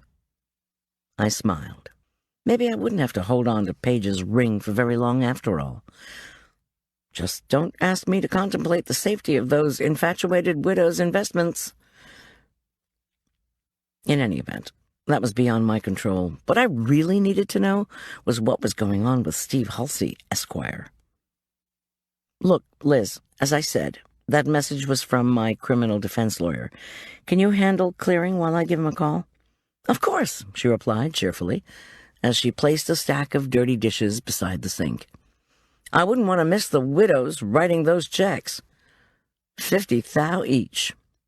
She glanced outside, then added, Listen, Goldy, why don't you let me finish up everything here? It'll provide some distraction from obsessing about Teddy. Anyway, aren't you chaperoning a school field trip today? I'm picking Arch and his pals up at their school at 4. I sighed, dreading another chilly encounter with my son. Thanks for reminding me. Maybe I better see if the attorney wants to huddle before then. She nodded and moved back into the dining room. I dialed Steve Halsey's number. He wants you to meet him at the jail as soon as possible, his secretary informed me, her voice crisp, efficient, and not at all friendly. He needs to speak to you about Julian Teller. Why does he need to talk to me about Julian? Mr. Halsey has taken on his case. Mr. Halsey is down at the jail now. Mr. Halsey needs to see you. I couldn't count to 10, so I counted to 3. I'm catering way up in the Aspen Meadow Wildlife Preserve. I could hear the secretary tapping away at a keyboard. Clearly my answer wasn't worth her full attention. I raised my voice a bit. The snow's coming down pretty hard. It'll take me at least half an hour to get down to the jail. Can't you please tell me what this is about? Can't I talk to Steve over the phone? Mr. Halsey will be waiting for you in the jail lobby. She disconnected before I could protest. I threw the cell phone onto the counter. At that moment, Marla tiptoed into the kitchen, coffee cup in hand. She wore a royal blue and black wool suit, an onyx and sapphire necklace and matching earrings, and royal blue shoes. She gave me her cat who swallowed the canary look and filled her cup with coffee from the big percolator. So, she began, the last time I saw you with Liz Fury, there was a bit of a disagreement going on. Now you two are all cozy. What happened? Oh, she's having problems with her son. In case you haven't noticed, I have the same kind of problems. Listen, I rushed on. Monday night, how did you meet up with Paige after she was ejected from the lounge? Marla's eyes widened. Ellie and I just had to know what had happened, so we went looking for Paige at the mall's security office. The cops had just released her, so we again heard how much she hated and despised Barry Dean and her husband. She was really ready to shop then, so we all headed toward the shoe sale. Okay, but were you shopping together? I mean, the whole time in Princeton Grogan? Marla crinkled her nose and slurped her coffee. We all bought a ton of shoes, if that's what you mean. Why? Does this have something to do with Julian? I'll do anything to help. I know Ellie went home with Elizabeth Harrington. Did you and Paige drive back to Aspen Meadow together? I pressed. No, why? The cops had told Shane they'd take him home, Paige said. He'd left his BMW there at the mall, so I drove Paige to it. She said she was bringing it back up here. When was that? 8:30? 8:45? I asked breathlessly. Marla moved her wrist back and forth. The diamonds on a Rolex sparkled. It's a nice watch, Goldy, but I feel it's gauche always to be checking it. Sorry, I don't know what time it was. How about Ellie? When did she leave? For crying out loud, Goldy, she's our friend. Why do you want to know all this? Just tell me. Marla expelled breath. We saw an old friend, Elizabeth Harrington, at the shoe sale. You remember the widow of Brian Harrington? Right. Ellie told me she was with her. Elizabeth lives near Ellie, so she offered to take her home. Around 9, I guess. Why does it matter? Just something else I'm trying to figure out for Tom, I said lightly, as Liz reappeared at the kitchen door. Marla sighed at the appearance of Liz, rolled her eyes at me, and trounced out of the kitchen. 4 minutes later, I had thanked Liz for both her hard work and her offer to clean up by writing her another check, the second one I'd given her that day. I quickly explained that I was sure old Shane wasn't going to cough up any extra gratuity. Even with all of Liz's own problems, she actually laughed. I thanked her again and hugged her. 4 additional heavy, wet inches of snow had accumulated since we'd arrived. At the end of the driveway, I looked right and left to check for traffic. There wasn't any, and glanced up into the preserve. The curtain of flakes had thinned. Maybe we were experiencing a mere flurry. Snow fell softly on millions of rows of perfectly frosted pines. It was breathtakingly beautiful, and made me feel a bit better, at least for a while. Julian Teller passed the second polygraph, Steve Halsey informed me in the lobby of the jail. His voice was a deep wheeze, like a snake with bronchitis. This day, he was wearing an impeccable dark beige silk suit. But he still will be formally charged, arraigned on Friday morning. He loomed over me. Second-degree murder. The heat of passion crime. What are you talking about? Denial rose in my throat like a scream. The sergeant on duty, a pudgy woman with a face like a raisin cookie, watched our interchange with, I imagined, one finger on the button you use to summon officers into the lobby. But I couldn't help myself. There's more to Barry's murder than you think, I snapped. Halsey held up a hand, his face as cold and impassive as a stone statue's. I flinched. Calm down, he commanded. They're telling me you're not a suspect anymore. So I'm taking over on this case now. Please listen calmly while I tell you what's going to happen. I bit back another protest, crossed my arms, and glared at the gleaming white tiles on the lobby wall. Couldn't they have made this place look a bit less like a bathroom? They're still developing evidence in the case, Halsey told me, his voice back to the bronchilian reptile. And the county attorney's office and the detectives are going over that videotape from the party in the shopper's lounge with a microscope. Julian is on it, having not one but 2 heated arguments with the victim. And let's not forget the store security guard found Mr. Teller with his hand on the murder weapon. Friday, 10 in the morning, is the time of the arraignment. I nodded. I'd been to one of the jerks' arraignments. There I hadn't heard justice being served. I'd heard a dispassionate declaration of war between the prosecution and the defense. With second-degree murder, they'll probably let Julian out, Halsey said, a bit more gently, but with a peek at his watch. For a price, of course. Mrs. Corman is seeing about bail. Mrs. Corman, I said. Of course, Marla. I blinked and tried to focus. The lawyer's voice seemed far away. Marla Corman. Halsey could not disguise his impatience. Your friend, the other ex-wife of Dr. John Richard Corman. You're probably looking at bail of $1 million. Bond will be $100,000. I nodded blankly. $100,000. One more thing, Halsey added briskly. Since you're not a suspect anymore, you can visit Julian. That's it then. I need to go. He handed me another one of his cards. I was accumulating quite a collection, grasped his briefcase, and sailed out the doors.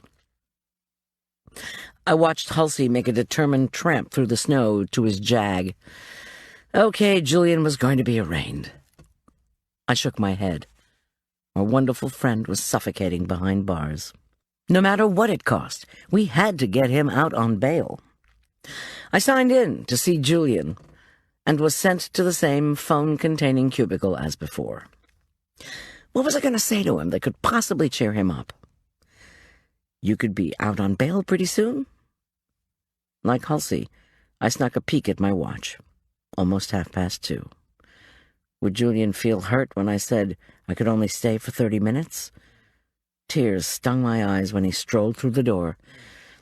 I cemented a smile in place and sternly ordered myself to buck up. I couldn't help him if I was slobbering. Hey, Goldy, Julian sang into the phone. His face was even thinner and more haggard than before, but either he was doing a great acting job or his spirits had taken a turn for the better. Didn't expect you here. He pulled a torn piece of paper from his pocket and leaned forward in his chair. Sorry if you had to wait. My lawyer just left. Yeah, I heard about it. And then I called Arch on his lunch hour. Julian's face cracked in a broad smile. He glanced down at the sheet in his hand. This paper is my lifeline. It has the numbers of everyone I know. Arch told me to call him on his cell at certain times, so we talk 3 or 4 times a day. At his lunch hour, between his classes, like that. It's great. He told me you were taking him to the anatomy field trip. I did that at EPP. The smell of formaldehyde's really gross, by the way. Prepare yourself. I thought of Julian's adoptive parents in Utah. Had he called them yet? I doubted it. Yes, but... And then you'll never guess whose message I just answered. His tone was beyond bubbly. It was feverish. No talk of the arraignment, no talk of the future. I swallowed and remembered my admonition to the parents of my Sunday school kids. Sometimes they just need you to listen. Kim Fury, Julian exclaimed. I tried not to look surprised as he continued. Kim was a classmate of mine at EPP. We got to know each other pretty well, since we were both science kids among all the rich brats. Kim's really smart. Finished her Bachelor of Science in 3 years. Now she's doing graduate work at CU in computer science. Anyway, Kim is really pissed off with her brother for running away with her mom's credit cards. I tried to look as if I understood where all this was going, but I was worried. Julian was beyond both bubbly and feverish. He was manic.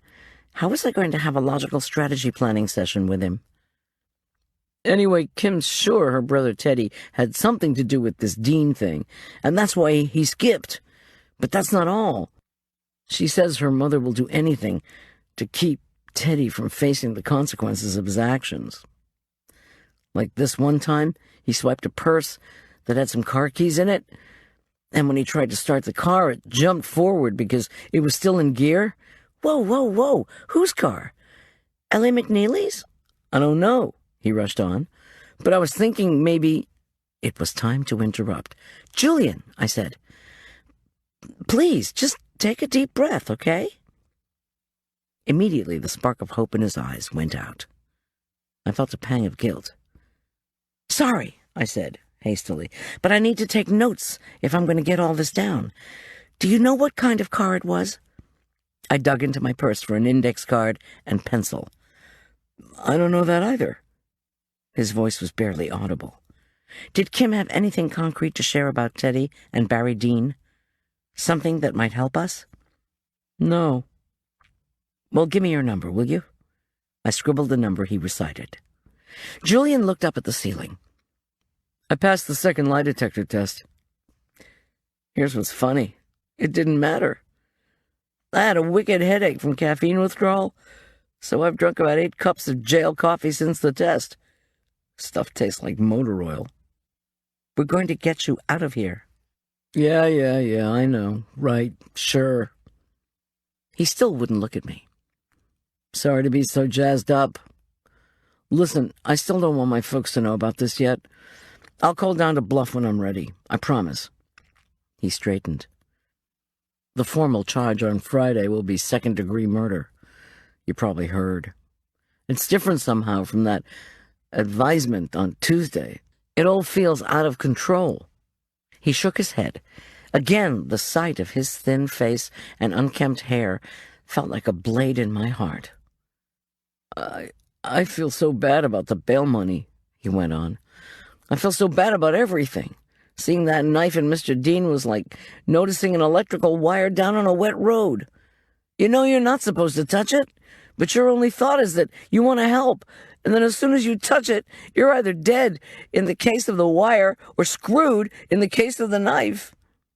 I leaned forward and urged, Julian, don't do this to yourself. As you said, all you tried to do was help, and that was the right thing to do. You are innocent of this crime, and we're going to prove it. I managed what I hoped was a courageous smile. I promised to ask Tom to look into Kim Fury's allegation about her brother, and to look into my own questions about the whereabouts of Ellie McNeely and Paige Stockham from 8:45 to 9, and why Paige had ended up buying so many of a certain kind of shoe, I added silently. Julian rubbed his forehead. I don't really want Teddy to get into trouble. He was suddenly restless. Look, thanks for coming. Have fun at Archer's field trip. Then he hung up and walked away. He didn't look back. Snow fell steadily as I drove up to Elk Park Prep. My muscles ached and my stomach growled. I'd had nothing to eat except a reheated chocolate croissant, one of Julian's creations from the freezer, and double espresso. My mind jumped around. Paige Stockham and her shoes, Liz Fury fretting over her troubled and missing son, Julian alone in jail. First things first, I punched in the phone number Julian had given me for Kim Fury in Boulder. No answer. I left a message identifying myself and asking her to call. Then I tried Tom, who was off somewhere, and brought him up to speed on the shoes I'd found heaped in Paige's closet. Had the cops checked the alibis of these 2 women, Paige Stockham and Ellie McNeely, for the time of Barry's murder? Finally, there was Kim Fury's report of her brother stealing a car. Was he aware of any of this? I wanted to know. Had Teddy been a suspect in the theft of Barry's car? And finally, had the cops found anything at the Elk Park Prep portable toilet? At 4:45, I pulled off the interstate at the Aspen Meadow exit. I had to pick up my own son plus 4 other boys, drive back down the mountain, and endure an anatomy class. I was going to pass out if I didn't have something to eat. To my surprise, there was no line at our little Berg's drive-through espresso place. Through the thickening swirl of snowflakes, I ordered a hot croissant, ham, and Swiss sandwich for myself, plus 6 biscotti and 6 large hot chocolates. Yes, extra hot for the cocoa, and yes, with whipped cream. Extra whipped cream. I accepted the treats gratefully. Times of trauma, I reflected as I bit into the delicious sandwich, flaky pastry surrounding hot, thinly sliced Danish ham, just melted Jarlsberg and a hint of Dijon mustard. Demand comfort food. I gunned the van toward Arch's school, secure in the knowledge that when I'd finished wolfing down the sandwich, I had a cup of steaming, cream-topped cocoa waiting. Is there any better comfort food than chocolate? I think not. Outside the upper school, I pulled the van behind a line of Mercedes, Jags, Audis, 4-wheel-drive Lexuses, and late-model BMWs. In the prep school big spender environment, I knew that my van, with its emblazoned logo, Goldilocks Catering, where everything is just right, gave Arch no end of anguish. The parents who didn't know my son attended EPP undoubtedly thought I was there to serve gourmet hot dogs, maybe at that day's volleyball game. Arch and a group of boys, their jackets unzipped and their wool hats askew, tumbled out of the school doors.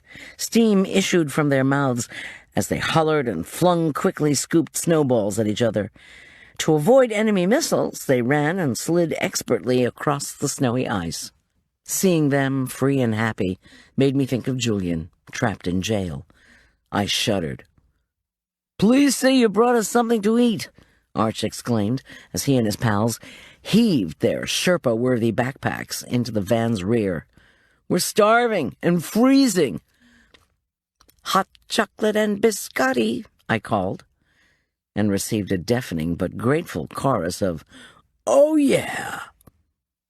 "Mom, thanks," Arch murmured uncharacteristically, as he balanced his treat and surreptitiously leaned forward from the back seat so his friends couldn't hear. Well, maybe my request for a little courtesy had hit its mark. That was 2 nice things he'd said to me in 24 hours. I glowed. "This is how a cadaver's bone breaks," called one of the boys, as he snapped his biscotti in 2. "Oh, yeah?" my son replied. "This cocoa? It's the color of the inside of the liver." I placed my hot chocolate firmly in the cup holder and turned my attention to the road. During the drive, the boys joked mercilessly about the dissection and who was going to puke first. I clenched my teeth and decided not to accompany the boys inside. I had calls to make and a stomach to calm. But once in the hospital parking lot, the anatomy teacher hailed the van and said she was hoping all the moms could accompany the class, at least for the first 10 minutes. I gulped the rest of my cocoa for strength, hopped out carefully onto the ice, and told myself to buck up. After all, I'd seen corpses before, hadn't I? As we filed into the small, windowless room, the odor of formaldehyde hit me like a slap. Undoubtedly kept as a sterile environment, the hospital classroom reminded me of the Ferment County morgue. A sheet draped the body, which lay on a metal table.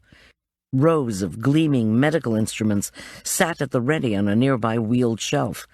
I took a deep breath, not a smart idea, as the horrid odor flooded my lungs, and did a yoga-centering exercise.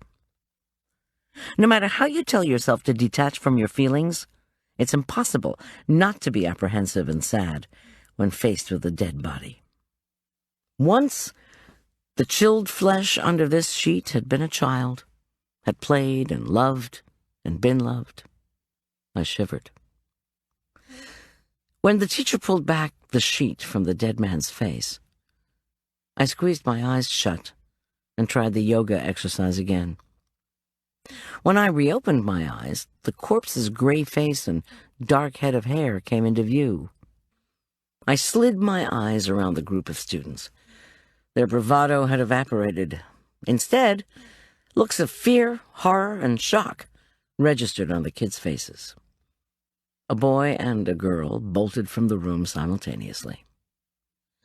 When the boy threw up on the linoleum floor outside the dissection room, the girl, who was racing to the ladies, noisily followed suit.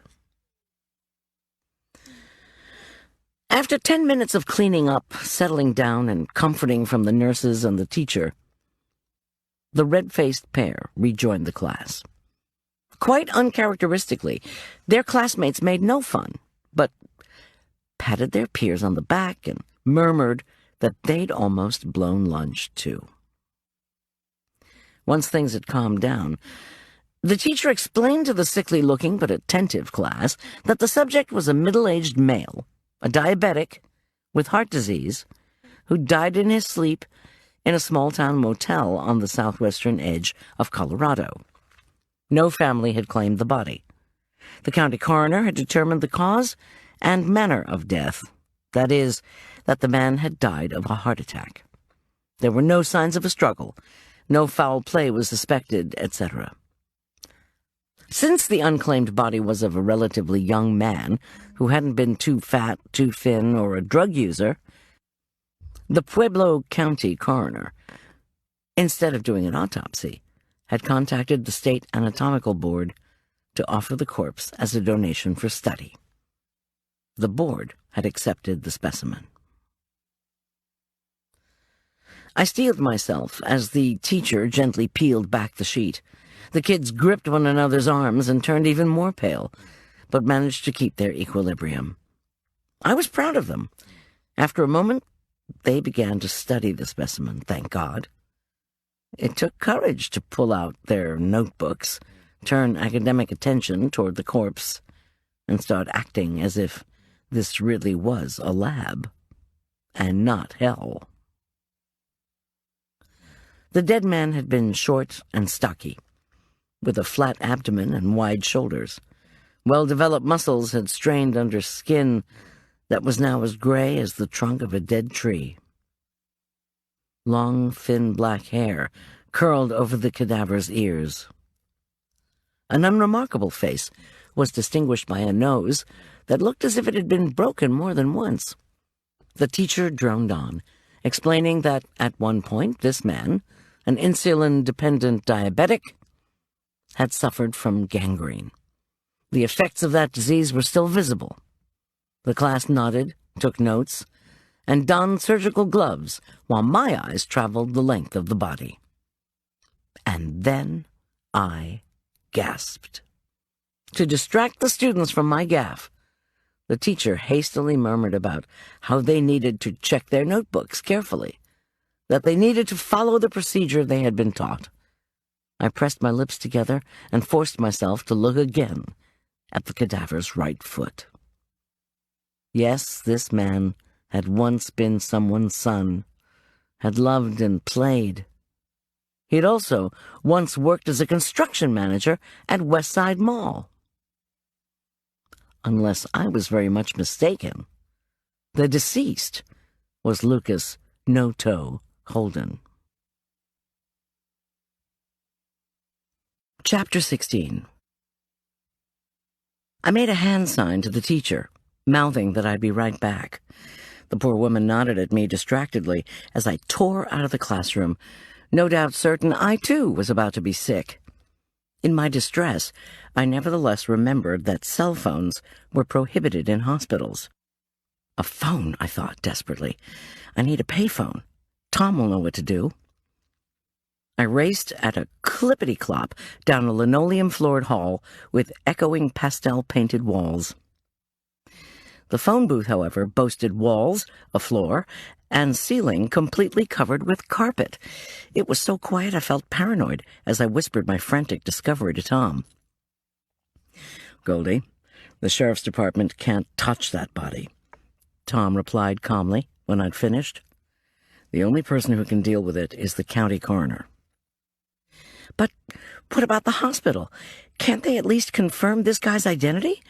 I mean, if it is Holden, that has to mean something. Maybe someone murdered him. Maybe the person who murdered Barry killed No-Toe. Hold on a sec." Tom called across to an associate, asking him to call the coroner's office and check if the cadaver now in the Lutheran Hospital teaching lab was Lucas Holden. In the distance, someone promised to get right on it. Tom returned to me. "Miss G, the hospital's not going to know the name of the donor." He was tapping computer keys. I rubbed my forehead. Maybe I was overreacting. Maybe there were a lot of corpses with missing toes, and I was going overboard. "Yeah," Tom said, "we're still looking for Lucas Holden, since it's an open case of a missing person. The coroner will talk to the anatomical board first. I can guarantee you that. He'll find out exactly how and where they got this body. Then send a staff member over to the hospital, okay? But if this guy with the missing toe died of natural causes in a remote area, that really doesn't tell us much. Well, except why we haven't been able to find him." "If it is Holden, he was a diabetic. If Holden had to inject insulin, he could have been given a shot of something else, something to precipitate a heart attack. Heroin, say. They didn't do an autopsy, remember? Miss G, please. The anatomical board won't accept a cadaver where there's any suspicion of foul play. And you also have to ask yourself why someone would want to kill this Holden. If he was an insulin-dependent diabetic with heart disease, any doctor is going to say you'd expect him to drop dead at the first opportunity. I'm not trying to be negative here, it's just the truth. Maybe Holden saw something, I insisted stubbornly. Maybe he knew something. There must be a link. And you are being negative. My fingers drummed the vertical carpet. Did you get anything back on the Paige Stockham shoe situation? I just found out Paige separated from Marla and Ellie in the parking lot that night. He inhaled, an attempt to be patient. The three women did tell us they were at the shoe sale, Goldy. They all agree they left just before 9. If they hadn't bought shoes, I'd be suspicious. But I'll mention to the guys that I think Paige Stockham should be questioned again. If she doesn't have an alibi for the time Barry was killed, and if she was a bona fide enemy of his, they'll be interested. And before you ask, the Teddy Fury failed car-stealing incident involved a VW Bug. But Kim Fury said, You yourself told me that Kim the sister and Teddy the brother had an argument about one of Liz's cars on Monday. Nobody here has any idea where Teddy Fury is at the moment. My guess would be he's getting as far from that sister as possible. I felt derailed, but I persisted. I saw Halsey at the jail. Any idea why they don't consider me a suspect anymore? Maybe they believe you. Your story doesn't have holes. Only the guitar has holes. Should I be out looking for another present for Arch, by the way? Guilt thudded against my chest. Sure, I said, and gulped. Great. Thanks. No sweat. So, what about Halsey? He's representing Julian now, and says the charge at the arraignment will be second-degree murder. Bail is set at $1 million. Julian passed the second polygraph, by the way. I heard. I thought of the seconds ticking by while the kids dissected Lucas Holden, maybe destroying valuable evidence that might free Julian. Had Tom's deputy reached the coroner? Or was I, like Julian, becoming both manic and desperate? My thoughts whirled. Ellie's stolen Lexus had been rammed into Barry's Mercedes. That seemed like too much of a coincidence to attribute the burglary to a garden-variety car thief. Plus, somebody had tried to get rid of Ellie last night. That had not been an accident. Plus, somebody had been driving that dump truck on Monday. Somebody had definitely tried to kill Barry in the Westside Mall parking lot. And, hours later, somebody had succeeded in killing him. Tom, getting back to Ellie's purse, suppose Barry's new wannabe girlfriend, Pam Disharoon, had been watching Ellie. Pam's incredibly competitive. Say she saw her opportunity to nab the purse Teddy dumped. Could Pam have crashed Ellie's car into Barry's, picked up the cufflinks, and later driven the runaway truck? All to make Ellie look bad in Barry's eyes? Then when Barry said he was sticking with Ellie, Pam stabbed him. I'd probably believe anything of Pam Disharoon. That woman has been difficult. Visions of the cadaver abruptly intruded. Tom, can you stay on top of this cadaver question? To help Julian, please? Tom made his tone kind. I promise. Don't worry, we can handle this. But I do have one thing that might interest you. I heard him shuffle papers. A lawyer called us this morning. Guy from a firm in Denver. Says his client is offering us evidence about the Barry Dean case, but only in exchange for immunity from prosecution by another governmental agency. You mean immunity from a federal agency? As in, make the IRS leave me alone? My heart started to thump. Probably. Happens all the time. Only the IRS and other federal agencies don't prosecute. Not technically, anyway. They turn all their stuff over to a government attorney, who makes or doesn't make a case. I exhaled. What kind of evidence was this guy offering? The attorney says his client will tell us why Dean had headaches. You mean the client knows who pushed Barry down? Probably. And it looks as if the guys are going to make the deal. While he mused aloud on the immunity question, I debated about confessing to my pill bottle in the apron discovery. It was finding the Vicodin that had spurred me to get the medical records faxed to me. But I hadn't actually told Tom about the Vicodin yet. If I showed Tom the pills, was there any way I'd be able to avoid being charged with evidence tampering? If the cops knew about Barry's headaches and their cause, would they really care so much about the painkillers themselves? I tried to remember if I'd ever seen Tom use my clarified butter where I'd stashed the pills. I didn't think so. Well, I stammered. Just let me know about the coroner, will you? Tom paused. You don't know anything more about this headache deal, do you? I mean, I know you've reviewed Dean's records. I gnawed the inside of my cheek, remembering my forging exercise to get Barry's medical records. Sorry. Listen, are you going to be home for dinner? I have a couple of new theories about this and that. I wish I didn't have to say I knew it. I'll explain it all later, promise. See you at 6. I bade him goodbye and hung up. Sometime in the next few hours, I had to figure out how I was going to present to Tom all the stuff I'd kept from him. My own head began to hurt. When I showed up at the classroom door, the teacher slipped out and asked if I was all right. I nodded. She informed me that the students had just started on the cadaver's spleen. Is there any way, I asked, that you could wait? There could be a question from the coroner's office. Wait? Wait for what? The class has waited for this trip the entire semester. If we don't proceed, we won't finish. We can't wait. Well, it's just that I thought I might have recognized the cadaver.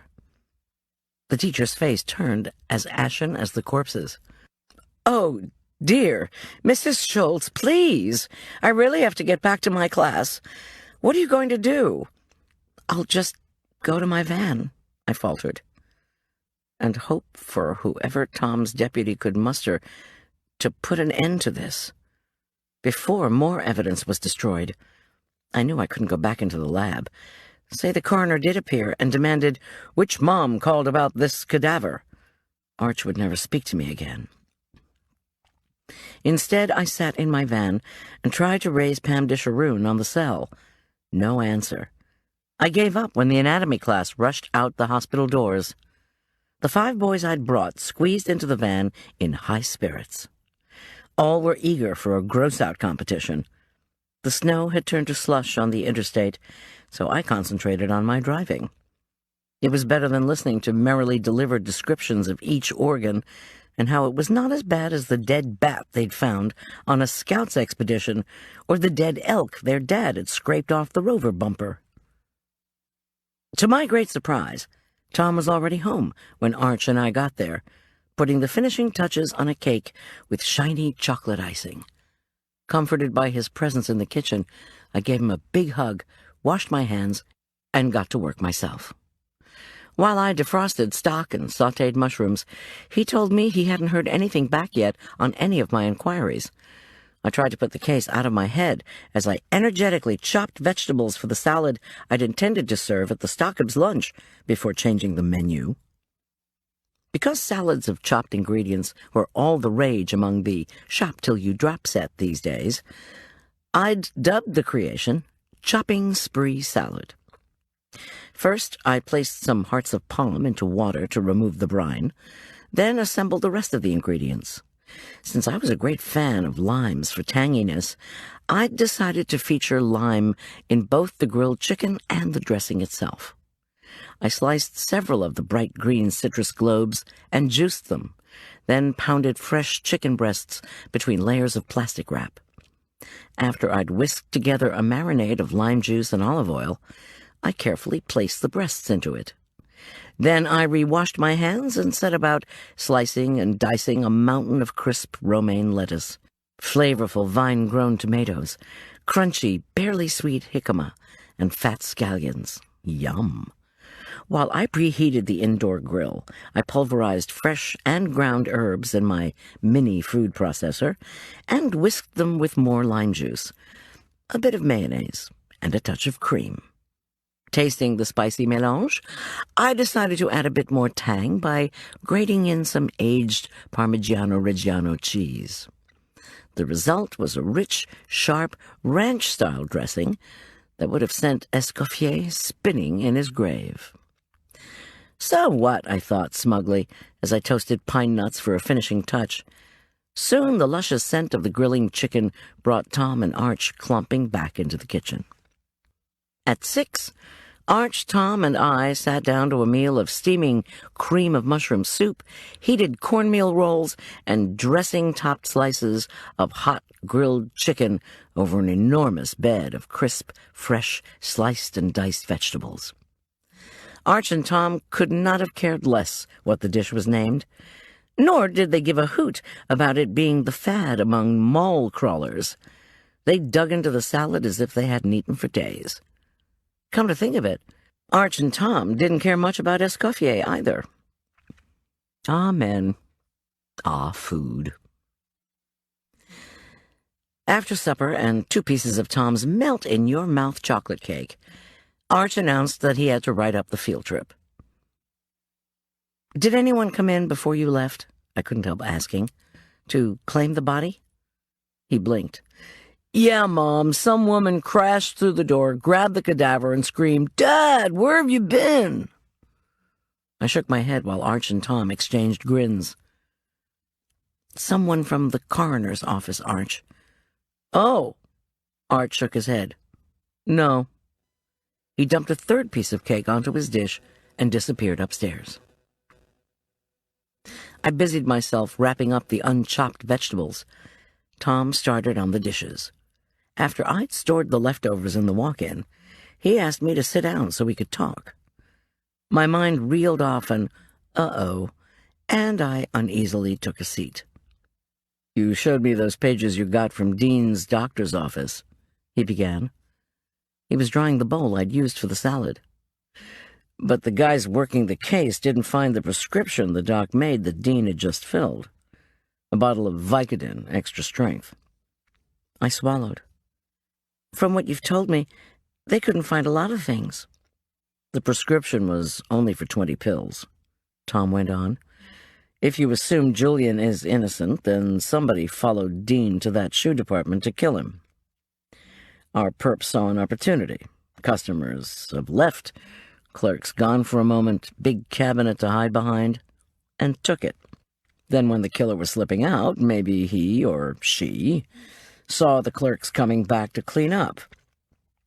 Or maybe the killer saw you coming in with a guitar. Barry Dean was barely alive, so our perp shoved him into the cabinet. Still, Barry might tell you who stabbed him, so the perp panics, whacks you with the guitar, and calls 911. Julian shows up, tries to pull the knife out of Barry, and gets arrested. Hitting you and incriminating Julian were unplanned." "So you think Barry's murder was premeditated? How does the sheriff's department see it? The same as you?" "That depends," Tom mused. "At this point, they're just trying to gather enough evidence to turn this thing over to the district court." He gave me the full benefit of his ocean green eyes. "The only thing that's going to help Julian is if our guys find out who killed Barry Dean. I don't know if they're telling me everything about the case. But I have to warn you that the trail is getting cold. It's been over 48 hours since you discovered the body." I tisked while Tom continued. "Our guys turned Dean's house inside out, went through his 2 cars and his boat. When they pulled their detail off his place, they still hadn't found much. Julian's Rover, his apartment, nothing there either." I groaned. I can just imagine the mess the cops must have made at Julian's place. "You know how I got that chocolate icing shiny tonight?" "How?" He reached into his pocket, pulled out Barry Dean's Vicodin prescription, and placed it on the table. I used an ingredient I hardly ever use. Your clarified butter. The kind you keep in the freezer. Tom, I was going to tell you... The pills, they slipped into my apron pocket somehow when I was on the shoes, beside Barry. The bottle must have fallen out of his pocket. That's how I got Barry's doctor's name. Goldy, you should have handed these over. With both of us handling them, there's not a hope of Prince now. I was just trying to help Julian. How can I trust the sheriff's department when all they're trying to do is find evidence to convict Julian? But I'll turn them in tomorrow if you want. Tom arched an eyebrow. I'll do it, he told me gently. Remember, I already told our guys about the shoving incident. That was in the doctor's report. They went out to the site, logical place to look for a ditch, since Barry worked at the mall. Sure enough, we found 2 witnesses who claim it was a woman who did the pushing. We're figuring it was one of Dean's 2 girlfriends, Ellie McNeely or that lady who works in lingerie. You're kidding! I was incredulous. That's it? No description? That's it, he said, as he pocketed the pills and gave me a skeptical look. Tom, I really meant what I said about being sorry. About hiding the pills. Yeah, Miss G. Sorry until the next time. No more evidence from crime scenes. I swear it. Yeah. He couldn't have been too angry. Or maybe I convinced him my contrition was sincere. I say this because a couple of hours later, once snow was again falling quietly and the house was hushed, Tom pulled me up the stairs, and we made love. Afterward, wrapped in his warm arms, I drifted off, thinking that it sure would be nice if we could both take a vacation. Then, at least, for a couple of weeks, we could make love all the time.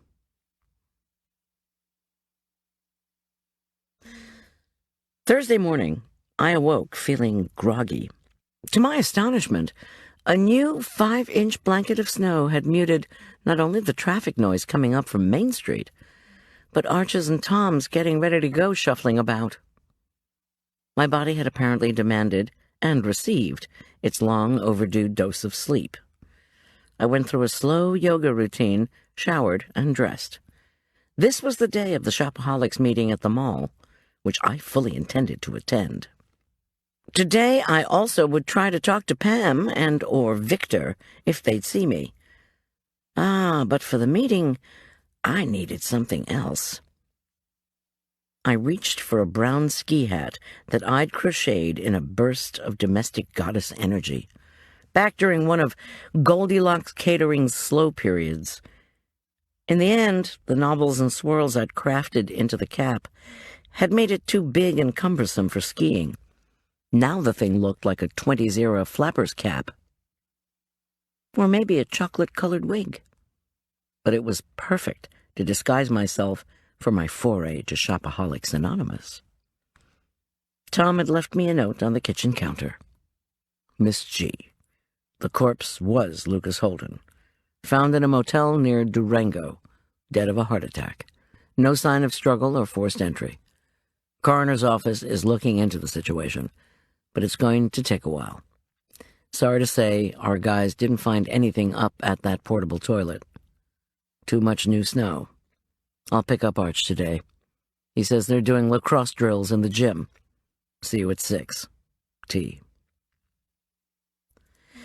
Remembering my promise to bring cookies to Victor Wilson, the excavator-cum-construction manager, I removed a batch of homemade currant cookie dough from the freezer and preheated the oven.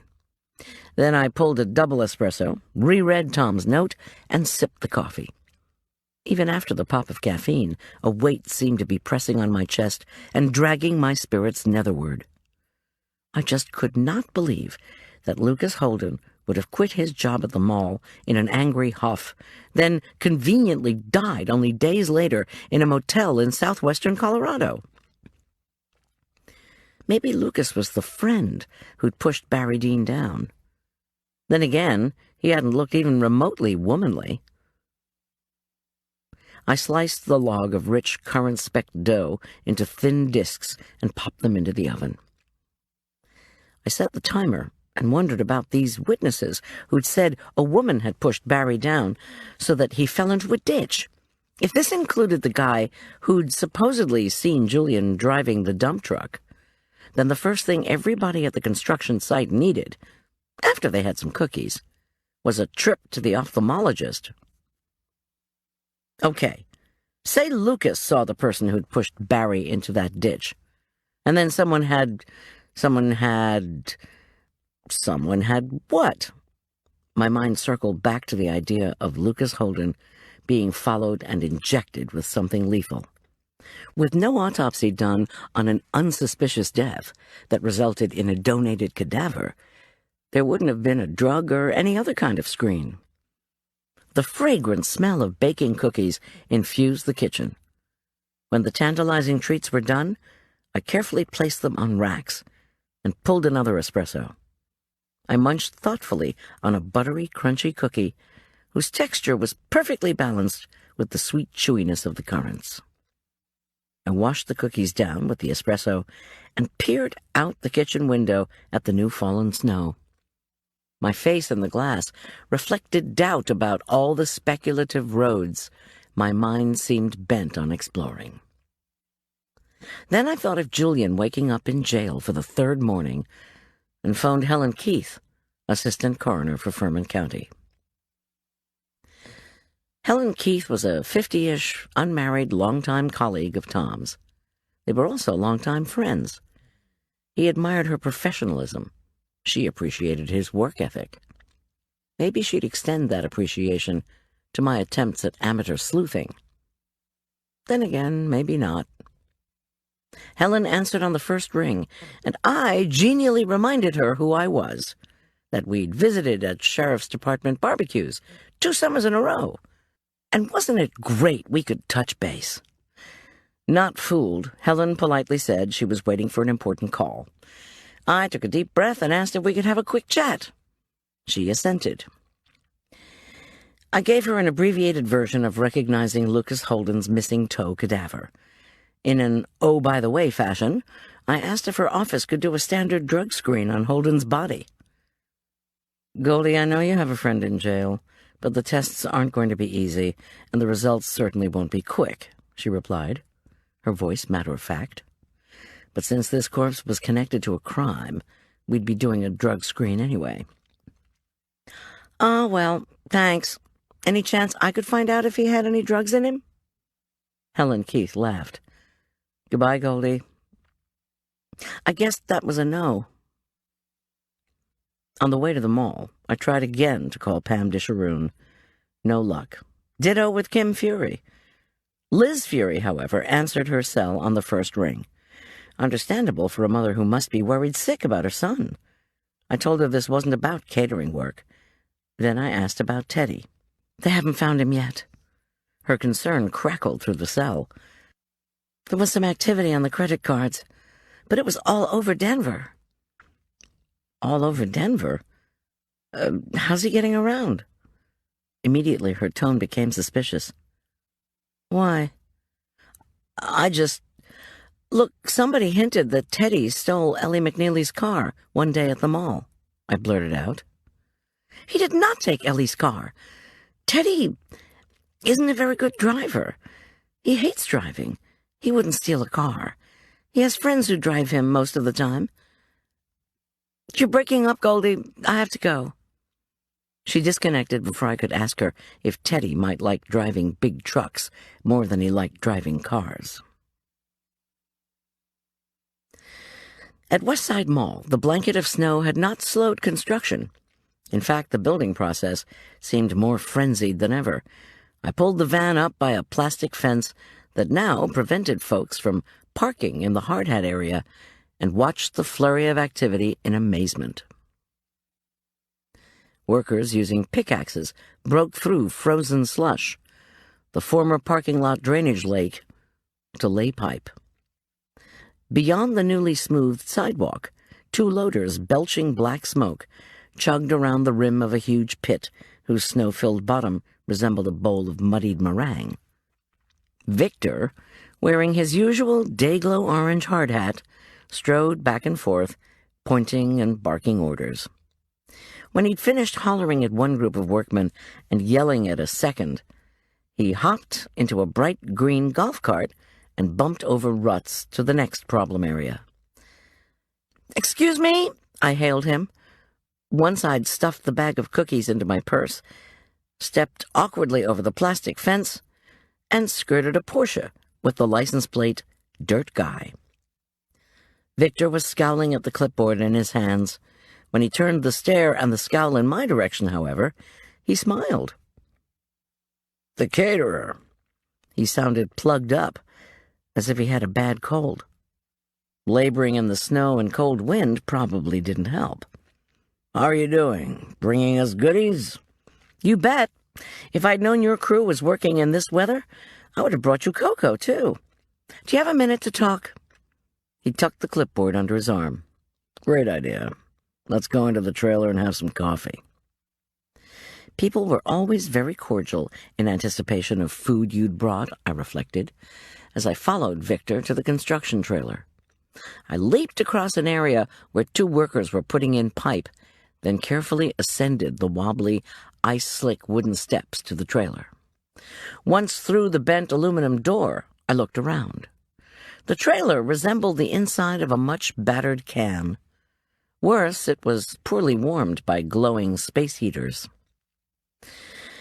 At the desk inside the door, a bulky woman in her 60s silently thrust her formidable chin in my direction. Using a pencil, she scratched her scalp through her thinning black hair. She was watching my every move. "Victor," she said in a low voice, "have you taken that sinus medication I gave you?" "Not yet, Rhonda. I just need to have a bit of a visit with—" Rhonda's fleshy jowls jiggled as she addressed me. "No reporters yet, miss. We'll have a big press party in 6 weeks, and then you can—" "I'm not a reporter." "It's okay," Victor interrupted. "We'll only be a few minutes." "Mall management said no journalists, Mr. Wilson," she scolded him loudly, the edginess provided for my benefit. "And I have 6 urgent messages here for you."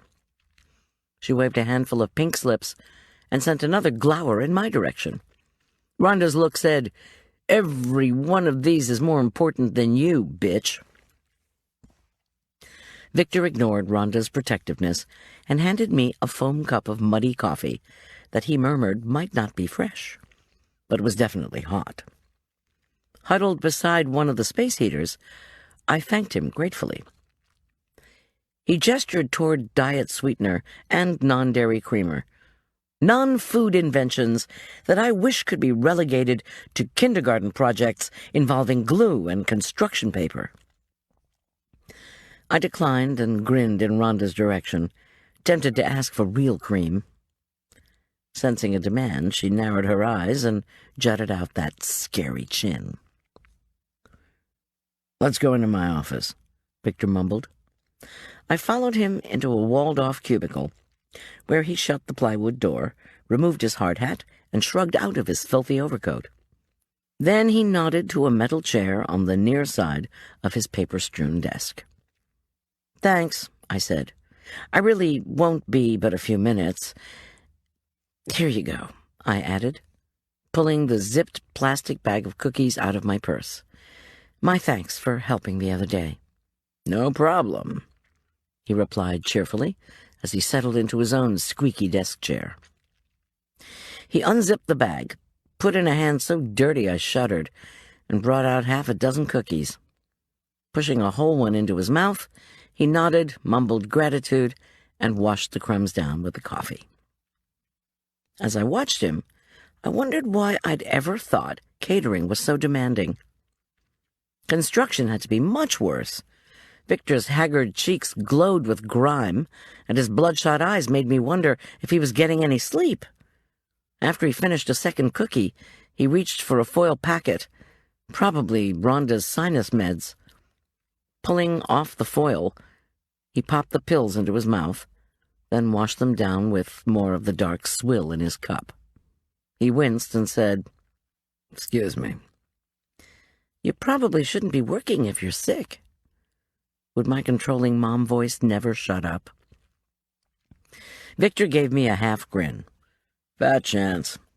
Listen, I never got a chance to apologize for that truck situation. We figure it was a guy from the old crew, a misfit that No-Toe Holden, our former construction manager, fired. The guy's name is Jorge Sanchez. Sanchez is your standard disgruntled worker. Sometimes they come back, try to steal equipment or vehicles. Anyway, I'm really sorry about that, if you're here looking for someone to take the blame." "No, that's not why I'm here," I smiled. "You've been on this project, what, a year?" Victor blew on his coffee, took a sip, and let out a long breath. "From the beginning, 11 months. Got promoted when Holden quit." He furrowed his brow. "Hey, sorry about Rhonda, too. You've got to understand, we're under a ton of pressure here. We got a drywall contractor refusing to send a crew out, and landscapers claiming they can't put in bushes until the snow melts. Half of the interiors were painted the wrong colors. The portable toilets haven't been cleaned in 2 weeks, and I've got guys passing out from the stench. And that's just today." "Hey, don't talk to me about portable toilets." I pretended to sip some of the viscous black liquid, then set the foam cup on a grubby plastic table. "Actually, the problem is this friend of ours ended up in jail after Barry Dean was killed." Victor nodded and rubbed his filthy forehead. "Yeah, I know. Poor Dean. He really wanted to see this project finished." He drank more coffee, then sighed. "And I'm sorry about your friend. I know one of our guys said that the kid who was with you was driving our truck when Dean nearly got killed. I never did see who exactly was driving that truck. I still think it was Sanchez." Since I was quite sure that someone, if not several people, would come forward and say that Julian had been running up the parking lot and not driving the truck, I let this pass. "You know, if I could just have more crew," Victor was explaining, "we could have had more supervision of the—" "Victor," I said quickly, to forestall more apologies, "there's going to be something in the newspaper, probably in a few days. Lucas Holden has been found dead." He dropped his coffee cup. "Oh, Christ." Shaking his head, he rolled back his chair and stared at the mess at his feet in disbelief. Then he grabbed a handful of tissues from a dusty box and threw them onto the floor. "Did he kill himself?" Now it was my turn to be surprised. Suicide was not a possibility I'd even contemplated. And Helen Keith certainly hadn't mentioned it. "Heart attack, I think," I stammered. But I guess I was hoping to find out about his background. I'm thinking maybe there's something in it that could help our friend in jail. "I'll bet it was suicide. No-Toe was just so damn depressed," Victor continued gloomily, as if he were thinking of offing himself to end his own remorse about everything. "One day he just said, 'I quit.'" He shook his head in disgust. "Some guys just can't take the pressure of construction." "I need to ask you about the time before Holden quit. About a month ago, was Holden the one who pushed Barry down so that he landed in a ditch out here on the construction site? Or did he see who pushed Barry?" Victor's thin eyebrows rose. "No, it wasn't No-Toe." "But how did you hear about that?" "Oh, you know, some gossip was reported in the paper." His voice turned cautious. "Well, Barry told us to keep our mouths shut about that incident. If it got out, he said, things would get worse for him. That's what he said. They're putting pipes and cables in that ditch now, but it was about 7 feet deep before. Did you see who pushed him? Yeah, I did. He lowered his voice. My skin crawled, and I imagined the dreaded Rhonda with one of her large ears pressed against the thin door. So did Noto, Victor added, just above a whisper. I waited, heart hammering. Dean had had a real bad fight with his girlfriend, He continued. one of them anyway. Dean was two-timing, see? But if you heard about the ditch thing, you probably heard that too. I nodded.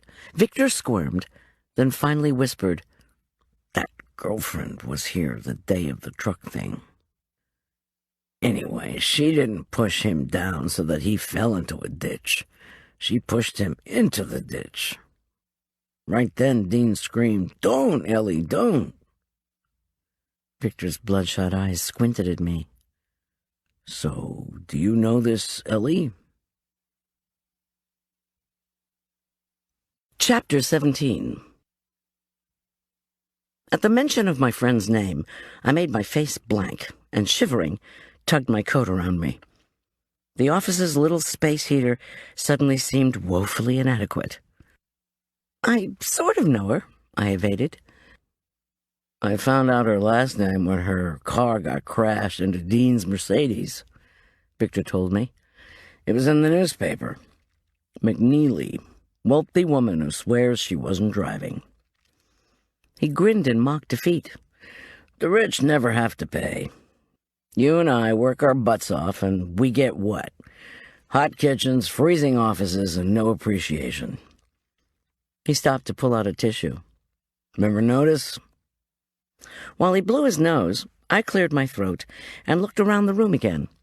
Plans, charts, and notes were pinned to every bit of wall space.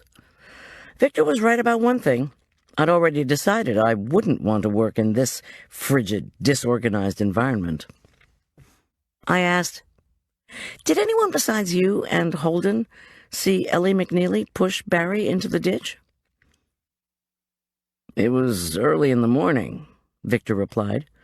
A couple of guys might have been around. We were discussing delays on the project when this woman comes running up and starts screaming at Dean about how he had a commitment to her. The phone rang and he answered it. "They are?" he said, with a glance at the clock. "Okay, just a couple of minutes more, I swear." He grinned. "Yeah, thanks. I took him." Clearly, the omniscient and nosy Rhonda was trying to throw her weight around. As he hung up the phone, I stood. "Victor, I appreciate your seeing me. Did you tell the police the details of this ditch incident?" He shook his head. "No, they asked me if Dean had any enemies, and I said I didn't know of any. He had a couple of people he didn't get along with, I told him, like his 2 girlfriends and Noto. But I didn't want to get one girlfriend over another in trouble. Anyway, Rhonda just called to say the cops are on their way over. They've got a couple more questions, apparently. Do you think I should tell them this McNeely lady pushed Barry?" "That's up to you." I thanked him again, picked up the phone cup, and backed out of the tiny, icy office. "Real sorry about your friend in jail," Victor called after me. I ignored Rhonda's vicious glare, clomped out of the trailer, and poured the dark liquid into the ditch. Could Ellie really have pushed Barry in there when it was 7 feet deep? Was it possible she could have set up the whole portable toilet incident just to look innocent in my eyes? I simply could not fathom it. A sudden icy wind blasted my nostrils with a horrid stench. I gagged and stared at the stinking turquoise portable toilets. They were scribbled with racist graffiti. "Wetbacks go home" was scrawled beneath a Spanish retort that I translated, more politely than it was written, as, We can't wait to go back to Mexico, and good luck having an incestuous relationship with your mother. So much for racial harmony on the job site. Near the plastic fence, a Hispanic man was hovering between my car and the Porsche. He was dressed in the garb of a construction worker and was putting one of those bright orange ads under my windshield. Just what I needed. An encouragement to do yet more shopping. Before he could put an ad under the Porsche's windshield, a Furman County prowler pulled up. The ad placer vanished as the prowler disgorged 2 men. They were detectives, no doubt, and maybe they would give a ticket to someone illegally distributing ads to parked cars.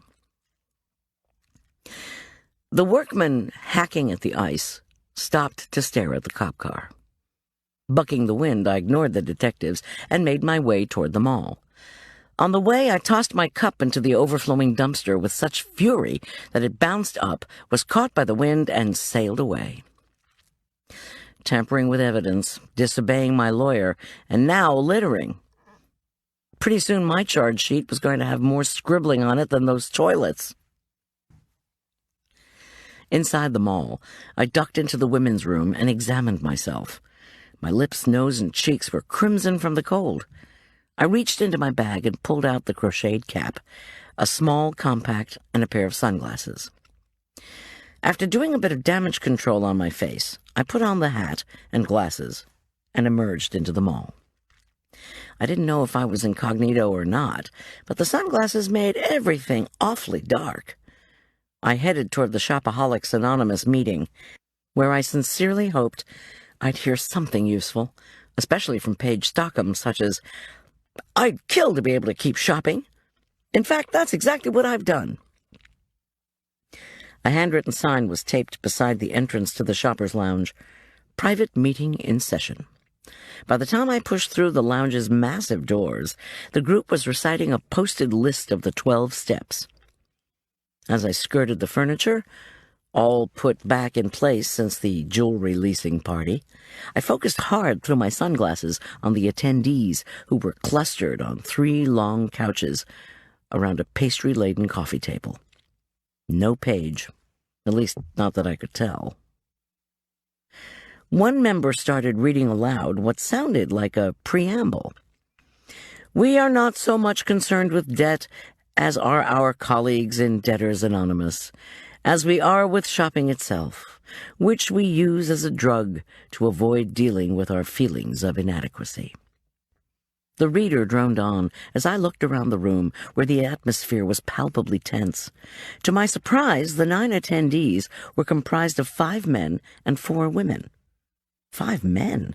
And here we women were always wondering what men were up to in those long trips to the hardware store. By inserting myself into the group, I created an even division between the sexes.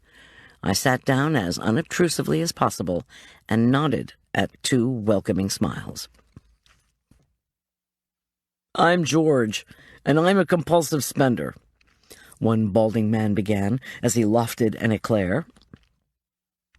Before the woman seated beside George could introduce herself, he added, mouth full, "I got a eating problem, too."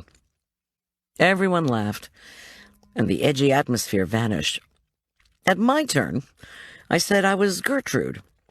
No lie, as this is my real name, and that I was visiting. A packet of pamphlets was pressed into my hands by George, who left chocolate smears on the top sheet. It began, "If you do nothing but shop, you will drop dead." Now there was a cheery thought. "My name is Paige, and I'm a compulsive shopper," someone said. I sat up so quickly my crocheted hat wobbled and threatened to topple. Through the sunglasses, I hadn't spotted her. I slid off the sunglasses, put on my patented blank expression, then looked around. Paige, who looked as if she too had come in disguise, was seated almost out of my range of view, at the far end of the couch. Her long blonde hair was tied back in a bun that was concealed by an elaborately tied scarf. She too wore sunglasses. Hers were of the aviator variety and boasted pink lenses. Most atypically, she was clad in black tights and a black t-shirt, as if she'd just dropped in after ballet class. I did notice that despite the outfit, she wore a strand of large pearls, diamond clasp in front, so we'd know they were real, and a sparkly bracelet that, with my glasses off, looked like half a dozen strands of pink, yellow, and white diamonds. Why did wealthy women go out looking as if they'd just been to exercise class for hookers?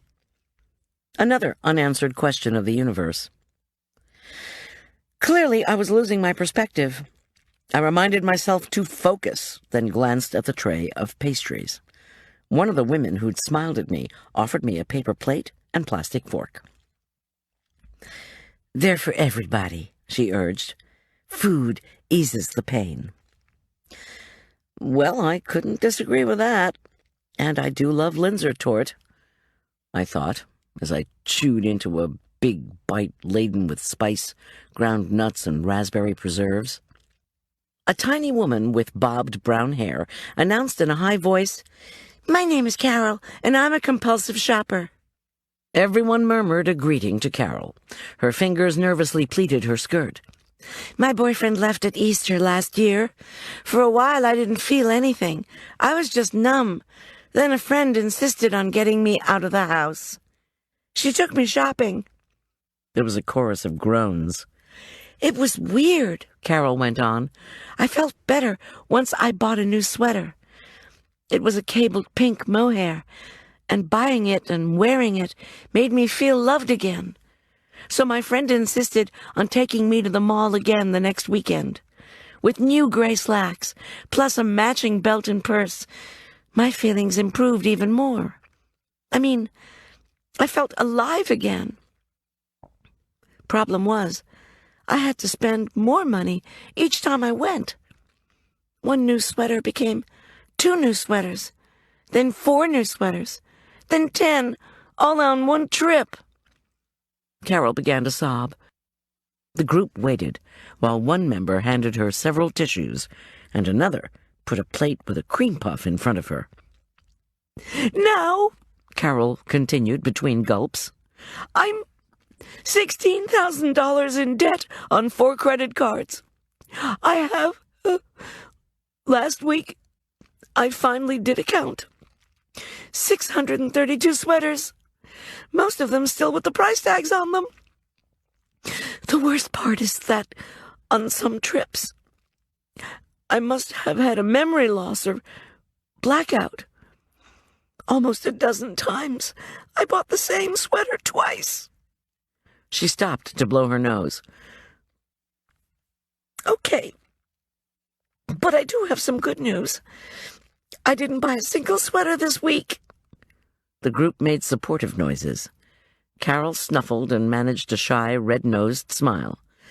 "It was so hard. It's cold outside.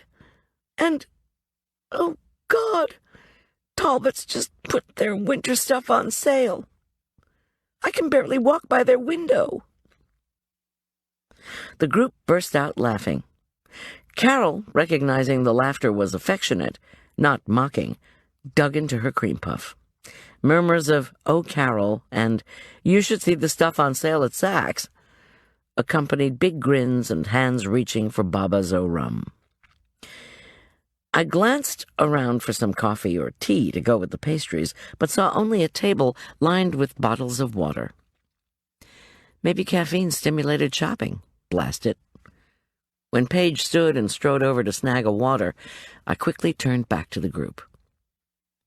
"So," Carol was saying as she delicately wiped her mouth with a paper napkin, "now, instead of shopping, I'm looking forward to seeing you all, because you make me feel better. Not quite the way Rob, my ex, did, but close. And get this, on my way over here, I stopped at Goodwill and left them 259 sweaters."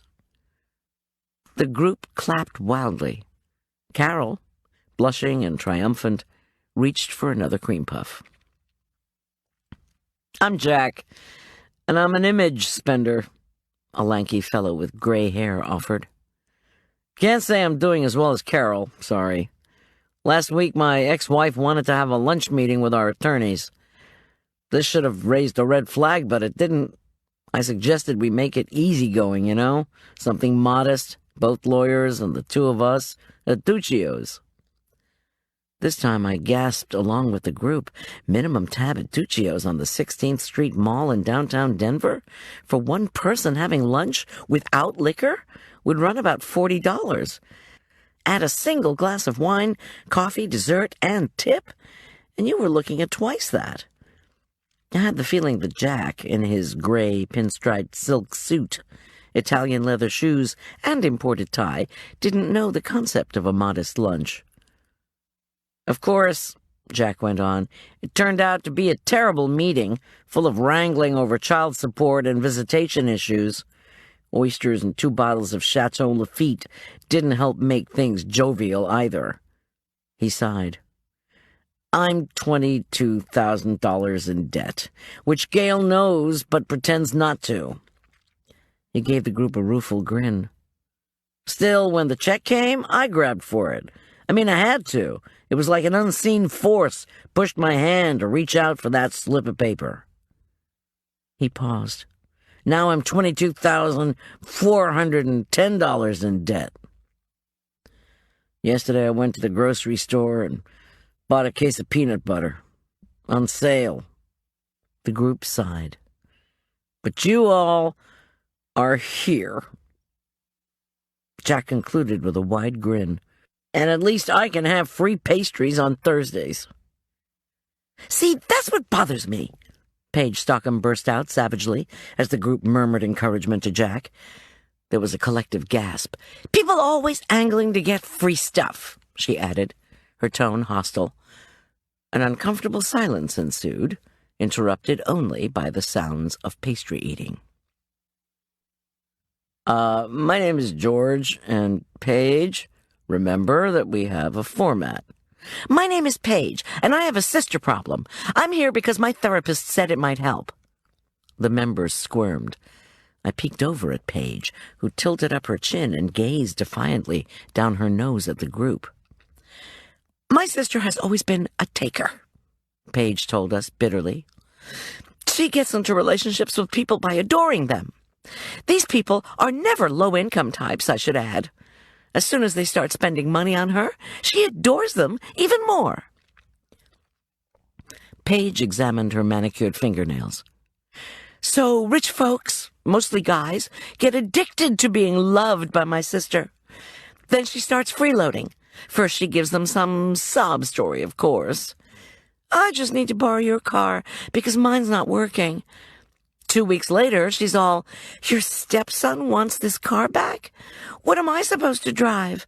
Besides, you have 5 cars. Can't he drive one of those? Don't you care about me?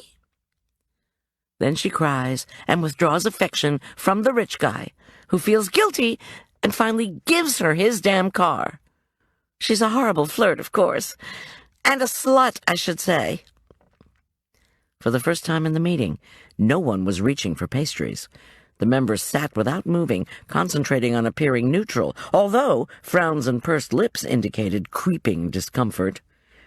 You need help, girl, their expressions said. Jack, for his part, looked downright disgusted. Maybe he'd been seduced by Pam, too, and had bought her lunch at Duccio's. Okay, Paige snarled. I probably do shop too much, but I need to. My husband used to buy me nice things, and now he takes me for granted. I have to buy stuff for myself. Meanwhile, my slutty sister has a new boyfriend, or she had one anyway, and she got him to give her discounts, big ones, on all kinds of stuff. Her voice turned shrill. Another one of her boyfriends sweet-talked the dean at his former college so my sister could get into a special scholarship program to go to night school for her degree. Free! This new guy gave her furs and jewelry from vendors or reps or whatever they're called. And then he bought her a round-trip ticket to Hawaii for next Christmas because he knew the travel agent here in the... Well, here. Her voice ramped up a few more notches. This boyfriend even got Pam a 50% discount on a piece of jewelry. Not to buy, but to rent. And he leased it for her. Paige screamed. And then this same guy fired my husband, so we suddenly had no income. I was so furious I couldn't sleep, couldn't eat, couldn't drive. She leaped to her feet. That son of a bitch ruined our lives. Paige ran out of the room. Silence fell over the group. George said, "Next." I wanted to follow Paige, but my inner voice warned me to stay put. At this juncture, she'd be in no mood to chat, so I listened sympathetically to two more people talk, or as they called it, share. One man was a bargain hunter with 6 storage sheds full of stuff he never used. He said the seller always represented his mother, who'd withheld love from him as a child. By ruthlessly bargaining, he tried to outsmart the seller so he could get love for free. Except he never got the affection he needed, just lots of fishing rods and motorcycle parts. The final speaker, a very large woman with a pointed chin, announced that she was a codependent spender. She fingered her plastic dark glasses and tried to straighten her very crooked, curly-haired wig. She said she had a compulsion to spend money on others. By giving people huge gifts, she was hoping they would love her. The previous year, she'd won $50,000 in the lottery, now all gone on presents for which she had not received a single thank-you note. Now she had to work a crummy job that caused her no end of stress. I squinted at her thoughtfully as the group broke up. "Why, Rhonda," I whispered to myself, then hightailed it out of there. In the mall, shoppers scurried or moseyed past, many of them with that hungry, pinched look that said they were rushing for a bite to eat. Monday morning, I'd bemoaned the fact that I never had time for lunch out with Marla. Now I was so stuffed with pastries and water that the idea of a midday meal made my very full stomach holler in protest. I pulled off the crocheted hat and found a chair. I needed to sit and think. Just down the staircase, the window of Westside Music displayed a painted banner, "Open late."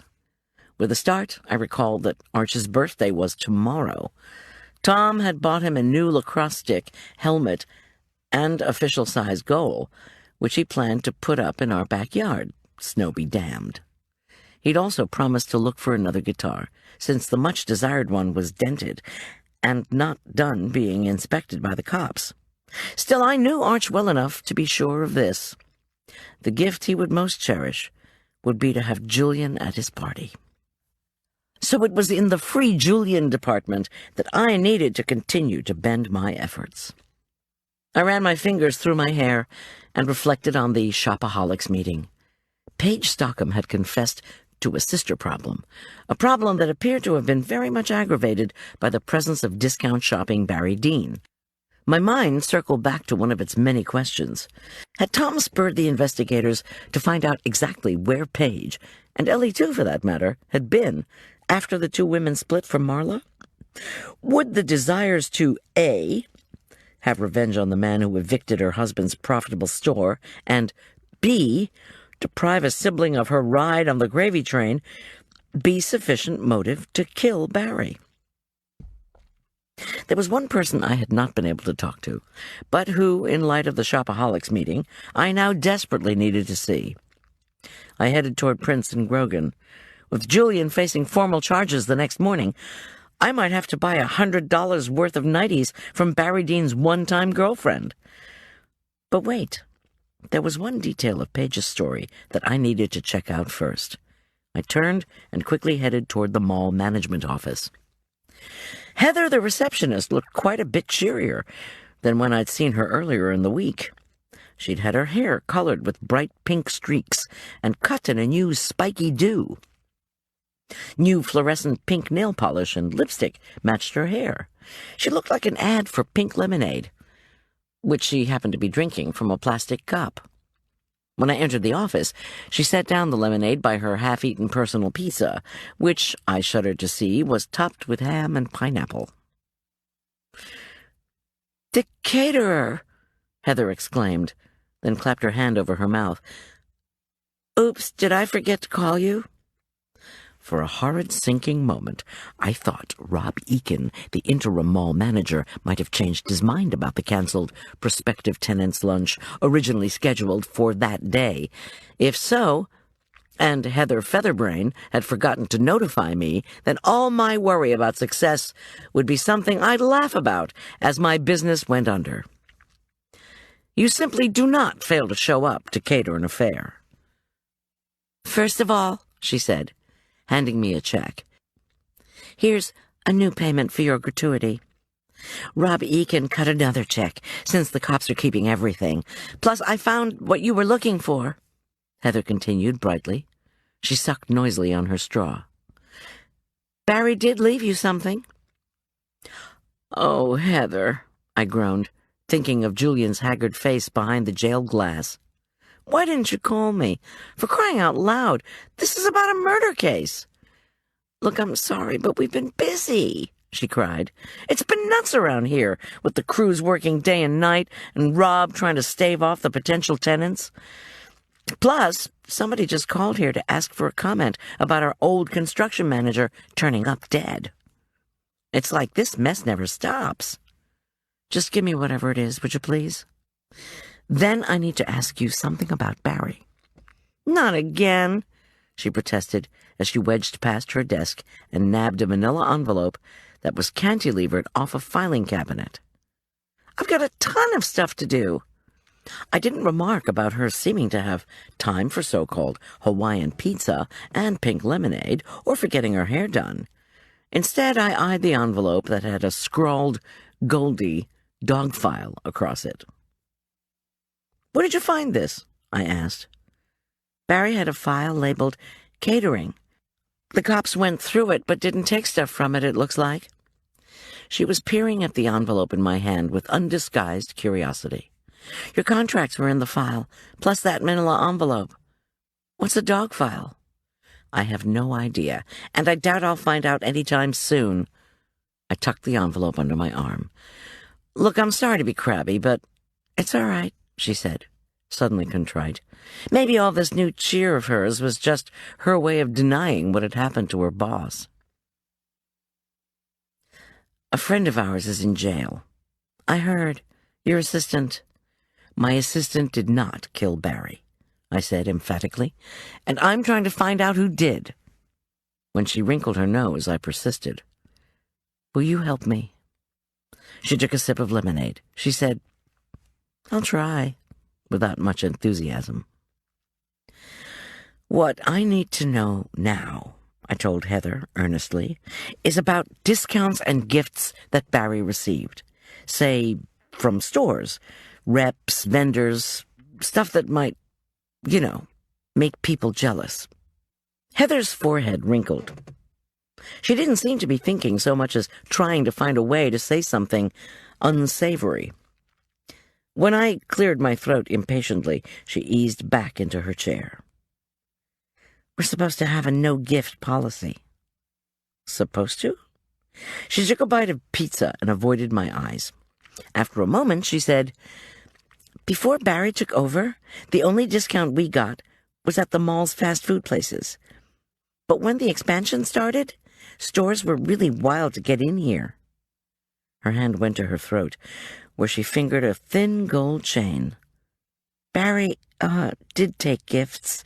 He gave a lot of them away, though," she added hastily. "I mean, he didn't need a woman's diamond Rolex, or a monthly getaway trip to some exotic place like Maui." I gripped the lumpy envelope. "Heather, this is terribly important. I have to know the truth. I need to know about specific things he received." In fact, that was what I'd been mulling over since Paige's outburst at the meeting. Is this true, or is jealous Paige imagining or exaggerating gifts Barry gave Pam? All right, Heather cried, blushing. Barry gave me this chain, a free gift from Barton's Jewelry, and he gave my dad a case of Glenlivet. My mom asked for a Vuitton bag, and he surprised her with it. That's it, I promise. We didn't take any other gifts from Barry, and I don't know where he got the stuff. So, are you going to turn me in? I exhaled and remembered that someone with evidence about Barry's headaches had hired a lawyer to offer that evidence in exchange for immunity from prosecution. Would that prosecution have been for receiving gifts without paying gift or income taxes? What did Barry give Pam Disharoon?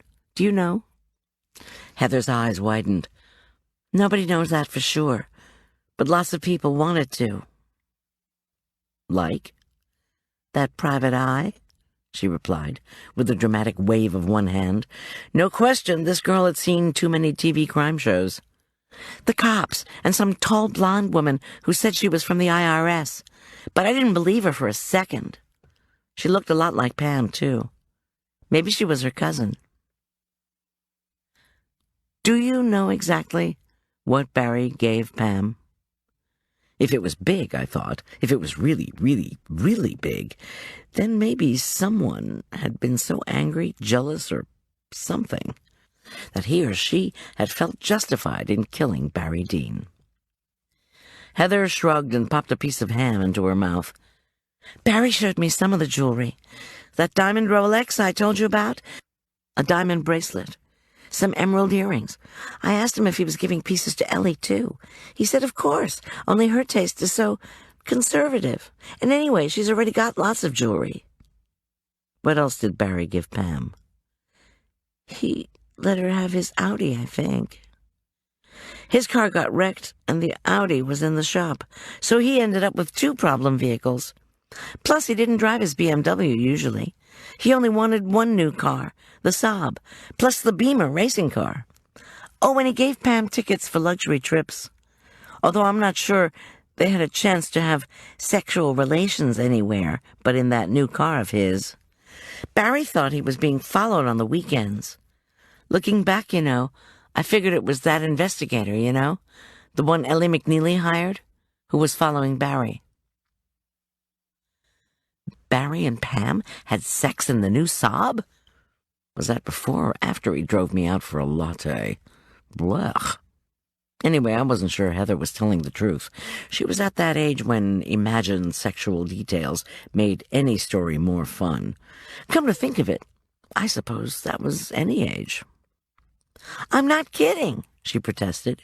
Barry told me about it, along with all the juicy details. I should have sued him for sexual harassment. Ever done it in a car, Heather? He used to ask me after lunch. He was laughing. His clothes were all rumpled. He'd gone out with the emerald earrings and come back empty-handed, so I just knew he and Pam had done it. He said, the car is just the best place. You've got leather smells and risk, and then every time you drive it, you can think back to what you did in it a few hours ago. I mean, is that sexual harassment or what? She punctuated her question by taking another bite of pizza.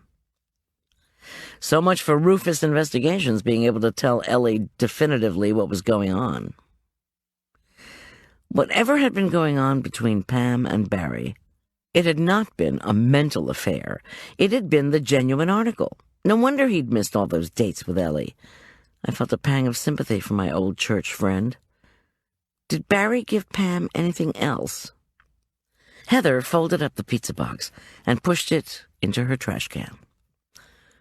Double discount coupons at all the stores, part of a promotion campaign to get mall workers to shop at the mall. He also gave her at least 1 mink jacket that I know of. I haven't the faintest clue how he got that. Oh, and he sent her lots of flowers. Denver Floral wanted to lease here really bad. She arched an eyebrow.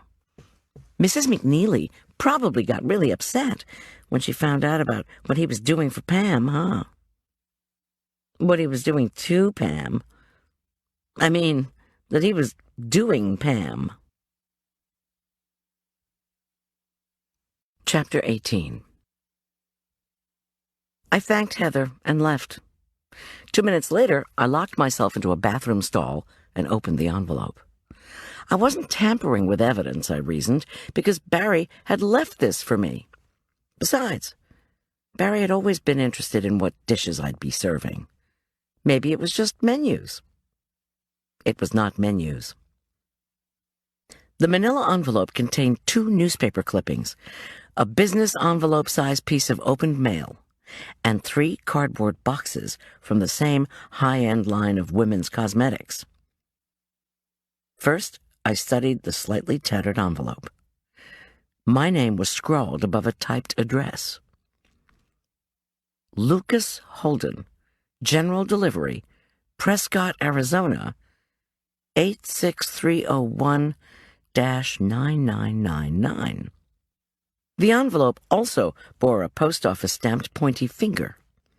I'd always thought those inked pointed forefingers looked vaguely accusatory.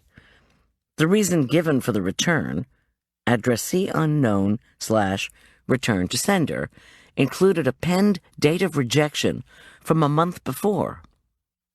The return address was the Westside Mall office. Inside I found Lucas Holden's paycheck. $5,000 and change, plus a handwritten note. Lucas, here's your last check. I sent it to the place you said you were going. Please come back. I know we can work things out. B. Dean. I put the letter on top of the toilet paper dispenser. So I figured that was at least one thing Barry had wanted me to figure out.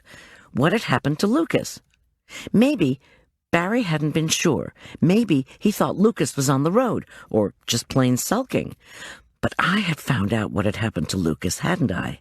The ex-construction worker had died in a motel. Being extra cautious, though, why would Barry not have called the cops and reported Lucas as a missing person? I knew the answer as soon as my mind posed the question. Barry's own words, nothing clears them all like a security threat, would surely have applied to a construction manager who'd quit in a huff and then turned up missing. So Barry wanted me, the amateur sleuth, to locate Lucas because he couldn't afford any bad publicity. No doubt the charming Mr. Dean couldn't have imagined the way I would find Lucas any more than he would imagine the way I would stumble over his own corpse. Unfortunately, the other items in the manila envelope were much more baffling. First was a clipped editorial from the February 26th issue of the Mountain Journal. The title, "Does Furman County Really Need 40 More Stores?" was hysterically answered in the first paragraph. No way, but if Barry had been truly interested in my keeping this editorial, why had he clipped it off midpoint? The page's other side was a pastiche of ads, and included an '81 Mercedes at a great price, a lot out by the Elk Preserve where the owner would build to suit, a sale on delivered topsoil from We Got Dirt, and a heartfelt ad for homemade dog biscuits from Caring for Canines, which implied that if you really loved your pet, you wouldn't feed him those nasty treats from the grocery store. Frowning, I reread the editorial that was missing part of its text. It was the standard stuff about the mall edition ruining the environment, encouraging big corporations to usurp state jobs, funneling profits out of state, and horrors contributing to the mindless growth of materialism. Maybe it was to avoid this kind of rap that Westside had offered their mall for shopaholics meetings. But why would Barry want me to have a slice of Mountain Journal polemic? The second clipping was another cropped article, this one entitled, "Teen Held in Shopliftings." Of course, I knew all about Teddy Fury, so I skimmed it. But I still puzzled over this clipping, because again, Barry had trimmed a portion of the text, this time vertically. Had he had eye problems? The back of this sheet held more ads similar to the others. I sighed. The more evidence I collected regarding Barry's murder, the more bewildering things became. The last 3 items, the fancy cosmetics boxes, were indeed all makeup. First, I opened the slender rectangular box and pulled out a pale green marbleized plastic compact, a cream foundation designated as honey cream. I opened it. The compact looked as if it had been slightly used. Yuck. The next box held new red lipstick. The third was a roll-up cream blush. I checked all 3 for secret compartments, tiny written messages, you name it. There was nothing. No question about it. This made a lot of sense, as in none. I went back to the compact mirror, where my exhausted face squinted back. Barry wasn't the only one who had thought I needed a new look. I stuffed all the items back in the envelope, which I slid deep into my tote. Tom would have some ideas, I reasoned. He might even know what a dog file was. I was confused. I was tired. So I was not in the best of moods when I plodded into the luxurious lingerie department of Prince & Grogan. Pam was there, holding up a lacy teddy and shaking it from side to side, while a potential customer, a tall, distinguished-looking gentleman with silver hair, gaped. I edged over and heard her croon, "Incredibly slinky and soft against the skin," and, "Oh, you'll thank me, and so will she," and, "This one's our top seller, the highest quality, of course. You have to spend money to get the best, but you know that." I eased over to a table of reduced flannel pajamas and surreptitiously watched Pam go through her routine. She was good.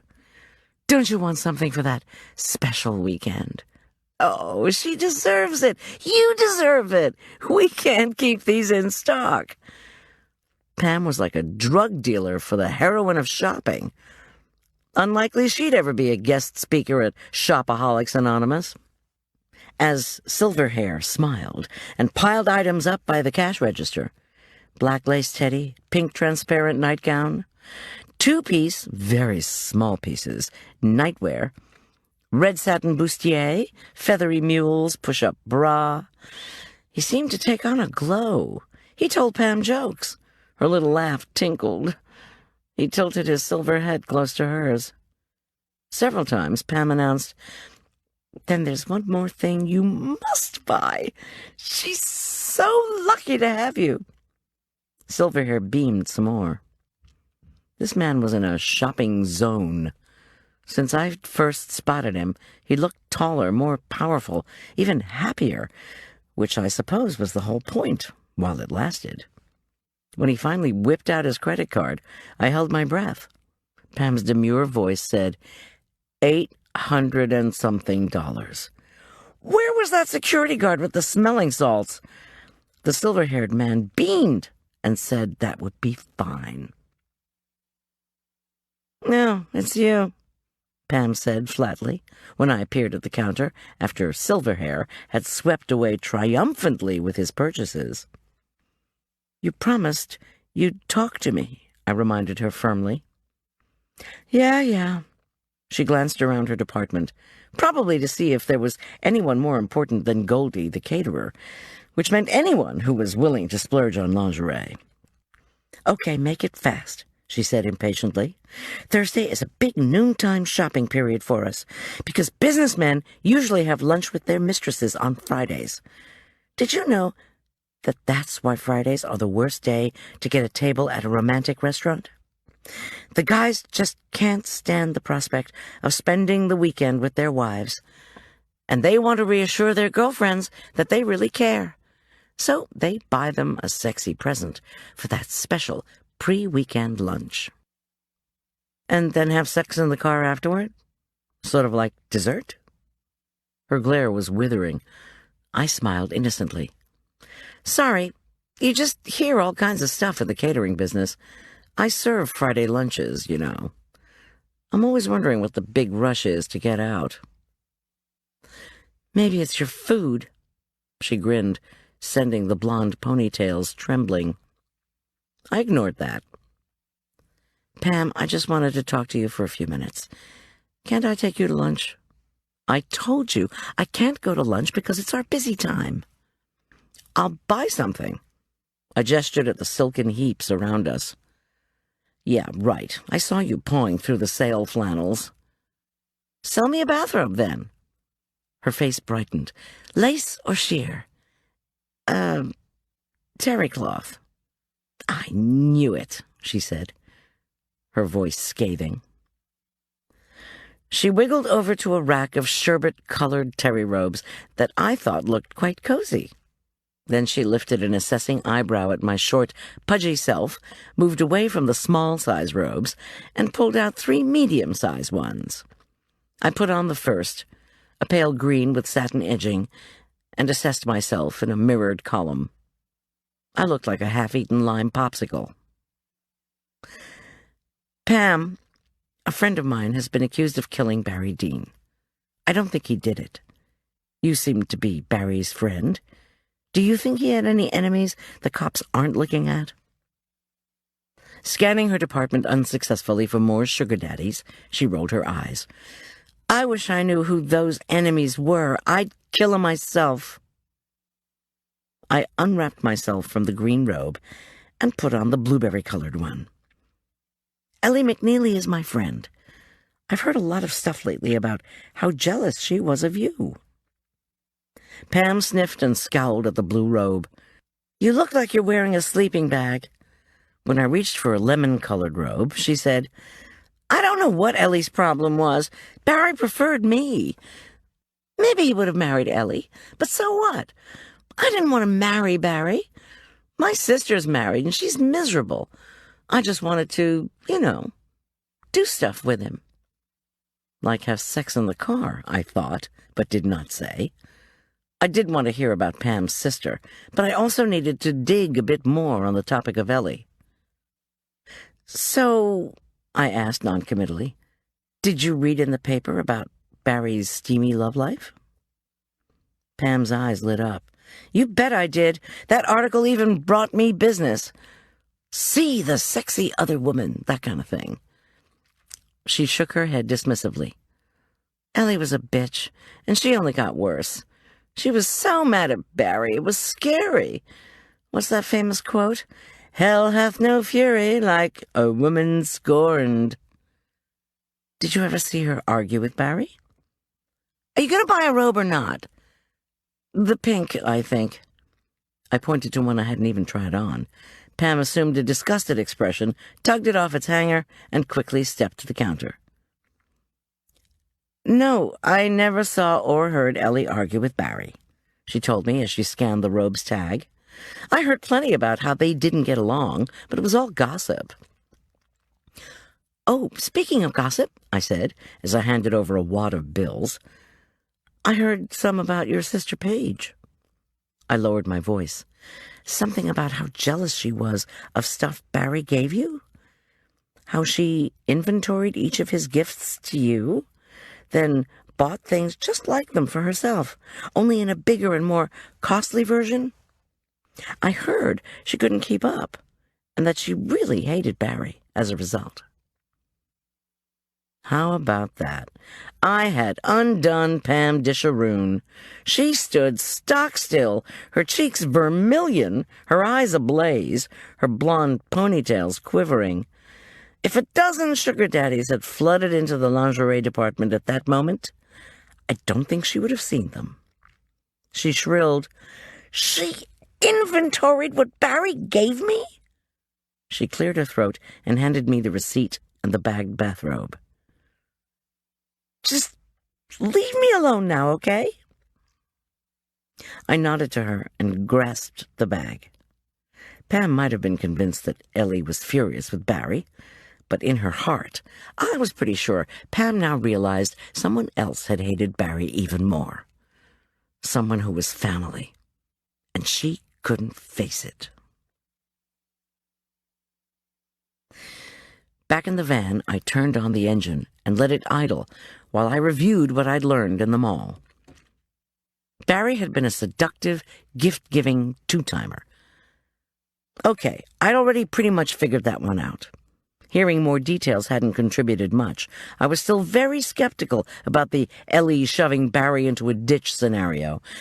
And I couldn't believe that two sisters would go to war, take no prisoners, and kill a mall manager over the eviction of a husband and stuff given to the other sister. Next, Barry had, in his weird way, sought my help in finding his missing construction manager. In addition, Barry had left me, in the cryptically named dog file, a clumsily clipped article about Teddy Fury's thievery. 3 days after Barry had been murdered, Teddy Fury was still AWOL. Barry wanted me to have the editorial decrying the mall's contribution to materialism. In the anti-materialism department, I doubted Barry's death had been staged by a group of rehabbed shopaholics. The van's heat had not yet kicked in. I shivered from cold, from frustration, from hunger.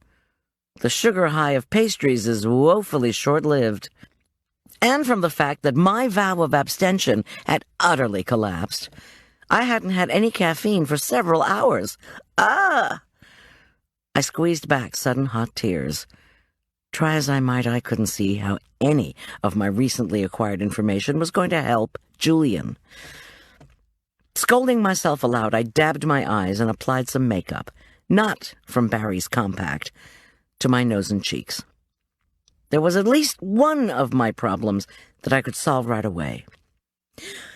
I put the van into drive and eased out of the mall parking lot. The Westside Buzz, the espresso place that Barry had taken me to, was only a few blocks away.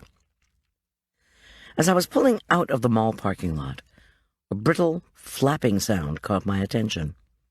I made a quick turn back into a parking space. The sound ceased. I checked the back seat and found nothing. There were no loose papers, no open window. Wait a sec.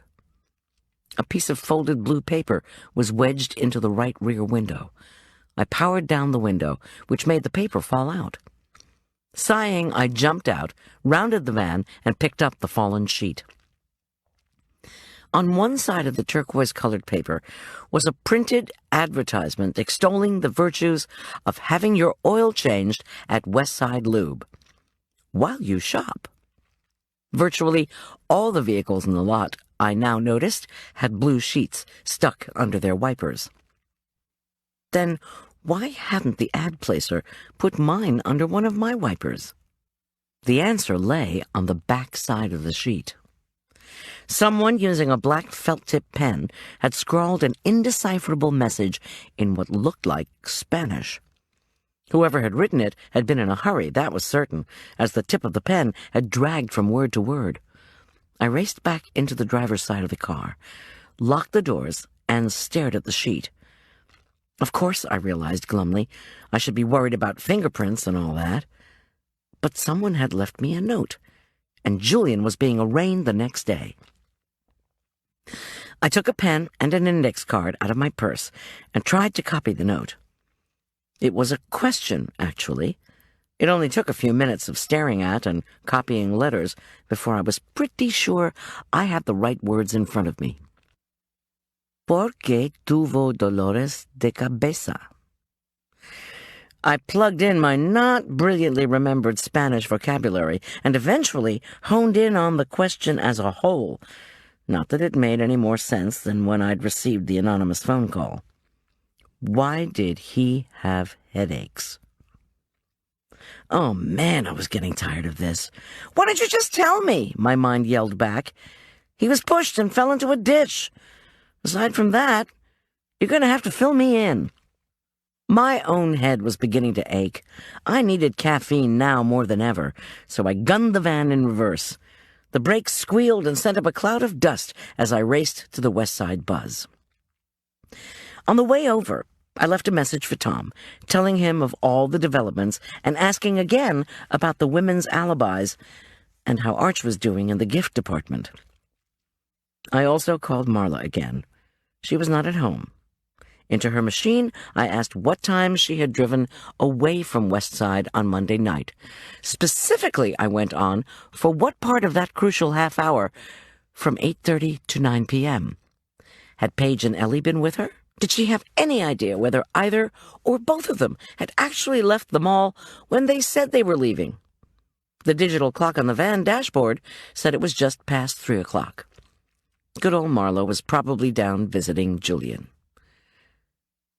There was no line at the Westside Buzz. Usually by 3 in the afternoon, folks are trying to lay off caffeine. In my present state, this was definitely out of the question. I ordered an extra hot 4-shot latte made with decadence, half and half, and 2 cinnamon cookies. I took a sip of the rich, creamy drink, decided the barista deserved a $2 tip for her exquisite creation, and slotted the cup into the van's plastic cup holder. It was when I was driving away that an insight hit with such force that I slammed down on the brake. Latte slopped out on the mat. I stared at the creamy liquid and told myself I was insane. But I didn't think I was. I may not have completely answered the question of why Barry had crippling headaches. I certainly did not understand the meaning of the cosmetics items Barry had left for me. But I had deduced something. I'd just figured out why Barry Dean had left me his dog. I had to get back into Barry's house. Tom had said the department had pulled their detail off the place. Would Darlene be home next door? Would she give me a key?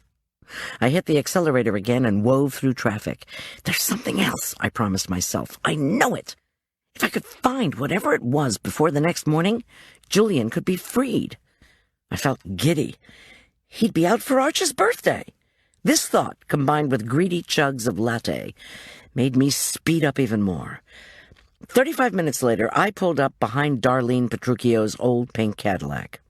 One of the consignment items she'd never been able to sell, and so had bought herself. Covered with 5 inches of crusty snow, the caddy looked forlorn. Okay, here's the deal, Darlene said, once I'd reassured her I wasn't returning Barry's basset hound. She invited me into her kitchen, where I declined a beer. This day she was clad in a crimson cashmere sweater sewn with bugle beads and a matching pleated skirt, an outfit dating from circa 1956. Barry always relied on me when he went on trips, Darlene went on. I told the cops about starting his cars once a week, watering his plants, walking and feeding that dog.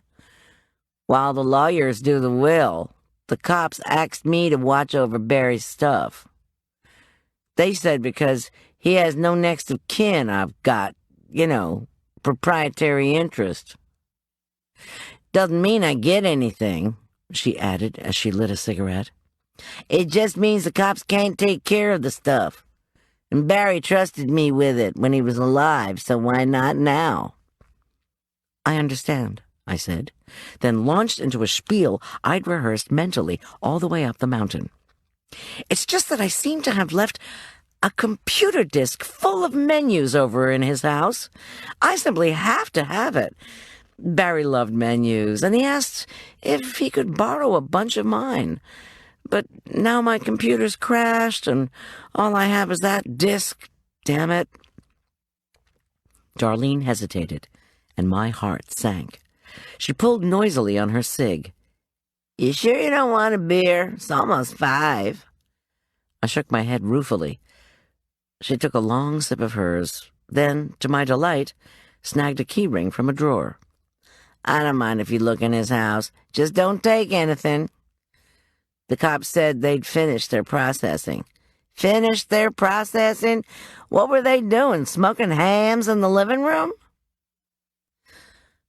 A moment later, I was ducking long icicles hanging from the Swiss-style gingerbread on Barry's front porch. Behind me, the street was almost completely hushed, with only a slight breeze whisking the freshly fallen snow. I unlocked the front door, which featured a massive brass door knocker in the shape of a basset hound's head. Get in and get out, I ordered myself. You still have a birthday cake to make. Problem was, I wasn't quite sure what I was looking for. Which was the way with scavenger hunts, wasn't it? Especially when the person who'd set the hunt up was dead. Contrary to what I'd told Darlene, I'd never been in Barry's house. Once inside, I put the key ring in my pocket and leaned against the door, taken aback. A decorating magazine would have entitled the living room, in which I now stood, "Homage to the Basset Hound." The color scheme was entirely devoted to gold, white, and black. Gold walls were lightened with white trim and chair rail molding, in front of which Barry had placed a black lacquered liquor cabinet and long buffet. Black, white, and gold upholstered sofas and chairs were grouped between black lacquered tables and around black braided oval rugs. Wide, narrow, rectangular, and round needlepoint pillows graced the couches and chairs. Every one of them pictured a basset hound. As I looked for the kitchen, I noticed a faint but pleasant smell of dog still hanging in the air. The scent made me unaccountably sad. When I finally found the kitchen, it was a small, plain, oak and tile affair that didn't look as if it had been used much. "Latte," I said aloud. "So, Barry, where'd you put your coffee stuff?" I began opening cupboards. Because that was what it had to be, I'd suddenly realized at the espresso place. After the attempted murder by truck, Barry had realized he was in incredible danger. So that was why he'd raced back to his office, to call his neighbor and finish setting up a trail of clues, a scavenger hunt of crime, in case he didn't make it. Why would he do that? My mind demanded. Why not go directly to the cops, or at least to the mall owners? But I thought I knew the answer to that one, too. Barry had bent the rules for himself and his own appetites, the likes of which I'd seen with the sexy, gift-greedy Pam Disharoon. Any kind of official investigation would have unearthed the fact that Barry had obtained goodies from vendors, reps, and who knew who else. If he made it home, and the truck driver was arrested, he'd be okay. If not, he'd left a scavenger hunt for me, his old coffee pal, to figure out what was what. Maybe he'd been planning to leave the state, or even the country. Anyway, he'd called Darlene. He said if he didn't show up after work, she was to give his dog to me. He'd told Darlene how to spell the dog's new name and instructed her to tape the coffee moniker onto the canine food dishes. In her world of beer, cigarettes, and old caddies, Darlene did not know from espresso drinks. She'd simply thought Barry had misspelled late. But the word latte had meaning for yours truly. Correction, it had meaning for us, Barry and me. But what exactly was that meaning? We'd drunk the dark stuff together in college. We'd had some together in the last month, and somewhere in that common experience, I was absolutely convinced he'd pounced on a detail that he now wanted me to ferret out. I located a pair of scissors and a white plate, which I put on the counter before retrieving a fresh trash sack from under the sink. I opened the sack, set it aside, and pulled out every bag of coffee beans I could find, from the cupboards, 2 canisters, and the freezer. These I methodically cut open and dumped onto the plate. I was looking for anything remarkable, anything out of place, and most importantly, anything that would somehow clear Julian. After sorting through the beans, I tossed each examined lot into the trash. 8 bags of coffee later, I gave up. His computer, I thought. Maybe he had a special latte, or even another dog file with information. I pushed open the door to Barry's study, which felt much colder than the rest of the house. I booted his PC, but wasn't blessed with any luck in that department either. Lots of files on first quarter profit projections, advertising budget breakdown, lease schedules, and the like. But no dog or latte file. "Something to put the latte into," I cried, and zipped back to the kitchen. Reopening cupboards, I laid eyes on 2 high shelves of cups, saucers, and mugs. I dragged over a chair, climbed up, and took down one after another. The man must have owned 50 mugs and cups, and examined each one, inside and out. On about mug number 40, I began to feel disheartened. But when I came to the last row of 5, my heart leaped. The logo on the orange mug said, "Thanks a latte." The cup clanked when I picked it up, and I thanked God with all my heart. Inside the mug was a key, a sob key. I had a key to Barry's sob on the ring Darlene had given me. I scrambled down from the chair, pulled the key ring out of my pocket, and held both car keys up to the light. They were identical. "This isn't making sense, Barry," I protested aloud. Startled by my own voice, I slammed through the door, out into the cold, and headed grimly toward his garage. Chapter 19. Behind the garage, Barry's pontoon boat was parked at a slight tilt. It was covered with a canvas sheet, now frosted with snow, and spoke of a summer that felt more than 3 months away. I turned to the garage door. It boasted a hefty new padlock. The padlock must be an addition from Darlene, I figured. After the cops had processed Barry's sob, previously parked in the Westside Mall lot, they would have delivered the sob to Darlene as the one with the so-called proprietary interest. But I was willing to bet that Darlene's own garage was filled to the brim with consignment stuff.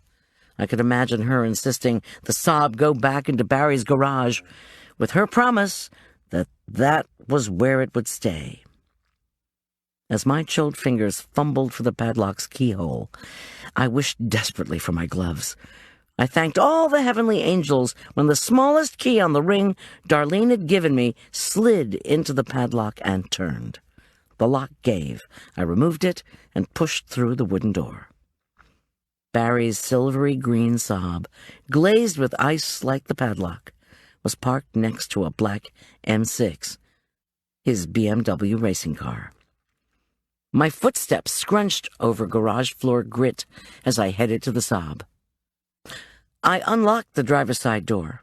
Barry had probably either lost the remote opener or hidden it in the bottom of a uranium mine and pulled the lever to open the trunk. You had to start somewhere, I thought, grimly. Carpeted with black fuzzy stuff, the trunk was a disappointment. It held nothing but a pristine spare tire in its well. I'd heard once of people hiding money in the well, though, so I hefted out the tire, which was as cold and heavy as a frigid boulder. For all my effort, the wheel well was empty. I slammed the trunk shut and slid into the Saab's driver's seat. I should have guessed the upholstery would be cold, but the icy, hardened leather still sent a chill down my spine. My breath clouded the inside of the car as I poked around, looking in every crevice. I was careful, though. After hearing Heather's story of her boss's lunchtime activities, I didn't want to examine the seats themselves too closely. At least the cops had not left a mess. The car interior was spotless. On the backseat floor, a thick rumpled towel indicated Barry had probably taken Latte on rides, the way he had taken his beloved Honey years ago. Other than that, there were no newspapers, no clothes, no sporting equipment, no clutter of any kind. I groped gingerly under the seats and again came up empty. The glove compartment yielded the proof of insurance and manual, period. I slammed it shut, frustrated. Then, remembering a trick I'd seen in a movie, I turned the Saab key one click in the ignition, so as to run the accessories. Then I deftly punched the eject button on both the CD and cassette players. They were empty. "Damn it!" I yelled, creating another big cloud of verbal steam. Barry had been so proud of this car. The perforated leather seats were ventilated with fans, the turbo kicked in with a blast of power, and he had shown me all its zippy bells and whistles when he'd taken me out for coffee. I smiled.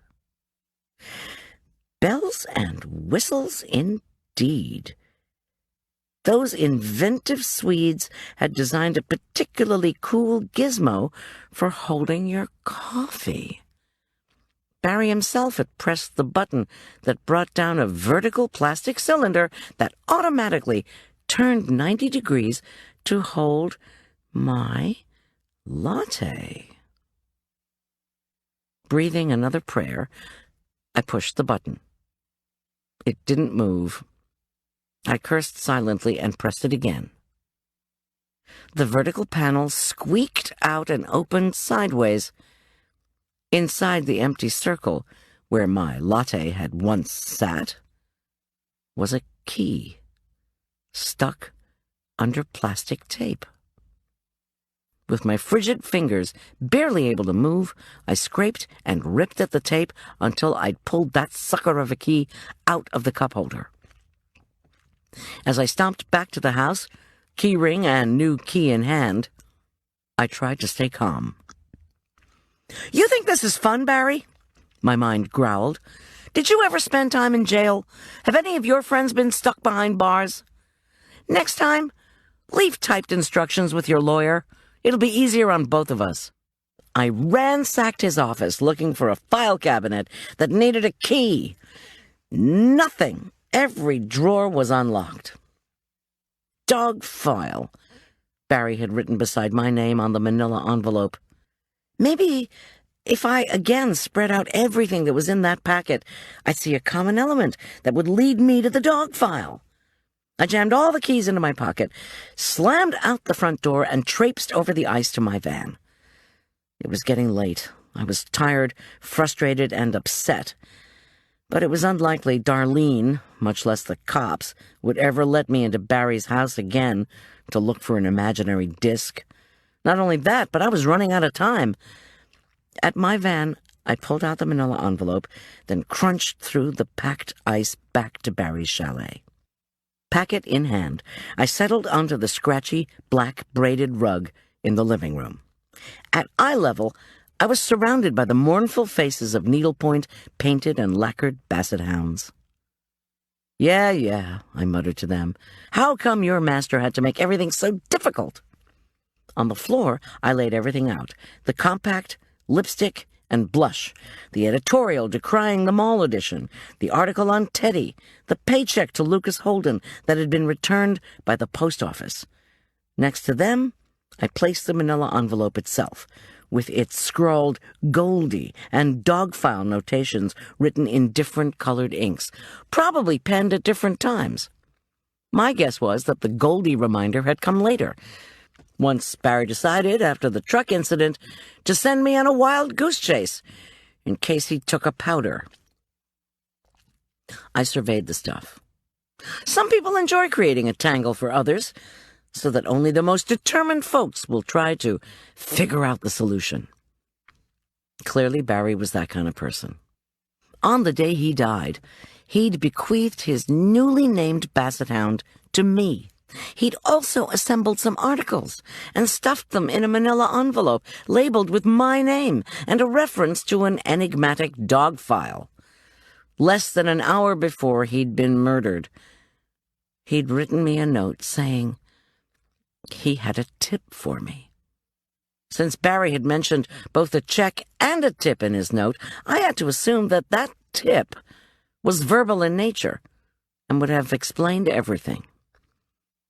"But the risk, Barry," I said aloud, thinking hard, "is that when you leave too many clues, no one, not even a caterer turned sleuth with a friend in jail, no one will be able to figure out what the hell you were trying to say."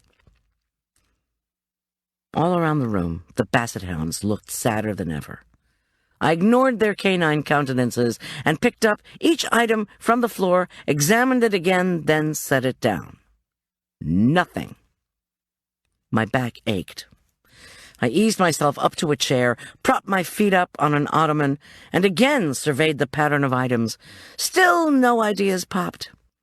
If I were an old-fashioned deductive English detective, I reflected, I'd have a nice glass of sherry and ponder. I surveyed the living room.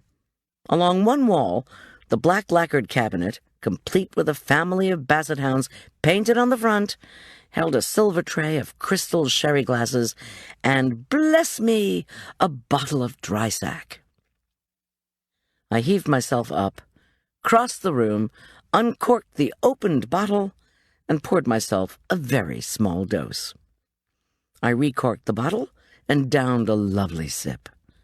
Barry the showman undoubtedly would have preferred offering me a rare wine, and I probably should have checked to see if he had any, but I wasn't choosy, I thought, as I took another sip.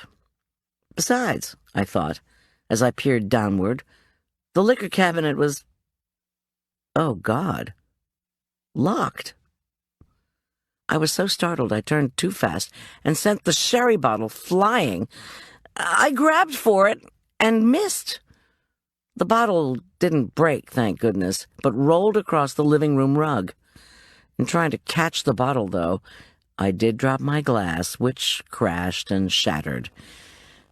Exhaling, I stepped over the splinters of glass and the puddle of sherry, tiptoed to Barry's keys, and nabbed the one I'd extracted from the Saab cup holder. With my heart thundering, I inserted it into the cabinet keyhole. The heavy door opened easily. Inside were not the bottles of expensive wine I had expected, but a stack of files about 3 inches high. I grabbed them. Why had the cops not taken the cabinet? I wondered. I could hear what they would say. Because it was extremely heavy, because it was in the living room, because it was a liquor cabinet, because it was locked. As the ace investigator in the department, Tom would have taken it, of course, and broken into it. But he'd been off the case from the beginning. I danced back across the room and opened up the files. Inside the first file was a bulkily folded blueprint. I spread it out, stared at it, and finally figured out that the existing structure was Westside Mall. Numbers dotted the plan for the addition and lot. But what did that tell me? Not a thing. Someone, Barry, had penned X's in 3 different spots. Barry had been trained as an architect. He'd known what the diagram meant. For me, it might just as well have been in Swahili. Next in the pile was a banded packet of Polaroids and folded sketches. I laid the sketches, there were 3 of them, out in front of me like cards. The Polaroids were not of Pam or Ellie, but of concrete and dirt photographed from what appeared to be different angles. At the bottom of each photo were penned dates, all in February. The sketches were in Barry's hand and resembled a cross-section of an archaeological dig. Where footings should be, he'd written, beside a set of lines. Where they are, he'd written, to the left of another diagram, and then added, check photos. Okay. I took a thoughtful breath and plowed on. Next was a sheet. Siblings and incomes, with 2 names typed and annotated. 1, Lawrence, criminal defense attorney, partner in firm, annual income, $5 million. 2, Bachman, orthopedic surgeon, operates on world-class athletes, annual income, $3 million. At the bottom was another Barry scribbled note. Amount he's borrowed to build custom home, $520,000. Approximate profit from sale of topsoil from this site, $1,600,000. And last, there were 2 more newspaper clippings. One was a piece on a new playground in Aspen Meadow. The other covered the rise in traffic stops for reckless driving. Mystified, I turned them over. Both of them, like the flipped clippings on the floor, included ads for topsoil from We Got Dirt. Okay, so Barry had been onto something. But what? I went back to the siblings and income sheet. Did I know either Lawrence or Bachman? With a sinking feeling, I pulled out one of the cards that my, and now Julian's lawyer, had handed me. Underneath Halsey's name was the listing of the firm's partners. "Oh, Lord," I breathed. I scurried over to a lacquered end table that held a phone and directory. Flipping through the Aspen Meadow section, I looked for the name and address I'd seen right near the Stockham's gorgeous place. Brother Bachman, too, had done very well, moving into one of the ritziest areas of Aspen Meadow. And he dated Marla. This was just like Pam and Paige, I thought, as I punched buttons. Like Kim and Teddy. One sibling can't stand having less than the other, and then he or she just can't stop competing for stuff, no matter what gets in the way. No matter what. Tom's number had not connected before a large hand closed around my neck. In a split second, another hand wrenched the phone away and pulled it so hard the cord snapped. The phone went flying. I twisted away from the chokehold with all the energy I could muster. The second hand closed around my throat. I gasped for breath and kicked backward instinctively with first one, then the other foot. Black clouds formed in front of my eyes as a distant voice reminded me, "The abusive husband always tries to silence the wife to make sure she has no voice." With a surge of furious energy, I simultaneously clamped my own hands onto the chokers, turned my head, and bit as hard as I could into my attacker's palm. The chokers screeched with pain as blood spurted into my mouth. I yanked myself free and dived toward the front door. Two fists banged into my back, and I reeled onto the couch. Above me, Victor Wilson tried to hit me again. But I rolled away, scrambled to my feet, and screamed bloody murder as I raced the other way, toward the back door. "Hey!" he bellowed, sprinting after me. "Get back here!" I slammed into the back door and fumbled frantically for the doorknob. Victor crashed into me, grabbed handfuls of my hair, and jerked me so brutally that I almost passed out. "You aren't going anywhere," he snarled as he flung me down. I staggered sideways into the liquor cabinet and bounced off it onto the floor, the breath utterly knocked out of me. "Stay there and shut up," Victor yelled as he kicked me viciously in the back. Again, black spots spiraled in front of my eyes. I whimpered and panted for breath. "You're a thief!" I gasped. Victor placed his booted foot on my thigh. He was pressing hard as he looked for something. Pain ratcheted into every cell of my body. "You followed me here!" "Shut up, you nosy bitch, or I'll smack you again." He was groping, I realized dimly, through a filthy sack. "Not for a knife," I prayed. "Please, not for another knife." "You killed Lucas Holden, and Barry, too." Talking might slow him down, might give time for Darlene to figure out that the racket she was hearing next door was not the noise from some TV show. "Shut up." Squirming, I looked around desperately for something, anything to distract him. His boot pressed down firmly, pinning me to the floor. Where in the hell was my cell phone? I wheezed. And you were going to let our friend, Julian, or Ellie McNeely take the rap. Ellie never crashed her car into Barry's. You did. What'd you do? Pull her purse with the jewelry receipt and car keys out of the dumpster where Teddy threw them? Ellie never pushed anyone into a ditch. She never killed anyone. What were you going to do after you trapped her in the toilet tank?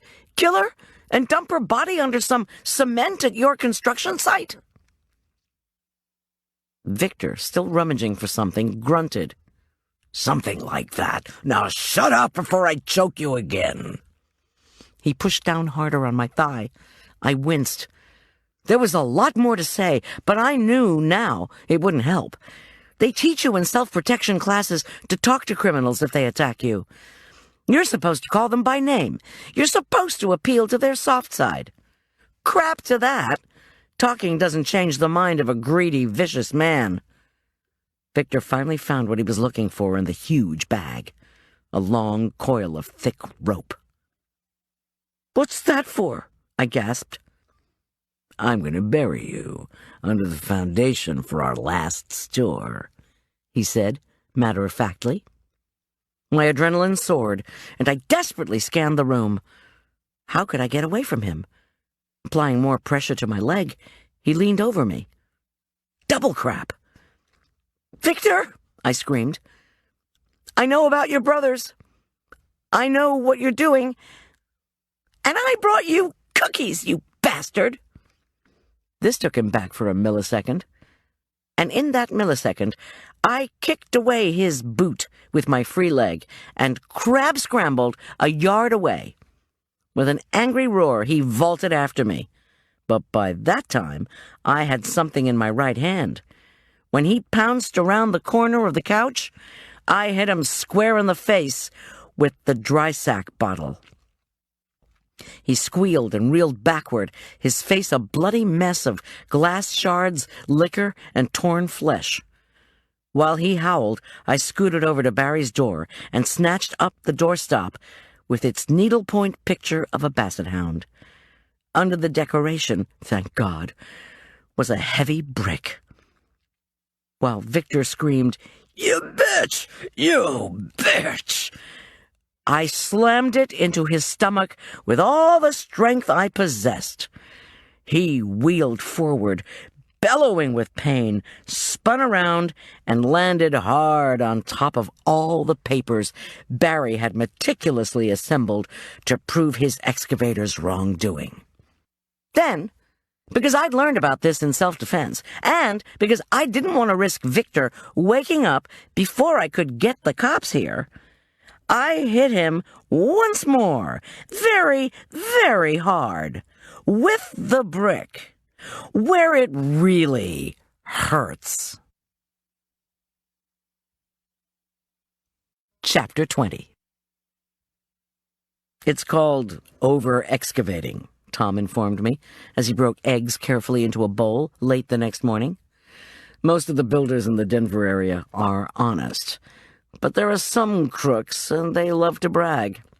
That's probably how Victor Wilson heard about the way to do it." It was Arch's birthday.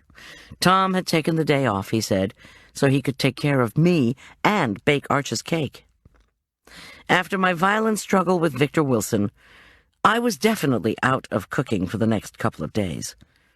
Tom was happily taking over, so I could recuperate. And I was determined to let myself rest and heal. I'd even handed my next client over to Liz Fury.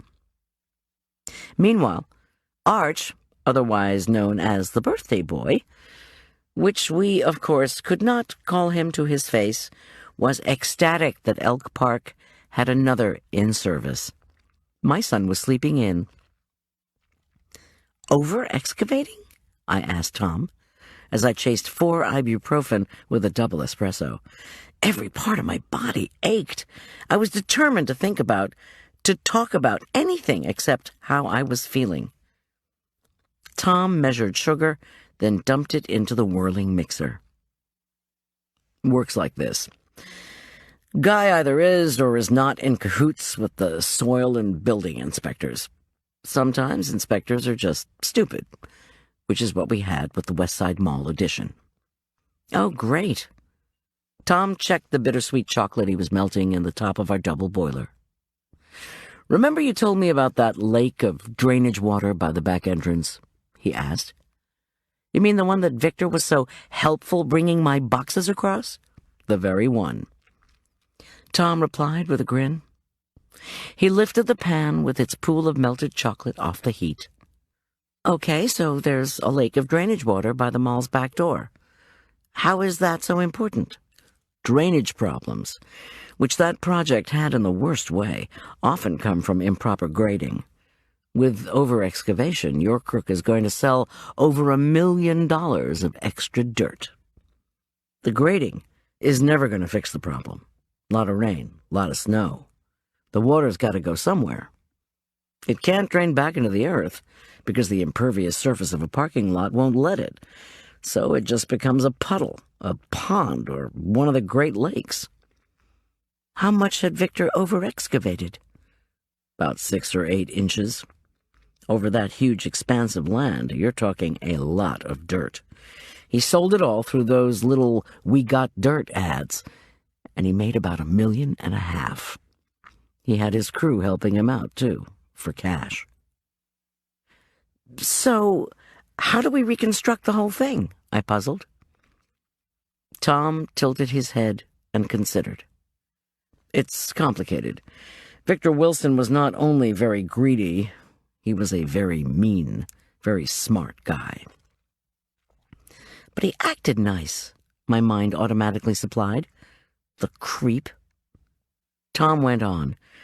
Say Lucas Noto Holden, the former construction manager, discovered the drainage problem and accused his excavator of over-excavating and selling off the dirt. Maybe Lucas wanted to alert Barry, but Victor intercepted him. By the way, you want to hear about everybody's favorite cadaver? Is this going to destroy my appetite? Hope not. We got back the drug screen. Holden had been injected with cocaine, and that, we think, caused the heart attack.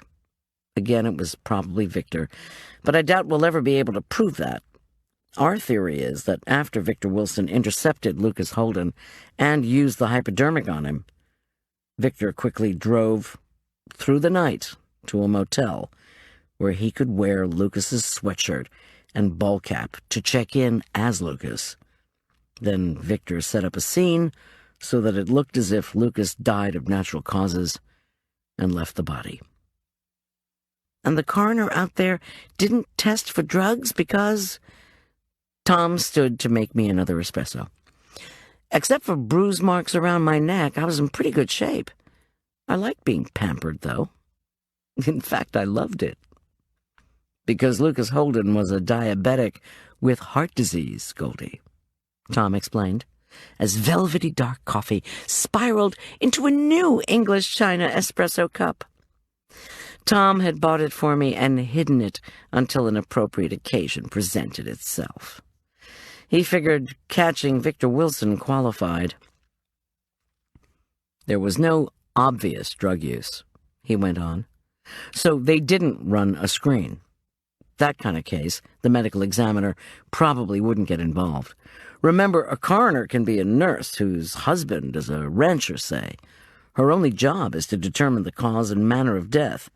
And with no foul play, no obvious drug use, the corpse in pretty good shape, then the coroner thinks, bingo, donation. But how did Ellie become involved? I wondered aloud, as I gratefully accepted the crema-loaded espresso. First, you gotta look at what happened with Barry and Victor. Again, our theory is that Victor typed up a note, supposedly from Lucas Holden, saying, "I quit. I'm going to Arizona. Send my check there." Where in Arizona? Barry probably asked Victor, and Victor said Prescott because it came into his head. While Barry was out at the site, though, he saw that something was wrong with the footings. They were even with the surface level of the dirt instead of below it. Barry had an architecture degree, so he acted on his own, I interrupted, and got the plans from the county. And took pictures. And confronted Victor? Tom sighed. We think so. But that's not all Barry confronted him about. I sipped the coffee and ran my fingers along my throbbing neck. When was all this? We're guessing a month ago. That's when Barry first confronted Victor with the over-excavation and the returned check from Arizona. Where was Lucas, Barry wanted to know. Why hadn't Lucas ended up where you said he was going? And what the hell are we going to do about this drainage problem you've created? Good Lord. We figure Victor pushed Barry into the ditch when they had this confrontation. Unknown to Victor at that time, 2 illegal Mexican immigrants who worked for him, Jorge and Raul Sanchez, were watching. Jorge and Raul speak great English, and they worked their butts off for Victor, who sometimes paid them and sometimes didn't. One day, the two brothers came early for their money and overheard the whole thing. Barry probably asked Victor one question too many. "Hey, by the way, how come these concrete footings are even with the topsoil instead of being 8 inches lower than the soil?" I sighed and shook my head.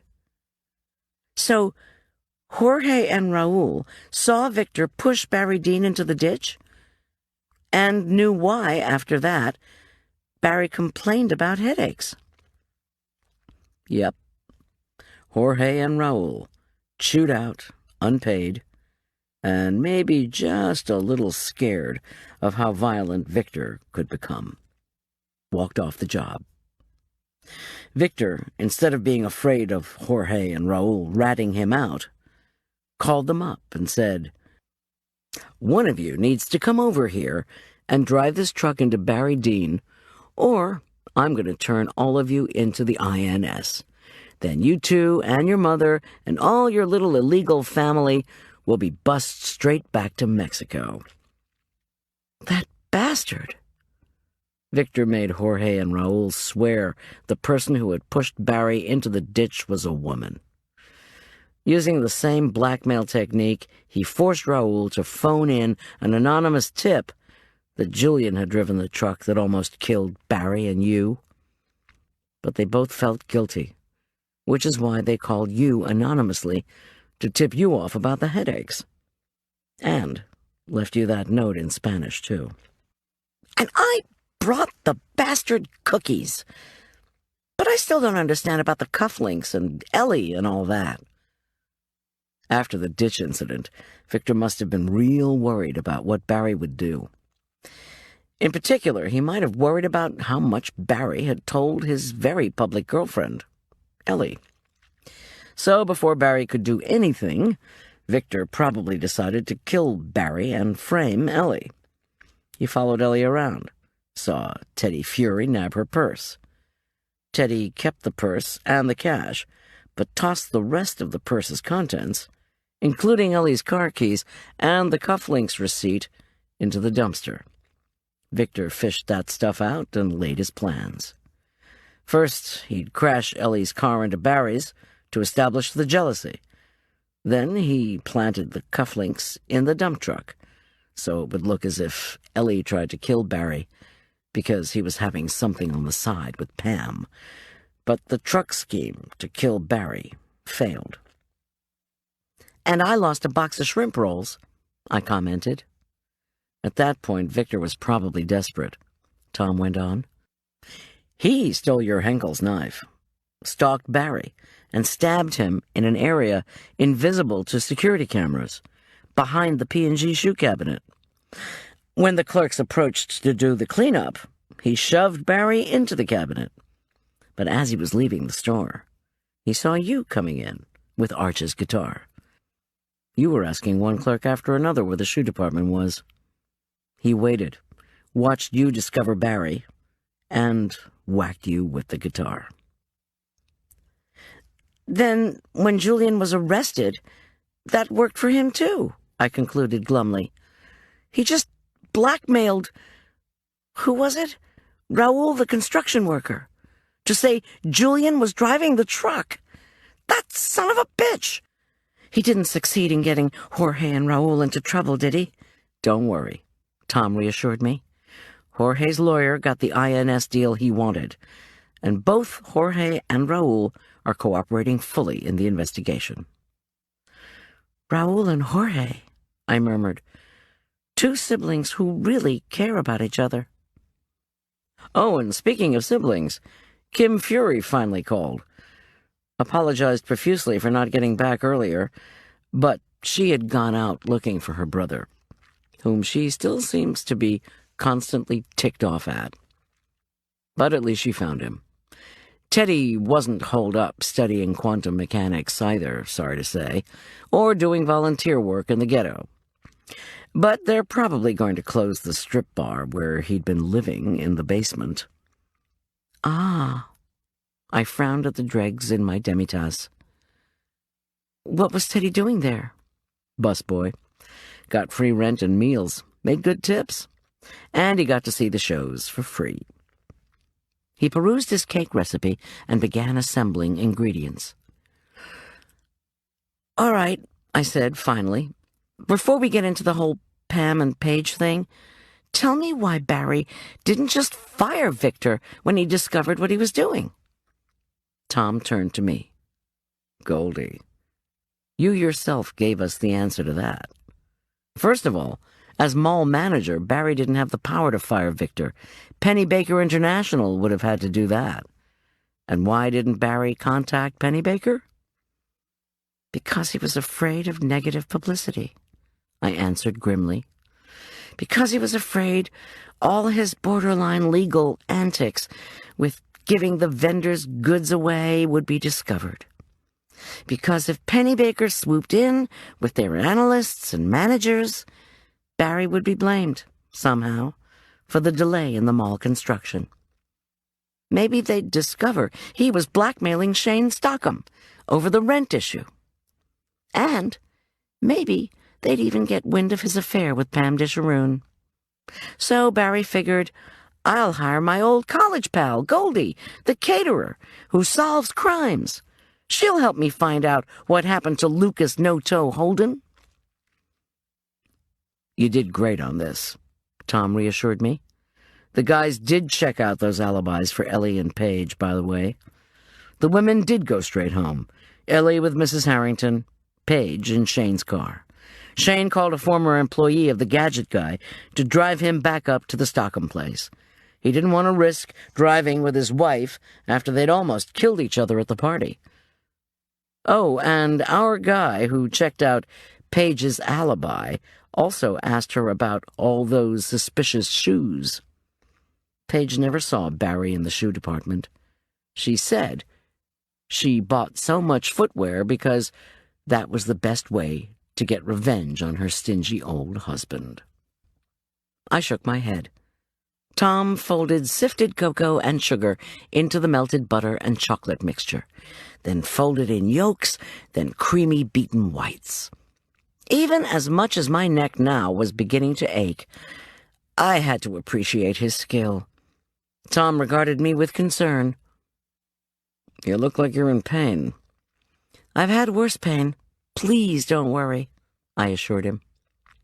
He scraped the bowl's luscious, dark contents into a springform pan and slipped the pan into the oven. Then he came over and murmured, "Let me rub where it hurts." Tom's warm hands eased along my upper back. Meanwhile, because it was not a catering day, and because Tom had sworn to disinfect the kitchen over the weekend, the dogs were enjoying an unusual foray into the kitchen. Jake the bloodhound and Latte the basset hound pressed in next to me for pats. Like Tom, they also appeared worried about me. Scout the cat, however, was still hiding. And someone else was missing, too. "You know what's bothering me most?" I said. "Julian." "Okay, look. Halsey told me to tell you that neither of us should go down to the jail.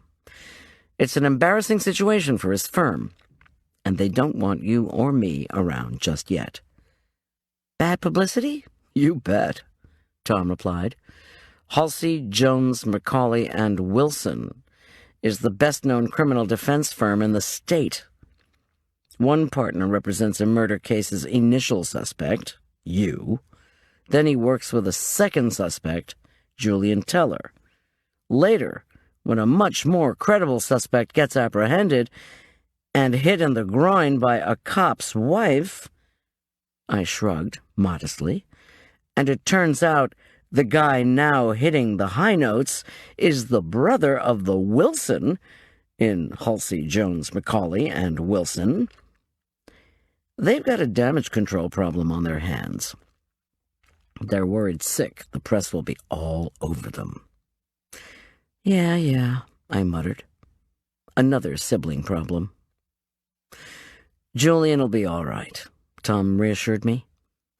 "And there's something else," he added. "Minor by comparison to all this. Shane Stockham called.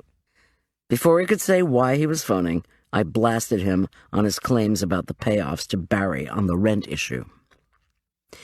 I told Stockham if he didn't tell me the truth, he'd go straight to jail. Scared the guy to death. He admitted Barry hadn't demanded anything from him. He just made that up so he wouldn't be blamed for holding back on his rent. His lawyer was already dealing with Pennybaker. You must have put the fear of God into him. That's my job. Anyway, Shane turned all ingratiating after his admission, as if he were the best friend a cop could ever hope to have. He also said he signed up all the investors he wanted. He really needs to get some ring back from you, though. He'll exchange it for the check he owes you. Tom stopped his wonderful massage. A ruby, sapphire, and diamond ring? Please, please, Miss G, tell me it's not stolen. I laughed, then promised him I would call Shane. At that moment, the doorbell rang, and the dogs went berserk. A moment later, Tom was ushering in Ellie McNeely. I tried not to look disappointed that it wasn't Julian. Ellie was carrying a handsome flower arrangement of dark blue irises, daffodils, and white stock, set not in a basket, but on a base topped with a lacrosse helmet. It's for Arch, she said, her tone apologetic, for his birthday. I told the florist I needed the most masculine thing possible, with a lacrosse theme. They're gorgeous, I said, deeply touched. Oh, she added, pulling an envelope out of her pocket, and here's an Abercrombie & Fitch gift certificate for him, too, just so he won't think I'm totally square. This is so unnecessary, Ellie. Goldie, she said, earnestly, I didn't really come here because of Arch's birthday. I came because I wanted to thank you. Because I needed to thank you. Before I could protest and say, it's nothing, she hurried on. You found out what happened to Barry, and got half choked to death in the process, I heard. You've been great. We invited her into the kitchen, where we all had more espresso and kept watch over the cake through the oven window. At length, Arch, clad in the sweatsuit he'd slept in, made one of his silent, floating appearances. It's the birthday! I stopped instantly when I registered my son's threatening countenance. Laboriously, I got to my feet and shuffled in his direction, hoping for a birthday hug. Mom, don't. Arch drew back and gave me a pained look. Can't you ever treat me as if I were older than 3? What's that? He asked, frowning at the flowers. They're from Mrs. McNeely, I said. They're for you. For your birthday. Thanks, he mumbled, and nodded in Ellie's direction. Thanks a lot. He looked from Tom to me. So my party's gonna be now? Is Julian out yet? Don't know, said Tom, but breakfast definitely won't be the end of today's partying. They really are nice flowers, Arch said to Ellie, with a sincere smile and brief nod. There's a gift certificate, too, Ellie said. For A&F. She pointed to the envelope she'd placed on the table. At that, Arch brightened a bit more. Well, gee, thanks. Tom removed the cake from the oven, set it on a rack, then rummaged through the freezer for the last batch of Julian-made chocolate-filled croissants. I set the table and poured orange juice.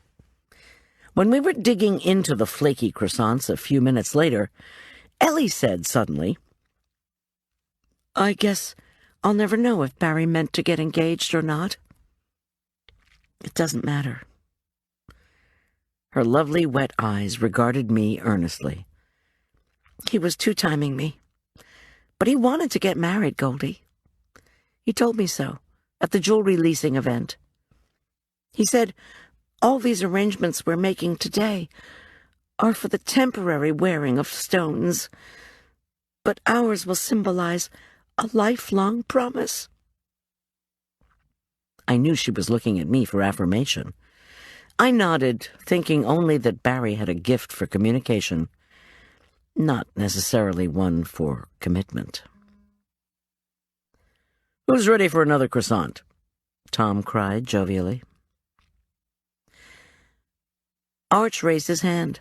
Ellie, still preoccupied, burst out with, "If only I could have figured out that riddle!" Arch cut his eyes at me. I lifted my eyebrows and gave him a knowing grin. My son had always been an expert at riddles, codes, and puzzles, and he knew how much I appreciated his talent, and then glanced at Tom, too, who nodded almost imperceptibly. But before Arch said anything, he unexpectedly looked back at me. His eyes held such tenderness that I was undone. Maybe in that split second, my son realized, as he hadn't in a while, how much my appreciation of him meant that I loved him. I swallowed. My eyes flooded with tears. And then the moment was over. My son put down his pastry and said, "I know a lot about codes, Mrs. McNeely, if it's that kind of thing." "It's not a code. It's about sex," Ellie explained. Arch beamed. "Well, he was turning 15. He said, 'Fire away.'" Ellie demurred. "Oh, I've taken up too much of your party time. I'm sorry, I'm just preoccupied with my own problems." "So what's the code?" Arch persisted. "When we fight, and then we blank, when you do it alone, you'll find your ring."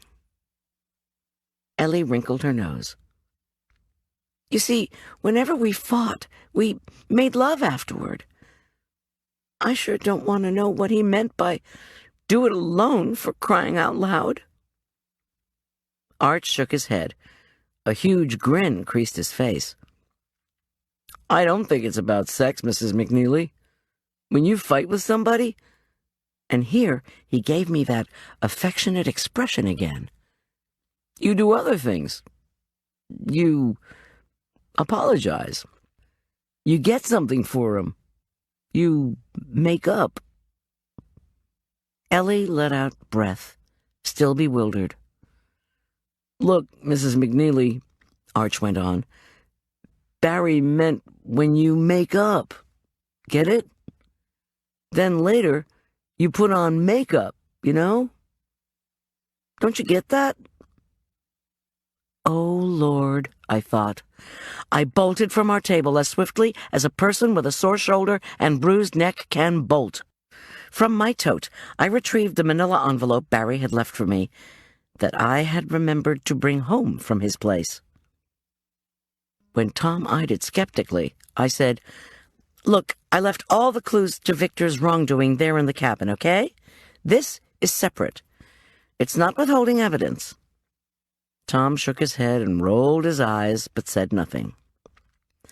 I opened the envelope and shook out the lipstick and blush, both new, and the compact, slightly used. I grabbed a clean table knife, put a paper towel under the compact, then pried up a corner of the makeup. Bits of creamy, chalk-like stuff broke, splintered upward, and spilled over the top of the compact. I tried again, and again. When I reached the edge of an object in the middle of the makeup, everyone leaned in. I levered out a thin, delicate cylinder. And then I held up the ring Barry had intended to surprise Ellie with. Ellie burst into tears. For reasons I could not understand, I felt happy for Ellie. The good side of Barry, the side that didn't want to philander, that side of him had left her a promise for what their life together could have been. Maybe some women would have sold that ring faster than you could say money-back guarantee. But I knew that, for Ellie, it represented something else. A love, imperfect to be sure, but still precious. Still something to be treasured. And wasn't it treasure all the players from our drama of this week had been looking for? I checked to see if the cake had cooled, as Ellie, Tom, and Arch fed too many homemade dog biscuits to our spoiled hounds. Barry had used stuff, not always legally his to give, mind you, to buy admiration and love. Shane, Paige, Pam, and most tragically of all, Victor, had wanted material goods to assuage feelings of inferiority, sadness, and loss. Living in resentment, Paige spent enormous sums to rent jewelry and buy cars that equaled Pam's. Shane, driven to please his wife, always lived on the brink of financial disaster. Pam and Paige competed instead of enjoying each other's company. The two sisters drained their financial resources where they could have just spent time together. Nor was I immune. For months I had worried that my son would stop loving me if I failed to buy him a hugely expensive birthday present. But that wasn't what success as a mother was about, was it? Now, seeing him bask in Tom and Ellie's appreciation of his riddle-solving ability, I didn't even think he cared about the darn guitar. Over the din of dogs and happy chatter, Marla's voice rose shrill and loud from beyond the front door. "Open up!" she shouted. "You can't have this party without me." She kicked at the door. The dogs howled and raced toward the hall. "What does it take to get one of those pastries I know you're gobbling up in there?" my friend shrieked. We all tumbled out from the kitchen, people falling over dogs and one another, and pulled open the front door. Marla, grinning triumphantly, was balancing another cake, plus a bulging bag of gifts. "Hey," she crowed, "where do you think I've been these last few days? Shopping for Arch. Now somebody take this cake. I'm gonna drop it." Ellie reached through the door, relieved Marla of the pastry box, and lofted it above the dog's leaping attempts to get it. From beside the door, Marla then produced a black and red guitar that looked about twice as expensive as the one I'd originally bought Arch. Arch cried out with joy.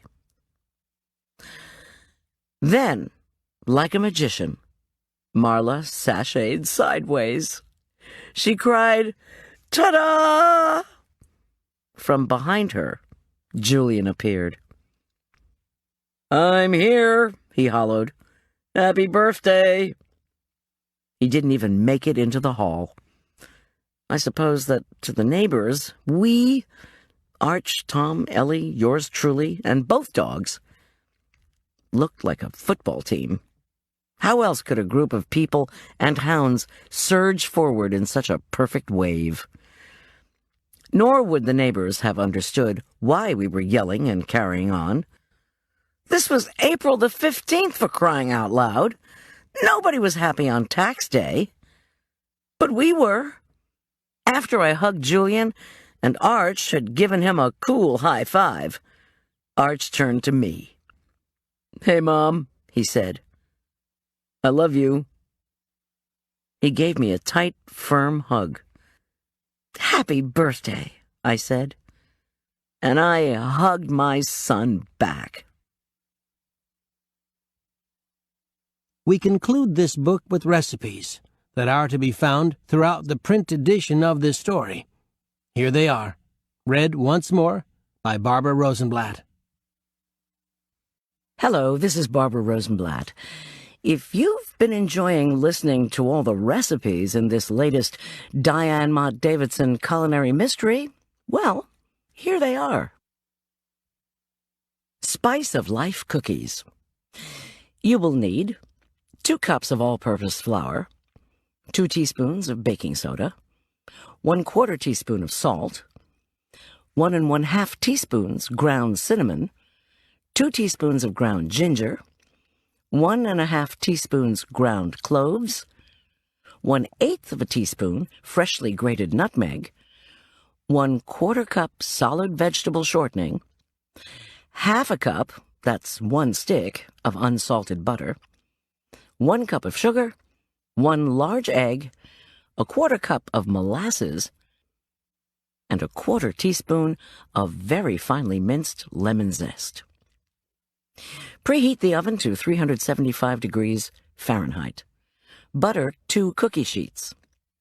Sift together the flour, soda, salt, cinnamon, ginger, cloves, and nutmeg. Set aside. In a large mixing bowl, cream the shortening, butter, and sugar until very light and fluffy, about 4 minutes. Beat in the egg, molasses, and zest until well combined. Stir in the flour mixture until well combined, with no traces of flour visible. Using a 1 tablespoon scoop, measure the cookies onto the cookie sheets, keeping them 2 inches apart. Do not attempt to make more than 1 dozen per sheet.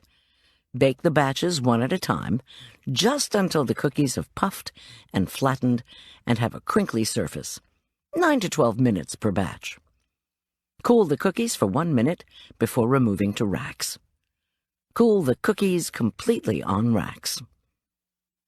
This recipe makes 32 cookies.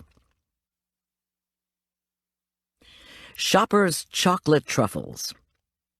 For the ganache, you will need 1/2 cup of heavy cream, 1 tablespoon of Grand Marnier liqueur, 1/4 teaspoon of vanilla extract, 11 ounces of best quality bittersweet chocolate, very finely chopped, and a recommended brand would be Valrhona, 2 tablespoons, that's 1/4 stick of unsalted butter, softened, cocoa powder for rolling, and a recommended brand would be Hershey's Premium European Style. And for the coating, you will need 6 ounces best quality bittersweet chocolate, and a recommended brand would be Godiva Dark, and 1 to 2 tablespoons of clarified butter or solid vegetable shortening. Pour the cream into a heavy 1 quart or larger saucepan. Add the liqueur and vanilla, and heat over medium to medium-high heat until the mixture reaches 190 degrees Fahrenheit. Remove the mixture from the heat. Add the chopped chocolate and stir vigorously until the chocolate melts and the mixture is shiny. If all the chocolate does not melt, you can briefly return the pan to the burner over low heat, stirring constantly just until the chocolate melts, when the pan needs to be immediately removed from the heat. Scrape the ganache into a bowl and allow it to cool at room temperature. Do not attempt to hasten the cooling in any way.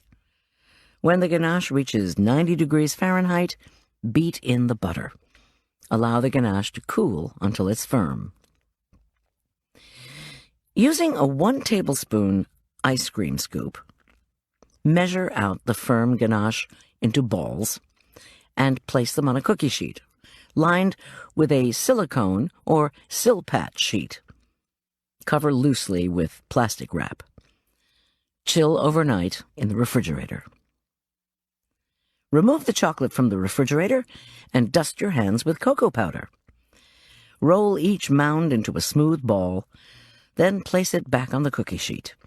When all the ganache mounds have been rolled, return the cookie sheet to the refrigerator. In a double boiler, melt the chocolate used for the coating with a tablespoon of the clarified butter or shortening. Whisk it well until thoroughly combined and melted. Line another cookie sheet with aluminum foil. Working one at a time, drop a chilled ball of ganache into the coating chocolate. Roll it around gently with a fork until it is completely covered. Then lift it out of the pan, scrape off the excess chocolate on the side of the pan, and place the truffle on the aluminum foil.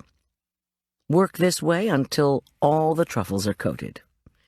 If the coating chocolate begins to seize and become recalcitrant, add a bit more clarified butter to it and stir and melt as before. Work until all the truffles are coated. Allow the coating to set up and cool on the truffles. This usually takes over an hour, and you're ready to serve. This recipe makes between 12 and 15 truffles, but the recipe can be doubled if desired. Sweetheart Swedish meatballs in burgundy sauce. You will need 2/3 of a cup cornflake crumbs, 1 teaspoon of cornstarch, 1 tablespoon dried minced onion, 1/8 teaspoon freshly grated nutmeg, 1 1/4 teaspoons salt, freshly ground black pepper, 2/3 cup heavy cream, 1 egg well beaten, 1 pound lean ground beef, 1/4 cup of olive oil divided for sautéing the meatballs, and burgundy sauce, and the recipe will follow. Preheat the oven to 300 degrees Fahrenheit.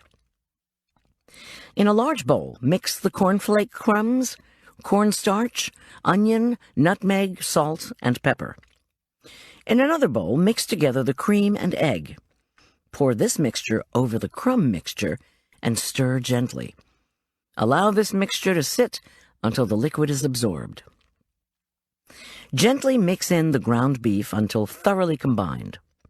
Using a 1 tablespoon or slightly larger ice cream scoop, measure out the beef mixture into 36 scoops onto 2 plates covered with wax paper. Gently roll the scoops between your fingers to form balls. In a large frying pan, heat 2 tablespoons of oil over medium-high heat until the oil shimmers.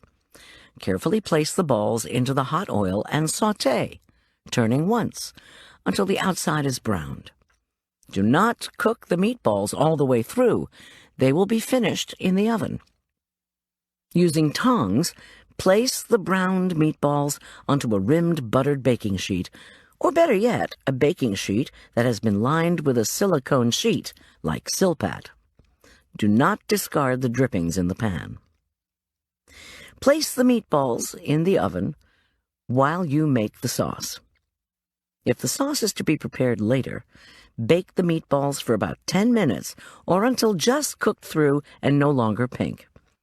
Cool them and place them in a container that can be covered. After 10 minutes, test the doneness of the meatballs by slicing one in half.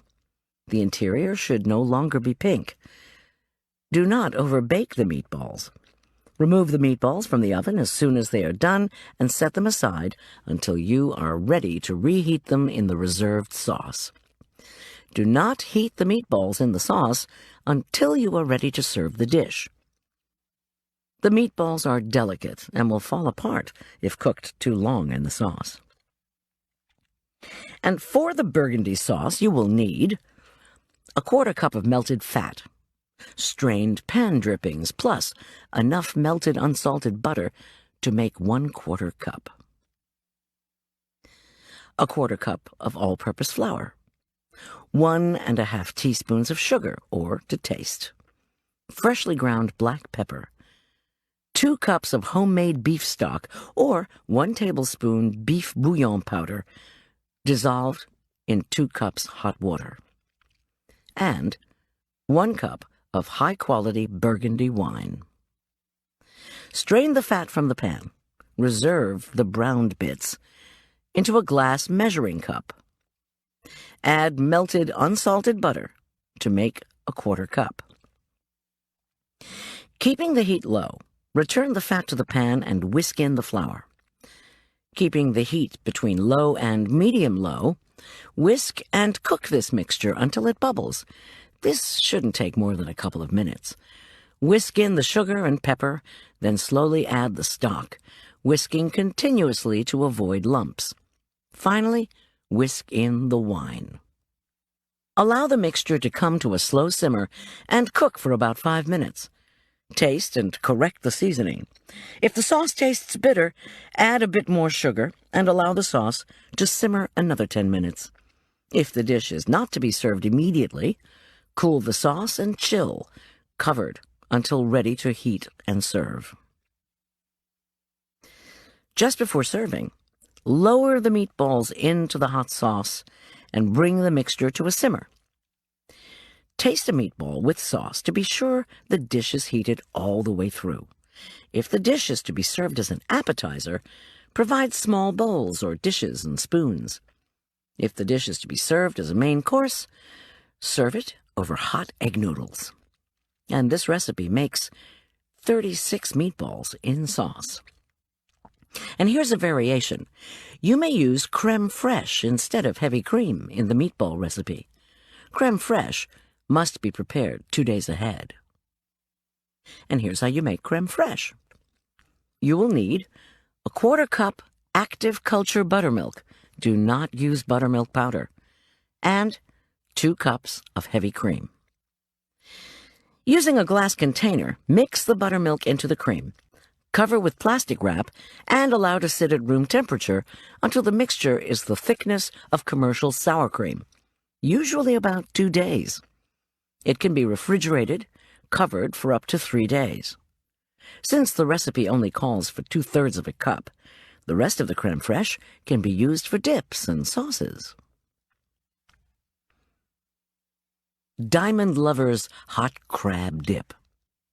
You will need 2 shallots, peeled and finely chopped, 6 tablespoons, or 3/4 of a stick, of unsalted butter, divided, 5 canned artichoke bottoms, drained, patted dry, and trimmed to remove any hard, rough spots, 24 ounces of cream cheese at room temperature, 1 tablespoon of Dijon mustard, 1/3 of a cup of crème fraîche, or commercial sour cream.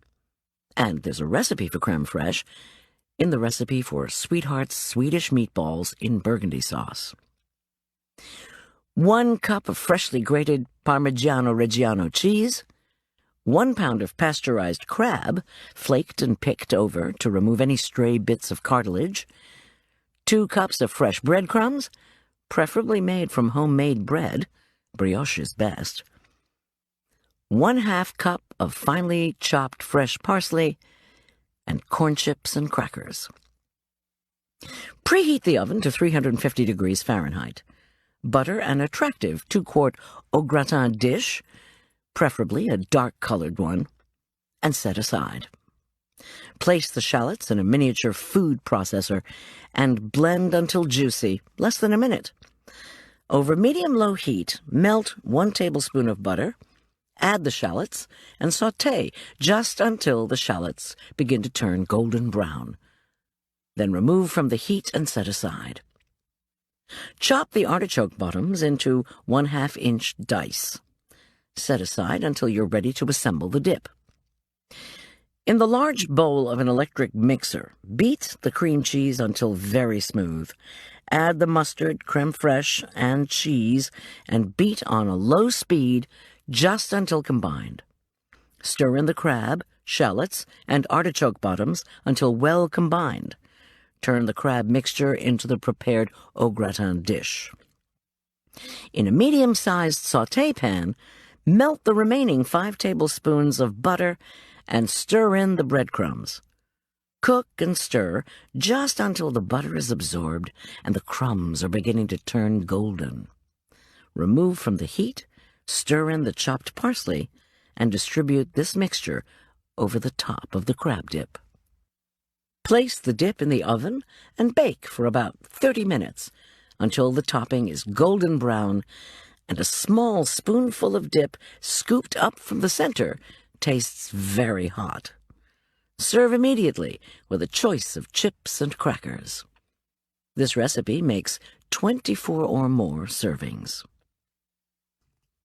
Quiche me quick.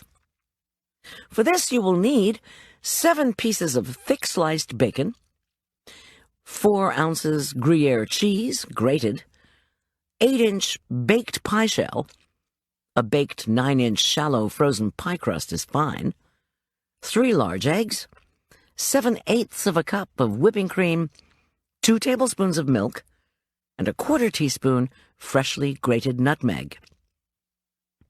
Cook the bacon until crisp. Drain thoroughly and pat with paper towels. Cut each slice of bacon into 4 equal pieces. Evenly distribute first the bacon, then the cheese over the pastry crust. Set aside. Preheat the oven to 350 degrees Fahrenheit. In a large mixing bowl, beat the eggs until they are thoroughly combined. Beat in the cream and milk, then sprinkle on the nutmeg and stir until combined. Pour over the bacon and cheese and set carefully in the preheated oven. Bake for 30 to 40 minutes, or until the quiche has puffed and browned slightly and is set in the middle. Check with a spoon to make sure there is no uncooked liquid in the center of the quiche. Serve immediately. This recipe makes 6 servings. Today only, avocado shrimp boats. You will need 10 ounces of thoroughly washed, chilled inner leaves of a head of romaine lettuce, 3 ripe avocados, 30 cooked shelled small to medium-sized shrimp, chilled, 9 ripe cherry tomatoes, chilled, and 1 cup of champagne dressing, and the recipe will follow. Prepare the salad just before serving. Tear the romaine into bite-sized pieces and make a bed of them on a serving platter. Carefully peel the avocados, discard the pits and skin, and cut the avocados into halves. Trim a small disc from the bottom of each avocado half so that each one sits flat. Arrange the avocados, cut side up, on the bed of greens. Arrange 5 chilled shrimp in a sunburst pattern in the hollow of each avocado half. Halve the cherry tomatoes and arrange them around the avocados. Generously pour the champagne dressing over the shrimp-filled avocado boats and tomatoes. Serve at once. This recipe makes 6 servings, 1 boat per person. And here's that recipe for champagne dressing. You will need 1/3 of a cup of sugar, 1/3 cup best quality champagne vinegar, 1 tablespoon Dijon mustard, a 1/2 teaspoon of ground celery seed, a 1/2 teaspoon of salt, 1/4 teaspoon of freshly ground black pepper, 1/2 a medium-sized onion, that would be 3 to 3.5 ounces, cut into eighths, and 3/4 of a cup of canola oil. Into the bowl of a food processor fitted with the metal blade, place the sugar, vinegar, mustard, celery seeds, salt, pepper, and onion. Process until the onion is completely pulverized. Then, slowly dribble in the oil, processing until thoroughly emulsified. The dressing should not be kept more than 3 days.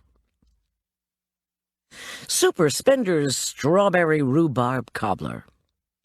For the fruit, you will need 1/2 to 2/3 of a cup of sugar, depending on the sweetness of the strawberries, 2 tablespoons of cornstarch, 1.5 pounds of strawberries, washed, trimmed, and halved, 1/2 pound of rhubarb, washed, trimmed, and cut into 1-inch pieces, and 1 teaspoon of vanilla extract. For the topping, you will need 3/4 of a cup of all-purpose flour, 3/8 of a teaspoon of baking powder, and if you're at high altitude, use 1/4 teaspoon of baking powder, 1/8 teaspoon of salt, 11 tablespoons, that's 1 stick plus 3 tablespoons, of unsalted butter, softened, 3/4 of a cup of sugar, 1 egg, 1/2 a teaspoon of vanilla extract, and vanilla ice cream or heavy cream. Preheat the oven to 375 degrees Fahrenheit. Butter a 9 by 13-inch pan or a 2-quart au gratin pan. For the fruit, in a small bowl, mix the sugar with the cornstarch. Place the trimmed fruit in a large bowl and pour the sugar mixture and vanilla over it. Mix together gently and pour into the prepared pan. For the topping, sift together the flour, baking powder, and salt and set aside. In the large bowl of an electric mixer, beat the butter until creamy and light. Add the sugar gradually, beating until light and smooth. Beat in the egg until thoroughly combined, then mix in the vanilla. Turn off the beater, and with a large wooden spoon, stir in the flour mixture just until all the ingredients are well combined. Using an ice cream scoop or other large spoon, drop the dough in large, even spoonfuls onto the fruit in the pan. Bake for 35 to 45 minutes, or until the topping is golden brown and the fruit is bubbling. Test for doneness by spooning up a small section of the middle of the topping. If it is like cake, it is done. If the topping is still a liquid yellow, bake until it is like cake. Serve warm with best quality vanilla ice cream or heavy cream, either poured or whipped. This recipe makes 6 large or 8 small servings. Add Guy's roast beef and gravy. You will need a 4 to 5 pound standing rib roast, prime grade, 1/2 teaspoon of salt, a 1/2 teaspoon of freshly ground black pepper, melted unsalted butter if necessary, a 1/4 cup of high-quality burgundy, a 1/4 cup of all-purpose flour, 3½ cups of homemade beef stock, or 2 tablespoons of beef bouillon granules dissolved in 3½ cups of boiling water. Preheat the oven to 450 degrees Fahrenheit. Take out a roasting pan with a rack and line the bottom underneath the rack with either a very large piece of foil that completely covers the bottom of the pan and can be folded up over the sides, or 2 pieces of foil that have been rolled tightly in the middle to form one large piece. The bottom of the pan should be completely covered with an airtight piece of foil. Use a paper towel to pat the roast dry. Then, season the roast with the salt and pepper. Place the roast, bone side down, on the rack. Insert an instant read digital thermometer into the roast so that the sensor is in the middle of the roast. Place the roast in the oven and immediately reduce the oven heat to 325 degrees. Roast until the temperature reads 115 degrees Fahrenheit. At this point, the beef is quite rare, but the cooking is not done yet.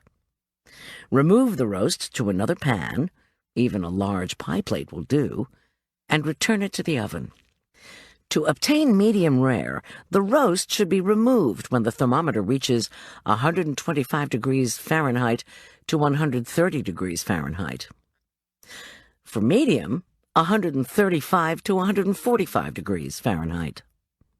If the thermometer reaches the desired temperature before the gravy is finished, remove the roast to a serving platter and tent it with foil. Drain off the fat in the bottom of the foil-covered pan and measure it. You should have 1/4 cup. If you have more, discard it. If you have less, add melted butter until you have 1/4 cup. Place this in a sauté pan over low heat. Pour the burgundy directly into the bottom of the foil-covered roasting pan and let it sit while you start on the gravy. Raise the heat under the sauté pan to medium-low and whisk the flour into the fat. Whisking constantly, cook the flour in the fat until the mixture just begins to bubble and turn color. Less than 5 minutes. Using a heat-proof plastic spatula, scrape the flavorful brown bits adhering to the foil into the wine. Stir this wine mixture into the cooking fat flour mixture. Whisking constantly, add the beef stock in a slow stream. When all the stock has been added, taste the gravy and correct the seasoning. Over medium-low to medium heat, whisk and cook the gravy until it thickens and bubbles. Serve hot with the roast beef. This recipe makes 4 to 6 servings.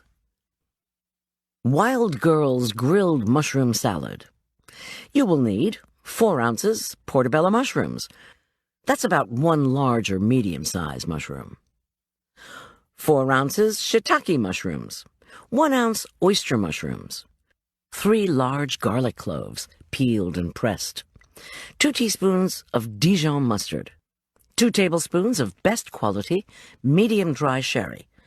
And a recommended brand would be Dry Sack. 2 tablespoons of balsamic vinegar. 6 tablespoons of extra virgin olive oil. Non-stick cooking spray. And 6 cups of field greens, like mesclun.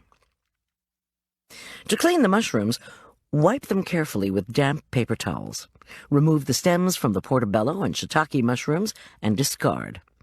Using a sharp knife, lightly trim the gills from the portobello mushroom and slice into 1 by 1 inch pieces. Slice the shiitakes in half. Weigh the mushrooms. You should have about 8 ounces total. In a large glass bowl, whisk together the garlic, mustard, sherry, and vinegar until well combined. Pour the oil into this mixture in a steady stream, whisking all the while. Place the mushrooms into this marinade and mix very carefully to coat all sides. Spray a grill with non-stick spray and preheat the grill for 5 minutes while the mushrooms marinate. Do not over-marinate the mushrooms, or their delicate flavor will be lost. Grill the mushrooms over medium-high to high heat for about 3 to 4 minutes per side, or until cooked through. Serve immediately on a bed of field greens. This recipe makes 4 servings as a side dish, or 2 servings as a main dish. And finally, chopping spree salad. You will need 1 pound of skinless, boneless chicken breasts, a 1/4 cup of fresh lime juice, a 1/4 cup of extra virgin olive oil, 1 large head of romaine lettuce, outer leaves removed, 4 canned hearts of palm, well rinsed, non-stick cooking spray, a 1/4 cup of pine nuts or blanched slivered almonds, a 1/2 cup of diced fresh jicama, 1 cup of seeded diced tomato, that's about 2 medium tomatoes, 1/2 cup of trimmed, thinly sliced scallions, that's about 2 scallions, and tangy lime dressing, and the recipe follows.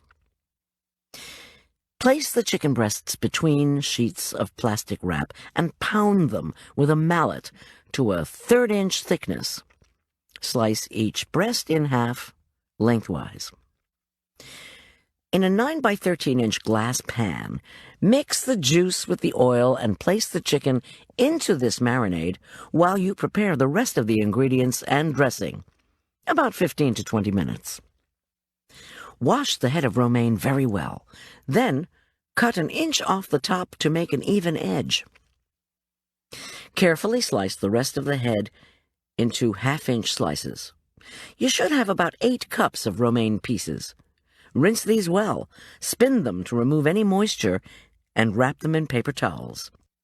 Chill until you are ready to assemble the salad.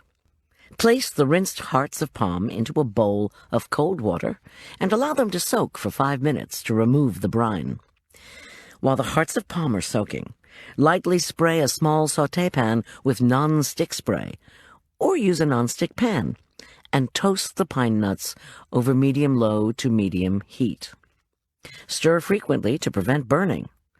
When the pine nuts are just beginning to turn golden brown, about 3 or 4 minutes, remove them from the heat, place on a plate to cool, and set aside until you are ready to assemble the salad. Remove the hearts of palm from the water, pat them dry with paper towels, and cut them into 1/4-inch discs. Wrap the pieces in a paper towel and chill until you are ready to assemble the salad. Dice the jicama and tomatoes. Slice the scallions and set aside. Spray the grill with non-stick spray and preheat the grill while you prepare the tangy lime dressing. Grill the chicken over medium-high to high heat for about 4 minutes per side, or until it is cooked through but not dry. Remove the chicken to a cutting board, cool slightly, and cut into bite-sized pieces. Place the lettuce, hearts of palm, jicama, tomatoes, scallions, and chicken in a large, attractive salad bowl. Toss with half of the dressing, then add the dressing by tablespoons until the salad is lightly dressed, not overdressed. You may have a bit of dressing left over. Sprinkle the toasted pine nuts on top and serve immediately. This recipe makes 4 large servings.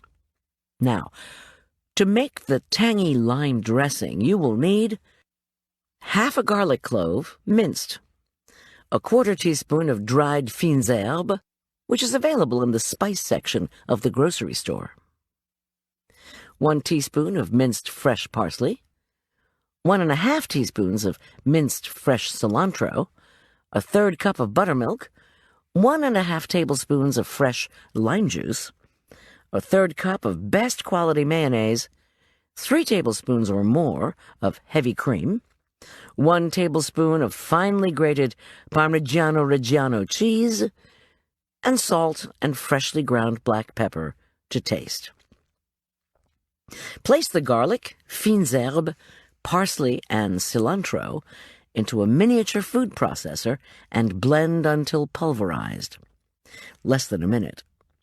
In a medium-sized bowl, whisk together the buttermilk with the lime juice and mayonnaise until well combined and smooth. Whisk in the garlic spice mixture, the cream, and the cheese, blending until smooth. Taste very carefully and add more cream if the dressing seems too tangy. Add salt judiciously, as the mayonnaise and cheese are already salty. Grind in some pepper and taste again. Use immediately.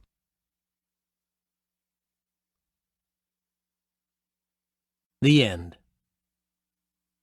You've been listening to Chopping Spree by Diane Mott Davidson, narrated by Barbara Rosenblatt. If you've enjoyed this book in this performance, Recorded Books recommends Gemini by Carol Casella, narrated by Mojan Marneau. Across the Puget Sound, in a rural hospital on the Olympic Peninsula, an unidentified patient lies unconscious, the victim of a hit and run. In Seattle, ICU Dr. Charlotte Reese receives a call. Jane Doe will be transferred to her care. But when the patient arrives, with only tubes keeping her alive, Charlotte has to dig through X-rays and MRIs to determine what went wrong on the operating table. Jane Doe's condition is getting worse each day, and Charlotte finds herself becoming increasingly consumed by her patient's plight, both medical and personal. Who is this woman? Why will no one claim her? Who should decide her fate if she never regains consciousness? As a doctor and a woman, Charlotte is forced to confront these issues head-on, especially when her boyfriend Eric, a science journalist, becomes involved in the case. But the closer Charlotte and Eric get to the truth, the more their relationship is put to the test. The key to unlocking Jane Doe's secret is opening their hearts to their own feelings about life and death, love and marriage, and each other. Recorded Books offers a wide selection of bestsellers, mysteries, classics, histories, and more. So look for us at your public library or on download sites online. And thank you for being a Recorded Books reader.